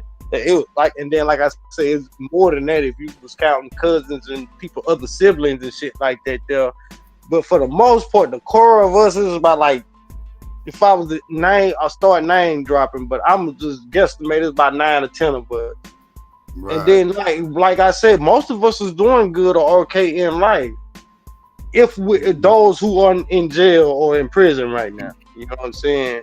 Yeah. But the ones that's pretty much that's out here in the streets and shit, yeah, they doing okay and pretty good. But it's 2 of us out of that crew that, ain't doing good. Yeah, hard times. And it's man. I'm motherfucker. I want to see everybody do good, man. Like I legit want to see all black people do good, right? I don't like seeing my people fucked up and everything else. I don't shit on people that's doing bad out here in the streets and shit like that and everything else. You know, I got certain people, you know, I look out for homeless motherfuckers. I do. I ain't gonna certain homeless motherfuckers, right? Depending on who the fuck it is, some motherfuckers I know they I know they full of shit, but there's some, even some of the ones I know is full of shit. No, full of shit. I still look out on them because yes, if I know you, I know you, right? Because if I know you, and it's you know, there's some people out here that's doing bad out here. This, that, third. I do them for years, man. This, that, third, and I knew before they was doing bad, right? If I knew them before they was doing bad, you know, I tend to look out for them and shit, right? You know. Yeah, you know, I'm a sucker, I guess. I don't know, but I don't care. Like, I love my people. It is what it is, man. I don't call me a sucker. I don't give a fuck. Like, I love my people, and I'm gonna look out on them, man. Yeah. Shit, you know what I'm saying? Cause I know if I was in that mind state or in their position in life, man, look out on me, shit. Goddamn. Mm-hmm.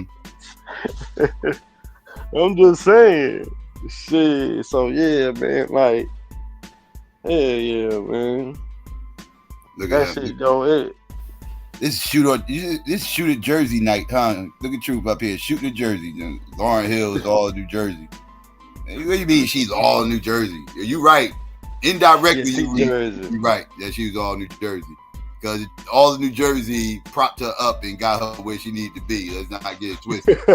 From her image to the beats that she got, to the lyrics that she got written for. You're right. She represents all New Jersey. You're right about that. All New Jersey. Man, Lauren, Jersey, man. Don't be hating on Jersey and Lauren, man. Case 1 equals Young Z. I hear you. Pace. Don't let them whatever. Pace is doper than Z. Pace is dope. Hey, but look though, you were tripping though, banging on Pac the other day, man. You know what I'm saying? You were tripping on me. Well, I was tripping on Pac. How was I tripping on Pac? Calling my nigga gay and talking about he ain't no lyricist. I'm like, this nigga tripping. You talking about this right here? Tripping. You dressed right for it. And he said he's been a little chilly, so this is good for him. So somebody will enjoy the heat in here. Okay. Anytime. Okay, my name is Tupac Shakur, and I attend Tamalpais. Blasphemy. This is a young man trying to goddamn it express himself as an artist. This is not no gay shit. This is blasphemy. Totally blasphemy. Do not believe this shit. Like at work, I can't hold a job. I just quit my job today actually because I wanted to come and do this, and they wouldn't let me. And I felt like it was important, and it was more important than serving pizza. And we had enough people, so I felt like since I'm an actor, they should understand. You heard me. He didn't want to serve pizza, nigga. But they did. He need to be He need to be an actor. He didn't want to serve pizza his whole life. Yeah, you missed it. I really not want to be. Pookie screaming over it because he didn't want y'all to hear the part where he was like, "I had a cold, and I had a code."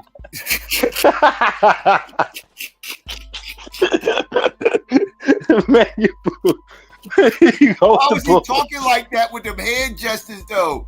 Like the way he was talking with those hand gestures, my goodness. Because he was trying to fit in the artistic realm of he was just trying to get in his artistic book, man. God damn. Leave the man, let the young man make it, man. God damn, man, y'all niggas tripping. Damn, the man was trying to get in his artistic bag, and niggas want to come at him because he was all in his artistic bag. That's fucked up, man. He was artistic. He had a code. Man, don't you never say the shit like that no more. I couldn't have been his older brother, his uncle, his daddy. Nigga, don't you motherfucking like what the fuck is you doing, boy? Like, why? I'd slap the shit out you. I wish you would. Goddamn, psycho. That's fucked up, man. He ain't want to work because he had a code. I said, you fucking diva? What kind of diva ass shit is that? Nigga, you know how many colds I done flew? Nigga, I done worked through the flu. Nigga, you talking about a cold. Nigga, you don't shut your bitch ass up.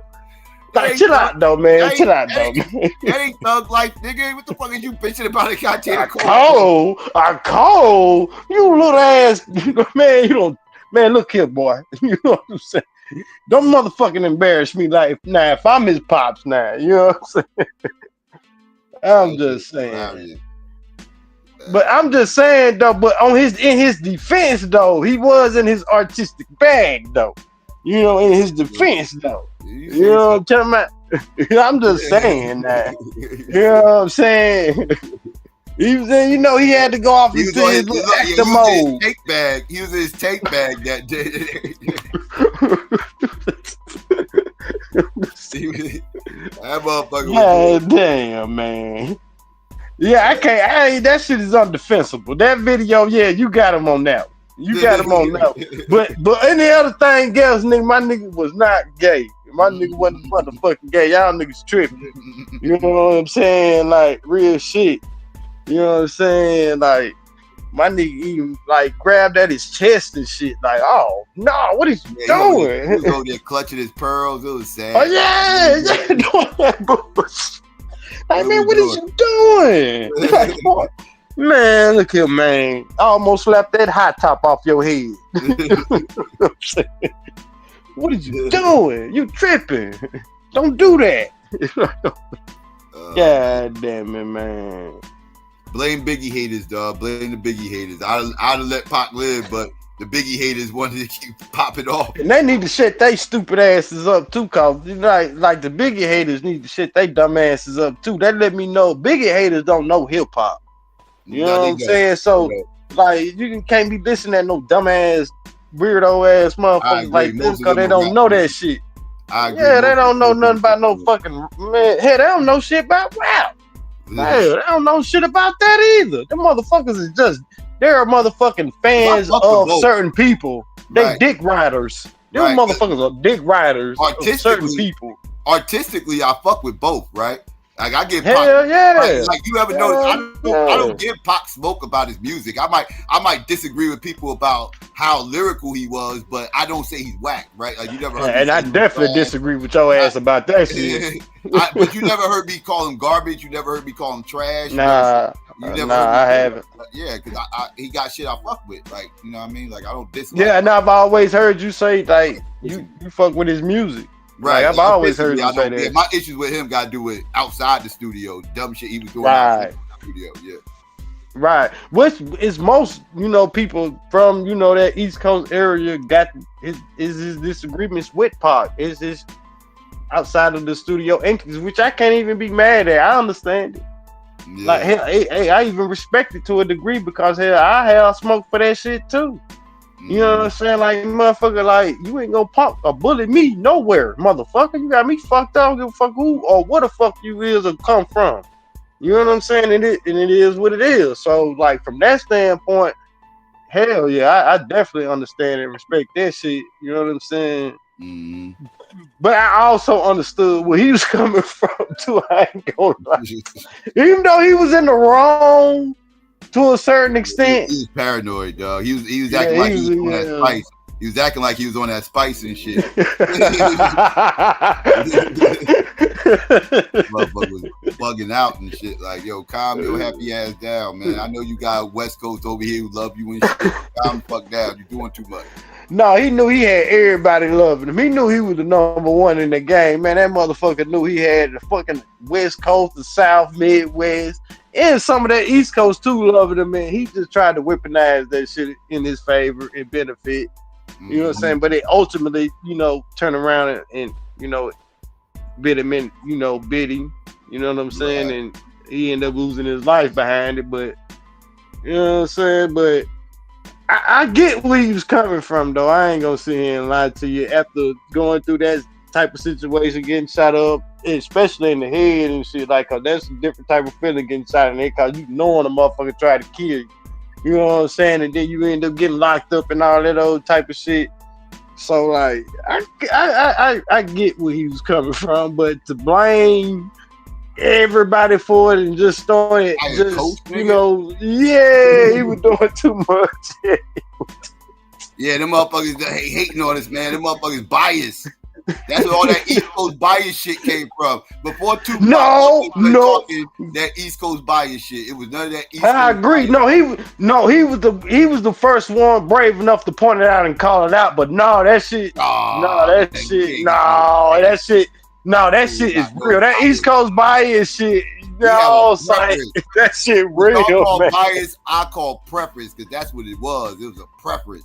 It's not a bias. I agree. I agree. But it becomes a bias when you have control of the media space. Y'all was the loudest voices within the media at that time outside of, y'all in the West Coast. You know what I'm saying? In the 90s, shit me. In the 90s and the early 2000s to mid 2000s, y'all had the loudest voice. No, because not in the 90s. No, because in the 90s, that's when shit started opening up. You had West Coast shit going on. Exactly, and that's when y'all biases start to, yes, we understand preferences, but once other people started coming into the game, but the East Coast and large started showing their biases, like this shit wet, this wet, this wet, this wet, this wet. Let's go back in time real quick. Now, in 92, 93, the West Coast still was trying to catch up lyrically, right? Like the number one artist in the West Coast in 92, 93 was Snoop Dogg. But you can't say that they didn't have people on y'all level at that time lyrically. It's just because Raz Cass came out in there. He came out in what? Raz Cass came out in 94. Hold on, but when MC Ren came out, Ren came out in 88, right? 88. He was right. And even Cube, y'all what? A lot of man, Red is a lyricist, dog. Y'all be see. That's what I'm saying. Red is a lyricist, dog. He was okay. I ain't saying he was whack. I mean, his album was whack, but his album was trash. His album was garbage. But him as a lyricist, as a poet, we just talking about him strictly as a poet. Right, he's good, dog. But the number one selling artist was Snoop. Right, he was the number one selling artist. Yeah, right? I agree. That's the one that was getting the radio play. Raz Cass wasn't getting no radio play out here. Like I knew Raz Cass was dope because I was a hip hop head, right? But Raz Cass wasn't getting play out here, right? MC Ren wasn't getting play out here on the radio, right? Like you got unless you had an NWA album, you wasn't listening to MC Ren. Like that just what like the motherfucker, the number one artist around that time, record sale wise was Snoop. And agree, yeah.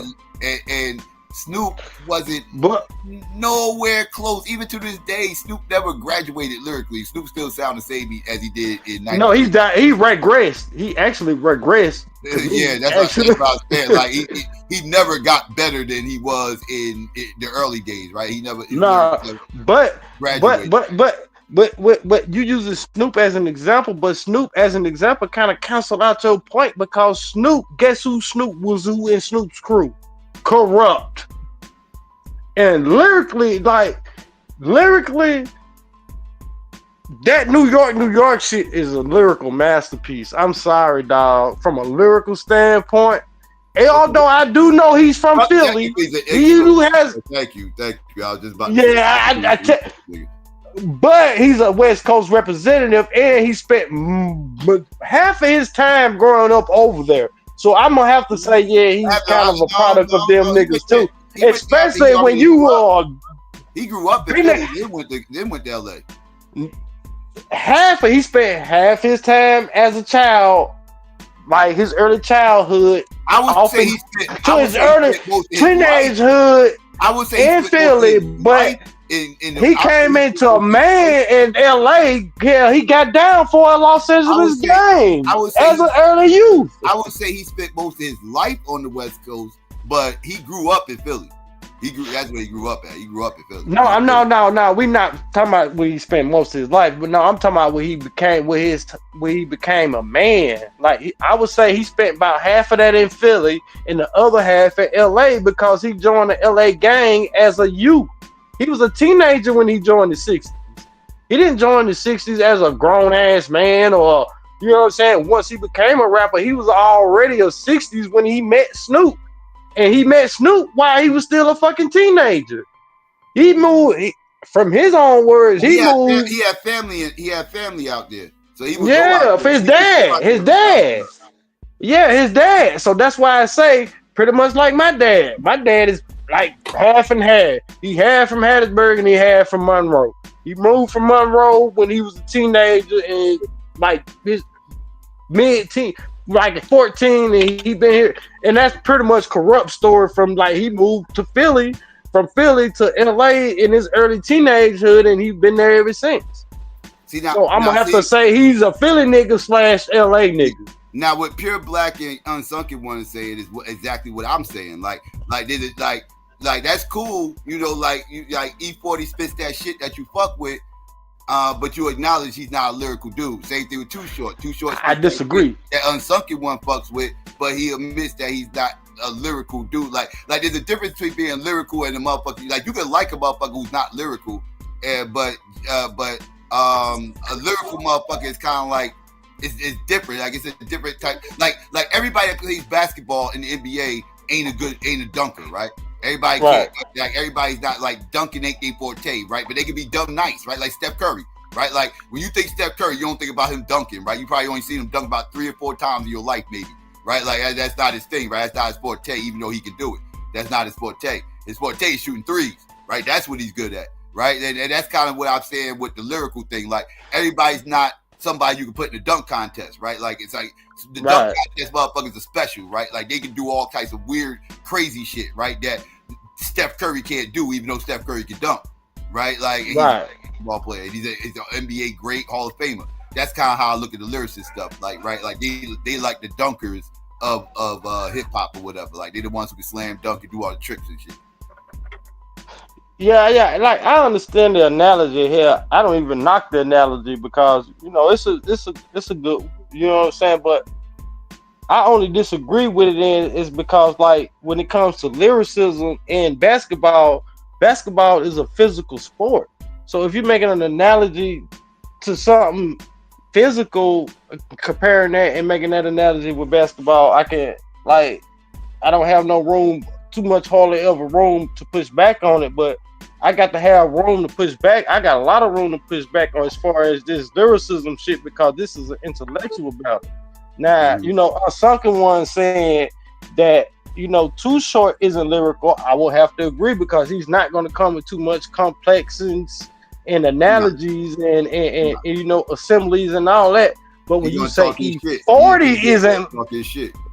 But when you say E40 isn't lyrical, then that's when I have to say and question, okay, what are we preferencing as lyrical and what's not lyrical? Because at the end of the day, E40 exudes all of these things on his. Too Short don't, but E40 does. When you talk about E40 and his wordplay, whether you like it or you don't like it, not because I know his style isn't everybody's type of style. His style wasn't even Biggie's style. But you talk about the complexity in his analogies and with how he's using his words and bringing poetry within that shit. Can't nobody do what he do and rhyme how he rhyme and come up with the same type of shit that he come up with it. Nobody but him. You see what I'm saying? And to me, that's lyrical. You see what I'm saying? So what are we? I think that'll be him shooting. Like he could be in a 3-point contest. I wouldn't put him in a dunk contest. Like he can make buckets. Okay. Like he can make buckets, right? But is he? In other words, he got great punchlines, but he can't dunk. Right. Like that's what I mean. Yeah. Like is he a dad? That's what I'm saying. Like is he somebody you can put in the dunk contest? To me, lyricists are people that can be in the dunk contest. And but to me, see, if I'm gonna use your analogy as an example site, I'm gonna have to me, a lyricist is somebody that can dunk and shoot them threes. And participate in the skills challenge, and and participate in the skills challenges, whether it's a point guard or a center skills challenge. You know what I'm saying, or a forward skills challenge. Yeah. But to me, a lyricist can do all of the above. You know what I'm saying? And to me, E40. No, because all lyricists can't make a dope album. Yeah. All lyricists can't make a dope album. Oh, yeah. But he got dope albums, though. He got dope albums, though. Being able to make a dope album would be the skills competition, right? That'll be the skills competition. Who can make the dope album, right? Now, all dunk contest motherfuckers can't win the skills competition, right? They'll lose in the skills competition, right? But you get them in the dunk contest, they can win first place, right? They had the crowd going crazy, right? But the skills competition ain't their thing. Right, so that like, and it's a bunch of lyricists. Matter of fact, I would argue most lyricists don't know how to make a great album. Most lyricists do not have classic albums, right? They got classic bars, they got classic songs, but not classic albums, right? Like they don't have these platinum classic albums that everybody can just. That's most lyricists. Yeah. Yeah. Hey, what up, Lance? What up, Lance? Tupac, I would say Tupac. Peace, brothers. Peace. Peace. What's going on, Lance? My fault. I didn't mean to squeeze you out. With my fault. No, y'all have some shit going. I was trying to see who was going to win it. I know he convinced me though, but like, you know what I'm saying, on a lot of things, you know what I'm saying. I still don't agree with the basketball analogy, but like, you know, but making correlations into what he was saying, like a lot of that shit. I feel it's a lot kind of of that perfect. shit. It was a good analogy because, like he said, you got some players that just cannot dunk. You know what I'm saying? But they got mad handles and they can dish it, and they can shoot. You know what I'm saying? They got the layup, everything. They can't dunk though. You can't put them in the dunk contest, but they can play basketball. Mm-hmm. But you got dunkers that can shoot, layup, all that same thing, but they can dunk. You can't put them niggas in the 3-point contest if they can't shoot threes, but they still play basketball. So rappers, lyricists, you know what I'm saying, they literally learn how to make a person see what you're saying. Like, you literally can see what they saying without them even saying it all. It's an artwork to lyricism. But Lance, though, they say that's not a part of what East Coasters mostly say that's not a part of lyricism when that's what Pac mastered in. Pac was more of a straightforward. He was more of a superficial MC, like a superficial rapper. Like he say what's on the top. Like you can, you know what I'm saying? You can say, let's go have a party, or you can say, let's get high, let's drink, bring some chicks over and have a great time without saying party. You feel what I'm saying? I see what you're saying. Yeah, he I was see just what saying, you're let's saying. have a party. Yeah, I see what you're saying. So are you saying Andre 3000 is a better lyricist than Tupac? Hell yeah. I would say, I would say he is.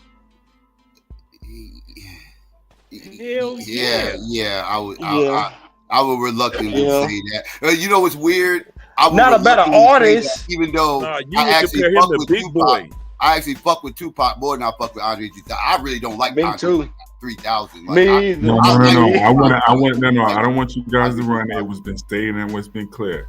You guys said Andre 3000 is a better lyricist than Tupac. Yes. Reluctantly, I would say. Yes. I mean, yes. Yeah, but the better artist, the more superior artist, come on, is Tupac. The more relatable artist is Tupac. No. Hold on. We're going by what you guys were saying by lyricists, and then Lance's example of how you could say a party, and that whole, like, everybody agreed. So now we have to go by that standard. Is that correct? Yeah. Okay. So that's clear. Andre 3000, like you guys said, is a better lyricist than Tupac. Okay, who else? Better lyricist than most rappers. You ain't lying. He was a better lyricist than the other nigga he was in the group with. Right. He was in a group with him, was 10 times ahead of, man, Andre 3000. This is a top-notch, greatest of all time poets. Like, whether I agree with his poetry, that he's the way he spit it or not, I have to acknowledge, like, yeah, he was up there. Like, Andre 3000. He's still up there. Is Andre 3000 a better lyricist than Nas? No. No. I don't agree with that. He probably not a better lyricist than Nas, but with his lyricism and his styles, he outstyled Nas all day. See, now that's what he just did with the ad and style and all of the sympathy point stuff. Straight up.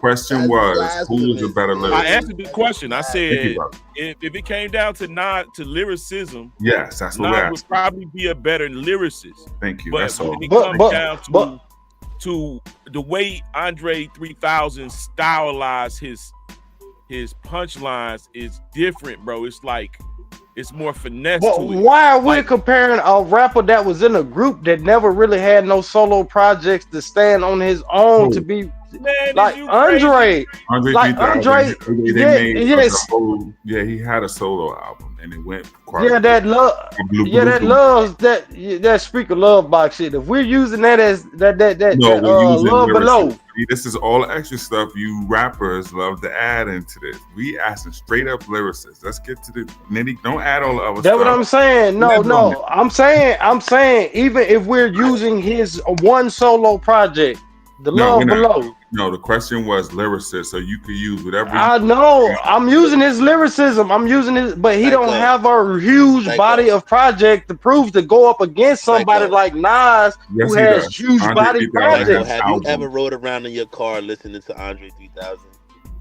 Nobody has, because he don't have a solo album. Hold on. Listen to this. Come on, dog.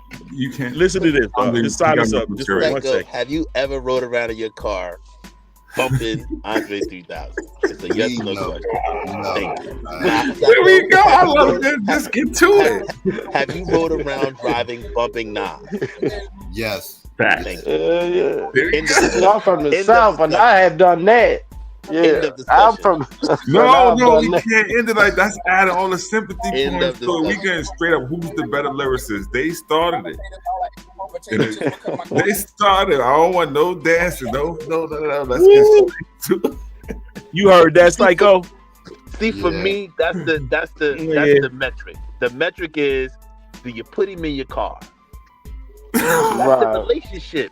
If you play him in the car, that means it's something about him that resonates with you, and you're gonna feel very comfortable listening to him, right? If you don't play him in your car, what are they? Okay, hold on, but Psycho and Arthur, have y'all bumped any Outkast though? Not, we already know Andre 3000 ain't got a body of work, but have y'all bumped any Outkast on the radio? But I've never put an Outkast CD. If it's on the radio, I've never owned the Outkast. That's that East Coast bias I was talking about earlier. No. Nigga, Outkast got some classics, nigga. Some classic albums. Time out. All right, time out. You ready for this? I bet you I played a Jeezy CD in my car. Yeah, I played Ludacris in my car. I played Ludacris in my car. To that motherfucker. They from the same city. I banged a lot. I banged T.I. in my car. I played T.I. I bet you my T.I. first T.I. CD got scratched and tore up because I played it so much. I own it. But y'all say Andre 3000 real shit. I'm just not a big Outkast fan. It's not because they from the South. It's just lyricists that on us, man. Y'all gotta stop putting that bias on us, man. Good hip hop is good hip hop. Facts. That's what y'all gotta understand. I agree. Bias thing, that shit be basuda. Because these niggas up here we don't fuck with. Right. This brother is a genius, right? Yeah, I agree. Sometimes it's unfair. Yeah, sometimes we definitely from the South, from the Midwest to the West Coast, we definitely tag y'all with that shit unfairly. But like I say, y'all is the godfathers of this shit. So hell yeah, we gonna press y'all about not liking our shit. With an even bigger hammer, Pookie. When I was in the army, I listened to the Dogs, nigga. My Mississippi homeboys turned me on to that shit. Yeah, I like David Banner. I actually like David Banner. And the dirty water ball, and the cricket letter ball. They acting like people up north didn't listen to none of that. That's the funny part. Like, you think we just sit in the corner and just listen to Nas on repeat all day? That's what I do. I promise I do. There she go, right there.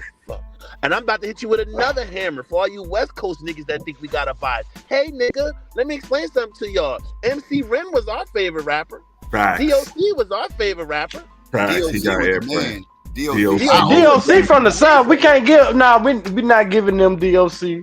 That's Dallas. But that's not giving them niggas South MC that I love, because I love DOC. But he wasn't down with Dallas. He was down with NWA. But that's who put him on, though. That's who.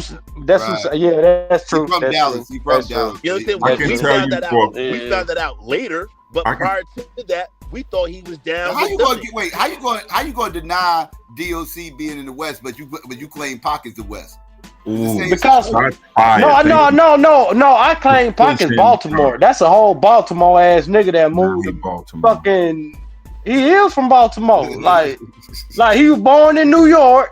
He moved to Baltimore when he was like 5 or 6. he was fucking like a basically. wasn't he? Wasn't he like a like No, he was like 5 or 6. No, he was like 5 or 6 years old, and then he went to school basically. And he moved to Moran City in the Bay, like when he was like 17 years old. Like nigga, you was a Baltimore nigga. Like nigga, you spent most of your life in Baltimore. Like you ain't even a New York or California nigga. And they don't Baltimore even have nigga. a hip hop scene. No, they don't. Exactly. That nigga a whole Baltimore nigga, and we be calling that nigga a West Coast or a New York nigga. He ain't neither. But where does the perception? I'm curious now. We gotta like with that niggas in up north or whatever y'all like to call them. Just only sat there and really listen to that shit all day. Like where you? I ain't lying. Because how y'all used to act, especially in media. And you know what I'm saying? In like media. Oh, thanks. Yeah, You're one of those guys, exactly. so you think that the label and the media people are Yeah. the epiphany and the antithesis. No, because antithesis of New York hip hop. Because we gotta, yes. I mean, even though that's the wrong standpoint to look at it, I know that's the wrong, but yes, because that's how the way it was presented to me. This is So, another yeah, you thing we right. gotta break down to y'all. When y'all talk about East Coast hip hop, right? In our eyes, East Coast hip hop only exists from Bridgeport, Connecticut to Philadelphia. That's it. That's what y'all gotta understand. It doesn't extend like Edo G and the Bulldogs and Gangstar, right? Like, right? Terminology. But they didn't necessarily crack the code like that, right? Like they had their little run, right? We didn't listen to Mighty RSO and the nigga. We didn't listen to them. They didn't crack the East Coast code, right? Like, man, there are people from New York that the motherfuckers did not fuck with from out here. Like it's competitive out here. Like the Westchester niggas, the heavy D's of the world, you know what I'm saying? I saw way more hate Smooth, Brand Nubian, Masters of Ceremony. We listened to them. I saw way more hate between the New York boroughs than I ever saw between New York. And Thank you very much. Thank you. That's the point. Niggas in the same town don't even like each other. That's the fight. Yeah. They think about nobody else. Hey yo, and that shit makes so much motherfucking sense that y'all say that shit, because what is hip hop is a naturally competitive sport. Yeah. So in the place that it was birthed at, yeah, that make a lot of motherfucking sense. And I'll be honest with you, that's why other regions take over hip hop, because there's no unity in New York. That's why Atlanta was able to go on their little 20-year run. That's why now we got to go back to this California shit with Kendrick Lamar, nerd, corny ass. Now we got to go back to that because New York has no unity. If New York unified as one, they would be. New York doesn't have a sound, I think. I don't think Kendrick. I don't think Kendrick corny. Even if he is a nerd, I don't think he corny though. Come on now, Arthur. The boom bap is gone. Listen, I'm gonna say this, but it's not even like a new generation boom bap. Like I know. They tried it a little bit with the dropping the percussion with the with all that shit. Who's the producer that was doing that shit for Griselda? And now everybody I fucks with Griselda. Where they don't have what's the name? Derringer. Yeah. So that was. But they fire though. Like you can't sleep on. Hey, since I'm up here with East Coast niggas, let me ask y'all something though. Since I'm up here with East Coast niggas, man, what the hell y'all think about that Kendrick new album? That Gen X shit, have y'all listened at it and heard? That shit trash. We don't listen to that shit. Nigga, you tripping. Man, that shit is man, I think, man, that nigga from song 1 to 2. It's West Coast. It was made for California. I disagree. I think it was like I think it has a West Coast feel, but I think hip hop music. No, I think that shit was hip hop. That shit was California, man. That shit made me y'all. That shit look, I ain't from Cali though. Guru is overrated. What y'all gotta understand is, man. And see, that's why we call y'all niggas biased, man. Cause that shit hard. Paul. It's hard for y'all. That's what y'all listen to. Yeah, thank you for clarifying. Guru is overrated.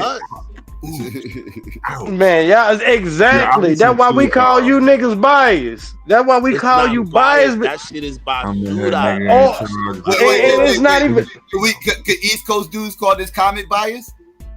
Pure black and Cali dude. Pure Black and Cali. Nah, it's not biased. That's fair to throw out there. But I see it, Yeah, if it depending on where you from, I would say it's biased. If you from Cali or the South or Midwest, then hell yeah, your ass is biased. But if you are a fucking actual hip hop fan, then hell no, you would never make no goddamn statement like that because you already know Groove is a legend and Prodigy is a legend. Neither one is overrated. Wait, hold on. Can I say this, Pookie? Kendrick Lamar is the part. Go ahead, my bad. Go ahead, my boy. So, I was just gonna say, to be fair, isn't this the whole thing? Because I think this week is about to go as well. Like back in the day, it was okay. Like you got to give respect to regional shit, right? Even if it's the sound or the artist or whatever. And that, like, I don't didn't know who K Rhino is or whoever different people are. Maybe till you go this wall to college and all that shit come in when you may get exposure to other shit, right? Otherwise, back in the day, it was like, it was like NorCal rappers that was doing shit right there in that region that was legends to them that maybe other people that know around the country. Same thing with, rappers in Brooklyn or Newark or wherever else. Maybe Ransom, right? For instance. Ransom's been making records still. He just put 2 albums out this year, whatever. Me and Psycho. Ransom dope. But what I'm saying, if you ask somebody maybe from down south, you like, who the fuck is a Ransom?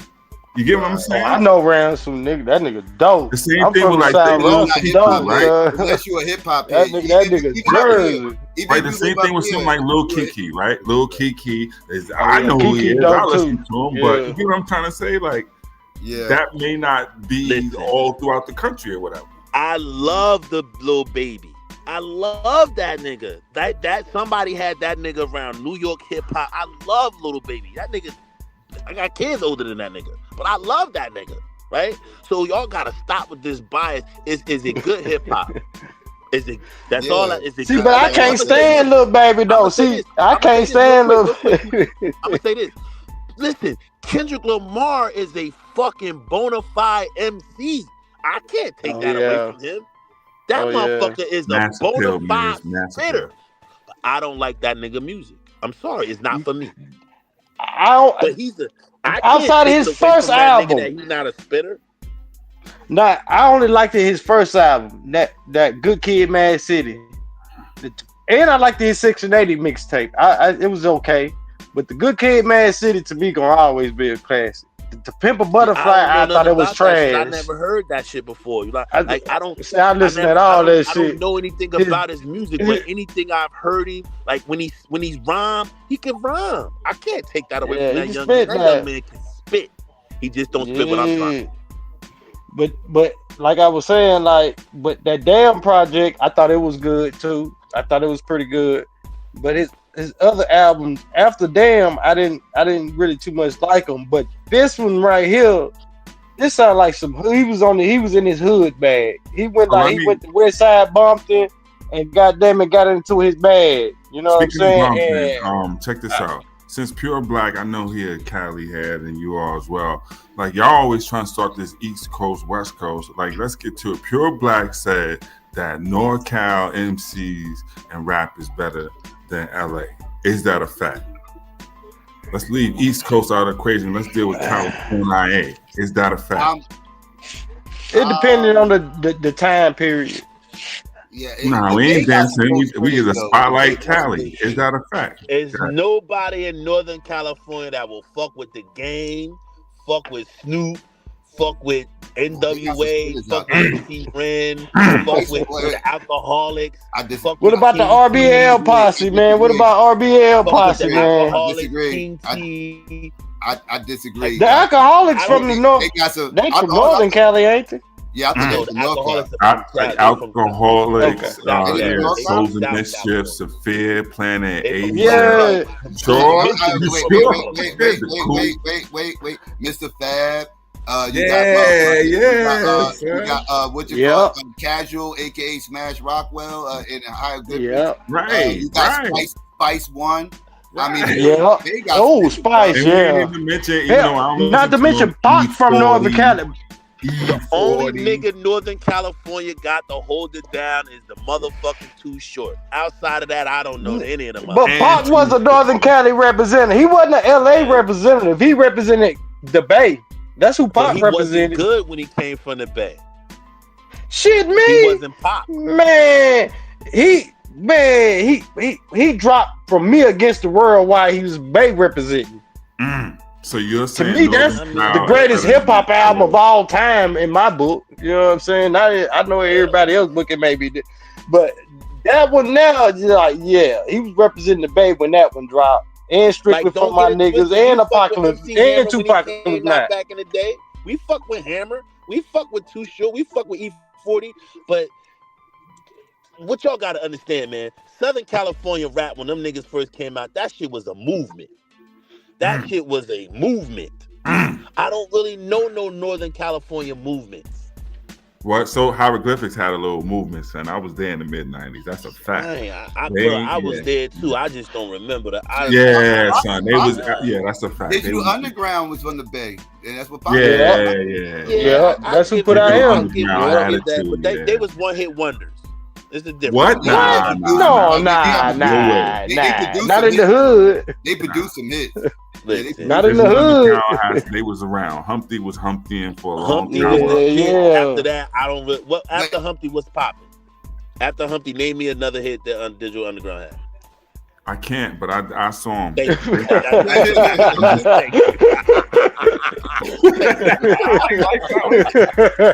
Thank you. The double entendre. I seen niggas blow their whole tire speaker. I seen niggas take their seats out their car so they could ride around playing Humpty because that shit was. Nah, it was something. Hold on, I remember. It was another song. What was it? Okay, I Get Around was the hit theirs, right? That was Pop. No, that was Pop. That was Pop shit. Hold up. They had a classic album. Humpty had one of the best verses in Same Gang. How about that? America, the red, the white, the blue, and the blue, the red. Don't think y'all know. Hey, but look though. Hey, but look, I remember the California thing, and ain't no fucking gangs in Northern California. Look though, man. They had a classic album though, Arthur, because like I remember like in the early 2000s, same like song. my mom and her sister going out and go buy they what was that Sex Packet album, and that shit came out like in the early 90s, and they bought that shit, you know, when they was getting speakers and all that shit in their cars and shit like that. You know what I'm saying? And they I remember they bought that Underground album, Sex Packet. How about that? No Humpty, no Tupac. Hold on. Rest in peace. Yeah. That's right. No Digital Underground, no Tupac. I said it. There you go. Yeah, that's a fact. Hey, that's a fact. So they get Northern Cal. Bomb. That's a fact, man. Man, hey, but Arthur, what did you think about this assassin? Cause you know y'all all in the same area. You know I don't think I got to ask you, man.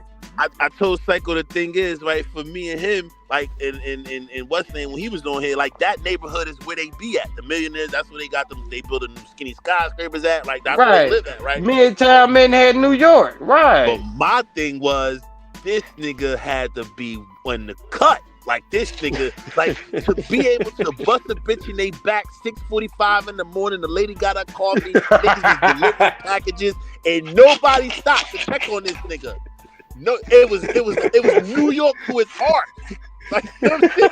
Like, it was so New York, right? Like the lady got her coffee in her hand. She didn't drop the coffee nor the cigarette. The bitch just kept running. She so the niggas riding down the street didn't stop the delivery van, didn't stop the van, kept on moving. The motherfucker that was standing by the door didn't reach down and say, "Mister, are you okay?" He just walked the fuck away, and the nigga jumped on a city bike and went to the park. Look, all the bitch did was just ball up. And when she realized she wasn't getting shot, she just kept on by her bitch. I said, "God, drop the coffee or nothing." She saw. She just flinched up and balled up like, oh. And when she realized she wasn't the one getting fight shot, at the club, like, who they fighting? Hey, you ain't lying, but I peeped that shit was too, though. So New York. I peeped that shit too. I was like, man, these motherfuckers crazy, man. Like, I know them people seen this man fall to the ground. He get hit in the back, nigga. He doing the shakety shake. Like, bang, ah. You know what I'm saying? Right. Walking by like, big old silencer. Excuse me. That nigga like, had man, I ain't seen nothing. Think that fucking silencer was on that gun? Like, where the fuck he get that from? From the South somewhere. from downhill, nigga something used that damn a well. fake New Jersey's driver's license to pull it off. I'm like, man, he thought that I'm shit like, out. Jersey, we He can't stay playing out of the that fuck shit shit up. to save our life. We can't stay out of the fuck shit to save our life. Hey, but do you think he was a professional or amateur? I think he was amateur practicing as a professional? Because No, I think he was an amateur practicing as a professional because he wouldn't have never even went and got no damn coffee. What did you doing?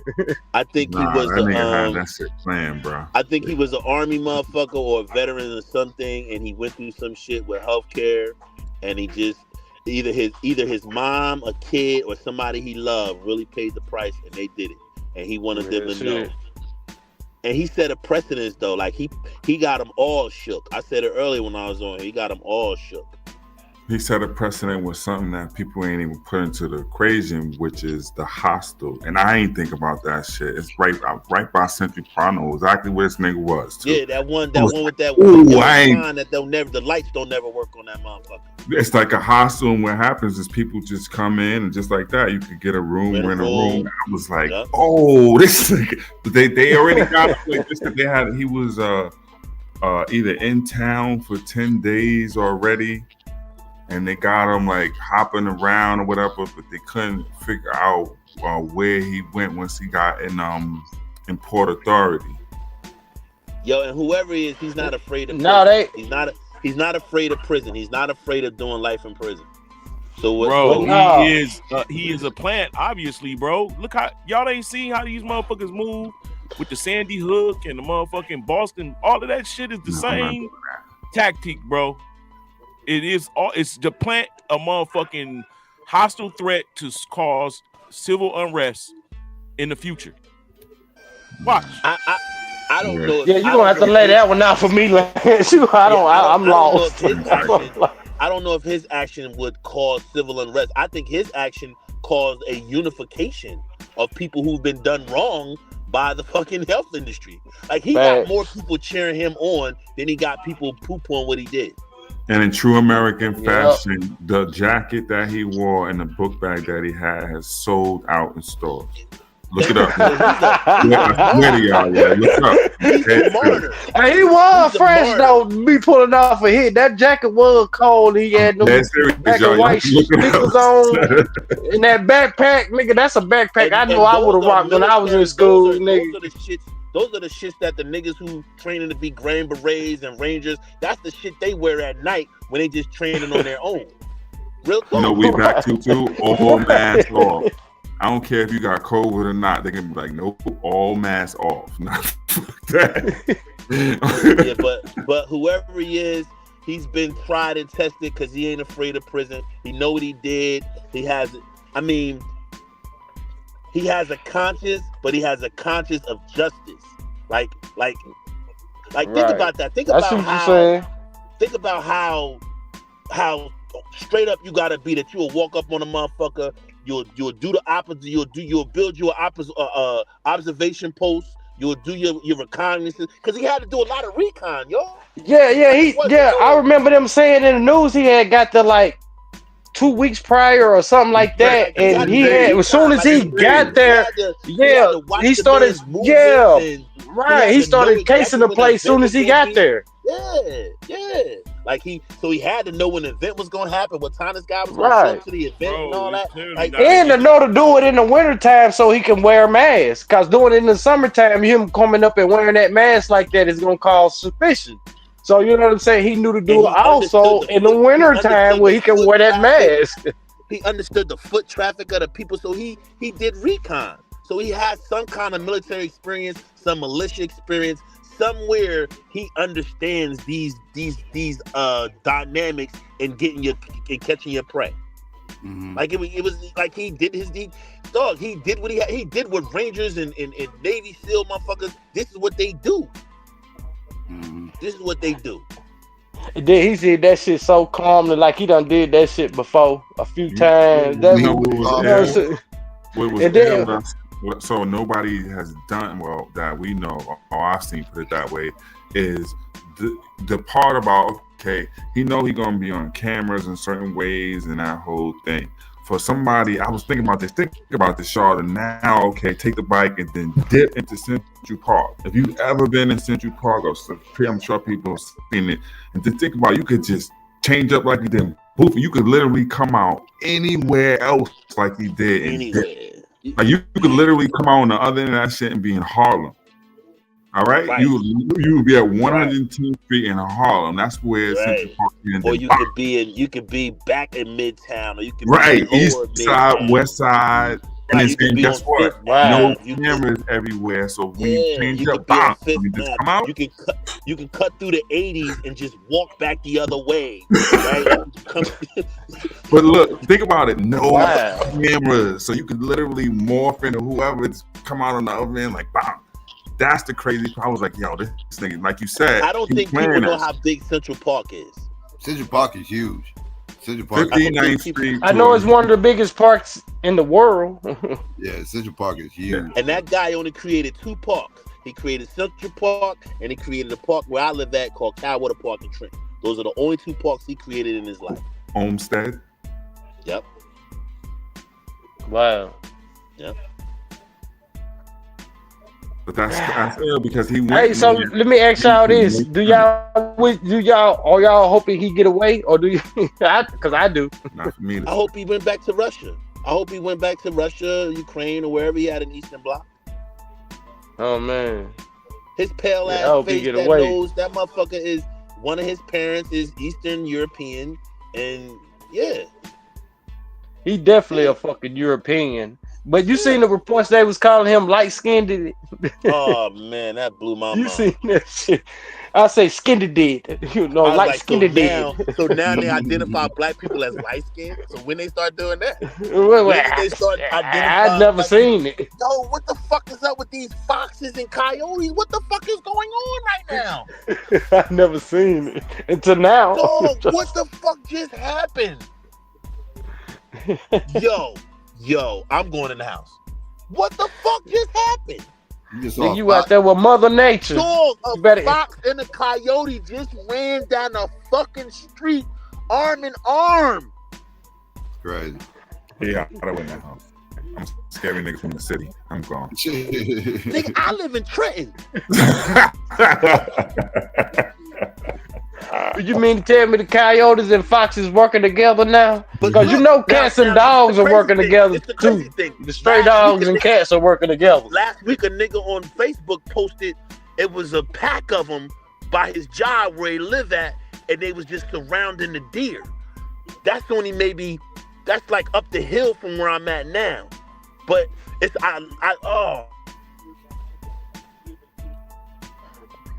But usually they solitary creatures, foxes and foxes and coyotes are usually, solitary they don't roll creatures. with So that. if they're so if they banding together, there's some more shit going on. For real. If they banding Hey, together. Red just touching. Yeah, it's some more shit going on. That's They evolving. She said they evolved. The wolves is out for real. Right. For real. Cause I know through my lifetime I seen just domestic cats and dogs evolved not to harm or go after one another. It was like now when you see stray cats and dogs, they rolls in packs together. Stray cats and dogs. When you see a stray dog pack, you best believe they got a couple of cats roll with them too. I don't really see them stray dogs no more. Shit, they in the hood around this motherfucker. Stray dogs, they've never left. You don't see stray dogs no more. No, I don't see them no more. Yeah, I don't see see a lot of stray pigeons dogs in. no more. Wow, that's crazy. Now that I think about it, that's crazy that I don't see stray dogs no Think more. I about saw that. them all the time as a kid. Yo, Psycho, how about this? I'm gonna tell you exactly. They round when this you motherfucker. They So in when you packs came and all. outside to go to school early in the morning, right? That's when you saw them because they was by the garbage and packs of dogs just running down the street, right? Yeah. And they never fuck with people or nothing. Tell the truth. Nah, they ain't gonna fuck with nobody. Think Nah. about that shit. In every hood, niggas, well, people of a certain age, you remember packs of dogs running down the street, bro. Yeah. Early in the morning when you going to school or something like that. Like I said, they ran garbage. But no, they only fuck with people that ain't from that neighborhood. I do notice that about straight. If they ain't used to seeing you or seeing your face or smelling you, and you just ride like growing up as a kid, and you ride through a certain neighborhood, and they stray dogs gonna get on your ass. If the niggas in the hood don't jump on you, the stray dogs gonna like you gotta be watching out for them too. Cause I remember riding through certain neighborhoods growing up, and then you had to watch out for they stray dogs. Boy, they gonna get after you. But like if they know you, they ain't gonna fuck with you like talking about. Well, I noticed that about stray dogs. Yeah, that's crazy.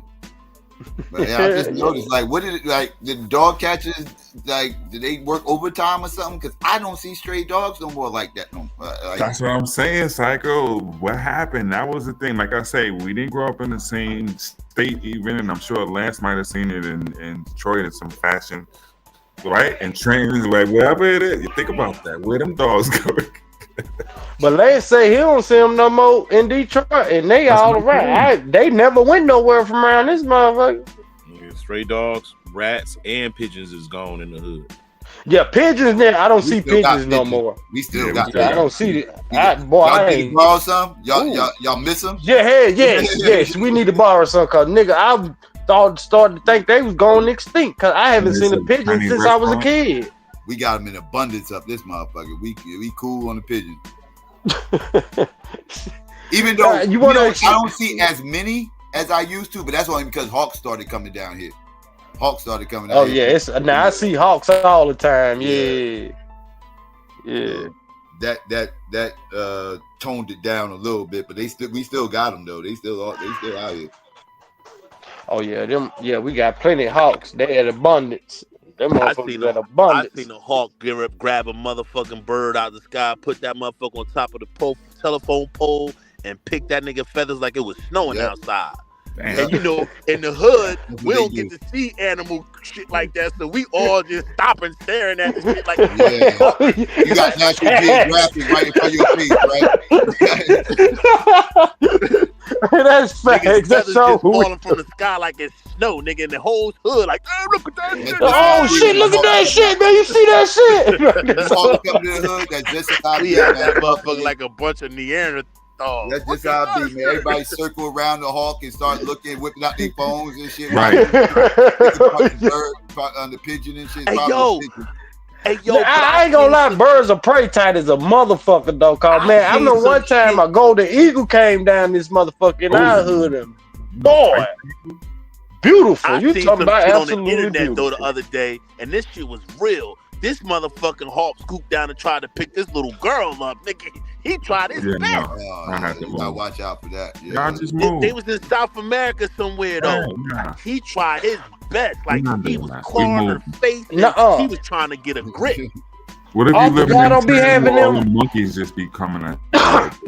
I know y'all know what I'm talking about. Oh yeah, I know what you talking about. I don't want no Everywhere smoke. you go, the monkeys just fucking with you. Oh, you talking about out in like Japan? That's out like Japan or some shit like that. Yeah, like in China or somewhere. Yeah, I don't want no smoke with that shit.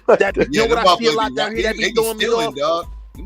We got a lot of turkey buzzers down here.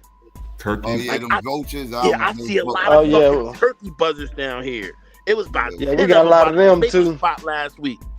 But they don't bother you though. Them motherfuckers, they don't bother you. Nah. They're just looking for carcasses to puck up. Yeah. I got Yeah, that's the cleanup crew. I fucks with the cleanup crew. They helped me out on my real job, the cleanup crew. Yeah, shout out to the cleanup crew. What about you having the kangaroos out there? You ever seen them people in Australia just have to fight the kangaroo and shit? Oh man, that'd be hilarious. When Right. Them Australians built different, dog. Them Right. Fight boxing kangaroos, son. Like and kangaroos is some powerful motherfuckers. They'll fuck you up. A kangaroo. Yeah, I don't want no. I don't know. I fight one. I feel like I beat one of them motherfuckers up, but I wouldn't want to. That's a mouse that ain't want to get small, bitch. A kangaroo is a mouse that said, "Fuck that. I'm not gonna get small." Like, yo, I wouldn't want to live in Australia. Everything in Australia is hell no. Hell no. Everything is deadly over that motherfucker. Nigga, you seen those spiders over there? They say they got spiders that can eat snakes and shit. Like, I'm cool. Yeah, that's what I'm saying. It's different out there, dog. Yeah, I ain't fucking with that shit. I'm cool. I'm cool. You ain't lying. I am cool. And I'm somebody that ain't even scared of snakes. I done killed many snakes in my lifetime, but Nigga, it's But some the- shit just I'm just not fucking with. They looking like they on steroids, son. Like this shit be crazy. Like, So they be having better muscular physiques than us, yo. They be having like men muscular physiques, yo. Like they Yo, work out that like shit be they looking weird crazy, pull ups son. and shit. Yeah. Look at these Tell the truth, motherfuckers. Psycho. You're not going to fight no kangaroos. Son. Look at this Tell the motherfucker, truth, dog. Psycho. This motherfucker right But here. I chunk hands with that bitch, cuz like I chunk hands with him. Just that can I motherfucker, hold you up can't with tell him? me- You can't tell me this motherfucker ain't on PEDs, dog. Oh yeah, he on PED, not him. I shoot him. I'm talking about that motherfucker all the way to your left. I chunk hands with him. Yeah, that mother. Yeah, I fight him. Yeah, I chunk hands with him. I chunk hands with him, cuz like. But that PED motherfucker, I'm not fighting him. I'm straight pulling the gun out or a knife out and stabbing the shit out of him. That's the thing. They walking. It's not like they everywhere. They just come out of nowhere. They around. That's the thing. Then they'll jump your ass too, cuz like them motherfuckers will jump you on your ass. Like I done seen them jump on them crackers. And y'all do like them realize, crackers like, be out these there niggas is fucking like- with them, cuz them bitches will jump on him. Y'all do know they supersized mice, right? Like them niggas are supersized mice. Yeah. They from the same family. Yeah. No, they actually not from the same family. Kangaroos and marsupials. Let's not forget. They're not mice and kangaroos ain't related? Nah, they I thought- marsupials. I thought they was related. Mice aren't marsupials. Mice have babies. Like they actually have babies. These motherfuckers, they marsupials. You know they. But then marsupials evolved from what was that? Right? I thought it was mice. No, it's another. No, not mice. It's a scientific term. I forgot the scientific. I thought they term. was from the like They I'm not the a- same family It's as on the mice, tip though. of my. I'm a think of it. It's on the edge of my brain. mice. Yeah, me too, Arthur. Yeah, but not the same family, but they come from the same. You know what I'm saying? Genetic string. Yeah. Well, shit, how the kangaroos is in motherfucking Australia. I mean, but I that's how could be wrong. That's how the deers is here in fucking New Jersey. Lord have mercy, I wish they have a fucking deer call here. Man, y'all have mooses. Yeah. A fucking moose. Yes, we do. A moose. Nigga, the deer population here is so crazy, man. That shit is crazy, man.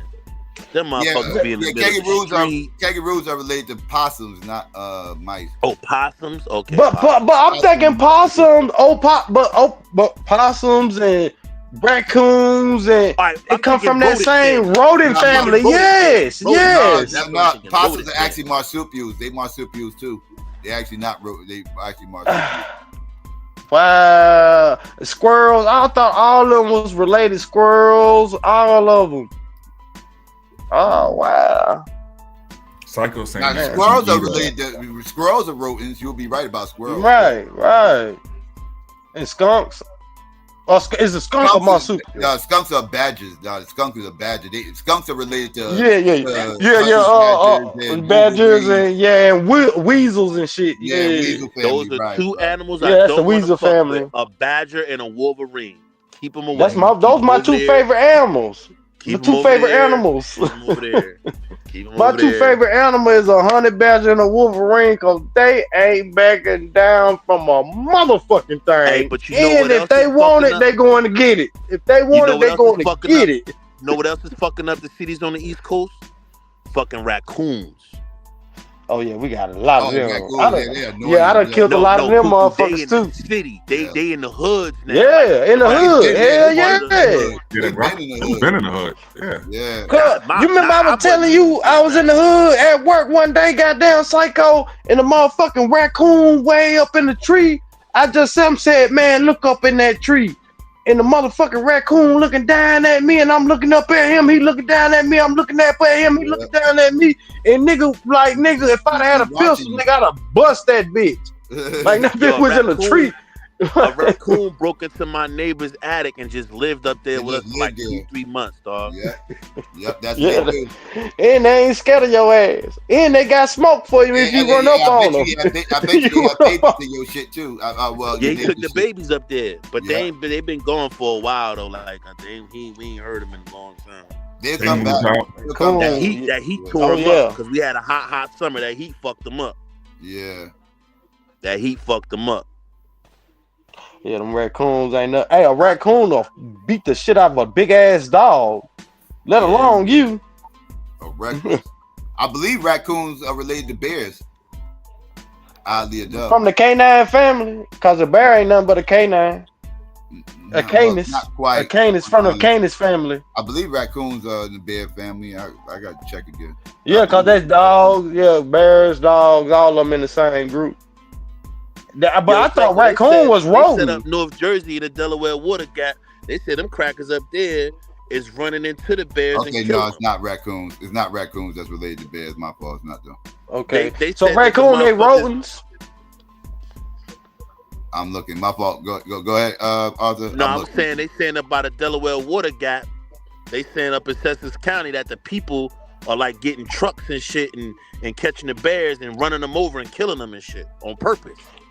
Man, nigga, how you been seeing Arthur motherfuckers on social media cooking and eating bears? Eating bear, like that shit is terrible. Man, that shit eating bears? Yes! Nigga, these country motherfuckers be cooking and eating bears. I never seen that shit. That should have give you trichomonas, man. You don't want that shit. That shit is insane. Yeah, I ain't. What's trichomonas? Hold on, what the fuck? What the fuck? Nigga want to eat a bear? That shit don't even look. I don't know. A bear do look meaty though. I'm just saying. He got a lot of meat on him. Pause. Yeah, right. I'm about to put my conspiracy hat on real quick, Lance. And I think it's something about to happen. I think that all these animals and all these wild, like, man, y'all, I swear to God, y'all, the fucking coyote and the fucking fox just ran down the street. The coyote was a little bit ahead of me, but the fox was right behind them. Like, I live in the hood, y'all. Like, I live on a block. Like, this nigga's down the block with guns and cracking their ass right now. Like, I'm 10 minutes, 5 seconds. I can walk down there and talk to y'all and talk to them at the same time. And I swear to God, the fucking coyote and the fox just ran down the street. And I'm saying to myself, it's something bigger. It's something going on. Arthur, was they sprinting together like what? Like, you know, they was sprinting together or one chasing the other. Yeah, they was together. Okay, they were hanging like they've been hanging and kicking it. Right, yeah. And my lights is on. I'm in the truck, so my lights is on, right? So they I guess my light must have spooked them or whatever because it's dark. And then when they got towards my truck, the lights is on, and then it's another big light. But once they got in between the light of my truck and the other light, they just started sprinting. And see, I think it's something. I don't know, man. It's something geological. Something is about to happen. You ain't lying, man. Something is up. It's something geological because the dolphins on the oceans. Neff looking like, what the fuck was that? It's the nigga standing outside. Oh shit, that's crazy as hell. Hey yo, watch the dog, nigga. A fox and a coyote just ran down the street. Yeah, that's the part of the movie where I go inside, Psycho. Nigga, where you going? I'm gonna go inside for a cold out here, y'all. Man, where you going, cuz? Like, man, where you going, man? Nah, man, I gotta run in the highway, nigga. I gotta take a shit real quick, man. I gotta take a shit. I never give a time. I walked outside my boss' crib. He was having a party and everything else. They invited all the people to come over. And we went over to his crib. This motherfucker lived way up North Jersey, up there in Sussex County and shit, like damn near New York, and but upstate New York, like that. You know, like not the same. But yeah, man, up in the mountains. Rye County. Yeah, up in the mountains. That? Not right. Not Sussex. Montes. Yeah, it was in New York. It was in New York, but like right by the border of New York and Jersey, like up top. Yeah, that Ramapo, New Jersey, Ramapo, New York area, right there, man. Yeah, up there, man. I'm up there. It was a lake and shit. He lived by a lake, and I went outside. I had to go to my car for something. Man, I walked outside of his spot. Right next door to him was another motherfucking house, and I walked out and looked over, and all I saw was this huge motherfucking wolf stand up and start barking at me with these people on a fucking porch, and I'm like, oh shit! That I don't lie. That wolf stood up. He was damn near my side. He was damn near my height. It felt like, I don't know. I was on the other side. From a distance, it looked like that motherfucker was damn near my height. He was big as fuck. And the people on the porch like, oh, don't worry about it. He's all right. He does that. What? Like, who's going over here? I was like, nah, I'm good. I went back in the motherfucking. I'm not walking by this. That motherfucker was huge, bro. It was a fucking wolf. And I went inside with the ill look on my face, and it was like, right? And I was like, Your life changes now. I just saw a motherfucking wolf on the fucking porch next door. And it was like, oh yeah. Oh, that's whatever the wolf's name is. That's just whatever the wolf's name is. He's all right. I know he probably got you shook up and everything. I was like, yeah. Maybe. He's all right. He's all right. He ain't gonna bother you. Go ahead. Man, I would have went home. Man, I would have slid to my car so quick and drove up out of there so slick. Like, nah, I gotta go. Man, listen. Man, I wasn't going back out until I made sure the coast was clear, nigga. It was a wolf between me. I agree with that point. Yeah. It was a wolf between me and the car, nigga. I was. Yeah, I agree. Somebody walk me to my car, please. I need $20, man. Y'all gotta think about it. Our brain ain't used to no shit like that. Like, that's a new experience, but your brain is like, what just happened? Word up. I'm trying to register this. What like, the fuck these just motherfuckers happened? really got a wolf as a pet. And right, like y'all kicking it with the wolf. I seen that shit. I seen that shit too. I seen that shit at a white person's house going over their house, but they had it in a cage though. But me looking at that motherfucking wolf, I'm like, that is you with fucking huge. Like that is not a normal dog. Even big domestic dogs. You can't imagine how big a wolf is until you next to one. You see it exactly. Yeah. You can't. That's like a hyena. You see that shit. That's like a hyena. A hyena is huge. Pause. A hyena is not a little animal. Right. You ain't lying. But see, yo, and I know I keep reiterating this goofy ass shit, but something is going on, y'all. Something is going on because, like people say, well, because they're building in their environment, so they're moving to the city. Hey, we poor. We don't got as much food as the suburban people got, so that's debunked. Like it's more food in their garbage cans than it is in ours. Like, so I don't know why you would come all the way from Hillsborough County or come all the way out of the mountains of, because Trenton is like going into the mountains, right? The mountains is like right above us, right? We even though we're in the valley, but the mountains is right above us. Like I don't see them leaving the mountains and them big ass mansions and shit that they building. Them people got money, so this steak in the motherfucking garbage can, this tofu, nigga. We down here, what you gonna get that empty pack, nigga? We scraping the empty pack of noodles. Ain't gonna be much in the garbage can. Empty pack of noodles, a half of 8 bologna sandwich. Yeah, nigga might throw some chicken from the chicken spot. A chicken box might be out in the street, but how much is that going to do you? So for me, it's something else. It's like they're around big abandoned places, right? Like it's not. What it is, dog. It's the same reason how these hawks came down here. It's in the wintertime, around this time of year. Like it's less birds out. And the only birds that's really out is the pigeons and the seagulls. So and the owls. So they migrate to the city around this time of year. Hold on, y'all don't have an owl problem? Because we have an owl problem too. Cause owl be snatching up people pets and shit around this motherfucker. They'll snatch up your pet or owl. You got to be like if you got a small dog or a small cat and shit that's like that. That's all birds of prey. That's all birds of prey. Yeah, you gotta be careful. Yeah, we just got a bunch of blackbirds, Pookie. We got blackbirds. Red birds, crows. It's owls, but we don't have them in the hood. They like up in the mountains. Oh yeah, they in the hood around this motherfucker. Oh yeah, you got to watch your pet. Birds and crows because they be on the television. You go out like by the pine barrens and shit like that, you'll see owls. Yeah, down south of me, like south of where I'm at.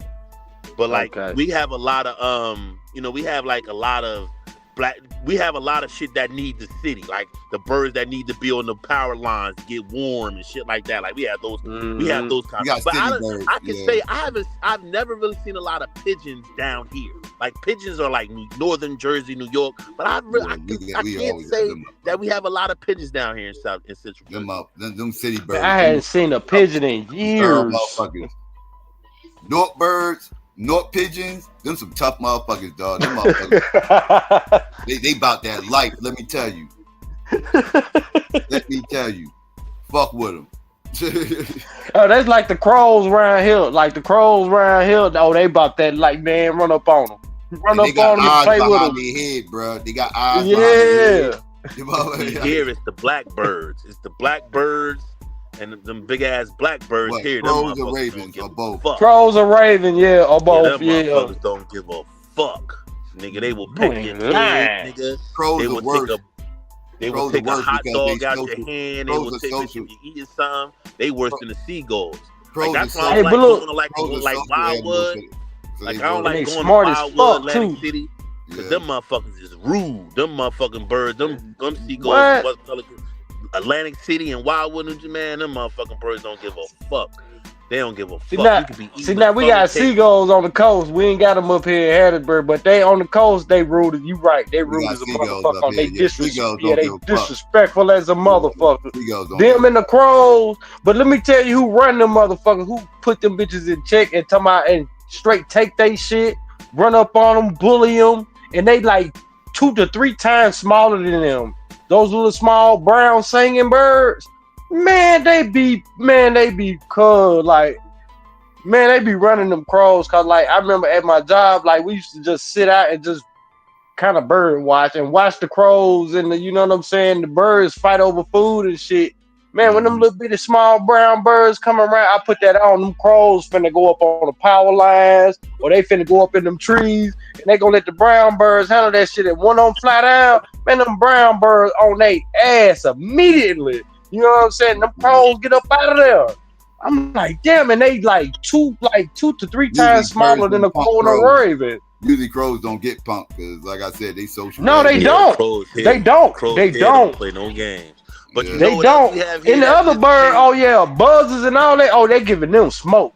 You know what I'm saying? Even birds of prey, they give them smoke. But them little brown birds. Oh, we got the birds up here that get on the bitch nerves too is the motherfucking geese and ducks. Cause you can't hit the geese. Don't get caught hitting the geese. Don't get caught in New Jersey doing anything to a fucking geese. You're gonna regret it. Your bank account is gonna regret it, and you're gonna regret it. Yeah. Them motherfuckers be Oh, so caught. they Be like, hold on. You ever had to Don't deal move. with a live nigga. chicken head? What happened? A live chicken head in the hood. It's a fair sample. Oh yeah. That's what you. It's the ones you ready to talk about. That's the animal in the hood. Yeah, they endangered species now. They went and got Chicken head jobs. is an endangered species. Yeah, them bitches work at Walmart. Yeah, certain and types of Amazon species. now. They, chicken heads. They Chicken got heads. jobs Oh, yeah, now, Hold on, this might be cause for debate. You're saying chicken they head got jobs is now. a dying species? They're the endangered species now, dog. No. Dog. They I don't endangered know. species. I don't know, but I think they evolved. I think chicken heads evolved, man. Yeah, that's what I'm saying. They I got don't think jobs the chicken now. head or the They work hood at rat will Walmart, Target, ever. Home Depot, nigga. Like The they chicken got rat, the jobs hood, now. the chicken head, and the hood rat will never go extinct, brother. I don't think so. Those I just think they evolved. They not as evolved. plentiful as they used to be, my niggas. I'm sorry. That $40 holler though, that shit done went up to $100. $100, $200. It done went up to a text back like I gotta go to work in the morning. I'll catch you on the weekend. They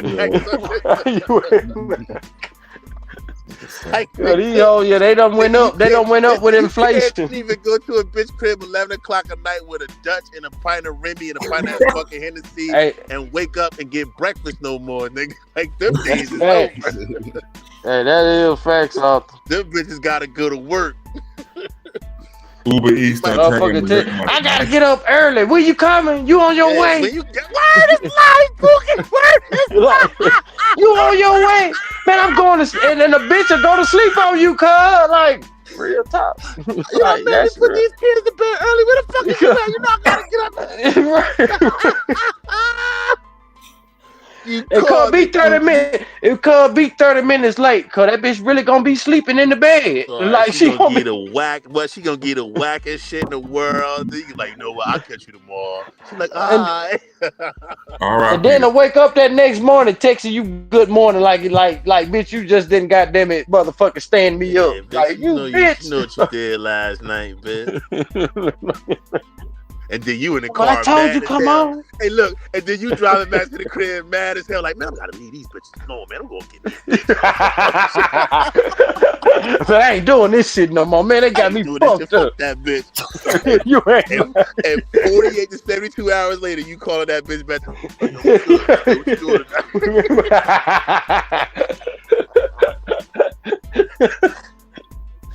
Shit, and here you go again. Here y'all is ago again, setting that shit up again. Wow, you can come through again. Here she goes. Like you come through again. Bitch in the hood. Like, god damn.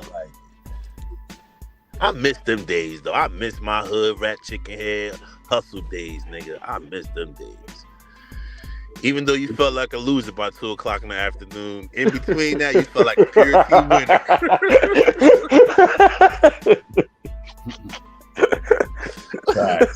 That nigga said you ain't lying. The chicken heads get your ass in trouble, nigga. What? Take your pride in trouble, get you in trouble, snatch your pride and ego, do all that shit. Fucking motherfuckers. Man, you be trying to crazy, you be trying to find the good in that bitch, man. That bacon and egg cheese, man, that shit good, man. She can cook, man. That bitch good. But the only good in it is her vagina. That's the only good in her. You know what I'm saying? Like I explained to somebody one day, I had some chicken heads, man, that I really was down with. Like, it wasn't no love thing. It was just like when the world was the block was heavy, the world was heavy, your baby mom was heavy. It was some bitches I could just be like, yo, what you doing? And they be like, nah. Real like, shit. I'm about to leave the block. Yo, I'm gonna come through. Y'all need anything? Your kid, y'all hungry or whatever? Yeah, just bring a pizza or something. And then you could just go there and have solitude, man, and just lay down your the worries of the world just for a couple hours. Y'all watch a little bootleg DVD or some shit because your cable been cut off for months. You know what I'm saying? Like, her baby daddy been locked up. That nigga, the phones is off in the county, so he can't call. You know what I'm saying? Shit just work out, right? That nigga said it doesn't work out.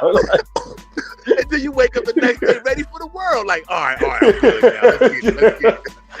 You cook your crack a little bit better. You stuff your dime bags a little bit thicker. Like, you ready. Like, you figured it out. Like, all right, I just got to put more weed in the bag. That's all.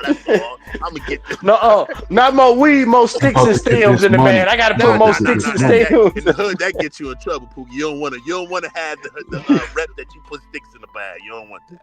You don't want that. You don't want that. See that? No, you don't want the rep, but like when you in the moment when you desperate, you know what I'm saying? Then yeah, you gonna do what you gotta do. Oh yeah, those the mix the crack with the motherfucking sheetrock days, nigga. Yeah, that type of shit, that type of bullshit. Some kind of cut, you gonna cut that shit up some kind of way. You scratch that shit. But you pump that shit 1 or 2 o'clock in the morning. You catch the motherfucking late night fiends. You catch the crackers that don't want to be seen in the daytime. They'll kill you. You right. Yeah, the late night smokers. Yeah. Now the late night smokers be the one that'll kill your ass. Cause all the motherfuckers ain't going. Some of the motherfuckers ain't. They don't play about that shit, about their money and shit like that though. You know what I'm saying? And it's crazy, right? Because people will turn their nose up at you for hustling and all that shit, and it ain't for everybody, and it ain't the best job or the best trade in the world. But man, I've learned so many life lessons and just seen the best and the worst of people, right? But you just experience so many different things that it just makes you see life just like, all right, man, like.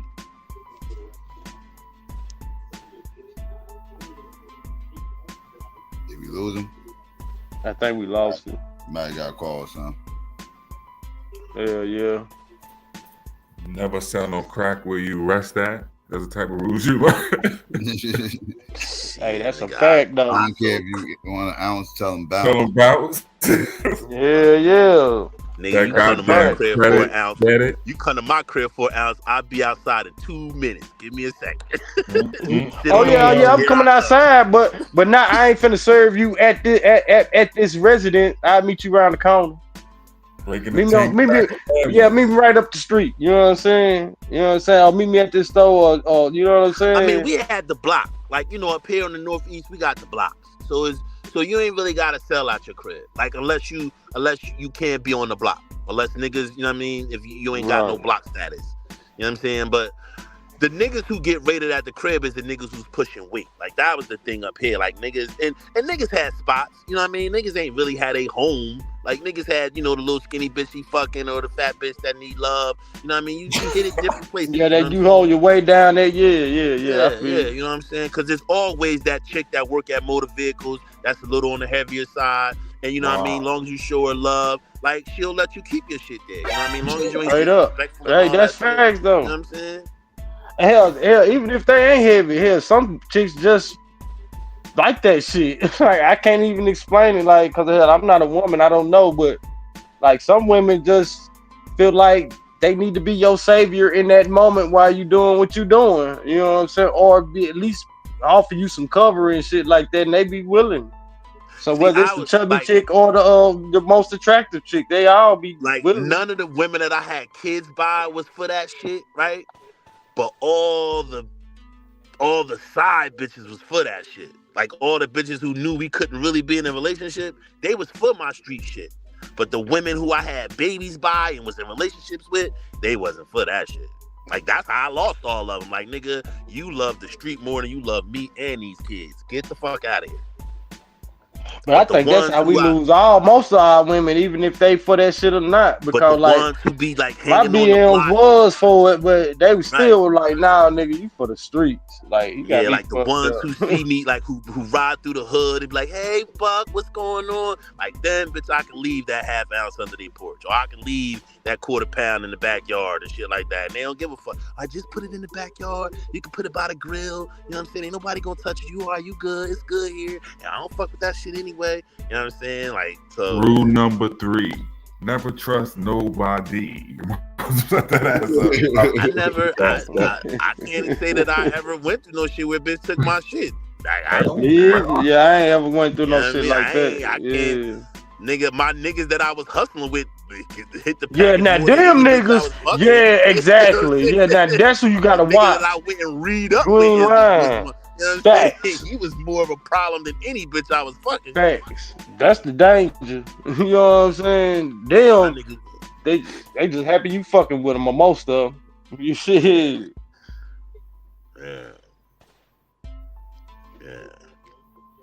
Yeah, you niggas got that me you hustle with, you had to watch. You niggas got me. Next week I'm gonna be like, yeah, Psycho, man. I just left Harlem. Oh shit! Don't do that. Stay away from Poppy. Stay away from Poppy, son. Psycho, I was just on 145 out of McDonald's, man. Stay away from Poppy. Those was the days, man. Those was the days. But you Nork niggas fucked that shit up. Y'all fucked that shit up. Blame it on us, right? It's our fault. Y'all niggas was robbing them niggas a million miles a minute. God damn, boy, they see them Jersey plates. They be like, no, Poppy, we good. Shop closed. I'm from Trenton, bro. You gotta tell them you ain't from Nork. I'm from Trenton. They be like, okay, just meet me around the corner. But you Nork niggas had them niggas shook. Yeah. Damn, you had them niggas shook. Yeah, you had motherfucking hip hop artists shit coming out here. They ain't want to come perform out here, man. We got bad reputation. Y'all had them niggas shook. Them niggas, but if they see them Jersey plates, they ain't like, nah, we cool, Poppy. We don't got nothing. Shop closed. Come back tomorrow. You say them Jersey motherfuckers gonna hit your ass. No, the Nork niggas is gonna hit your ass. It ain't a Jersey thing. Yeah, that was the car thing. We got that was the car stealing capital at 1.2, wasn't it? We got that reputation throughout the state. Like, Jersey City hates us, bro. Like, Jersey City looks at us like Harlem look at Brooklyn niggas. They don't fuck with North niggas because they got a reputation to go up there robbing them motherfuckers. And we far enough that y'all ain't coming all the way down here. And no nobody come here anyway, because it's too you gotta be from here to know. It's too Nah, it's Jersey City right there across the bridge and everything. Yeah, it's easy for y'all to just go get those them niggas. motherfuckers Like they down. right there. Yeah, those motherfuckers down the neck in the Ironbound sector and shit. Like they run across the bridge and go rob the motherfuckers and come back and shit. So it's because it's right there for them. They right there by the bridge. So that Jersey City's the spot for them to go, do what they do. See, that's how them Camden niggas do them Philly niggas, and vice versa. Mm-hmm. That, you know what I mean? See, we ain't connected to none of y'all. Like we far from all y'all. We closer to Philly, but they ain't coming here. You know what I mean? We rob each other. You know what I'm saying? We don't leave or we go rob them South Jersey niggas. We go rob them Burlington niggas and them Willingboro niggas. We go down there and get them niggas. Mm-hmm. Or they come up here and we sell them dummy work and dummy weight and shit like that. Yeah. But because I tell niggas, look at that, like them North niggas is what set Shine and Diddy off that night in that motherfucking spot. Those wasn't no New York niggas. Those was North niggas that set that shit off. In the club that night, you talking about? Yeah, those was North niggas. Those are those We Quick niggas that set that shit off that night.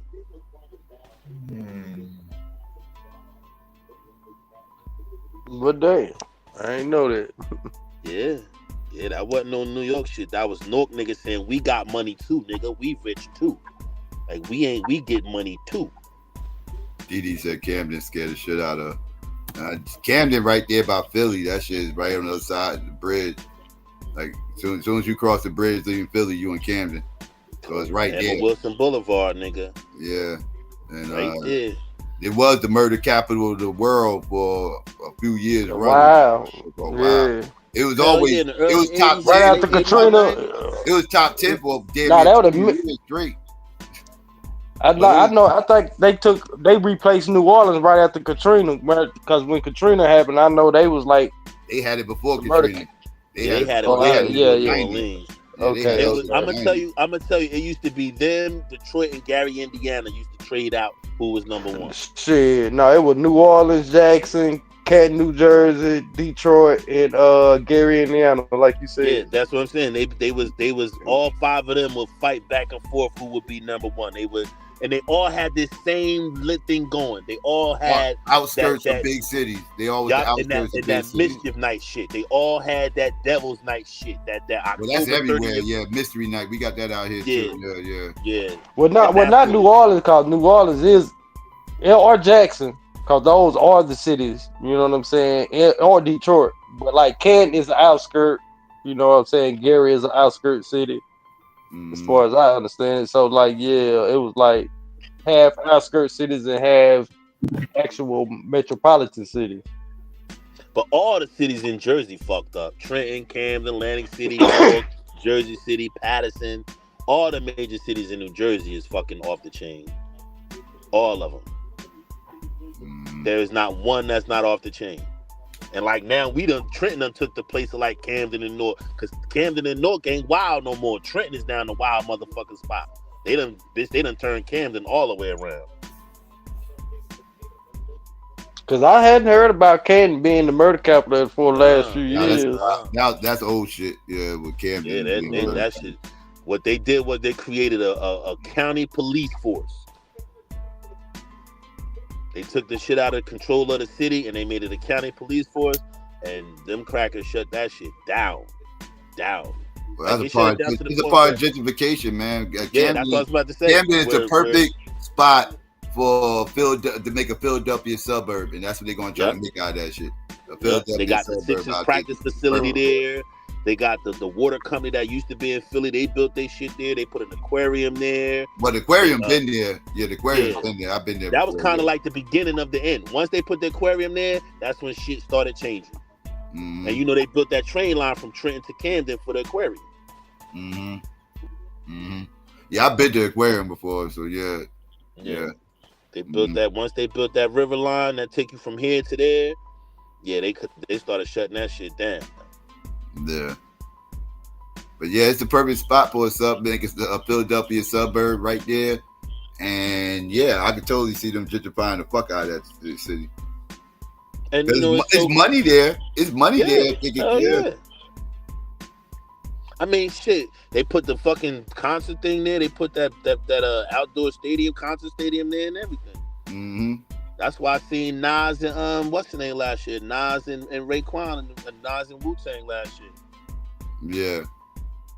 Yeah, I totally can see them getting gentrified. We already know they trying to gentrify us already. Yeah, that's crazy. I never in my life thought Newark would be like that. Ever since that arena got there, it was a wrap. The right was on. Actually, they was doing things already in play before the arena got there with Society Hill and everything else. Because Society Hill moving there was like that, but being put there was a big deal. Like that was like, wait, you putting these luxury type looking homes right here, smack dab in Central Newark, right by downtown. Like, okay, and the way it was set up, and you gotta think how Newark was at the time. Like this is around the time we had all these abandoned buildings everywhere. The Prince Street was still up, but halfway abandoned. You know, like only like 2 of the buildings was even occupied, and West Kenny was all abandoned and everything else, same type of situation. You know, only probably like 3 people living in each building, and so shit was crazy. And yeah, next thing you know, boom, like they made the Society Hill right there in the middle of all this madness. Like, okay, people saw the writing on the wall when that shit happened. White people on their way, they coming. I think your background faded. My back, you couldn't hear me? I can hear you clearly, but I think your living room and your I don't know what you're using, OBS or whatever. Look at the screen. It's just you and I and smoke. I don't know if they fell off. Oh no, they fell off. They fell off. That's what happened. Oh, okay, my bad. They fell off. They got mad at Jersey Talk. That's sad. Yeah, I guess. Yeah. I didn't want to put them. Yeah, my fault. I could talk about Jersey for a while, but yeah. No, it's okay. It's okay. Yeah, you're a history guy, so you good. You all right. No, I get it because I think it's speaking of which, it's 2 things happening. Because New York has just gotten so ridiculously expensive, and obviously it's spread to Jersey City, right? But then you see Newark, so I started thinking about it, and I'm like, it's going to be along the transportation systems, how it's going to go, the same way it did in the city. So what I mean by that is you got, for Jersey, you just look at the path, right?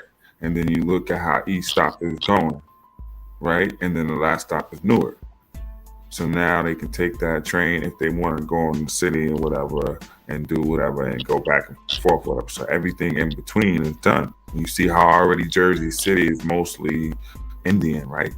And people got moved out of there now from downtown at Journal Square and all the buildings going up. The same thing like you see in Newark, right? But on the New York side also, it's the reverse where people is going along the Metro North and then going, further stops on the Metro North outside of the city and then just coming back and forth using the Metro North because people just get priced out.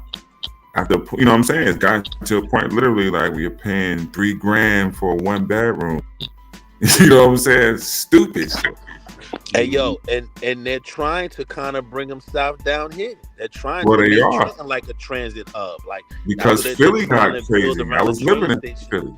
Philly got crazy, and that's when that waterfront right there. What is that? Camden, right? And they put all that stuff there, and same thing's gonna happen. Camden and all that, Trenton, and all that stuff. Yeah, because Philly got bananas. Yeah. I like the little build up that they're doing in Philly. I mean, it's bananas. The streets is crazy. Like I don't like being over there because it's so crazy. But I like going on date night to Philly, man. I like taking a shorty over there. They got some nice spots, man. And even my man, one of my favorite mentors, he just opened up a restaurant in West Philly, a real nice restaurant and shit, man. But I don't went through stuff. Where they gonna push all the black people at? If they push them all out of Philly and Camden. Okay, here you go. So New York, Bucks County. Yeah. So now we're reverses because now we go on the outside. right? So now, okay, if they want the city, what's going to happen? The cheaper prices or whatever are going to be on the outskirts of New York and New Jersey in the burbs. Now you're going to even pass Yonkers and all that, which we're going to have a precedent. He go to sick, twisted shit, right? Because in a lot of those towns up there already, people who are coming home from the prisons that's up there is already staying in those towns. And then they already started pushing people who were on public assistance in the projects. All right, they push them to towns like Utica. The same thing happens in Jersey, you know, it's like little how they started to go south, whatever, right? And Utica and all these towns like that, because the housing was so depressed for so many years of us growing up, right? The only thing that kept those towns going was the prisons. There was no manufacturing. So what people did is the same thing they do while, you know, niggas who was getting money was going to buy cribs and VA and whatever, and then saying, okay, I'm gonna have this, put it for the Section 8 people and what have you, right? You get your check straight from the government. You ain't gotta worry about it with a little rehab crib. Well, these white folks in these towns outside of the cities in Jersey and New York did the same thing, and now that's why you see so many black people in these little random towns going all the way upstate. So that's where we gonna go. Why? Because that's gonna be cheaper housing. Right? Hopefully we could get up in whatever factories or whatever, you know, however we do it, and we're gonna have to commute. Yeah. Look at it. It's happening in Jersey and New York and around the country, I'm sure. Atlanta. It's crazy that you say that, because a lot of people from here, I don't know if regular Joe, I don't know if he see it, but a lot of people from here is starting to go in like Reading, PA, Allentown, Lancaster, you know what I mean, York, PA, outside of Philly, those little towns outside of Philly, not so much in Philly, but like outside of Chester, Westchester, those little, because there's a little black spots outside of Philly that people don't. Yaden, there's niggas live there. Like, it ain't no white shit, niggas live there, right? You know what I'm saying? Norristown, right? Like, that's because I see a lot of my friends either going to Delaware, they going to PA, out to Bucks County, Norristown. A lot of people going to be going to Delaware, don't you think? I want to go to Delaware. Does that train go to Philly? That train doesn't go to, like, so okay, if it's the sense of, okay, I can live in Delaware, but I may work in Philly because that's where most of the jobs. No, the train go to Philly. The train go to Delaware. Yeah, that one that goes right, because I know Delaware, because I thought it goes from it goes from what's the name from the same place with Trenton, because Trenton, you know, the R7 goes from Wilmington. Yeah, the train from Wilmington. Yeah, the SEPTA train, the R7 SEPTA train go from Trenton to west to what's the name to Wilmington. Damn, nah, it goes to it starts with Chestnut Hill. It goes from Trenton to Chestnut Hill, and then they have another train from the West Trenton train station that go the back way, that go like Norristown, Brandywine, all that shit in the back way. But everything leaves out of the mall, not the mall where it used to be the mall, but 16th Street. Everything suburban Street. Station. Everything leave out of suburban station. Mm-hmm. So you catch the Wilmington train. The Wilmington train, I think, is like the R8 or R5 or some shit like that. So you catch that, and then you get the DART. You know what I mean? They take you wherever you want to go from there. So, that's how I was going to think about it. All around the metropolitan areas, the transit is going, like, we're going to be further out, the last stop of all shit. Yeah, because Trenton is the hub. Trenton is the hub that connects you. Yo, Trenton, son, tell me I'm lying. Trenton is son, that shit is like the train station from the 80s. I hate going to fucking Trenton train station, yo. That shit is like it's the built 80s. Up now. It's built up now. That ain't. It's built Yo, up. son, tell the truth, man. Yo. Every time I go to train station, it's some they bullshit, redid it. It's built up. They redid it. They redid it. They got you can sit upstairs now and get heat and shit. When that McDonald's in the back is still there. Nah, they took that shit out of there. They got rid of the McDonald's. Yeah, they got rid of it because the bums overwhelmed it. They took it out of there. And it ain't no store around there. I went out there. And no, I went to the booth, the info booth right there, and I was like, "Yo, it's not no store around here because that magazine store." No. So she was like, I don't think you want to walk to the." You don't want to walk to the store. You don't want to go. You don't want to go out the front door or the back door. You cool. You definitely don't want to go out the back door. Do not go out that back door and make a left or a right. Yeah, she you don't straight up told me, "I don't think you like it's because it was like whatever 4 blocks away." She's like, "Nah, I don't think you want to." Yeah, I remember nigga told me, I went to DMV just to go take care of some business, so my appointment got rescheduled. So I just went and walked up the street to get me a sandwich. the nigga seen me and was like, "You not from here, huh?" And he was like, "Huh? How the fuck you don't know I'm from?" He's like, "You not from here." The way you ordered the sandwich, The way you walked in the store, the way you ordered the sandwich, the nigga was like, "Yo, get your sandwich and you gotta go." He was like, "I couldn't believe that shit." He was like, how the fuck these niggas? I was like, because they know everybody, bro. Like, you're going into blocks where people from outside of those blocks don't come in. So if they see a new face, they know you not from here. Right. Oh, you crazy. Yeah, like regular Joe, he be acting like this place ain't like I don't know where part. He say he live in North Trenton, like around the corner from me, but he be making this shit seem like it's nice. Maybe he just not in the street. I don't know what the fuck he be talking about, cause I'm lost. I'd be like, what the fuck do this nigga be talking about? Like, I live here, I experience this shit. He be just trying to make it more than what it is, and I'm like, man, this shit is hell. Like, if he's from here, he'll know it was never like this before. This shit used to be the best shit in the world to us.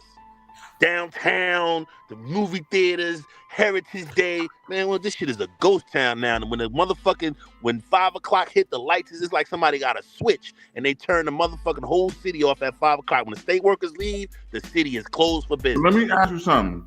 Yo, how's all of the state capitals like that? Albany is the same way, yo. Harrisburg fucked up. Albany fucked up. Hartford fucked up. Right? Washington, D.C. Washington, D.C. is fucked up. D.C. fucked up. All the state capitals is Only place Annapolis, Maryland ain't fucked up. I like Annapolis, Maryland. That ain't fucked up. I like that little spot. Austin wasn't bad. Austin wasn't bad. Yeah, Austin, you know, they trying to be a world-class city. Yeah. Sacramento fucked up. I couldn't believe it. I told my cousin, man, get me the fuck, out of here. Yeah. Get me the fuck out of here. Jackson, Mississippi. Pookie, I know you going. We love you. Fucked up. Raleigh, North Carolina. Fucked up. Richmond, Virginia. Super duper fucked up. Super duper fucked up. They need to shut that shit. I don't understand. How is Richmond fucked up? Richmond is fucked up. Yeah, Richmond fucked up. Richmond fucked up. All that shit fucked up. Richmond, Petersburg, all that shit fucked up. All that shit fucked up. All that shit fucked up.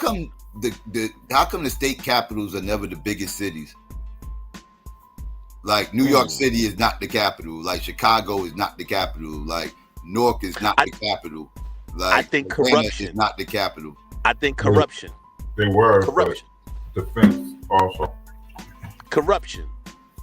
So they wanted to build bigger places and have the defense. Corruption. I think that it being the seat, the government seat, and it being I think the government officials would be compromised, because if a city like New York with all that business and all that shit, and if that was the capital, them fucking people would be compromised, because all the people would be trying to buy them to get the perks and get all the advantages. Because think about this, Psycho. Think about it. That still don't happen? No, that's what I was about to say to you. Think about it. Where we live at, every mayor from every city, there's always been a mayor from every city in New Jersey that's been arrested or put in jail for corruption. Well, just about. I know at Newark it has been definitely. Trenton, Tony Mack went to prison. I know a couple in Irvington too. Camden mayor went to prison. Both two of them, Red and the Spanish dude. The Atlantic City mayor, the one before him, went to prison. This one about to go to prison for corruption and beating his kid. You know what I'm saying? The Jersey City mayor, the Patterson mayor, he just went to prison. Yeah. What up? Yeah. Nah, he said he don't think I'm in the hood. I'm gonna meet you. Where you at? I'm about to pull up on you right now. Hold up, nigga. Look. I'm about to pull up. What's that behind me? What's that behind me? I can't see it. Hold up. Let me walk a little further. I'm walking. Where you by the gas station? No. But where you at? I'm right here. I can't see. I'll make it bigger. Wait up. I'll make it bigger. You don't see what that is? I'll go in it. Them projects? Yeah. Be careful, Joe. You know you my man. Be careful, Joe. He said, should know where I'm at. Joe, I got the cop. Joe, I got you in front of Dolly Holmes. Exactly, my dude. And that street right there, I own 2 houses on that street, my nigga. Yeah, on Willow. Exactly. Yeah, I just want you to know, I'm in the hood. When I say I'm in the hood, nigga, I'm in the hood. I got you, Joe. If you need me to get on that 911, I got you, brother. You know that. I'm good out here. My family been here since 1920. I'm good. We stacked out here. So yeah, I just wanted to show that. Are you from Trenton? You not from Trenton? No, my family is from. My parents are from Trenton. I didn't think you was from Trenton. My parents are from Trenton. Yeah. My parents moved to Princeton literally the year I was born. So I went to school in Princeton. My parents got a divorce when I was 5. So ever since 5, I spent every summer and every weekend in Trenton. So I grew up both places. So you know what I mean? You're more North Trenton than anything, right? Because I grew up in Kingsbury. I'm from Kingsbury. Yeah, I know Kingsbury. Yeah, I'm from Kingsbury. My man got killed in Kingsbury during COVID. Died, right? My dad killed himself right in that building you stand in front of, right on the 3rd floor. Yeah, my people's all in there and shit. You know what I mean? But nah, I'm not. I don't never claim that I'm from Trenton. Oh no, I claim Princeton. You said you wasn't from Trenton. Yeah. But I've been living out here. Man, I've been living out here like 12 years. Before that, I was like 7 years in Camden. Okay, I got out the halfway house. They sent me to Hope Hall in Camden. I stayed down there for 7 years. I live right off of when you come off Bellevue, Bellevue Circle, like right there when you turn going into the park, going to Calvert Park. Yeah. Yeah, I live right there. Yeah, I got a house over there too. Where at? West State. See, that's down the hill. I'm talking like up top, like in between. Yeah, you talking in between Parkside and Rutherford. Yeah. I know that's a decent neighborhood. I own a house on Sylvester, and then I own a house on Edgewood. That's right, nigga. Buy houses out here. Everybody buy houses out here. In Camden, yo. Like if you want to come up, the highest appreciation in the whole fucking country last year was Camden. And that shit ain't nothing going. We got 3 colleges out there going crazy buying real estate. Yeah, Rutgers of Camden, Rutgers of Camden, Rowan, and whatever. Rowan. It's Rutgers, Rowan, and Camden County College. The motherfuckers is going crazy. Right here. Where you at? I'm on the world. Don't y'all have a Trenton State out there too? Ain't that out there? That's you in the truck right there? Yeah. Hell yeah, they do. I see you. You in the whip? Nah, I'm coming. I'm walking to your car now. That's what Trenton's known for up here. If motherfuckers say where motherfuckers is at, they be like, oh, that motherfucker down Trenton. That's not a bad. That's a bad thing. You ain't one motherfucker up here to say they was down in Trenton because they knew what that meant. Right here. Oh, all right. Let me see if I know this nigga. What's good with you? Isn't that I ain't never seen this nigga. Y'all got echo. One of y'all go on mute. Okay, there we go. Isn't that where PRT is from? There we go. Right, we go. Isn't that where PRT is from? What's good with you though? Yeah, Port Righteous Teachers, yeah. It's good to meet you, man. No doubt. So now when I see you, we can link up. Yeah. I'm out here, man. You too, man. That's how you do, y'all. That's how you do. See? No addies being dropped. Nigga, pull up. Just a quick question, Psycho. Did you ever, or did you get a chance to see that list from that giant catalog of hip hop called Forbes magazine of the top 50 rappers? That old list from like a year and some change ago? They just put this out again. This is Forbes. Hey, regular. Let me ask you. You know some nigga named Stoney? Cause you look like my big bro Stoney. Stoney, nah. Yeah, I might know. just like you, Stoney. Listen, my dad is the youngest of 18 kids, and I don't know most of these. What's the last name? I don't know if I should put that over the internet Well, like that. Well, yeah, I got you.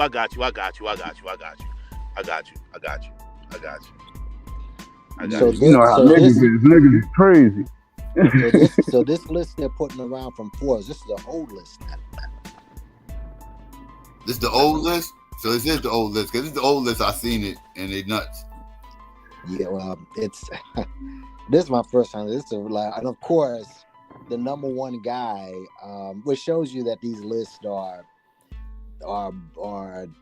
there's other criteria beside on this list besides rap, and of course, Jay-Z's number one in every list. Like something's going on there, something's up.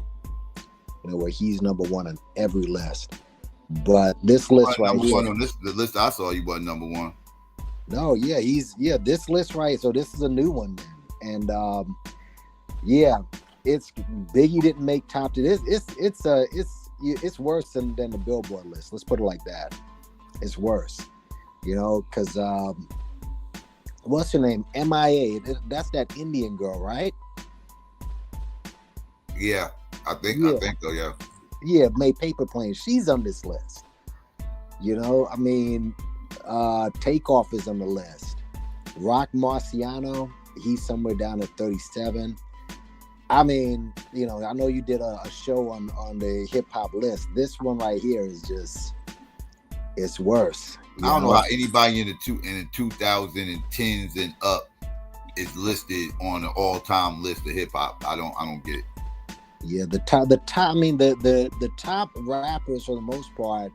The 90s was the peak of hip hop. You know, where all you'd find basically the late 80s and the 90s. That's where you're gonna find most of the top ones. But yeah, I mean, this list right here, Biggie's not in the top 10. All right, Common's not in the. Rakim's not in the top 20. That's insane. What? That's insane. Let me just quickly read the list. This will be quick. Talib Kweli is 50. Young Thug is 49. Cardi B is 48. Oh, this getting hard. Chief Keef 47. Pusha T 46. MIA 45. Takeoff 44. Melly Mel 33. Prodigy 42. And Lupe's above him at 41. Bad Bunny at 40. Method Man at 39. E40 at 38. Bad Yeah. E40. Bad Bunny has that one song that's viral that everyone puts in their video, but E40 is over Method Man. Rock Marciano 37, Light is at 36, LL at 35, Childish Man Gambino at 34. Really? Sports Magazine, yeah.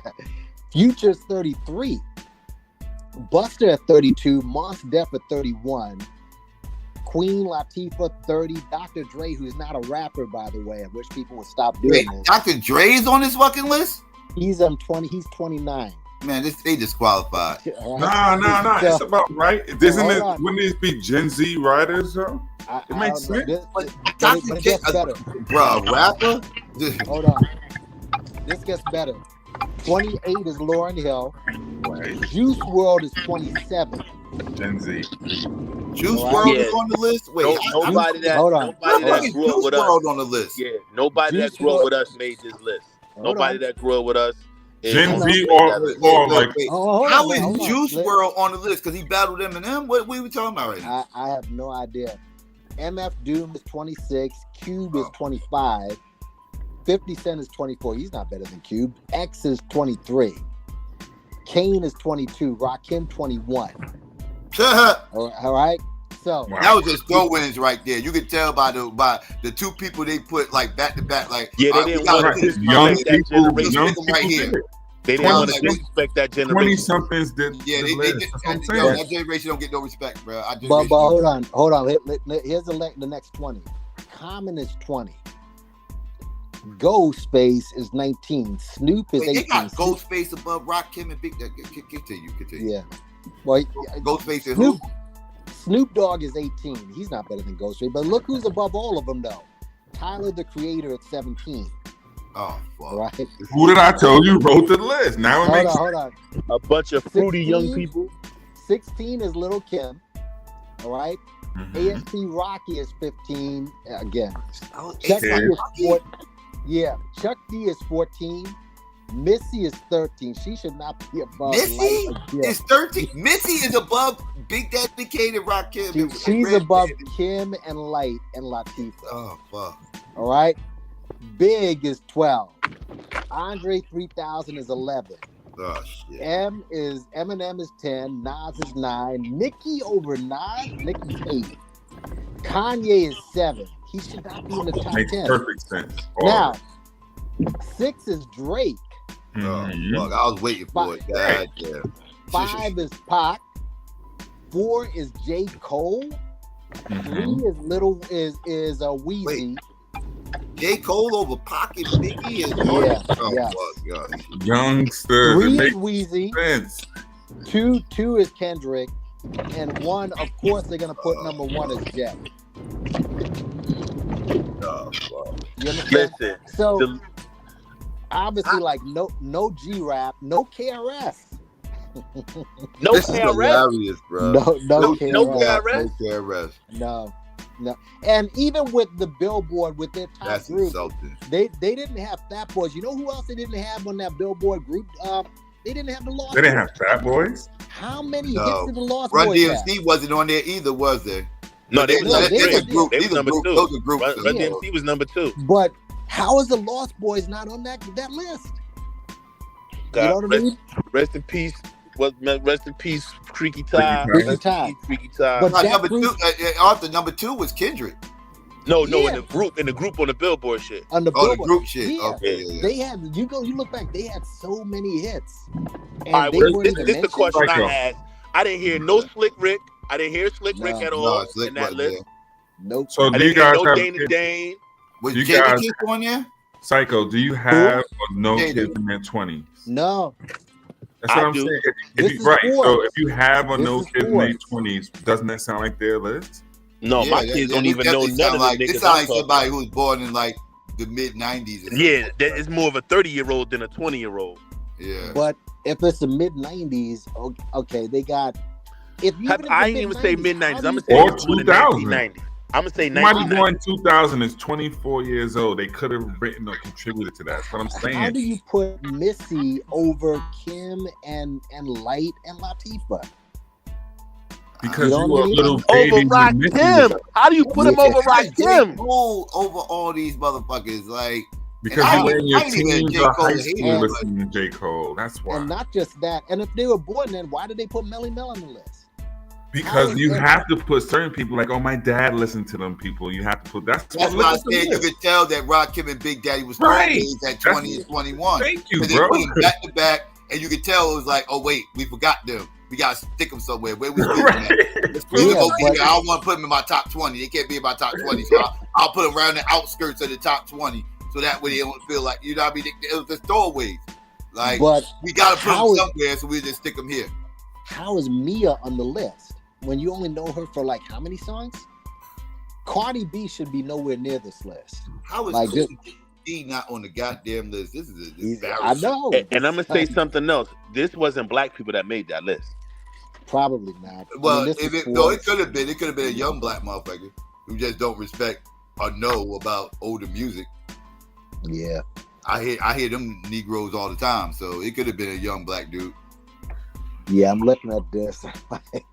There's They, a who wrote? note. They should have the person name who did it and shit. Look them up. Yeah, I gotta look. it up. Intern But number this 6. Forbes,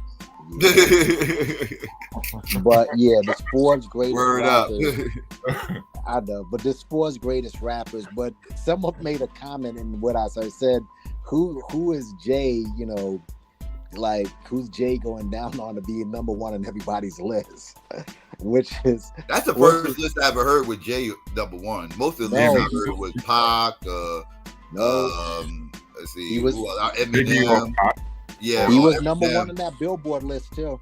That's the first. That's the first list I heard with Jay number one. Biggie, Pac, or Rakim, or something like that. Jay usually top 5. Jay's usually top 5, but number 1. This is the first time I heard him number 1. Nah, the Billboard list, he's number J. 1. Cole is in the top 5.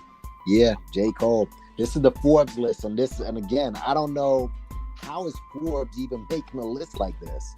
You know what I mean? I mean, it's Forbes magazine. What the fuck they know about hip hop? I mean, let's keep it a buck. Yeah. Like, it's Forbes. Yeah, but yeah, it's just I don't know.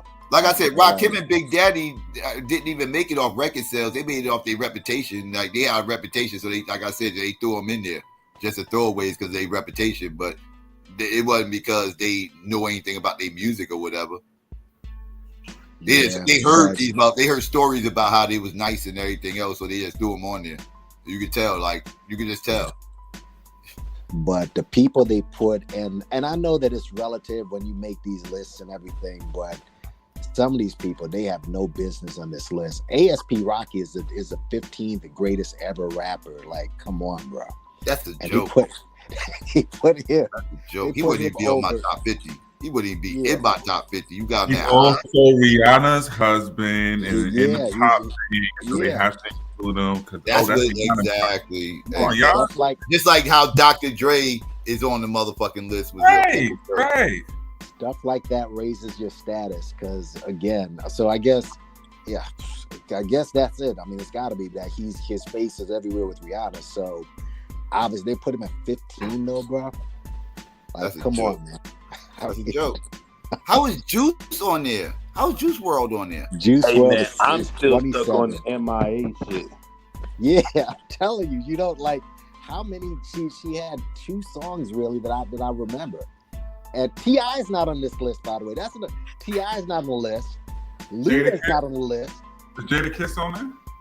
No, Jada's not there. Neither is Scarface. Did you say what did you say, E40? You said him? Huh? No, I said Luda, T.I., all right? Wow. Jada's not on the list. Scarface is not on the list. Oh, shit. Like a whole bunch of people not on the list. Game's not on the list. Like, how many people from Compton? I mean, wow. Tyler, the Creator, was high as hell on that list. Tyler, the Creator, is above Snoop Dogg and Ghost and Rakim and Big Daddy Kane and DMX and Ice Cube. He's above all of those people. Wow. He's above the whole woo. Yeah. I mean, damn. E40 is not better than Method Man. Come on, guys. Like, and there's other people. I mean, look. Where's Redman? Redman's He's not way in the back. Way in the back. Come on, man. He like 36 or 37 or some shit like that. He was way in the back. Redman's not in. I mean, again, he made the list though, but he was way in the back. Excuse me, Psycho. Who's the top Jersey rapper on that list? Lauryn Hill. Okay, thank you. When I came in here with, thank you very much. I mean, damn. Yeah, so no. Remember who made the list. That's all I Yeah. But this is crazy. Chief Keef. I mean, come on, guys. Yeah, Chief Keef, come on, man. They might as well have Soulja Boy up there. No, but Bad Bunny. Look again. That Bad Bunny song on with the violin and shit. Everybody has it in their. And I guess he's made some other songs as well. But damn, he's on the list. Him. All right. Pun is not on the list. I'm thinking other people. Yeah, that's another one. Pun. Wait. Pun's not on the list. Pun is not on the list. I mean, come on, guys. Nobody. Yeah, Pun is not on the list. I mean, you can name obviously no one from Quest is on the list. But Prodigy, look where Prodigy is. Prodigy is 42.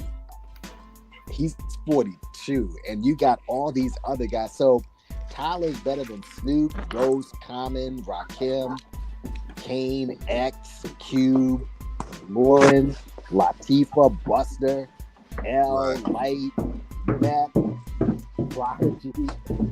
Damn, bro. Like, they put him way up there. Man. That's crazy. And he's not even, he's from Chicago, right? He's better than Common? No, absolutely not. Yeah, man. So just so a bunch of people in there, and Juice WRLD. That's why Juice WRLD had died some years ago. I'm like, he was that. Like I said, it just you could tell by the list what the age is and generation who yeah. And Nicki was top 10 in the Billboard list too. Yeah. Right? She was top 10 in the Billboard list too. So she was a top female rapper on the Billboard list too. Now let me say this. This probably shows the strength of social media. Because she's all over social media. So this is the strength of social media. Huh? Mm-hmm. Yeah, man. But it's amazing that Drake, as big a beating that he took this year, and they still found a way to shoehorn him into the top 10. Yeah, they ain't put him in front of Kendrick though, but yeah. No, they didn't. But they still go. I mean, like it doesn't shock me they got Drake in the top 10 because of record sales. Record sales, right? I mean, it's Forbes, right? They're gonna go, they're gonna go off record sales matters a lot, right? So, this is Forbes list. Oh, that says it all. That says it all. What would the money people know about hip hop? That's what I said. That's what I said. It's a joke. I know. I mean, I don't. I mean, everybody's gonna make these type of lists, and I know Kendrick's status has been raised up being from the West Coast, but there's a couple of other rappers from the West Coast that are just as good, if not better. Again, Game is not on this list, right? And a couple of other people from Compton alone that you can pick that just aren't on the list.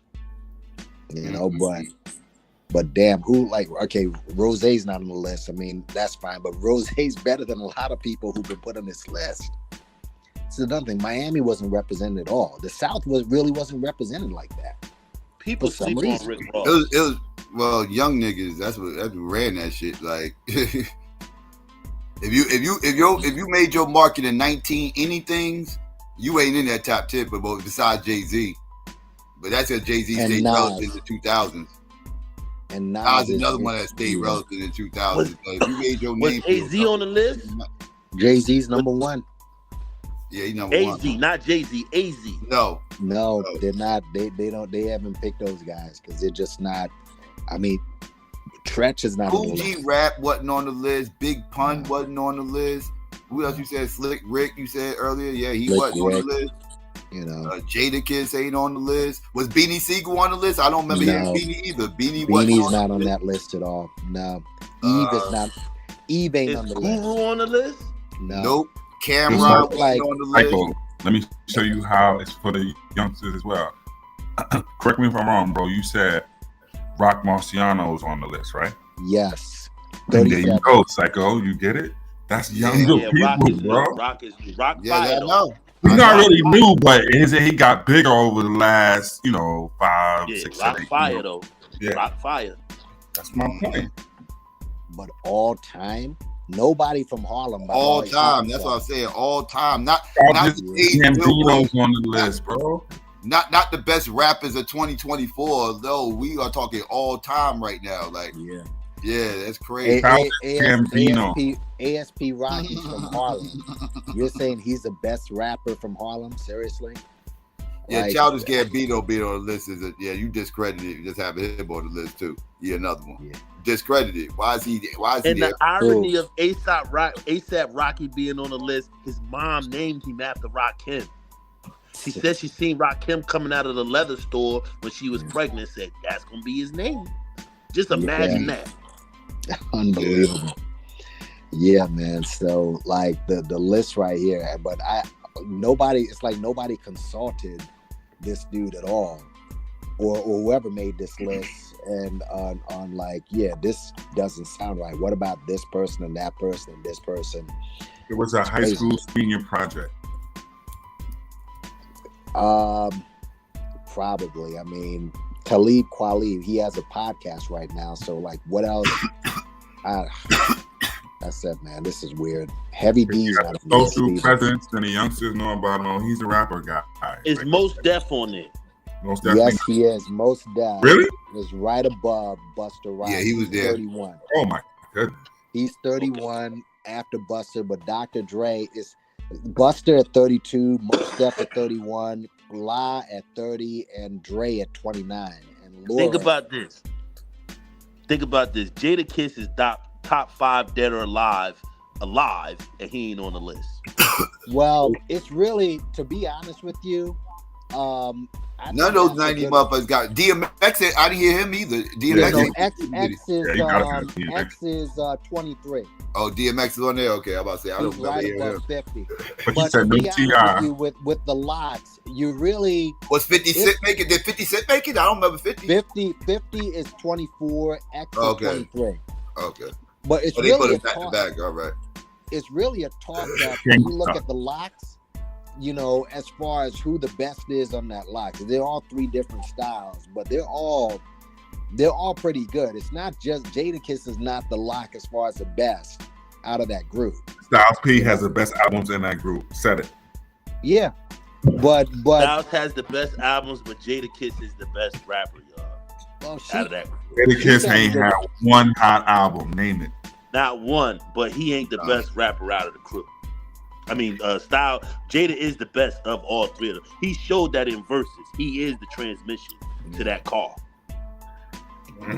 But the moments we remember is the Jada Kiss moments.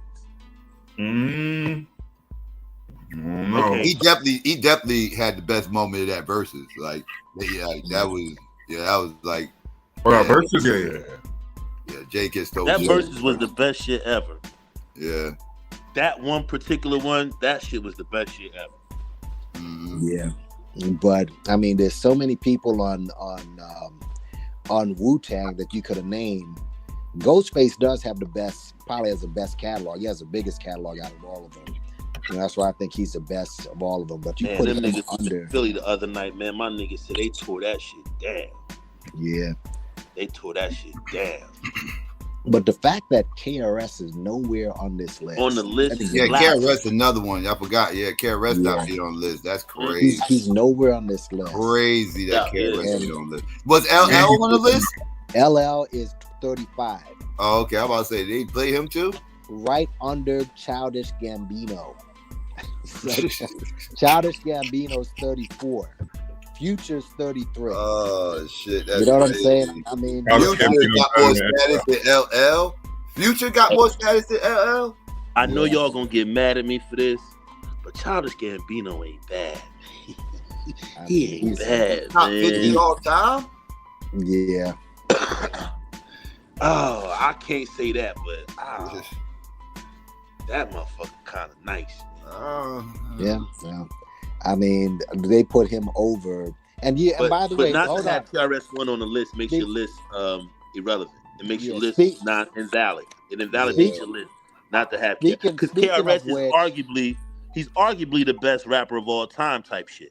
Like during his era, his Big 3 era, he was the top dog in his Big 3 era. His Big 3 era was him, Big Daddy Kane, and Rakim, and Coogee Rap in fucking honorable mention. Right, and he was the best out of all 4 of them. Oh, okay, I'm gonna let you know. Gambino. Let me. Number one. He's he's an excellent rapper, but not number one. KRS didn't make the list. Was what we said. He didn't make the the list. Did Redman make the list? Yeah, no. Redman didn't make the list. No, Redman did make the list. Didn't Redman make it? No. Redman didn't make the list. No. Oh shit. He's not on the list. Eve is not on the list. I mean, I'm telling you, there's so many Don't people. understand the garbage. Wait. I got a question. Is Black Thought on the list? No. Oh, wow. Not on the list. I'm telling you, man, they don't have. Did Andre 3000 make the list? Yeah, and the only guy really from this. I mean, you put Andre 3000 at 11, but you didn't. But no Luda, no T.I., no Scarface, no that's the only. No Scarface. No Jeezy. No. Jay-Z's number 1. No Jeezy. Young Jeezy. No, Young Jeezy. No. Is T.I. on the list? No. Is No Ludacris on the Scarface? list? No Luda. No Luda. Oh, that's crazy. Yeah, that's what I'm saying, man. Is Scarface Young- on the list? He said no. Oh, fuck. They put Young Thug at 49. God damn, no. Yo, this list is Oh, they lost crap. their man. Yeah, this list is crap. This list is pandering to a young audience. Like this is And bullshit. Young Thug just had a big trial. If he didn't have that big trial, would he even be considered on the list? Probably not. Yeah. Probably not. That's prisoner of the moment. Ain't no way Jay-Z number one though. That shit crazy. Yo, Psycho, I'm gonna say it to you like this. There was some point when Oscar Robertson wasn't in your top 50. How about that? No, Oscar Robertson is always in my top 50. Nah, you know what I'm trying to get at. There's some point in there where some Well, I greatest. know, like people make an argument that Magic you're ain't the saying greatest. eventually. People make an you're argument saying that Magic got the greatest point guard anymore. Yeah. Like people will make that argument now. He's That- saying that eventually argument, that'll never be, time will by the way, change the but- story.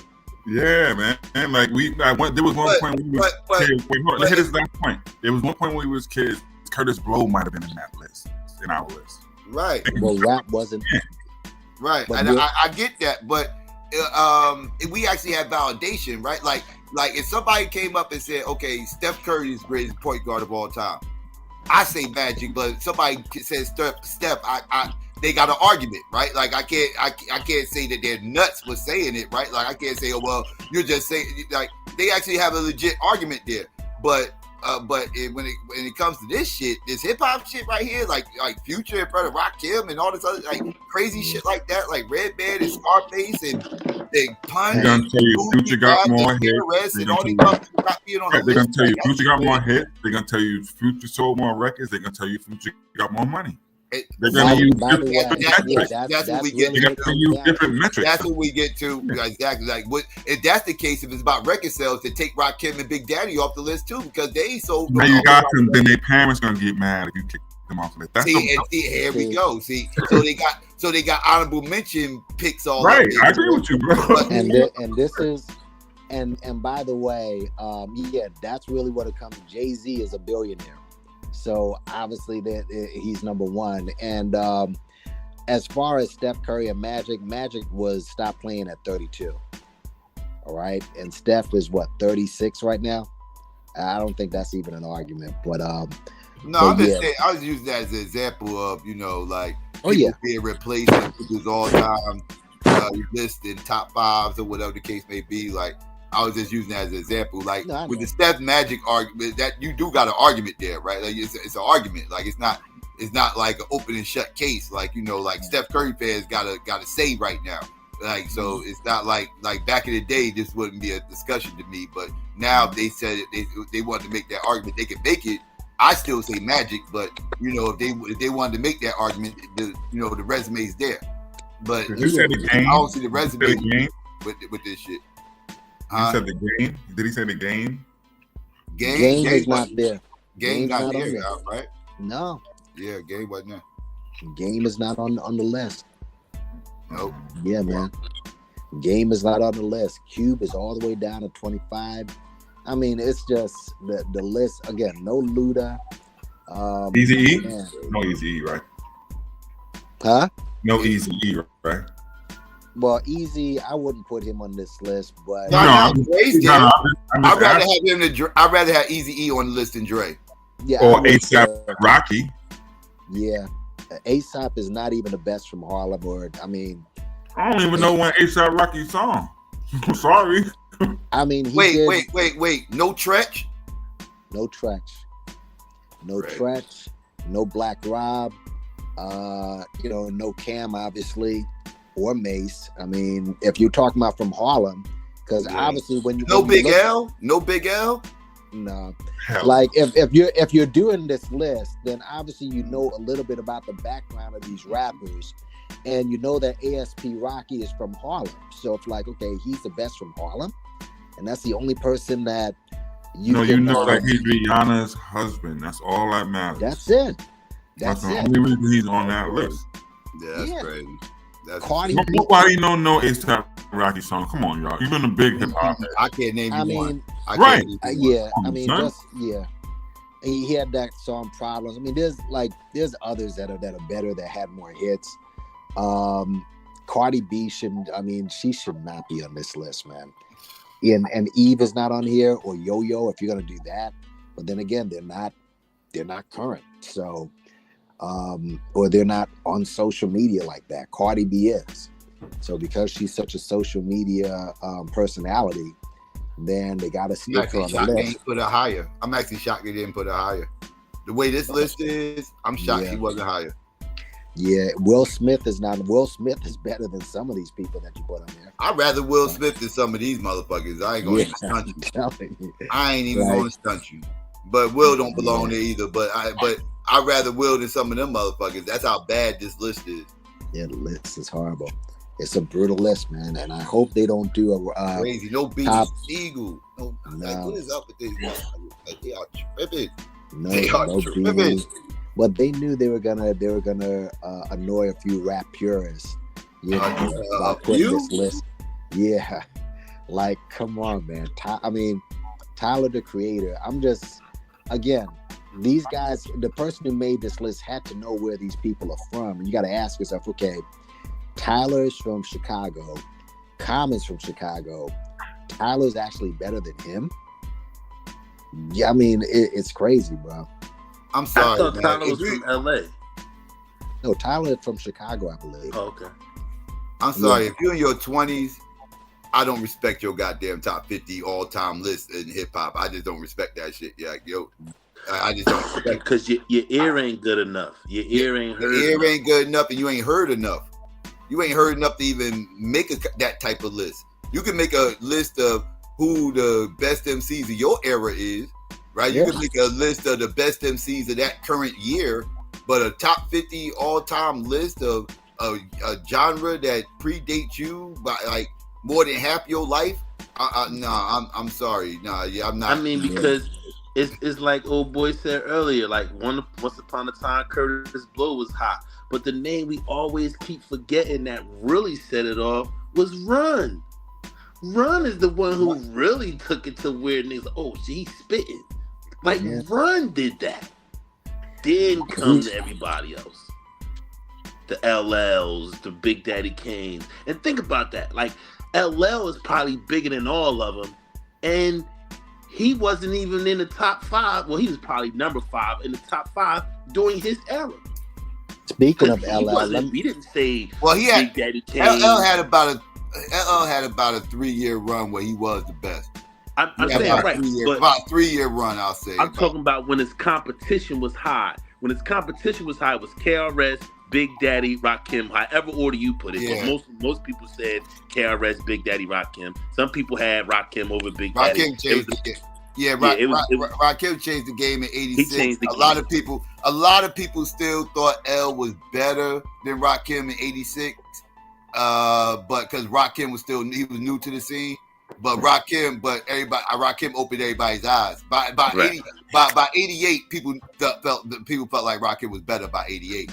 But that's what I'm saying. Yeah. When Kane and them came on the scene, LL wasn't mentioned anymore. Now LL wasn't he wasn't on top of his game by 88. By 88, he wasn't mentioned with them anymore. Yeah, I agree. Speaking of LL, if you were to make a rap logo, right? Would you make it in the silhouette of LL? If what? If you had a rap logo, because LL said something this past week. I don't know if you caught it. Yeah, I caught it. Yeah. He said he was the originator he is the most influential rapper in hip hop because he was the first at so many things. Yep.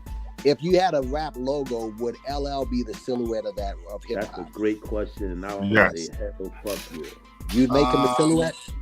I'd say hell fuck you. You could. I wouldn't even trip if they did. Like L left a footprint in hip hop, like that you can't go around, like a big footprint. Like there was a time. L pisses me off because he sold his soul, but he didn't forget where he came from, so that's why I Big kind of. Daddy Kane made a taste of chocolate. Everybody sold. Oh, he sold his soul too. He tried to That's follow what I'm L. trying to He say, tried my to follow nigga. L. Everybody, Right. He tried. L created that sold lane their though. soul. But L created that lane, and Big Daddy tried to follow. But yeah, L created that lane though. Yeah, I will say this: when you think of the Kango, you got to think of LL. You know what I'm saying? Like the first thing that pops in your mind when you think of a Kango. Yeah, he was. Keep in mind, there was a time in hip hop where you had to go at his neck in order to be put on. A bunch of people did that, and they paid for it. But there was a time in hip hop where you had to diss LL to get put on. This is why, just like that line in that BDP song, instead of trying to take out LL, because he was the one holding the crown at the time. A lot of people believe Kumo D took that battle though. That one battle, that was the close battle right there. I mean, Kumo D arguably had the best diss track in the battle. He did that "Let's Go" song. He really gave L that work in that song. The only reason why he really wasn't, because his flow was old. You know what I mean? He still had that 80s cadence. You know what I mean? Downtown. Yeah. Hey yo, let me tell you, I had an experience with both of them at the skating ring down here with D. I used to carry the records for Grand Wizard Ready Red. He was the DJ for the Ghetto Boys. Eventually, he became the DJ for the Ghetto Boys. But we lived in the same apartment complex, and he used to always be in the summertime. He'd be outside with his equipment practicing his shit. So I used to always go and listen to him and shit and sit out there and listen to him. So one day he was like, yo, I need you this weekend, man. You got to do me a favor. I was like, what? He was like, you got to carry my records and shit for me, man. Because I got a DJ at the skating ring. Well, he said the King said the skate. He was like, I got a DJ at the Capitol. I was like, all right, let me ask my mom. Now, I'll let you know and shit. So I asked my mom. She said, yeah, you could go. I had my own skates. I was like, hell yeah, I'm going to carry your records. He's like, you can't skate. You got to help me in the booth. I was like, what? He was like, no, you got to help me in the booth. I was like, oh, man. He was like, I'll give you $20. I got you. So I helped him in the booth and shit, put the records up, set the records up. Know what I mean? Had the other shit, went getting juice and shit like that. Yo, I swear to God on everything I love. This night, LL and Kumo D was in the motherfucking booth because they both was performing. Motherfucker LL, I have, back then you carry your wave brush in your back pocket. So I had my wave brush in my back pocket. This is when this nigga had hair. That's how long ago this was. Them niggas probably was like 17, 18 years old. Kumo D was probably a little bit older, but LL was probably like 17, 18 years old. This was for them niggas was beefing. This is a fucking true story. True fucking story for them niggas ever beefed anything. I was in the booth with these niggas that night, and that's why he had the gig to DJ, because he had to entertain between, between motherfucking what performances and shit. Word is like, fuck, this was 1984. Didn't LL get shot early in his career? I heard a rumor about that. I don't remember that. There were so many rumors about LL. You can't even. I heard he got shot in his before, but it ain't had no do no rap shit. But I think this is before he got his deal. I think he got shot like in his leg or some shit. This nigga Yoki's at 56 tonight, huh? Yeah. They said L used to get bullied in high school. He went to Andrew Jackson. I was in the army with some niggas. They was like, I heard it in the industry as well. They was like, he used to get chased home from school, all type of shit. And he said, "Oh, I'm bad." Oh, when that song came out, man, I tell you, when that song came out, that shit was killing the streets, dog. That beat, still to this day, that beat does something to me, son. Like that shit go hard. Okay, so was it "I'm Bad" or "Radio"? Which one? Oh, Radio was my that whole yeah, album. See, yeah, Radio is an underrated album. Like everybody talking about the album. Radio was fire. Baby. Yeah. I like it. For me, it's Jingling Baby. That's my Baby big. Yeah, that's the thing. You don't believe me? I like it loud. He had a lot of hits, and he was saying that he started everything. He started so many phrases, and he talked about his movie career. He didn't make the greatest of movies. I mean, the only movie that I really liked him in, which is a movie everybody hated for some reason, especially people in the NFL, was Any Given Sunday.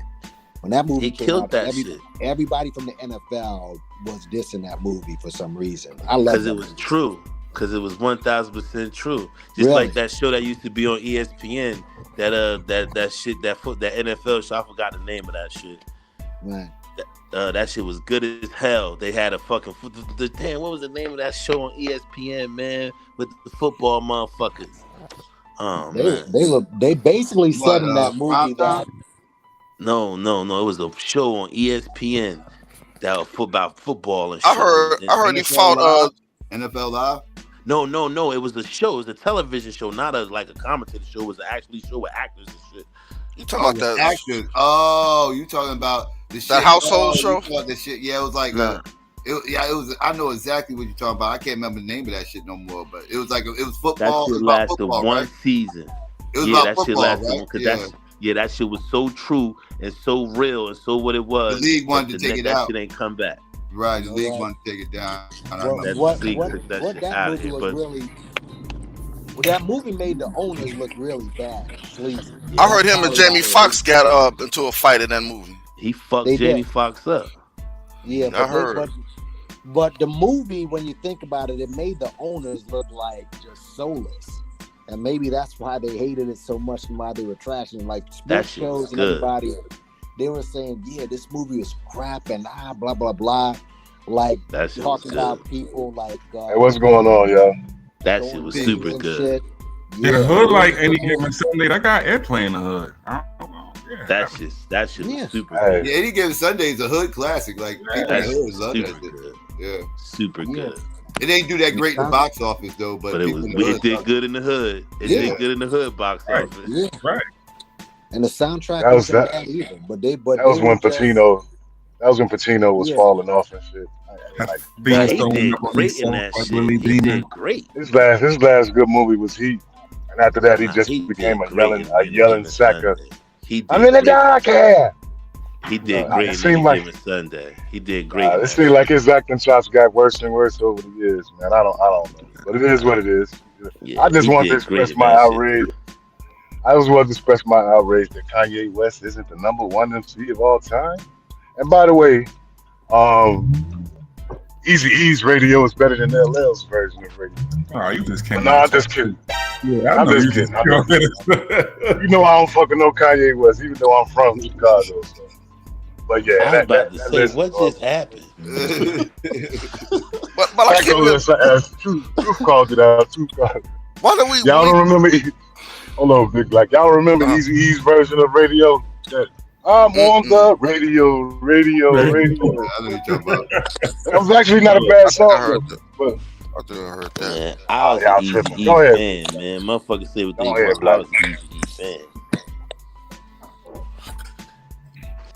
Yeah, but why when we do the rap battles, right? We put all of them in one category, as if, you know what I'm saying, we should have, there should be like different categories. Like gangster rap, you know what I'm saying, just straight lyrical stuff. Because usually the gangster rappers, we got to keep it controversial, just like the NBA. We don't do NBA categories, so we won't. You know why though? Different eras. You know why though? I hear what you're saying. That's why I hear what you're saying to a certain extent that we should have categories, but then you got to think about it like this, right? Like you will have somebody like a Cool G Rap, who was gangster, but he was also very lyrical and he spit that shit. But he was a gangster rapper. Or you got somebody like Beanie Siegel. Hey, see, we couldn't hear. Who couldn't hear you for about 20 lyrical, seconds. But Beanie Siegel is a gangster rapper, like hands down, right? You know what I'm saying? ASAP Rocky ain't nice and no era of hip hop, none.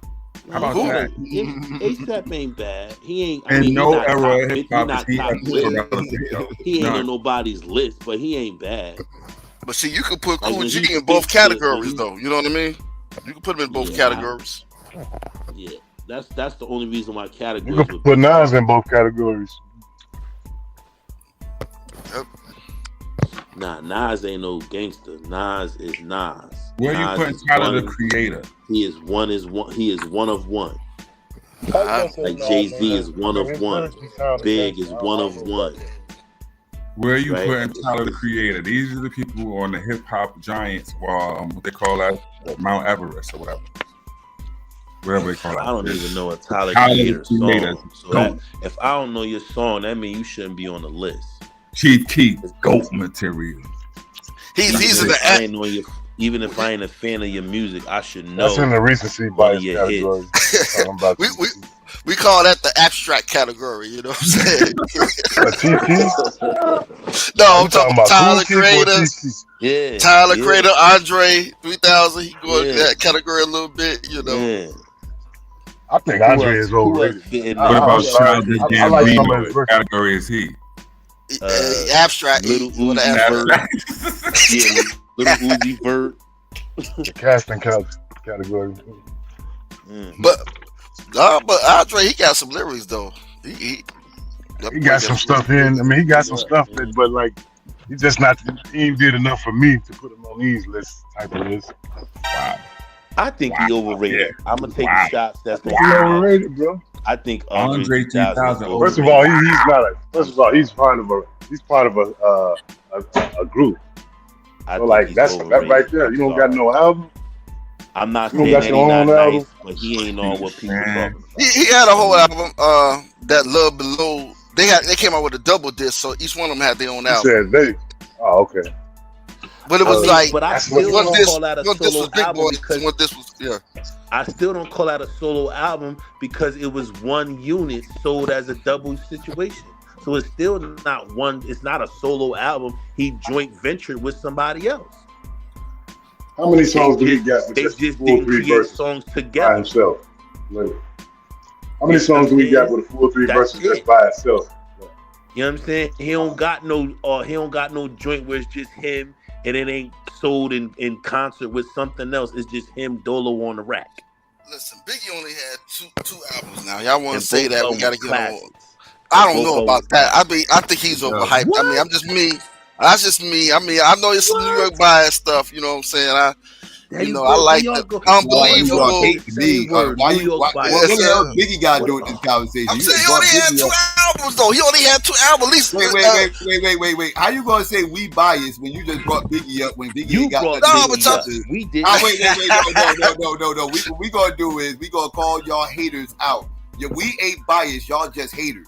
Now, what I need you to do. Wait, what I need you to do is admit that you're a Biggie hater. That's what I'm gonna need you to do right now. I'm not a hater, man. I'm just y'all just made Biggie because y'all allowed this. Y'all just made him.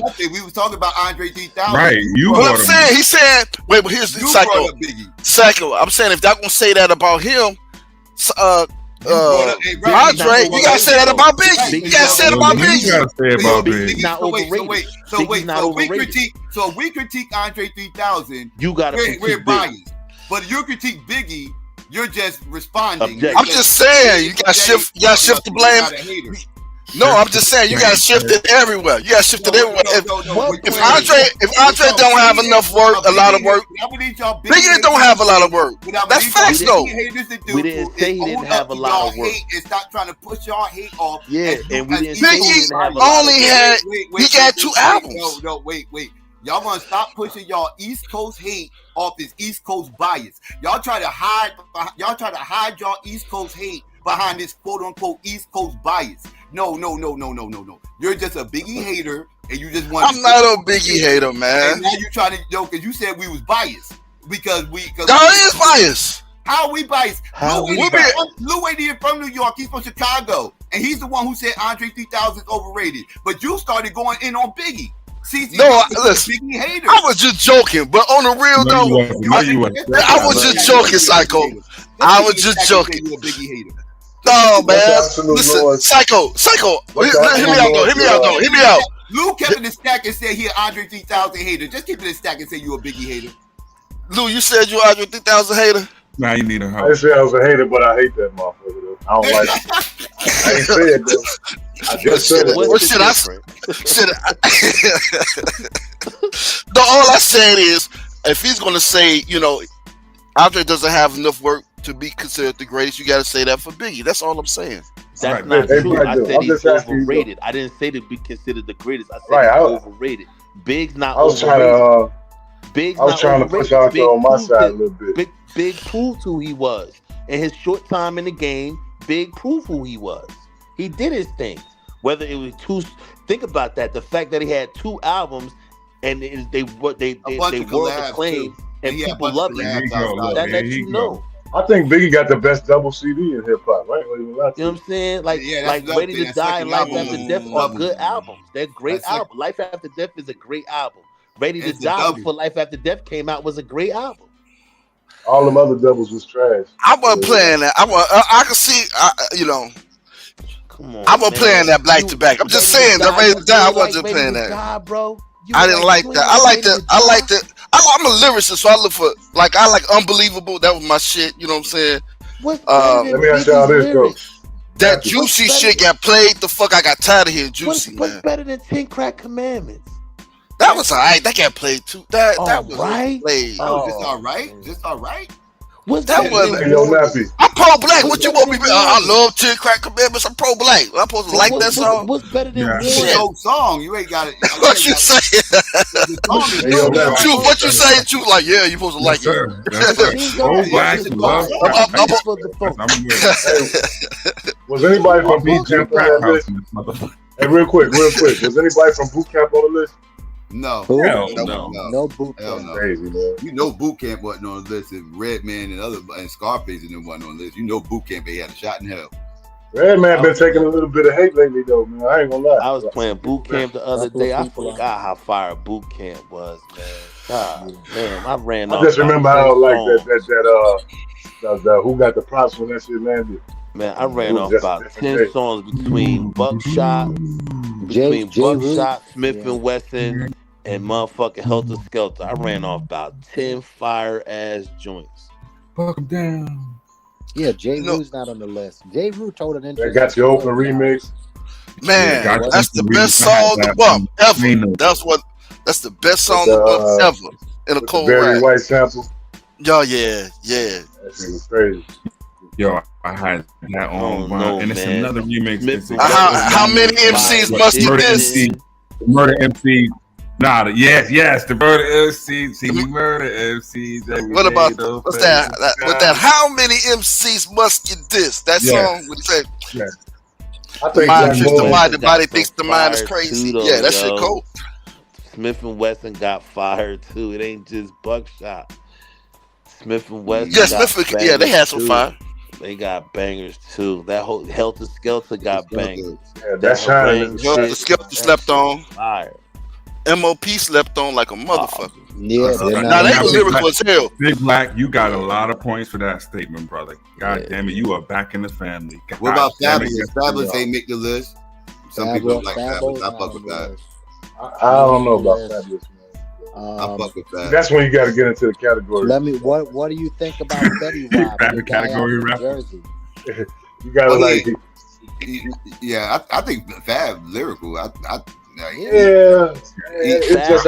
are the most underrated rappers in the history. But it's like, look, man, like I gotta put him with the robot rappers. Like Fab is better than Cameron and Lloyd Fab Banks. is better than all them niggas. Fab is Lloyd better. is dumb. Fab Lloyd music dumb is, nice.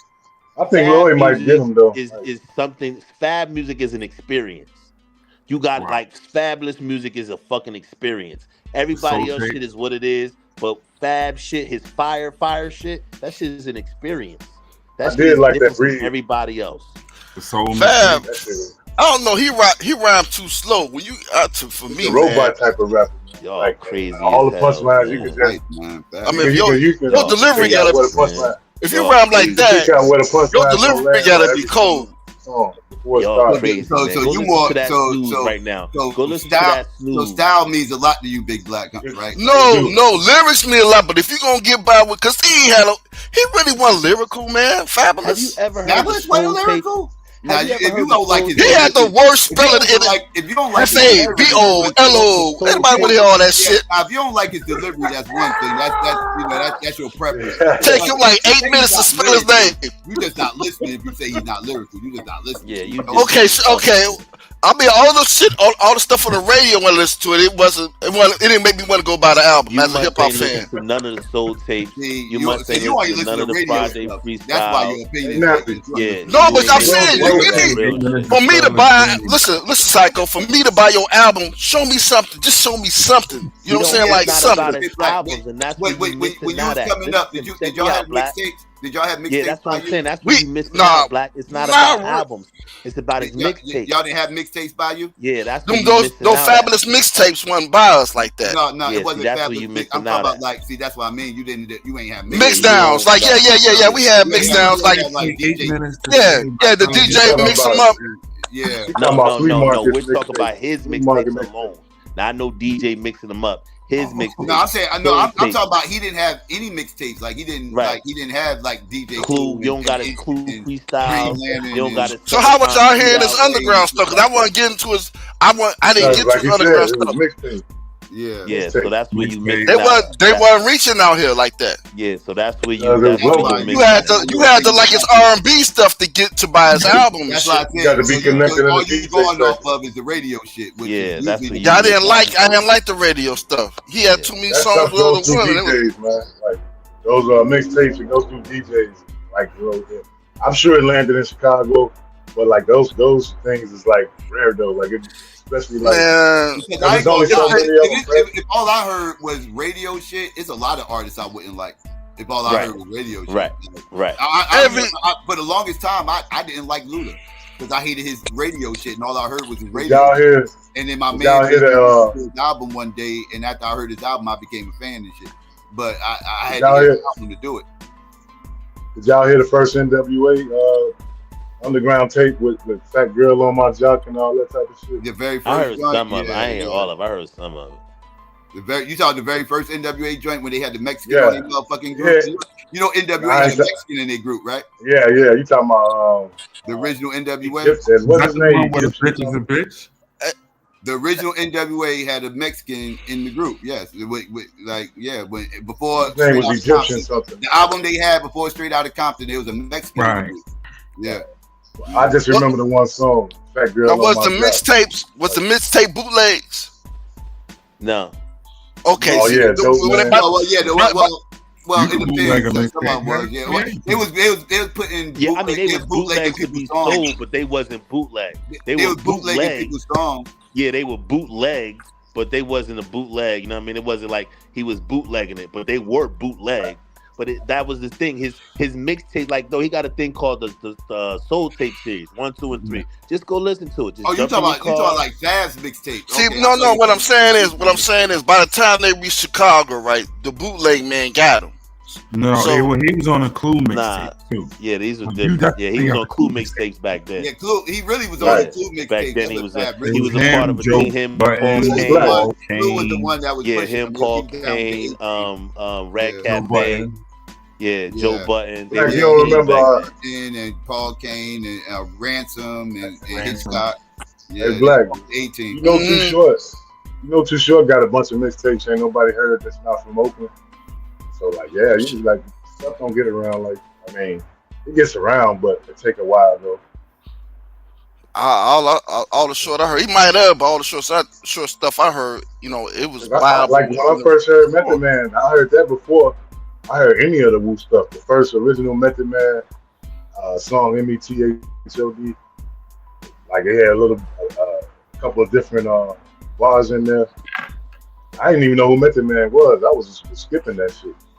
Well, that was on the Wu-Tang album, wasn't it? Yeah, that was on the first. Yeah. I mean, when he first dropped, like that was the first. Well, it kind of was the second single, but a lot of people didn't hear "Protect Your Neck." So that was the first one that had a video like that people really promoted. Was the Method Man song? Yeah, that was on the album. That was on Wu-Tang. That was on a Wu-Tang album. So by the time he came out with his own CD, a lot of people bought it off the strength of that song. Right, but that song, that's the one that really was got out. radio play. Yeah, that's the first one that really. That song was out before the CD though. Before it's yeah. But it went out in Chicago. People, it wasn't bumping like in Chicago like that. It was. It was on the flea market. It was on the flea market mixtapes, man. That's how I had it. If it's in the flea market mixtape, it's a bootleg. Of course, but that's what we're talking about. Like those mixtapes be like leaks and shit like that. That shit ain't really. I mean, but like I said, you gotta go to the flea market. A lot of people ain't always at the flea market or like one of those corner stores and shit. You know what I'm saying? When you're 15 on the west side of Chicago, you at the flea market. I'm sorry. You was at that motherfucker, I'm sorry. Flea Market was because Flea Market had a whole bunch of fugazi shit though. I know. That's why I said when you're 15, you're not looking It's for like, quality. nah, shit, you gonna get clowned with a lot of that bullshit they were selling at the flea market. I could see you talking about Jewtown. We talking about the hood, man. Like motherfuckers walking around with fugazi all day. Hell all that guessing, all that guessing.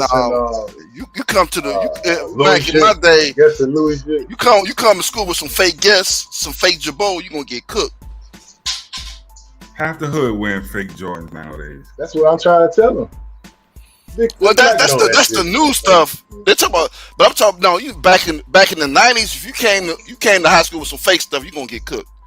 You came to school with some fake guess, and we knew the fake guess because the triangle was big as hell on the back pocket. They were gonna cook your ass. How's bootleg stuff even any better than like TJ Maxx and regular shit? Worry about that. Well, half of the team. That's how they was. They was gonna cook you. You couldn't get away with no bootleg guess. If you especially you walking by with somebody with some real guess, they got a regular guess tag on their back, and your triangle big as hell. Man, they gonna cook the hell out of you, man. They be like, where you get that from? Listen, all you had to see was that Jabot tag in the right spot. They wasn't giving a fuck. Nobody finna come and look in the back of your jeans and shit like that. Shit, motherfucker gonna cook your ass. Motherfucker looking for. I was a roaster. Motherfucker looking for anything to roast. Soon as you hit the lunch table, you was at mine. So you did all your stuff. We gonna look at your shoes. We gonna look at your hat. A big ass triangle in the back. So you did all your Hey, stuff. Truth know what I'm talking about. Truth know what I'm talking about. You can't get away with that shit. I'm not disagreeing with you, but I'm just saying that still didn't stop it from happening though. Oh, it was happening, but you were 70% was bootleg shit, bro. I was going to the mall and grabbing my shit. I'm gonna say 70. I'm gonna say 70, man. Niggas wasn't. I was going to the mall. I was getting my shit for the real. I would get my shit for the mall, man. He's trying to make it sound like I'm co-signing. Wait, you selling crack to buy bootleg? Oh, something ain't added. Nah, I'm gonna get my shit real, man. I don't know about like everybody know. I mean, I agree with you. I'm just saying, like you was getting away with the shit. Just say that. No, I ain't saying I was getting away with the shit. Like I ain't saying like all my shit there. I'm just being honest about like that shit was floating in the hood, hard, heavy and shit. Like you know what I mean? Going to concentrated stuff. That means. Well, you have like 4 guest G's and you one of them is fake and shit. You just have it in rotation and shit. That type of shit. Nah, I knew that. I actually did know the difference, and I actually did like have a chance to get my hands on some shit. But I ain't looking at it like that. Like I ain't about to. Like yes, I know people that clown and shit, but like right now at my age now, I'm not gonna look back and say like. Man, y'all should have been going to, you know what I mean? Like, people was just doing the best they could, bro. Like, I mean, I know that's what you. I know. I'm saying like, motherfucker got once or twice because you had the regular stores, right, and then you had the stores where the Asians had. Nah, we ain't getting that sympathy moment. You was wearing bootleg, Lou. Don't try to clean it up now tomorrow. You was all feel like this is a good times episode. Not like that. They was wearing bootleg. Y'all. 15 with no job, right? So I'll take the L if I had 1 or 2 pairs of non big box store bought shit. But it is what it is. You know how it was. Everybody had bootleg CDs though. Let's keep it. Oh yeah. Definitely. You trying to make it sound like I'm advising everybody, man. Don't get the bootleg shit. Oh, bootleg CDs, bootleg DVDs, shit. That's what took Blockbuster out, shit. Meanwhile, y'all praising all these rappers with them bootleg jewelry chains and shit. Like, it is what it is, man. Shit, they the ones who got done showing people how to do that. Now the kids walking around with diamond testers. That's hilarious. Hey, is all that jewelry from Slick Rick? Is all that shit legit though? Like he won the most gold I ever seen. He was. Yes, I believe it was. So right now, I went to go see it like a couple weeks ago in the Museum of Natural History. They have a hip hop jewelry exhibit. They have Slick Ricks. They have LL stuff. They have T-Pain, big ass chain shit. He got who is it? Cardi B. They got Ghostface's eagle bracelet. It's pretty cool. Yeah. I remember watching. It was one of the music shows in the 80s, like Soul Train or some shit. It was, they had a bunch of those, but it was Slick Rick and Rakim, and they was having a gold off, who got the most gold, and Slick Rick won because it was a tie, and then at the last minute he smiled and all his teeth was gold, so he beat Rakim. I was like, yo. Rakim wasn't. He ain't had Slick Rick type of gold like Slick Rick. He had some gigantic pieces. He was the Mr. T of hip hop. Like that shit was crazy. And Ghostface coming in second. Yeah, Ghost got a lot of gold too. You can tell he's inspired by Slick Rick. You could tell. Yo, Psycho. Like I said, they got it in the exhibit. I saw that shit. That bracelet is actually big as hell, yo. It looked like a fucking Wonder Woman. That bird on the fucking eagle. That's Slick Rick shit, right? With the eagle. Yeah. Yes. It's in the museum. Yep. That shit is crazy. That shit was huge. I seen him not that long ago with some big ass shit. Looked like a tombstone medallion. Right. It was on that hip hop anniversary. It was on that hip hop anniversary. That T-Pain is like, I didn't like this shit is ridiculously big, yo. Pause out. You know what I'm talking about? The one he was wearing, say big ass chain. Hey, Google it. See, that's in that museum too. Hey, would y'all say Slick Rick the first Metro in hip hop? No, they all was Metro, yo. Look at Truth trying to preserve.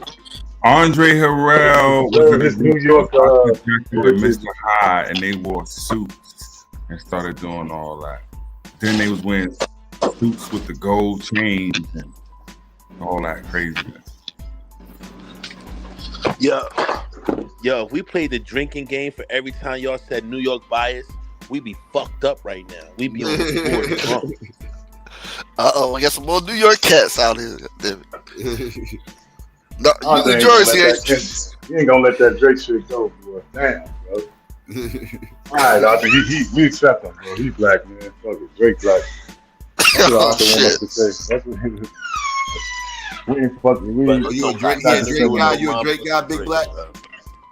Hell no, man. I like lyricists. I'm cannabis. I like lyricists. Like I said, most of the rappers I like are from New York. Don't get it twisted.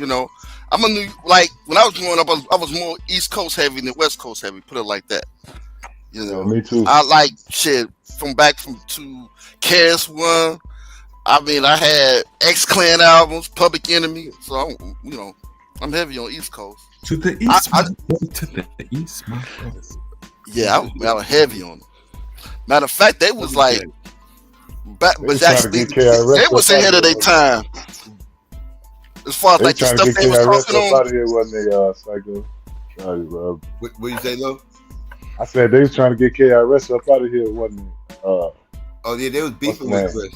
Yeah, it was a big beef with Chris with X-Clan and them. It started over ideology. Man, can you believe that they was the hardest group in hip hop for like a short period, like a summer? The hardest? I don't know if the hardest. I'm talking about like they was top 5 at one point. I would say they was top 5. It was using funk tracks. They was out. They came out around the same time as EPMD, and EPMD was the hardest group to meet at that era. Like EPMD was after Run DMC fell off, EPMD took over and they had it for a while. I think I was I liked a couple of their songs, but I wasn't on the first wave, that EPMD wave when everybody was pumping them. I had to catch them on the rebound. Yeah, I'd like that shit. Yeah, Psycho. I was going to battle rapping, so Rakim was like one of my favorites. So East Coast had more battle rappers, when they talk about just straight lyricism and battling on, on wax. But I would listen to other, the South or, the West or the Midwest if they had battle rappers. So, But you know, in the beginning, Just most that of the Melly battle Mel. rappers was on the East Coast. Right. It's that I'm sorry, I said Melly Mel. I mean Marley Marl, like the way he started like using them samplers and shit. He got away from all that drum shit that Def Jam was doing with LL. Man. Like it just opened up the lane. Mm-hmm. And yes, Jason, I remember Crazy Eddie. He was insane. And yes, I remember Crazy Eddie. And yeah, you're right. He was a scamming ass motherfucker. They got locked up for a bunch of tax evasion and RICO charges and shit like that. Cause they were selling a bunch of stolen goods and goods that really was like wasn't up to par and everything else. I mean, it was ran by the mob and shit. You know what I mean? But yeah, Hey, Psycho. Yeah. Didn't Rick Rubin just show up on Q Channel the other night? Rick Rubin, know, right? That motherfucker did look just like Rick Rubin, right? That shit was hilarious. I was like, who the fuck is this guy? Hey, Psycho, did you see Buckshot he got whooped in New York like 2 weeks back, man? Yeah, They had a I saw video. that bullshit. Yeah, I saw that bullshit. That's crazy, boy. Well, I ain't see well, obviously nobody saw him get beat up, but we all saw the aftermath of him getting beat up. And yeah, it was. Did you listen to that stream yet? The Doggy Diamonds clapping that Red Man and shit? Nah, I ain't even want to hear that shit, man. Like, I don't even know what that shit all about. Like, what is that about? I have no idea. Like, I don't even know if he left the video. I don't even know if he left that video up. I heard it from secondhand, but it was definitely him, though. Damn. Like, I don't even know what the fuck that's even. Red Man, he's like, Red Man needs to switch up his style, man. Like, ain't no people tired of hearing that. Ooh, that's what he was saying. That shit. He needs to switch up. That's who Redman is. What are you talking about? Like, hey, that's what he known for. Like, word up. Like, who's like he ain't. Redman ain't out here trying to go platinum right now. He just dropping bars just because, like, you know, he love the culture and shit. Like that shit. You know, like, you know, Doggy know that shit, man. So it got to be something else. He don't like. That's just him just taking shots or whatever because he don't like Redman, I guess, whatever. Because like a whole bunch of motherfuckers is spitting shit and they changing their style. Drag on drop shit all the fucking time. He ain't changed his style for what? That's what he do. He literally referenced that Prodigy line. His shit be fire too, but at the end of the day, it's like, well, why do I don't know. I don't like what the fuck is he talking about? The man literally referenced that Prodigy line with the crazy spitty shit. Nobody want to hear that shit. Now here's the thing with Redman. Like I said, Redman one of my favorite rappers. I just think Redman was the number one rapper in one particular. I mean, not now, but back in the day, I thought Redman was better than he was the number one rapper to me. But he took metaphors to another level. Yeah, but the thing is, it's not that he need to change his style. He just his not his style, but his lyrics just watered down now. They just watered down now. They ain't as potent as they was back in Muddy Waters. You know what I mean? He ain't like Muddy Waters. I'm sorry. Muddy Waters was cold. I'm a Derek the Dark Side guy. They need to holler at Madonna Comet. If anybody out there want to hit record, holler at Madonna Comet, bro. I got you.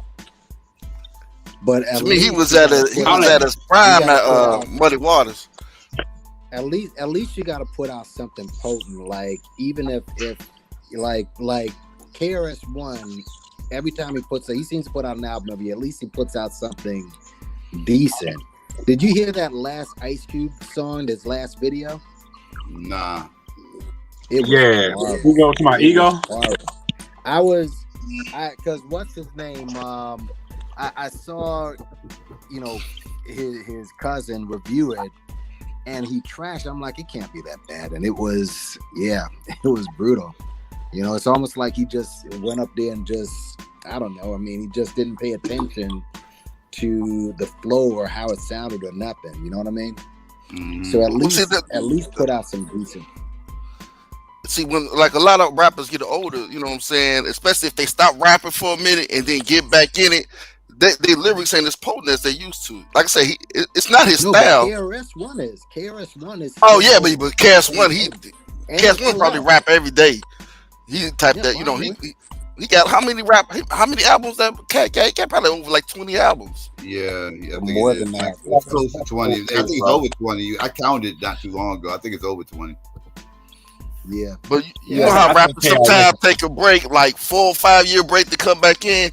You might not be 9 times out of 10 you ain't gonna be as potent as you was when you know. Chris still hot. The last, Chris. Yeah, Chris. It's not about the bars, bro. You gotta have a perfect beat. Ain't about the bars. It's about the beat, man. You got perfect beat, man. If you ain't got no lyricism, you gotta have a. If you ain't got no lyricism, you got pandemic. You know. Yeah, like he's still pretty good. Like Too Short, right? Too Short flow. He survived all these years off his delivery, because lyrically he ain't got no lyrics as far as like he just makes 2 sentences rhyme. Yeah, but his beats. But I'm saying his beats and his delivery. You know what I mean? He just had a lane. He survived off that. Lane. He took over that lane. He created that lane. He created that lane too. He did have a lane, but basically it was his delivery and them beats. It was the stamp. You know what I'm saying? I know the hood. All they talk about was the beat. But you put Too Short on any track, when he flow, you gonna be like, "That's Too Short." Even now, you put him in with the youngsters and let Too Short flow. His delivery is distinctive. You know what I mean? You said the youngsters? That's why the West Coast produced some of the best music, because they always had when they rap, it sounded like they were talking most of the time. Like they were, you know what I'm saying? It was like you gotta separate. You gotta separate the bass from LA though when you're talking about the West Coast. It's I'm just saying, let's look at it. Like when you look at Cube, NWA, Ren, all in. When you look at their original music, they was rapping at a certain tempo where it was kind of slow, almost like they was talking.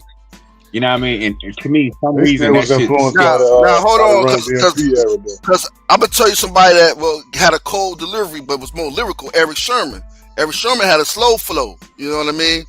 But shoot, that's the type of dude that he evolved with the 90s. He still kept the same flow for the most part. He some of them verses, same style. Some of them verses he kept the same. He kept the same style. Again, he's one of those types you drop on anybody's album, you're gonna know, okay, that's Eric Sherman. As soon as you hear it, that's Eric Sherman. Because his voice is distinctive. And he got a distinctive flow. Yeah, he rap kind of slow, man. It's something about them be the major hits when a nigga like when Tupac released I Ain't Mad at You, when Snoop Dogg did I'm a G Thing, all them, if you listen to the way they rap, it's a slow to where you can comprehend every word damn near. That's just my hip hop perspective. Y'all telling on y'all stuff tonight. Y'all really telling on y'all stuff tonight. About what? About y'all beef is it's gotta be slow enough for y'all to catch it, and if it I like. I'm saying that's where most of the hits came from. I'm saying that's where most of the. If you look at most hits, I'm just saying that's where most of the hits come at. If you look at most of the hits, most of the hit songs that made the radio from niggas or rappers, look at the tempo it was at. I'm gonna tell you, like, I like faster rappers, but I'm just telling you, you know what I'm saying? It's like 3 times. NWA. I'm sorry, Black. He said NWA was rapping at a certain tempo. What tempo was BOC rapping at? Because he was a part of them, and he was. I remember him having a lot. He was rapping tempo. He had different styles though. Yeah, he had different styles though. He was kind of like KS1. He could flow a different style. I'm talking about the NWA group.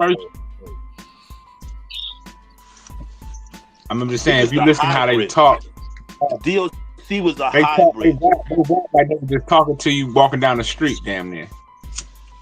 The DOC had a little bit of East Coast because I'm the diggy doc. Yo, that's more that's like right. Mixing reggae with his shit.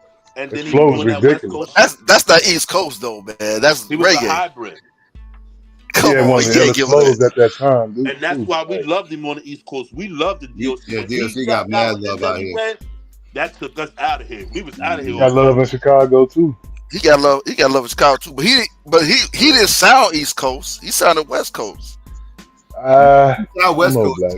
He ain't sound West Coast. They NWA Y'all was gonna take influenced by him the to the Run sky. DMC. Y'all, He didn't sound like come the on. rest of NWA. He Listen, didn't sound like the rest of NWA, NWA. No, but he wasn't in NWA was influenced NWA by the though. East Coast, He was never in NWA. He was always a solo He was on artist. the same label, but I'm saying like he didn't sound like the rest of them though. Is what I'm saying. Like they sounded West Coast.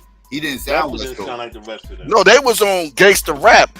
DOC, if you listen to his album, he wasn't on no gangsta No, rap I'm not shit. even He was talking on about the content. I'm just saying like talking about the way flow. he fit. Yeah, his flow and Right. everything. Like he didn't sound like them motherfuckers. Like he didn't sound like Cube, and Cube was the best one to me, and he didn't sound like nothing like Cuban was influenced by NWA. I mean, they was But influenced Psycho, by Run DMC now. back then you had to sound different though. You had to sound different than everybody. Them were the days where I don't care if y'all cool, you got to sound different. Because they're gonna say you sound like somebody. His accent, all Look that. at- I mean, look- he didn't look at- sound look like at a AZ. West Coast dude. He didn't like his cadence.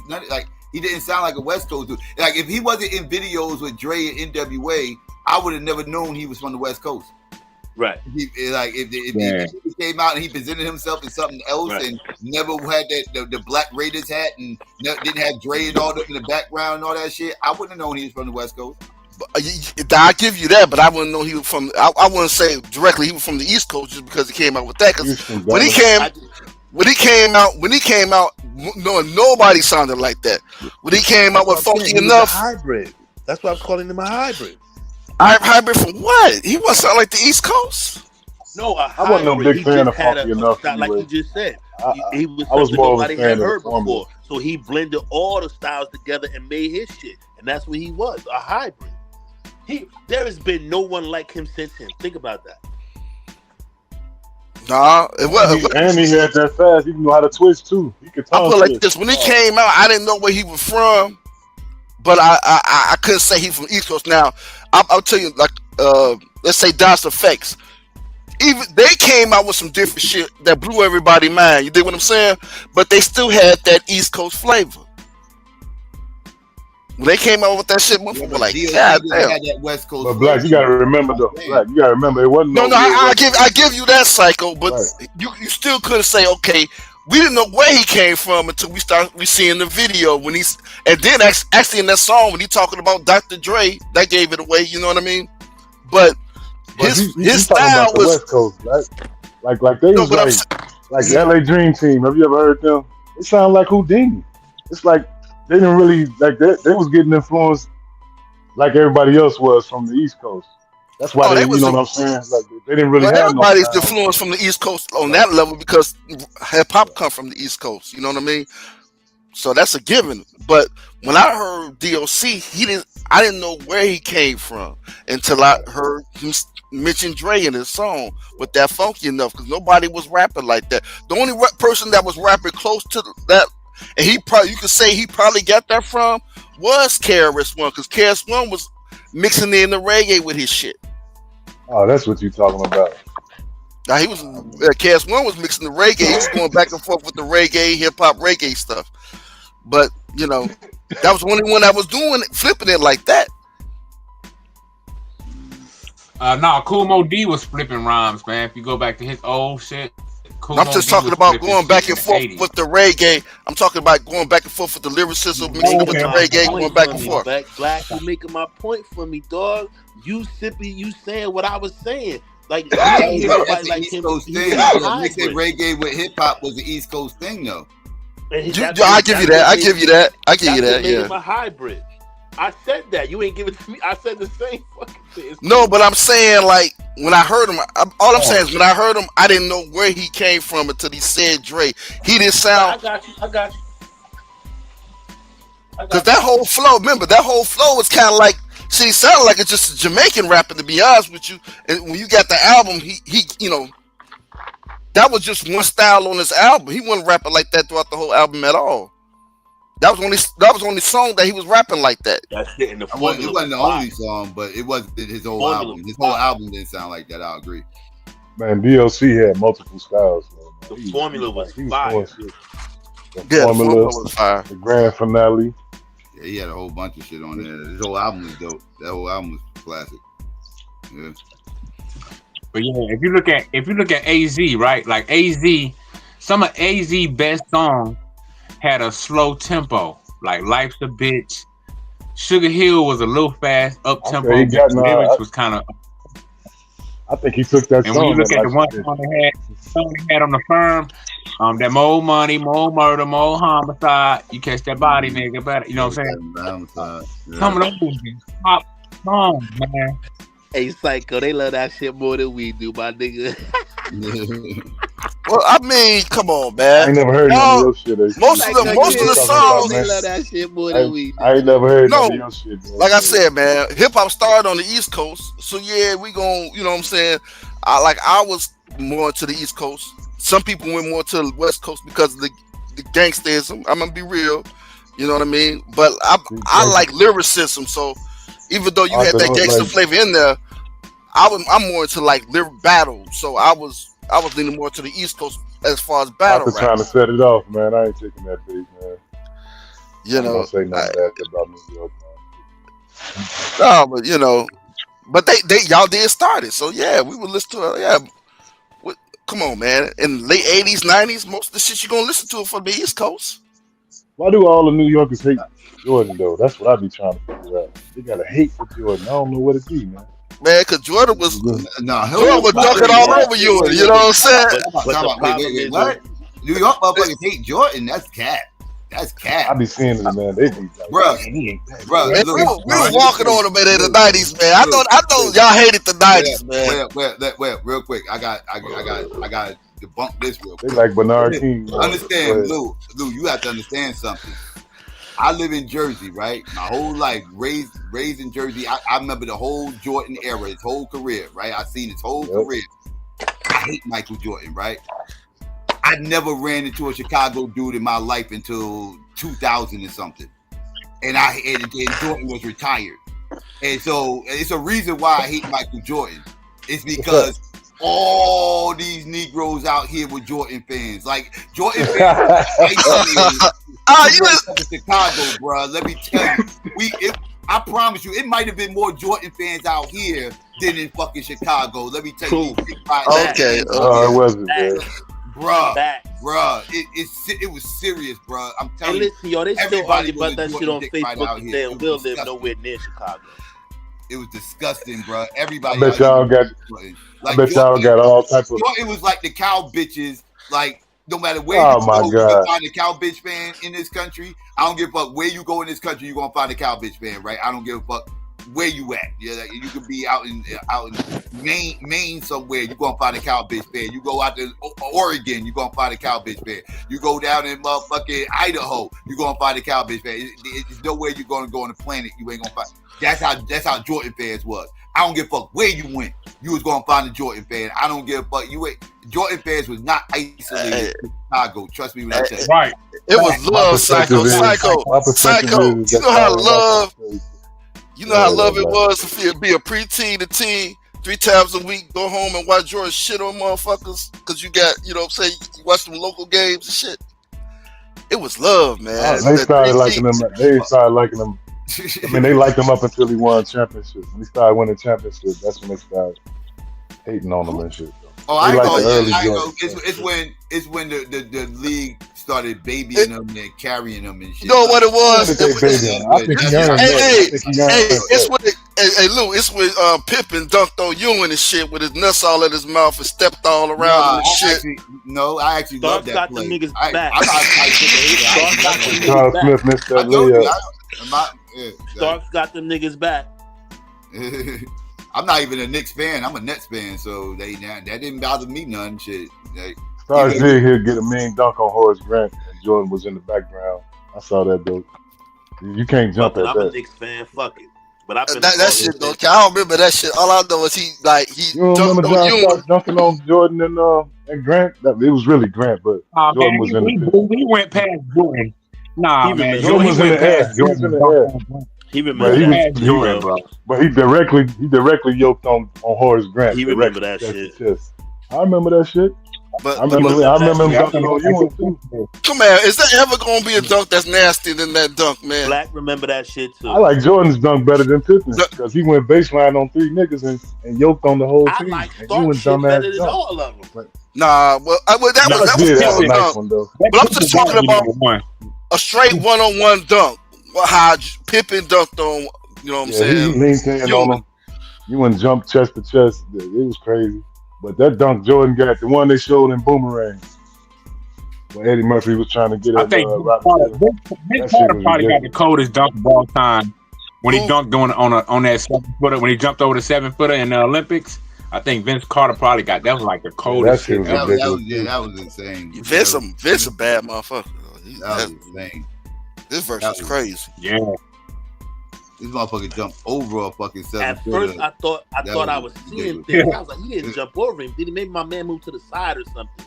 Like, man, he just moved to the side. He cleared his ass.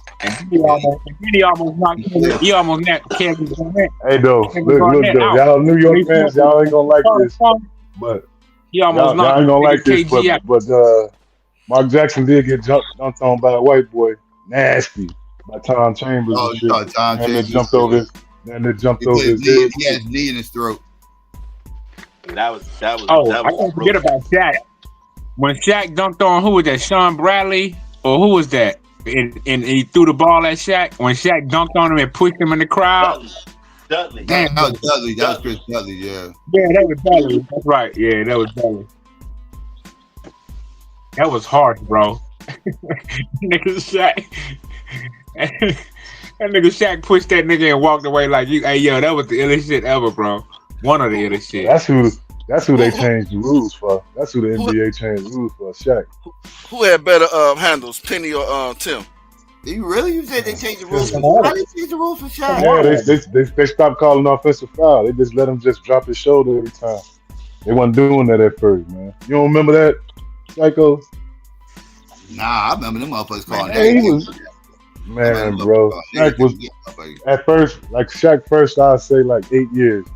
Like if he drop his shoulder like that and lean, and you just take your offensive charge. People was flopping. They stopped calling the flop. That's what they stopped calling that. Like, I don't remember too many people flopping. I know Rodman and then D-Box used to do it, but I don't remember it being a league-wide epidemic like this. They'll be like inside the circle and everything else, or whatever the case may be. Is that what you're talking about? Like them making the inside the little circle part, whatever, where they can't take the charge?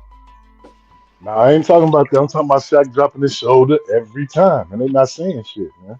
Like, yeah, because it was killing niggas out there. Shaq was killing niggas. I know he a Jersey native, Psycho, so I don't expect you to like remember that. I'm biased with Shaq. I'll keep it a buck. I am biased when it comes to Shaq. They from the same damn city. Right. I ain't gonna lie, though, but the dunk, you gonna have to dunk. You gonna have your shoulder, the way Shaq was dunking, your shoulder gonna have to dip a little bit. That's offensive foul, man. Like you can't do that on the field. Y'all Dennis Rodman, so we gave y'all Dennis Rodman from Trenton, so we gave y'all Dennis Rodman. Do y'all remember when Kevin Oh, that's when bogus, Kevin you could say that. Y'all remember when Kevin? Wait a minute. Y'all remember when Kevin Johnson? Y'all remember when Kevin Johnson dunked on? Y'all remember when Kevin Johnson dunked on Elijah Wan? Remember when Kevin Johnson? Yeah, that was disgusting. Yeah, I saw that. It was a tip. It was a tip dunk, wasn't it? Wasn't it a tip dunk? Nah, he drove to the side. He went baseline. It was off the rim, bro. He went. You talking the Kevin Johnson shit? He went baseline. He drove. I know it was either him or I think Isaiah. He was self-out. He drove baseline. This was in the playoffs. I'm telling you, it was the Suns versus the Rockets in the playoffs. The Suns lost this series, but yeah, Kevin Johnson drove baseline, and this is the elimination game too. And he leaned in. Yep. And he went shoulder to he put his shoulder in Elijah Wan's chest and banged on him hard as hell. Against the NBA's all-time shot blocking. Hell, yo, that's who Elijah Wan is. Hold on, Madonna. When 93. Nah, it wasn't 93. No, it had to be 93. This had to be like 94, 95. It was like 94, I think it was. It might have been 95. 93, 94. Yeah, I think it was 93, 94. No, and you know what? 94. I think it was the year. It was the first year the Rockets won. It was the 94 season, I believe. And you know Hakeem Olajuwon is the all-time shot blocking leader and arguably the best defensive player behind Bill Russell all time and shit. So he got away with that. Oh yeah, it was nasty. That might have been the worst dunk I've ever seen on Olajuwon because people wasn't just dunking on Olajuwon like that one right there. That was nasty. Didn't Kobe get him nasty? And he was only what 5'10". I think Kevin Johnson was what 5'10". I think he was like 5'10". Nah, he was like 6'1". Kevin Johnson like 6'1". Oh, okay. Yeah, he's short as hell, bro. Like, he's barely taller than Spud Webb. But 6'1", he's way taller than Spud Webb. 6'1". Spud was only what 5'7". Right. 5'4". Oh no, that was Muggsy Bogues 5'4". Muggsy was 5'5". Yeah, 5'5". That's right. Who y'all think had the? Who y'all think had the coldest? But that's one thing about niggas, bro. But that's one thing about niggas in the NBA, bro. We didn't have the shortest nigga. Spud Webb won a dunk contest, and we didn't have. I mean, that's some phenomenal shit, bro. We had Muggsy Bogues. We had Spud Webb. It's like, damn, bro. We didn't have the midgets and the giants. Did he actually win though, or was it just like, oh, look at this cute guy? Don't do it like that. Don't do it like that, Lou. That's what that was. Yeah, Lou. That wasn't. He didn't legit. He wasn't dunking better than Dominique Wilkins out there. Nah, he got extra credit. He got extra credit for being 5'7". Yeah. Right. Y'all bogus as hell, man. Y'all gonna do. I'm telling you, he wasn't dunking better than no. He got extra credit for being 5'7". Like his dunks wasn't better than Dominique's, but because he was 5'7" doing it, he got extra credit, and that's how he won. Like when D Brown won, he legit won. We hadn't seen nobody that short dunking like that, man. Like Spud Webb, Yeah, like that's why. nobody that short. Right, that's why he won. That's what he's saying. Like when you remember the D Brown when he won, right? That was legit creativity. It wasn't because when he put his elbow over his eyes. But Sean Kemp was, he did actually wind up being Sean Kemp. His final, you go look at his final round. It was garbage. It was trash. He tried to jump for the foul line and clearly missed that motherfucker by a wide margin. Yeah. He did bad in that final. Behind Sean Kemp doesn't do good in dunk contests. He's an in-game dunker. Yeah, he more highlight film. Right. You get him in the game, he'll get you some highlights like a motherfucker. But you put him in a dunk contest, his creativity ain't there. Yeah, can't think. His creativity ain't on the point. He can't do it. He can't do it with thinking. He got to be spontaneous with it. I didn't realize how many bodies Jordan caught until I seen that Bulls mixtape. Man, it's like he dunked on 500 motherfuckers on that shit. Bro. Oh man, and all 7-footers and shit. I'm like, God damn. John Kemp got bodies, dog. No, I'm talking about Jordan. Man. Look at that Jordan Bulls mixtape. Oh, he caught like 200 motherfuckers on that one mixtape alone, bro. 200 different motherfuckers. Like that shit is definitely got the record. But people don't bring his name up when it comes to him and Pippen were cold on the fast break, man. They had the coldest fast breaks. Well, when people keep saying LeBron James the greatest driver to the basket, man. I'm sorry, he ain't even number 5 and shit, bro. You ain't the greatest driver to the basket. Get out of here, man. Like he ain't even close to Jordan, bro. He trying to do what Jordan did. Jordan did Space Jam. He wanted. Or they'll say Kyrie got the best layup. No, you don't, man. And it's hard to judge him because he's so big, man. I don't want to, you know what I'm saying? Because I don't want to take away from his greatness because he, but he's still hooping right now, right? He drive to the, he just plows. That's what I give him credit for. That's what I give him credit for. Bro, he doing it so long. Like Jordan. But as soon as these steroids allegations come out. What really pissed me off about the Kyrie shit when everybody started saying he's the greatest dribbler of all time, and it's like, bruh, how the fuck are y'all saying this? Like, and I know how they saying this because like I said, these park ball rules, these new park ball rules in the NBA, all these little gather steps and these little weird all these little weird things they allow these motherfuckers to get away with now makes it seem like these motherfuckers is better than the motherfuckers from back in the day, and it's all capped. It's the rules changed. These motherfuckers are allowed to do more shit now than Isaiah and them was able to motherfucking do. If Isaiah and them tried to do that bullshit that these motherfuckers are allowed to do today in the NBA, Isaiah would have been cut from the fucking Pistons for all these fucking turnovers he's fucking doing because they'd have been calling all that shit, calling all those walks. He was trained by Bobby Knight. If you do that shit in Bobby Knight's practice, man, you getting kicked out. Bro. Double tap dribble that Tim Hardaway had. I used to kill niggas with that double tap dribble that Tim Hardaway used to do. That double tap cross when how he used to double tap the ball You know what I'm talking about? What Tim Hardaway used to do? He was killing niggas with that shit, bro. I was killing niggas with that. Was that before or after Psycho? What? As far as like the rules change, as far as like how they, you can carry the ball. You could take you could date it to Allen Iverson. Allen Iverson is the reason why they started getting softer with the dribbling and stuff. When he first came in the league, he was doing all that park ball shit and they was calling it, right? When he first got in the league, and then he was complaining. Right, he's complaining like, yo, this is my game. They not let me play my game. They calling me too tight and everything. That's that third. And as the years went on, they started loosening it up with the calls, and they started allowing these motherfuckers to do more shit.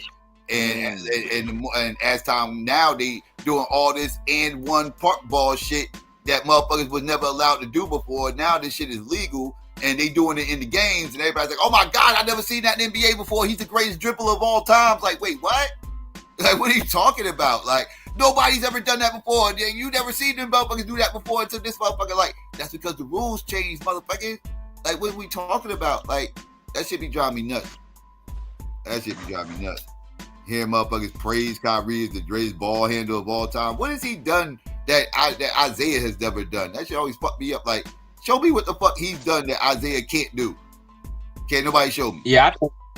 I think my handles is better than Kyrie, bro. I mean, I ain't in the league, but I still got handles. I'm serious, bro. I got handles. Anybody, bro? No, I'm telling you, King. my dribbling skills always was top notch. Cause living in Pittsburgh, that was one thing they focused on. Like, if you didn't have no handles, niggas would laugh you off the fucking court. You know, what I'm laughing you off the court saying that you got this motherfucker better than Kyrie. John, I can ask you right now. I can tell right now if you actually telling the truth, man. Like, did you have a decent jump shot? Oh, for sure. Okay. But that's what really makes your handles come out. That's what really makes your handles come out. But Don, you didn't sound confident at all when you said that. You didn't sound confident at all. You're like, for sure. That's something we need to see. I thought I was good. When it came, that's what makes your handles effective and shit, bro. I padded my shot after Jordan. I padded my dribble after Tim Hardaway. I practiced that. I practiced that. I would have ripped the shit out of your ass. Double tap. You telling fish stories, man. Double pump backwards dunk. Left your ass motherfucking on the ground crying and shit. Like I can tell, but you that. All I'm saying is, if you can't shoot, I'm not going for no crossover. You that big mouth motherfucker that comes to court with a Jordan jersey on, brand new, fresh out the fucking box. Motherfucking brand new Jordans, some knee pads, elbow pads, motherfucking headband, motherfucking sitting up there. So yeah, I got next. You think I was go out there and shooting nothing but air balls, turning the balls over, dribbling off your knees, going out of bounds. You all fucked up.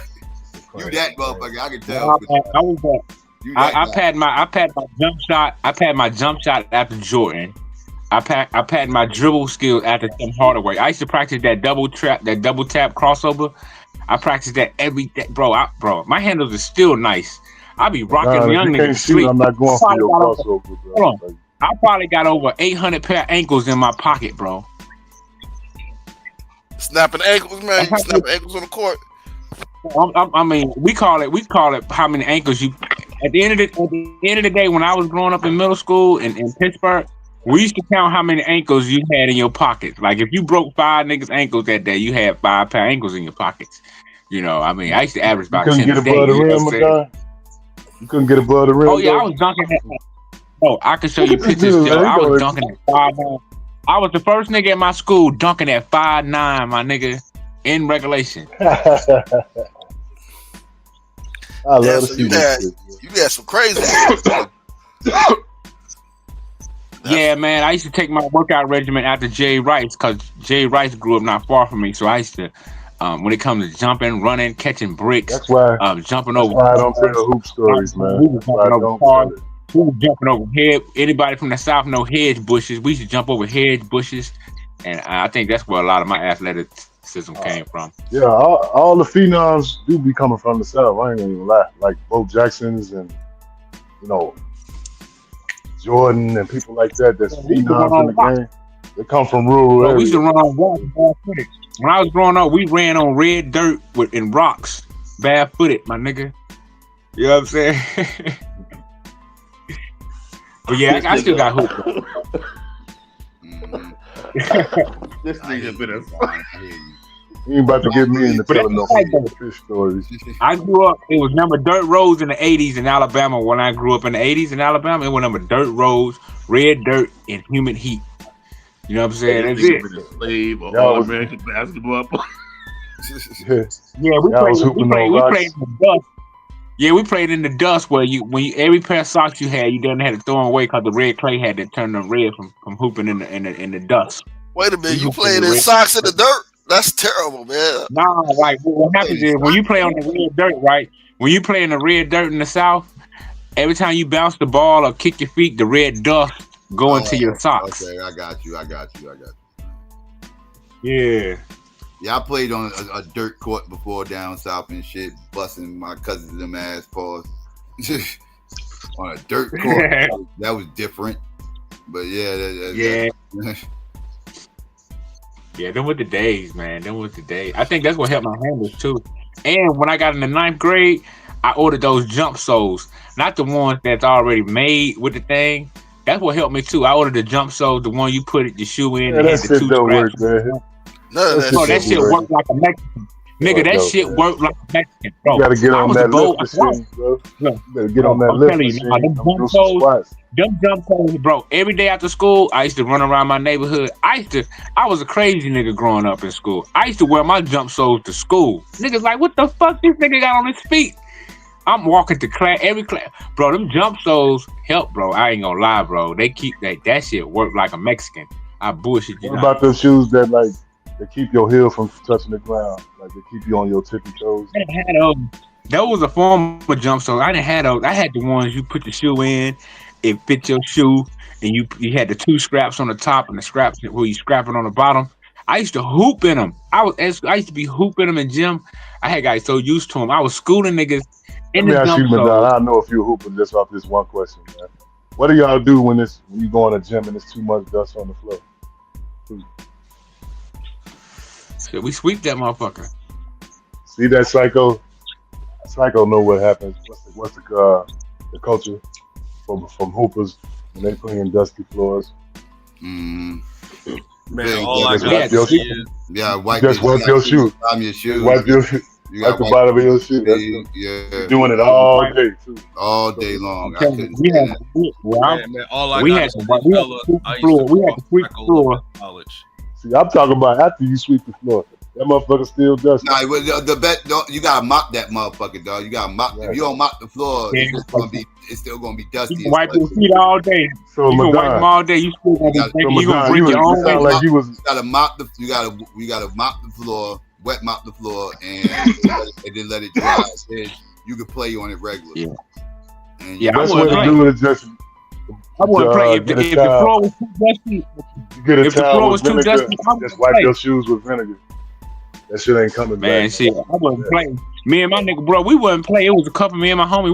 If the floor was dusty and we was sliding, we wouldn't play because I seen too many niggas roll their ankles from a motherfucking dusty. Ass, man. I hate the slippery ass floors, man. Like you start sliding. You just can't.